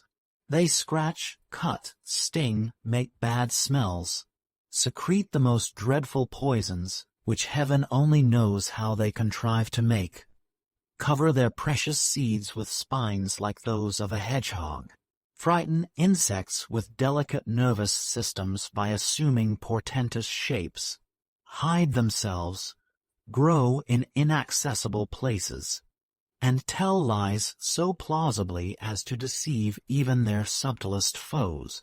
They lay traps smeared with bird lime to catch insects, and persuade them to drown themselves in pitchers which they have made of their leaves, and fill with water. Others make themselves, as it were, into living rat traps, which close with a spring on any insect that settles upon them. Others make their flowers into the shape of a certain fly that is a great pillager of honey, so that when the real fly comes it thinks that the flowers are bespoke, and goes on elsewhere. Some are so clever as even to overreach themselves, like the whore radish, which gets pulled up and eaten for the sake of that pungency with which it protects itself against underground enemies. If, on the other hand, they think that any insect can be of service to them, see how pretty they make themselves. What is to be intelligent, if to know how to do what one wants to do, and to do it repeatedly, is not to be intelligent? Some say that the rose seed does not want to grow into a rose bush. Why, then, in the name of all that is reasonable, does it grow? Likely enough, it is unaware of the want that is spurring it on to action. We have no reason to suppose that a human embryo knows that it wants to grow into a baby, or a baby into a man. Nothing ever shows signs of knowing what it is either wanting or doing. When its convictions both as to what it wants and how to get it have been settled beyond further power of question, the less signs living creatures give of knowing what they do, provided they do it, and do it repeatedly and well, the greater proof they give that in reality they know how to do it, and have done it already on an infinite number of past occasions. Someone may say, he continued, "What do you mean by talking about an infinite number of past occasions? When did a rose seed make itself into a rose bush on any past occasion?" I answer this question with another. Did the rose seed ever form part of the identity of the rose bush on which it grew? Who can say that it did not? Again I ask, was this rose bush ever linked by all those links that we commonly consider as constituting personal identity with the seed from which it in its turn grew? Who can say that it was not? Then, if rose seed number 2 is a continuation of the personality of its parent rose bush, and if that rose bush is a continuation of the personality of the rose seed from which it sprang, rose seed number 2 must also be a continuation of the personality of the earlier rose seed, and this rose seed must be a continuation of the personality of the preceding rose seed, and so back and back ad infinitum. Hence it is impossible to deny continued personality between any existing rose seed and the earliest seed that can be called a rose seed at all. The answer, then, to our objector is not far to seek.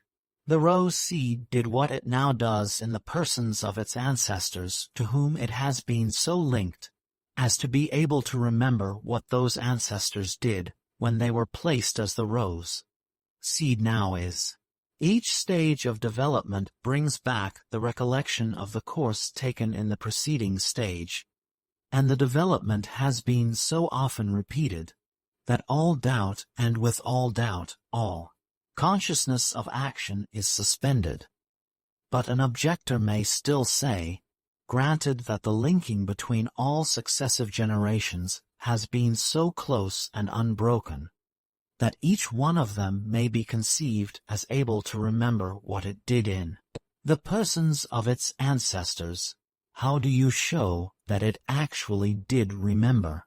The answer is, by the action which each generation takes, an action which repeats all the phenomena that we commonly associate with memory which is explicable on the supposition that it has been, guided by memory, and which has neither been explained, nor seems ever likely to be explained on any other theory than the supposition that there is an abiding memory between successive generations. Will anyone bring an example of any living creature whose action we can understand, performing an ineffably difficult and intricate action, time after time, with invariable success, and yet not knowing how to do it, and never having done it before? Show me the example, and I will say no more, but until it is shown me, I shall credit action where I cannot watch it, with being controlled by the same laws as when it is within our ken. It will become unconscious as soon as the skill that directs it has become perfected.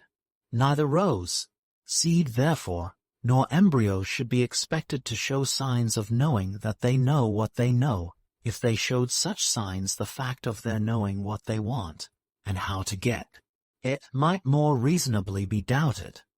Some of the passages already given in chapter Roman 23 were obviously inspired by the one just quoted. As I read it, in a reprint shown me by a professor who had edited much of the early literature on the subject, I could not but remember the one in which our Lord tells his disciples to consider the lilies of the field, who neither toil nor spin, but whose raiment surpasses even that of Solomon in all his glory. They toil not, neither do they spin. Is that so? Toil not. Perhaps not, now that the method of procedure is so well known as to admit of no further question. But it is not likely that lilies came to make themselves so beautifully without having ever taken any pains about the matter. Neither do they spin, not with a spinning wheel, but is there no textile fabric in a leaf? What would the lilies of the field say if they heard one of us declaring that they neither toil nor spin? They would say, I take it, much what we should if we were to hear of their preaching humility on the text of Solomon's, and saying, Consider the Solomons in all their glory. They toil not, neither do they spin. We should say that the lilies were talking about things that they did not understand, and that though the Solomons do not toil nor spin, yet there had been no lack of either toiling or spinning before they came to be arrayed so gorgeously. Let me now return to the professor. I have said enough to show the general drift of the arguments on which he relied in order to show that vegetables are only animals under another name, but have not stated his case in anything like the fullness with which he laid it before the public. The conclusion he drew, or pretended to draw, was that if it was sinful to kill and eat animals, it was not less sinful to do the like by vegetables or their seeds. None such, he said, should be eaten, save what had died a natural death, such as fruit that was lying on the ground and about to rot, or cabbage leaves that had turned yellow in late autumn. These and other like garbage he declared to be the only food that might be eaten with a clear conscience.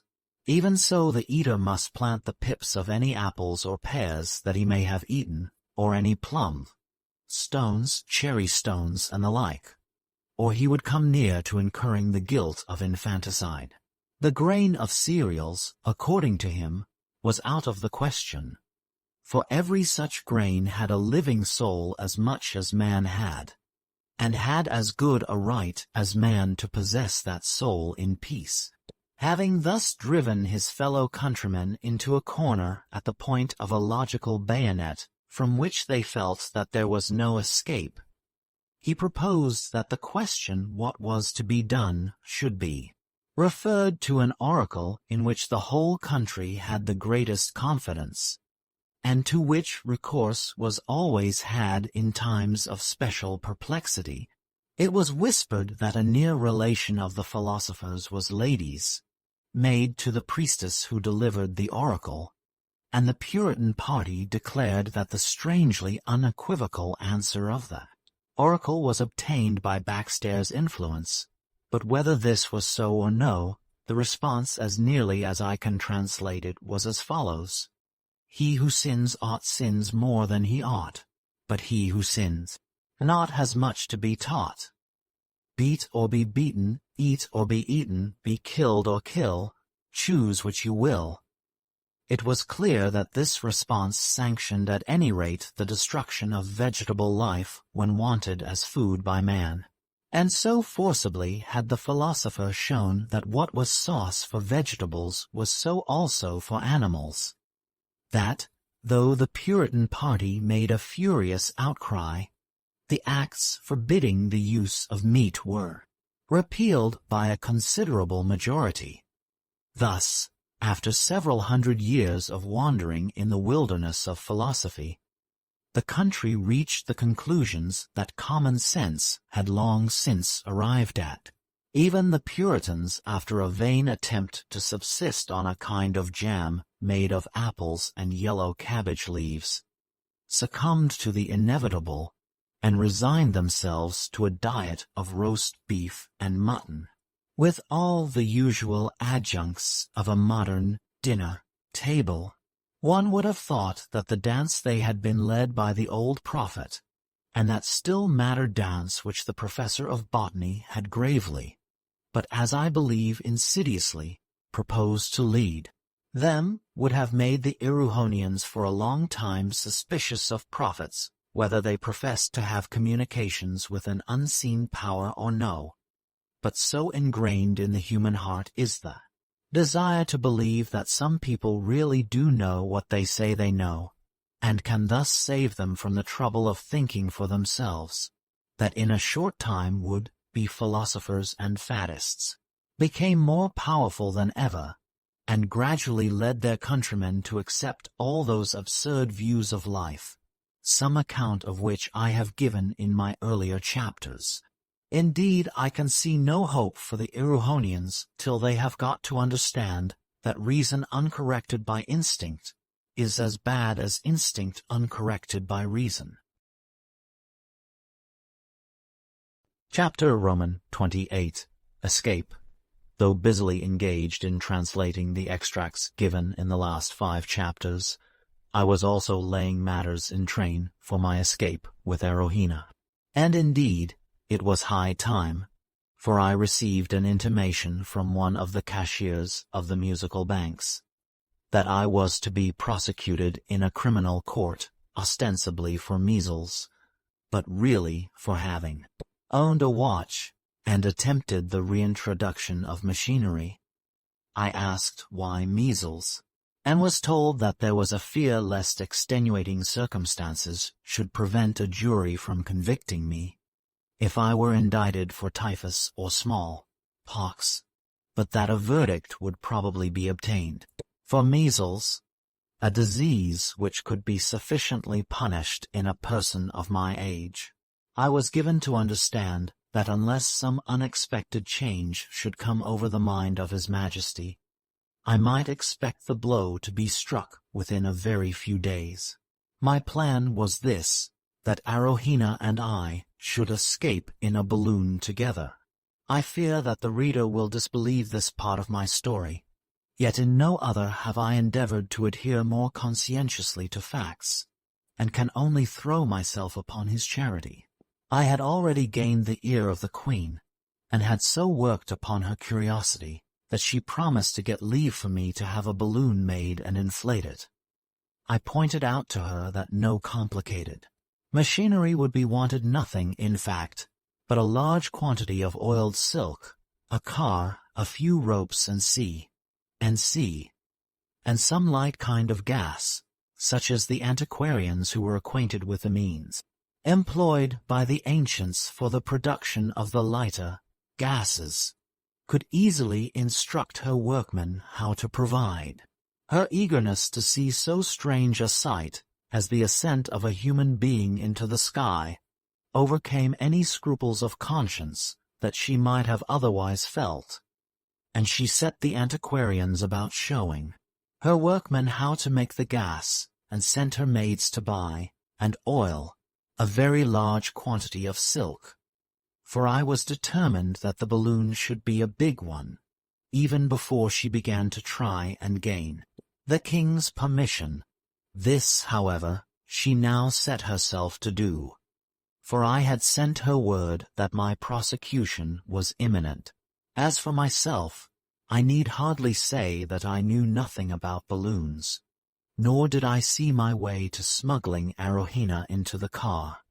Nevertheless, knowing that we had no other chance of getting away from EREWHON, I drew inspiration from the extremity in which we were placed, and made a pattern from which the Queen's workmen were able to work successfully. Meanwhile, the Queen's carriage builders set about making the car, and it was with the attachments of this to the balloon that I had the greatest difficulty. I doubt, indeed, whether I should have succeeded here, but for the great intelligence of a foreman, who threw himself heart and soul into the matter, and often both foresaw requirements, the necessity for which had escaped me, and suggested the means of providing for them. It happened that there had been a long drought, during the latter part of which prayers had been vainly offered up in all the temples of the air god. When I first told Her Majesty that I wanted a balloon, I said my intention was to go up into the sky and prevail upon the air god by means of a personal interview. I own that this proposition bordered on the idolatrous, but I have long since repented of it, and am little likely ever to repeat the offense. Moreover, the deceit, serious though it was, will probably lead to the conversion of the whole country. When the Queen told His Majesty of my proposal, he at first not only ridiculed it, but was inclined to veto it. Being, however, a very uxorious husband, he at length consented, as he eventually always did, to everything on which the Queen had set her heart. He yielded all the more readily now, because he did not believe in the possibility of my assent. He was convinced that even though the balloon should mount a few feet into the air, it would collapse immediately, whereon I should fall and break my neck, and he should be rid of me. He demonstrated this to her so convincingly that she was alarmed, and tried to talk me into giving up the idea. But on finding that I persisted in my wish to have the balloon made, she produced an order from the king to the effect that all facilities I might require should be afforded me. At the same time, Her Majesty told me that my attempted assent would be made an article of impeachment against me, in case I did not succeed in prevailing on the air god to stop the drought. Neither king nor queen had any idea that I meant going right away if I could get the wind to take me, nor had he any conception of the existence of a certain steady upper current of air, which was always setting in one direction, as could be seen by the shape of the higher clouds, which pointed invariably from south, east to northwest. I had myself long noticed this peculiarity in the climate, and attributed it, I believe justly, to a trade wind which was constant at a few thousand feet above the earth, but was disturbed by local influences at lower elevations.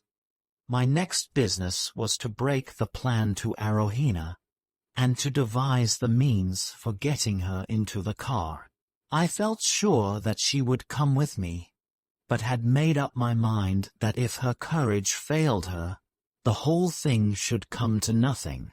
AROWHENA and I had been in constant communication through her maid, but I had thought it best not to tell her the details of my scheme till everything was settled. The time had now arrived, and I arranged with the maid that I should be admitted by a private door into Mr. Nosniber's garden at about dusk on the following evening. I came at the appointed time. The girl let me into the garden and bade me wait in a secluded alley until AROWHENA should come. It was now early summer, and the leaves were so thick upon the trees that even though someone else had entered the garden, I could have easily hidden myself. The night was one of extreme beauty. The sun had long set, but there was still a rosy gleam in the sky over the ruins of the railway station. Below me was the city already twinkling with lights, while beyond it stretched the plains for many a league until they blended with the sky. I just noted these things, but I could not heed them. I could heed nothing, till, as I peered into the darkness of the alley, I perceived a white figure gliding swiftly towards me. I bounded towards it, and ere thought could either prompt or check, I had caught AROWHENA to my heart, and covered her unresisting cheek with kisses. So overjoyed were we that we knew not how to speak. Indeed, I do not know when we should have found words and come to our senses, if the maid had not gone off into a fit of hysterics, and awakened us to the necessity of self-control. Then, briefly and plainly, I unfolded what I proposed. I showed her the darkest side, for I felt sure that the darker the prospect, the more likely she was to come. I told her that my plan would probably end in death for both of us, and that I dared not press it, that at a word from her it should be abandoned. Still, that there was just a possibility of our escaping together to some part of the world where there would be no bar to our getting married, and that I could see no other hope. She made no resistance, not a sign or hint of doubt or hesitation. She would do all I told her, and come whenever I was ready. So I bade her send her maid to meet me nightly, told her that she must put a good face on, look as bright and happy as she could, so as to make her father and mother and Zulora think that she was forgetting me, and be ready at a moment's notice to come to the Queen's workshops, and be concealed among the ballast and under rugs in the car of the balloon. And so we parted. I hurried my preparations forward, for I feared rain, and also that the king might change his mind, but the weather continued dry, and in another week the Queen's workmen had finished the balloon and car, while the gas was ready to be turned on into the balloon at any moment. All being now prepared, I was to ascend on the following morning. I had stipulated for being allowed to take abundance of rugs and wrappings as protection from the cold of the upper atmosphere, and also 10 or a dozen good-sized bags of ballast. I had nearly a quarter's pension in hand, and with this I feed AROWHENA's maid, and bribed the Queen's foreman, who would, I believe, have given me assistance even without a bribe. He helped me to secrete food and wine in the bags of ballast, and on the morning of my ascent he kept the other workmen out of the way while I got AROWHENA into the car. She came with early dawn, muffled up, and in her maid's dress. She was supposed to be gone to an early performance at one of the musical banks, and told me that she should not be missed till breakfast, but that her absence must then be discovered. I arranged the ballast about her, so that it should conceal her as she lay at the bottom of the car, and covered her with wrappings. Although it still wanted some hours of the time fixed for my ascent, I could not trust myself one moment from the car, so I got into it at once, and watched the gradual inflation of the balloon. Luggage I had none, save the provisions hidden in the ballast bags, the books of mythology, and the treatises on the machines, with my own manuscript diaries and translations. I sat quietly and awaited the hour fixed for my departure, quiet outwardly, but inwardly I was in an agony of suspense, lest AROWHENA's absence should be discovered before the arrival of the king and queen, who were to witness my ascent. They were not due yet for another 2 hours, and during this time 100 things might happen, any one of which would undo me. At last the balloon was full. The pipe which had filled it was removed, the escape of the gas having been first carefully precluded. Nothing remained to hinder the balloon from ascending but the hands and weight of those who were holding on to it with ropes. I strained my eyes for the coming of the king and queen, but could see no sign of their approach. I looked in the direction of Mr.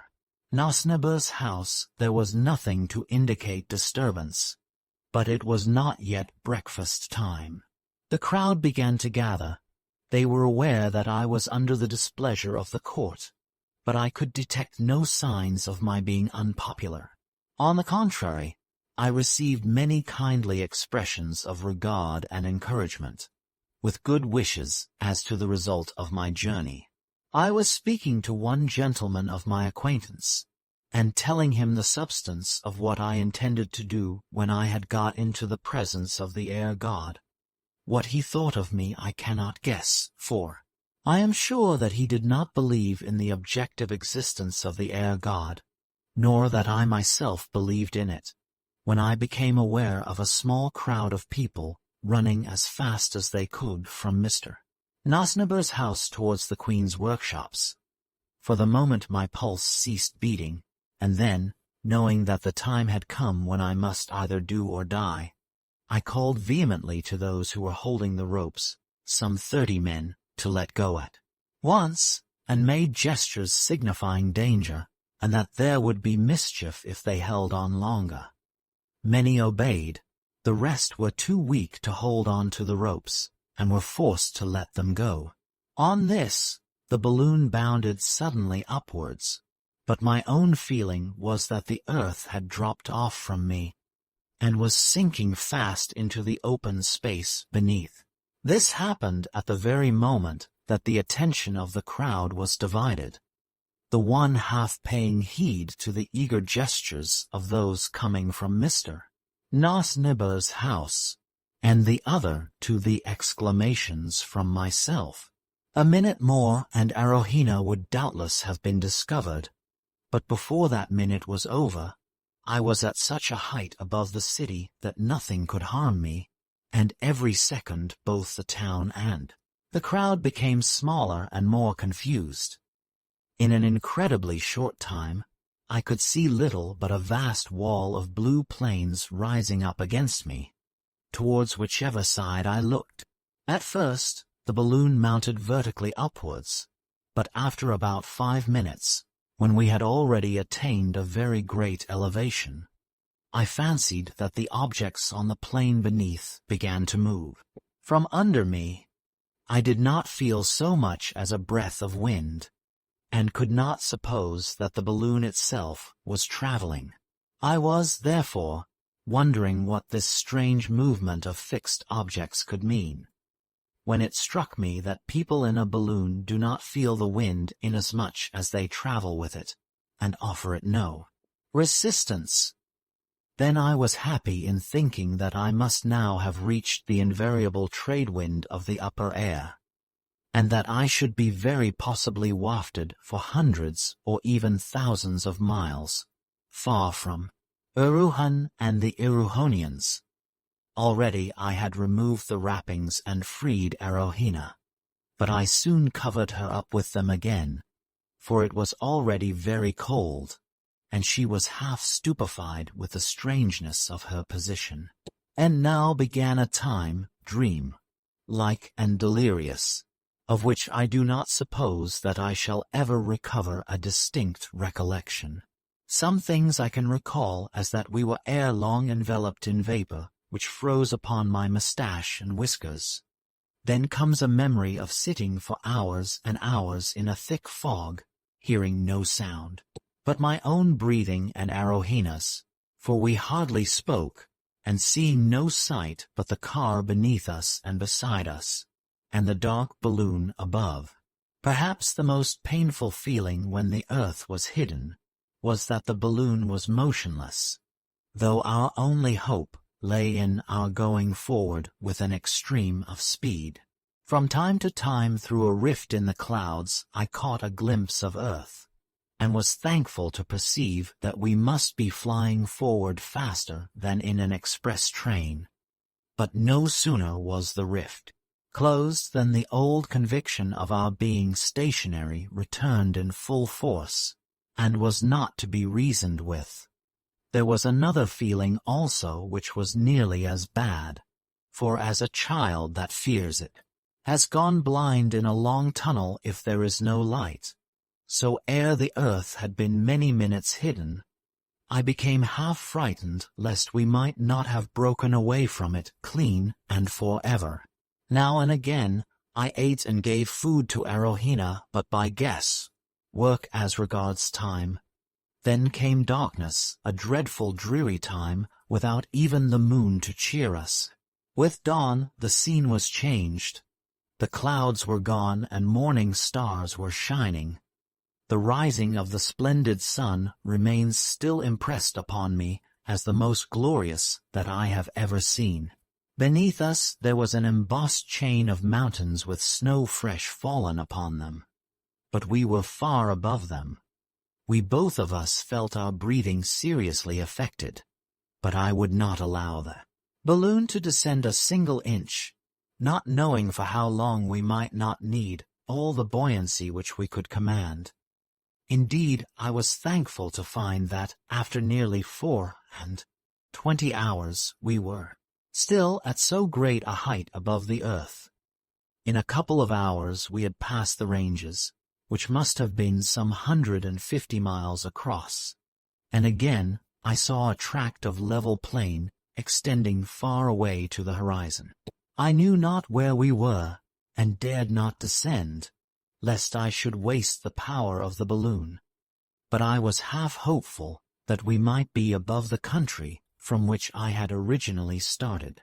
I looked anxiously for any sign by which I could recognize it, but could see nothing, and feared that we might be above some distant part of Erewhon, or a country inhabited by savages. While I was still in doubt, the balloon was again wrapped in clouds, and we were left to blank space and to conjectures. The weary time dragged on. How I longed for my unhappy watch. I felt as though not even time was moving, so dumb and spell-bound were our surroundings. Sometimes I would feel my pulse, and count its beats for half an hour together, anything to mark the time to prove that it was there, and to assure myself that we were within the blessed range of its influence, and not gone adrift into the timelessness of eternity. I had been doing this for the 20th or 30th time, and had fallen into a light sleep. I dreamed wildly of a journey in an express train, and of arriving at a railway station where the air was full of the sound of locomotive engines blowing off steam with a horrible and tremendous hissing. I woke frightened and uneasy, but the hissing and crashing noises pursued me now that I was awake, and forced me to own that they were real. What they were I knew not, but they grew gradually fainter and fainter, and after a time were lost. In a few hours the clouds broke, and I saw beneath me that which made the chilled blood run colder in my veins. I saw the sea, and nothing but the sea, in the main black, but flecked with white heads of storm, tossed angry waves. AROWHENA was sleeping quietly at the bottom of the car, and as I looked at her sweet and saintly beauty, I groaned and cursed myself for the misery into which I had brought her. But there was nothing for it now. I sat and waited for the worst, and presently I saw signs as though that worst were soon to be at hand, for the balloon had begun to sink. On first seeing the sea, I had been impressed with the idea that we must have been falling. But now there could be no mistake. We were sinking, and that fast. I threw out a bag of ballast, and for a time we rose again. But in the course of a few hours the sinking recommenced, and I threw out another bag. Then the battle commenced in earnest. It lasted all that afternoon, and through the night, until the following evening. I had seen never a sail nor a sign of a sail, though I had half blinded myself with straining my eyes incessantly in every direction. We had parted with everything but the clothes which we had upon. Our backs, food and water were gone, all thrown out to the wheeling albatrosses, in order to save us a few hours or even minutes from the sea. I did not throw away the books till we were within a few feet of the water, and clung to my manuscripts to the very last. Hope there seemed none whatever yet. Strangely enough, we were neither of us utterly hopeless, and even when the evil that we dreaded was upon us, and that which we greatly feared had come, we sat in the car of the balloon with the waters up to our middle, and still smiled with a ghastly hopefulness to one another. He who has crossed the St. Gothard will remember that below Andermatt there is one of those alpine gorges which reach the very utmost limits of the sublime and terrible. The feelings of the traveler have become more and more highly wrought at every step, until at last the naked and overhanging precipices seem to close above his head, as he crosses a bridge hung in mid-air over a roaring waterfall, and enters on the darkness of a tunnel hewn out of the rock. What can be in store for him on emerging? Surely something even wilder and more desolate than that which he has seen already. Yet his imagination is paralyzed, and can suggest no fancy or vision of anything to surpass the reality which he had just witnessed. Awed and breathless he advances, when lo! the light of the afternoon sun welcomes him as he leaves the tunnel, and behold a smiling valley, a babbling brook, a village with tall belfries, and meadows of brilliant green. These are the things which greet him, and he smiles to himself as the terror passes away, and in another moment is forgotten. So fared it now with ourselves. We had been in the water some 2 or 3 hours, and the night had come upon us. We had said farewell for the 100th time, and had resigned ourselves to meet the end. Indeed, I was myself battling with a drowsiness from which it was only too probable that I should never wake, when suddenly AROWHENA touched me on the shoulder, and pointed to a light and to a dark mass which was bearing right upon us. A cry for help, loud and clear and shrill, broke forth from both of us at once, and in another 5 minutes we were carried by kind and tender hands onto the deck of an Italian vessel. Chapter Roman 29. Conclusion. The ship was the Principe Umberto, bound from Callao to Genoa.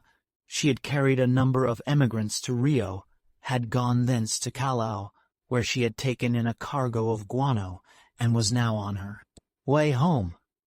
The captain was a certain Giovanni Gianni, a native of Sestri.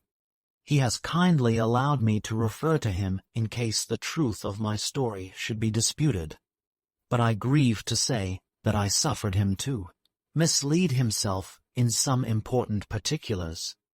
I should add that when we were picked up, we were 1,000 miles from land. As soon as we were on board, the captain began questioning us about the siege of Paris, from which city he had assumed that we must have come, notwithstanding our immense distance from Europe. As may be supposed, I had not heard a syllable about the war between France and Germany, and was too ill to do more than assent to all that he chose to put into my mouth. My knowledge of Italian is very imperfect, and I gathered little from anything that he said, but I was glad to conceal the true point of our departure, and resolved to take any cue that he chose to give me. The line that thus suggested itself was that there had been 10 or 12 others in the balloon, that I was an English milord, and AROWHENA a Russian countess, that all the others had been drowned, and that the dispatches which we had carried were lost. I came afterwards to learn that this story would not have been credible, had not the captain been for some weeks at sea, for I found that when we were picked up, the Germans had already long been masters of Paris. As it was, the captain settled the whole story for me, and I was well content. In a few days we sighted an English vessel bound from Melbourne to London with wool.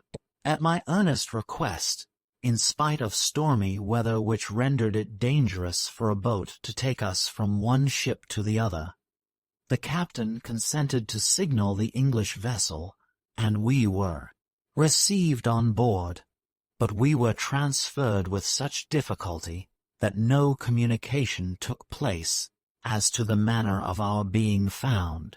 I did indeed hear the Italian mate who was in charge of the boat shout out something in French to the effect that we had been picked up from a balloon, but the noise of the wind was so great, and the captain understood so little French that he caught nothing of the truth, and it was assumed that we were 2 persons who had been saved from shipwreck.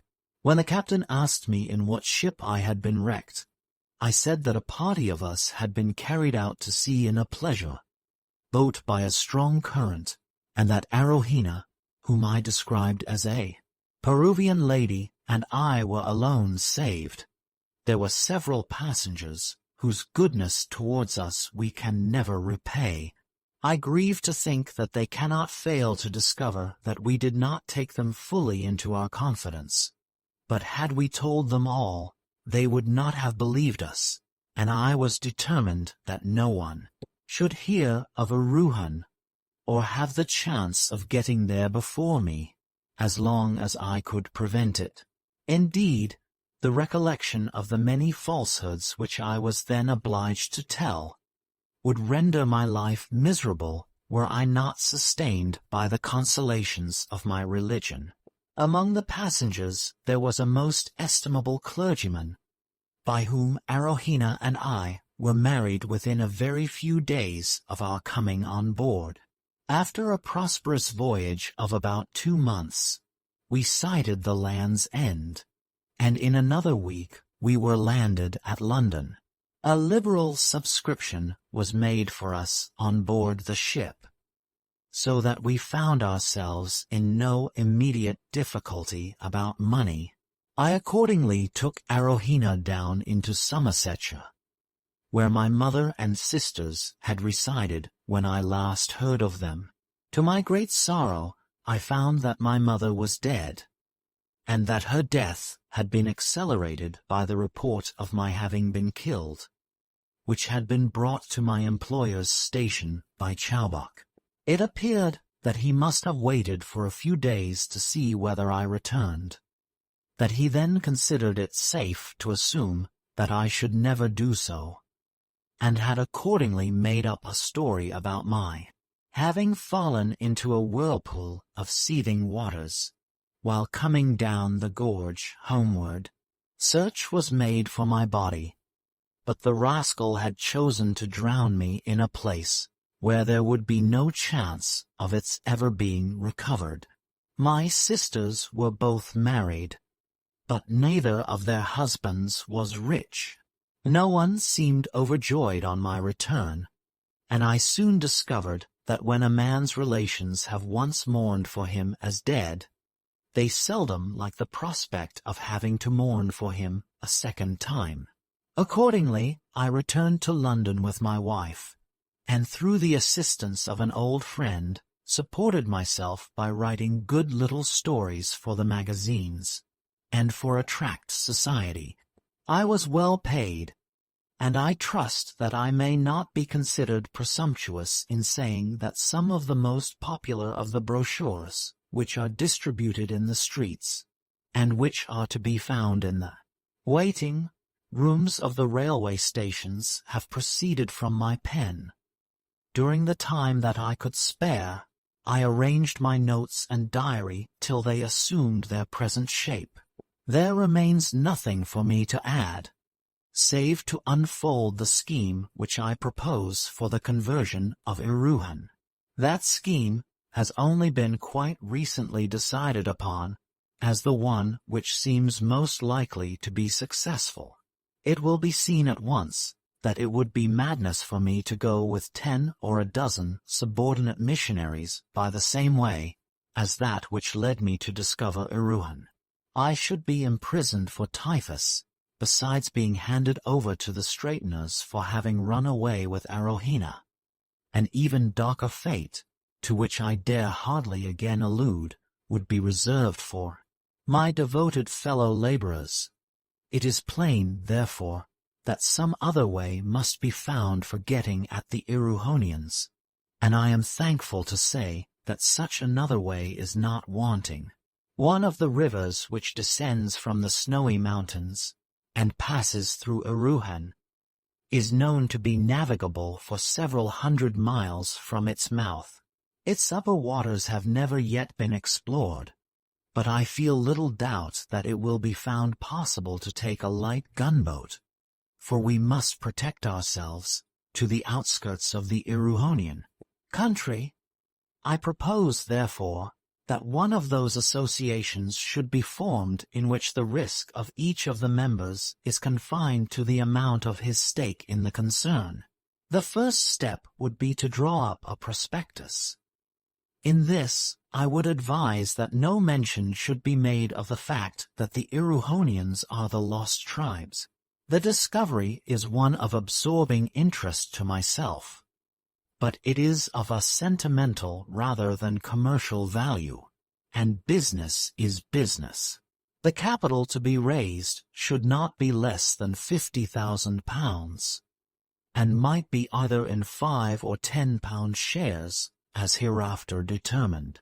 This should be amply sufficient for the expenses of an experimental voyage.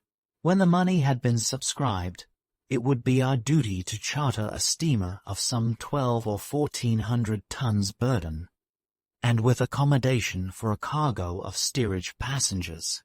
She should carry 2 or 3 guns in case of her being attacked by savages at the mouth of the river. Boats of considerable size should be also provided, and I think it would be desirable that these also should carry 2 or 3 6-pounders. The ship should be taken up the river as far as was considered safe, and a picked party should then ascend in the boats. The presence both of AROWHENA and myself would be necessary at this stage, inasmuch as our knowledge of the language would disarm suspicion and facilitate negotiations.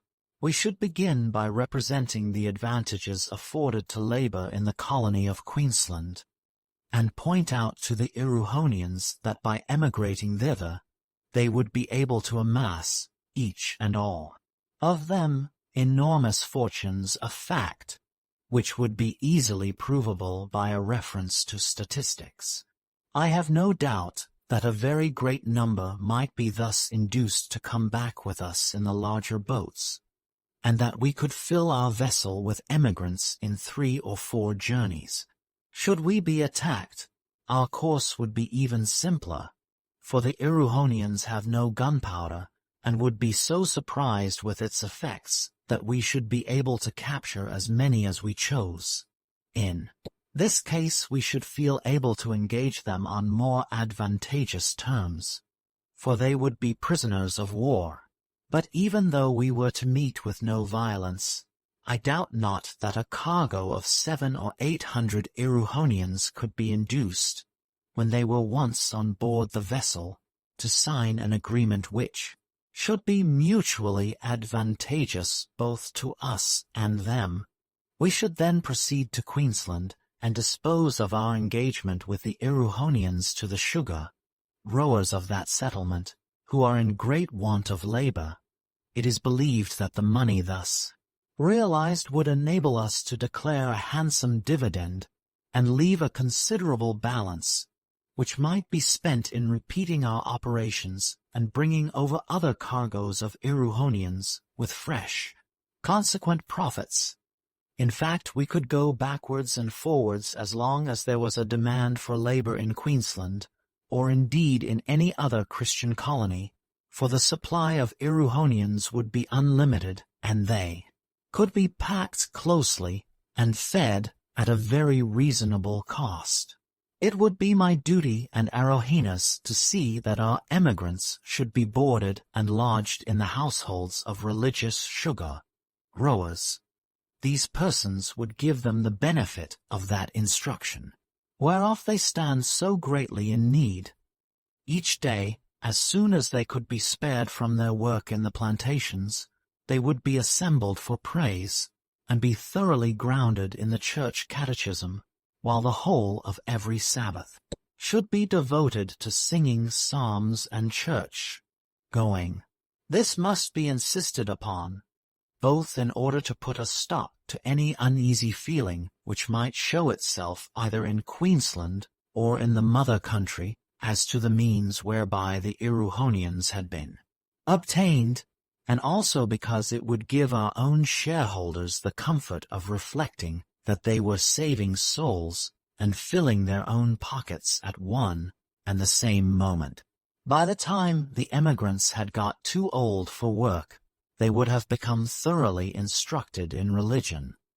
They could then be shipped back to EREWHON and carry the good seed with them.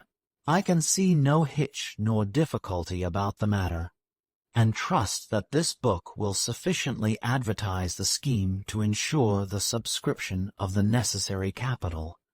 As soon as this is forthcoming, I will guarantee that I convert the EREWHONIANS not only into good Christians, but into a source of considerable profit to the shareholders. I should add that I cannot claim the credit for having originated the above scheme.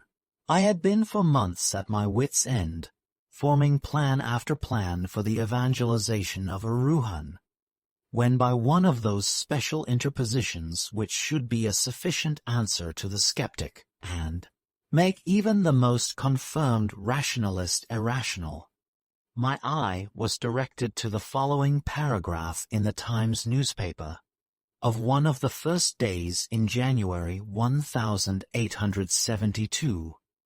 Polynesians in Queensland. The Marquis of Normanby, the new governor of Queensland, has completed his inspection of the northern districts of the colony. It is stated that at Mackay, one of the best sugar-growing districts, His Excellency saw a good deal of the Polynesians.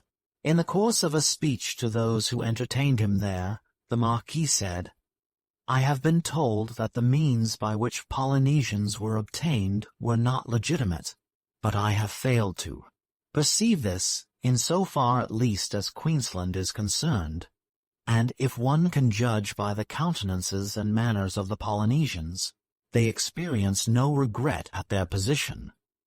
But His Excellency pointed out the advantage of giving them religious instruction. It would tend to set at rest an uneasy feeling which at present existed in the country to know that they were inclined to retain the Polynesians and teach them religion. I feel that comment is unnecessary, and will therefore conclude with one word of thanks to the reader who may have had the patience to follow me through my adventures without losing his temper, but with two for any who may write at once to the Secretary of the EREWHON Evangelization Company, Limited, at the address which shall hereafter be advertised, and request to have his name put down as a shareholder. P.S. I had just received and corrected the last proof of the foregoing volume, and was walking down the Strand from Temple Bar to Charing Cross, when on passing Exeter Hall I saw a number of devout-looking people crowding into the building with faces full of interested and complacent anticipation. I stopped and saw an announcement that a missionary meeting was to be held forthwith, and that the native missionary, the Rev. William Habakkuk, from the colony from which I had started on my adventures, would be introduced and make a short address. After some little difficulty, I obtained admission, and heard 2 or 3 speeches, which were prefatory to the introduction of Mr. Habakkuk. One of these struck me as perhaps the most presumptuous that I had ever heard. The speaker said that the races of whom Mr. Habakkuk was a specimen were in all probability the lost 10 tribes of Israel.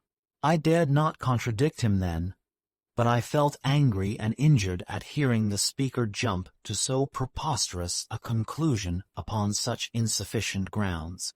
The discovery of the 10 tribes was mine, and mine only. I was still in the very height of indignation, when there was a murmur of expectation in the hall, and Mr. Habakkuk was brought forward. The reader may judge of my surprise at finding that he was none other than my old friend Chowbok.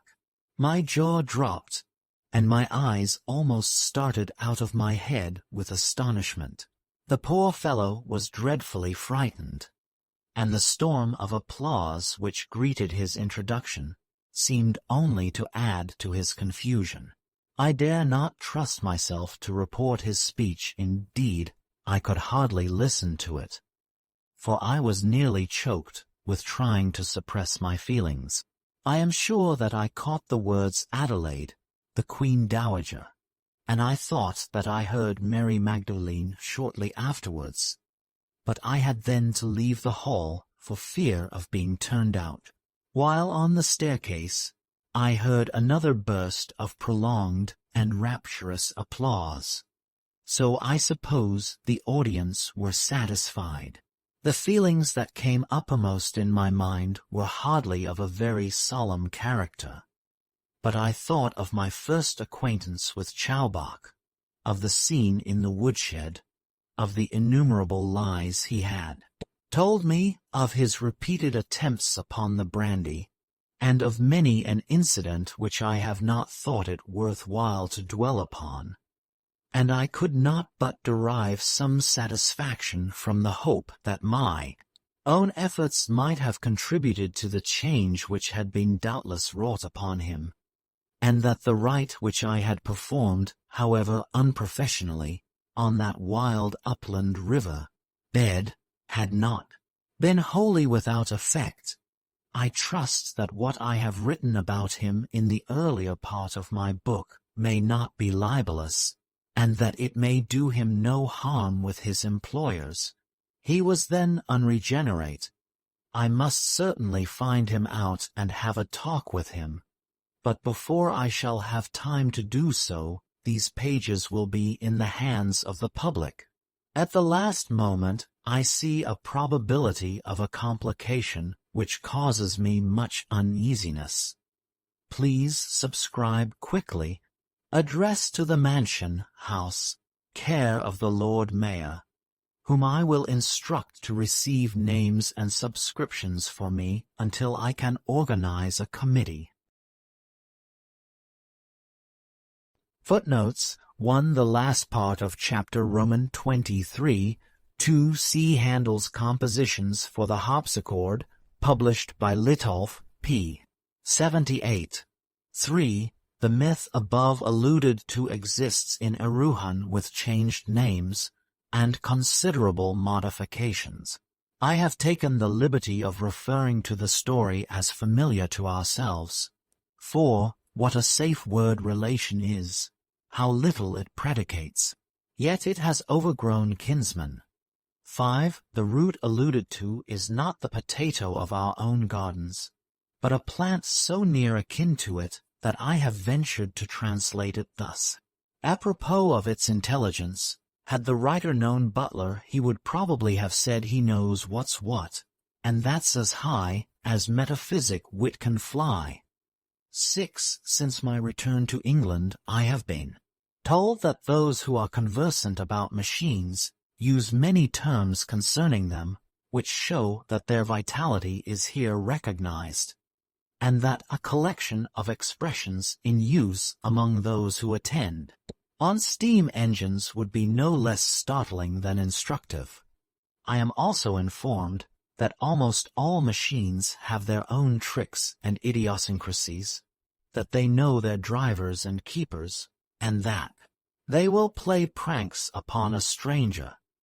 It is my intention, on a future occasion, to bring together examples both of the expressions in common use among mechanicians, and of any extraordinary exhibitions of mechanical sagacity and eccentricity that I can meet with, not as believing in the Erewhonian professor's theory, but from the interest of the subject.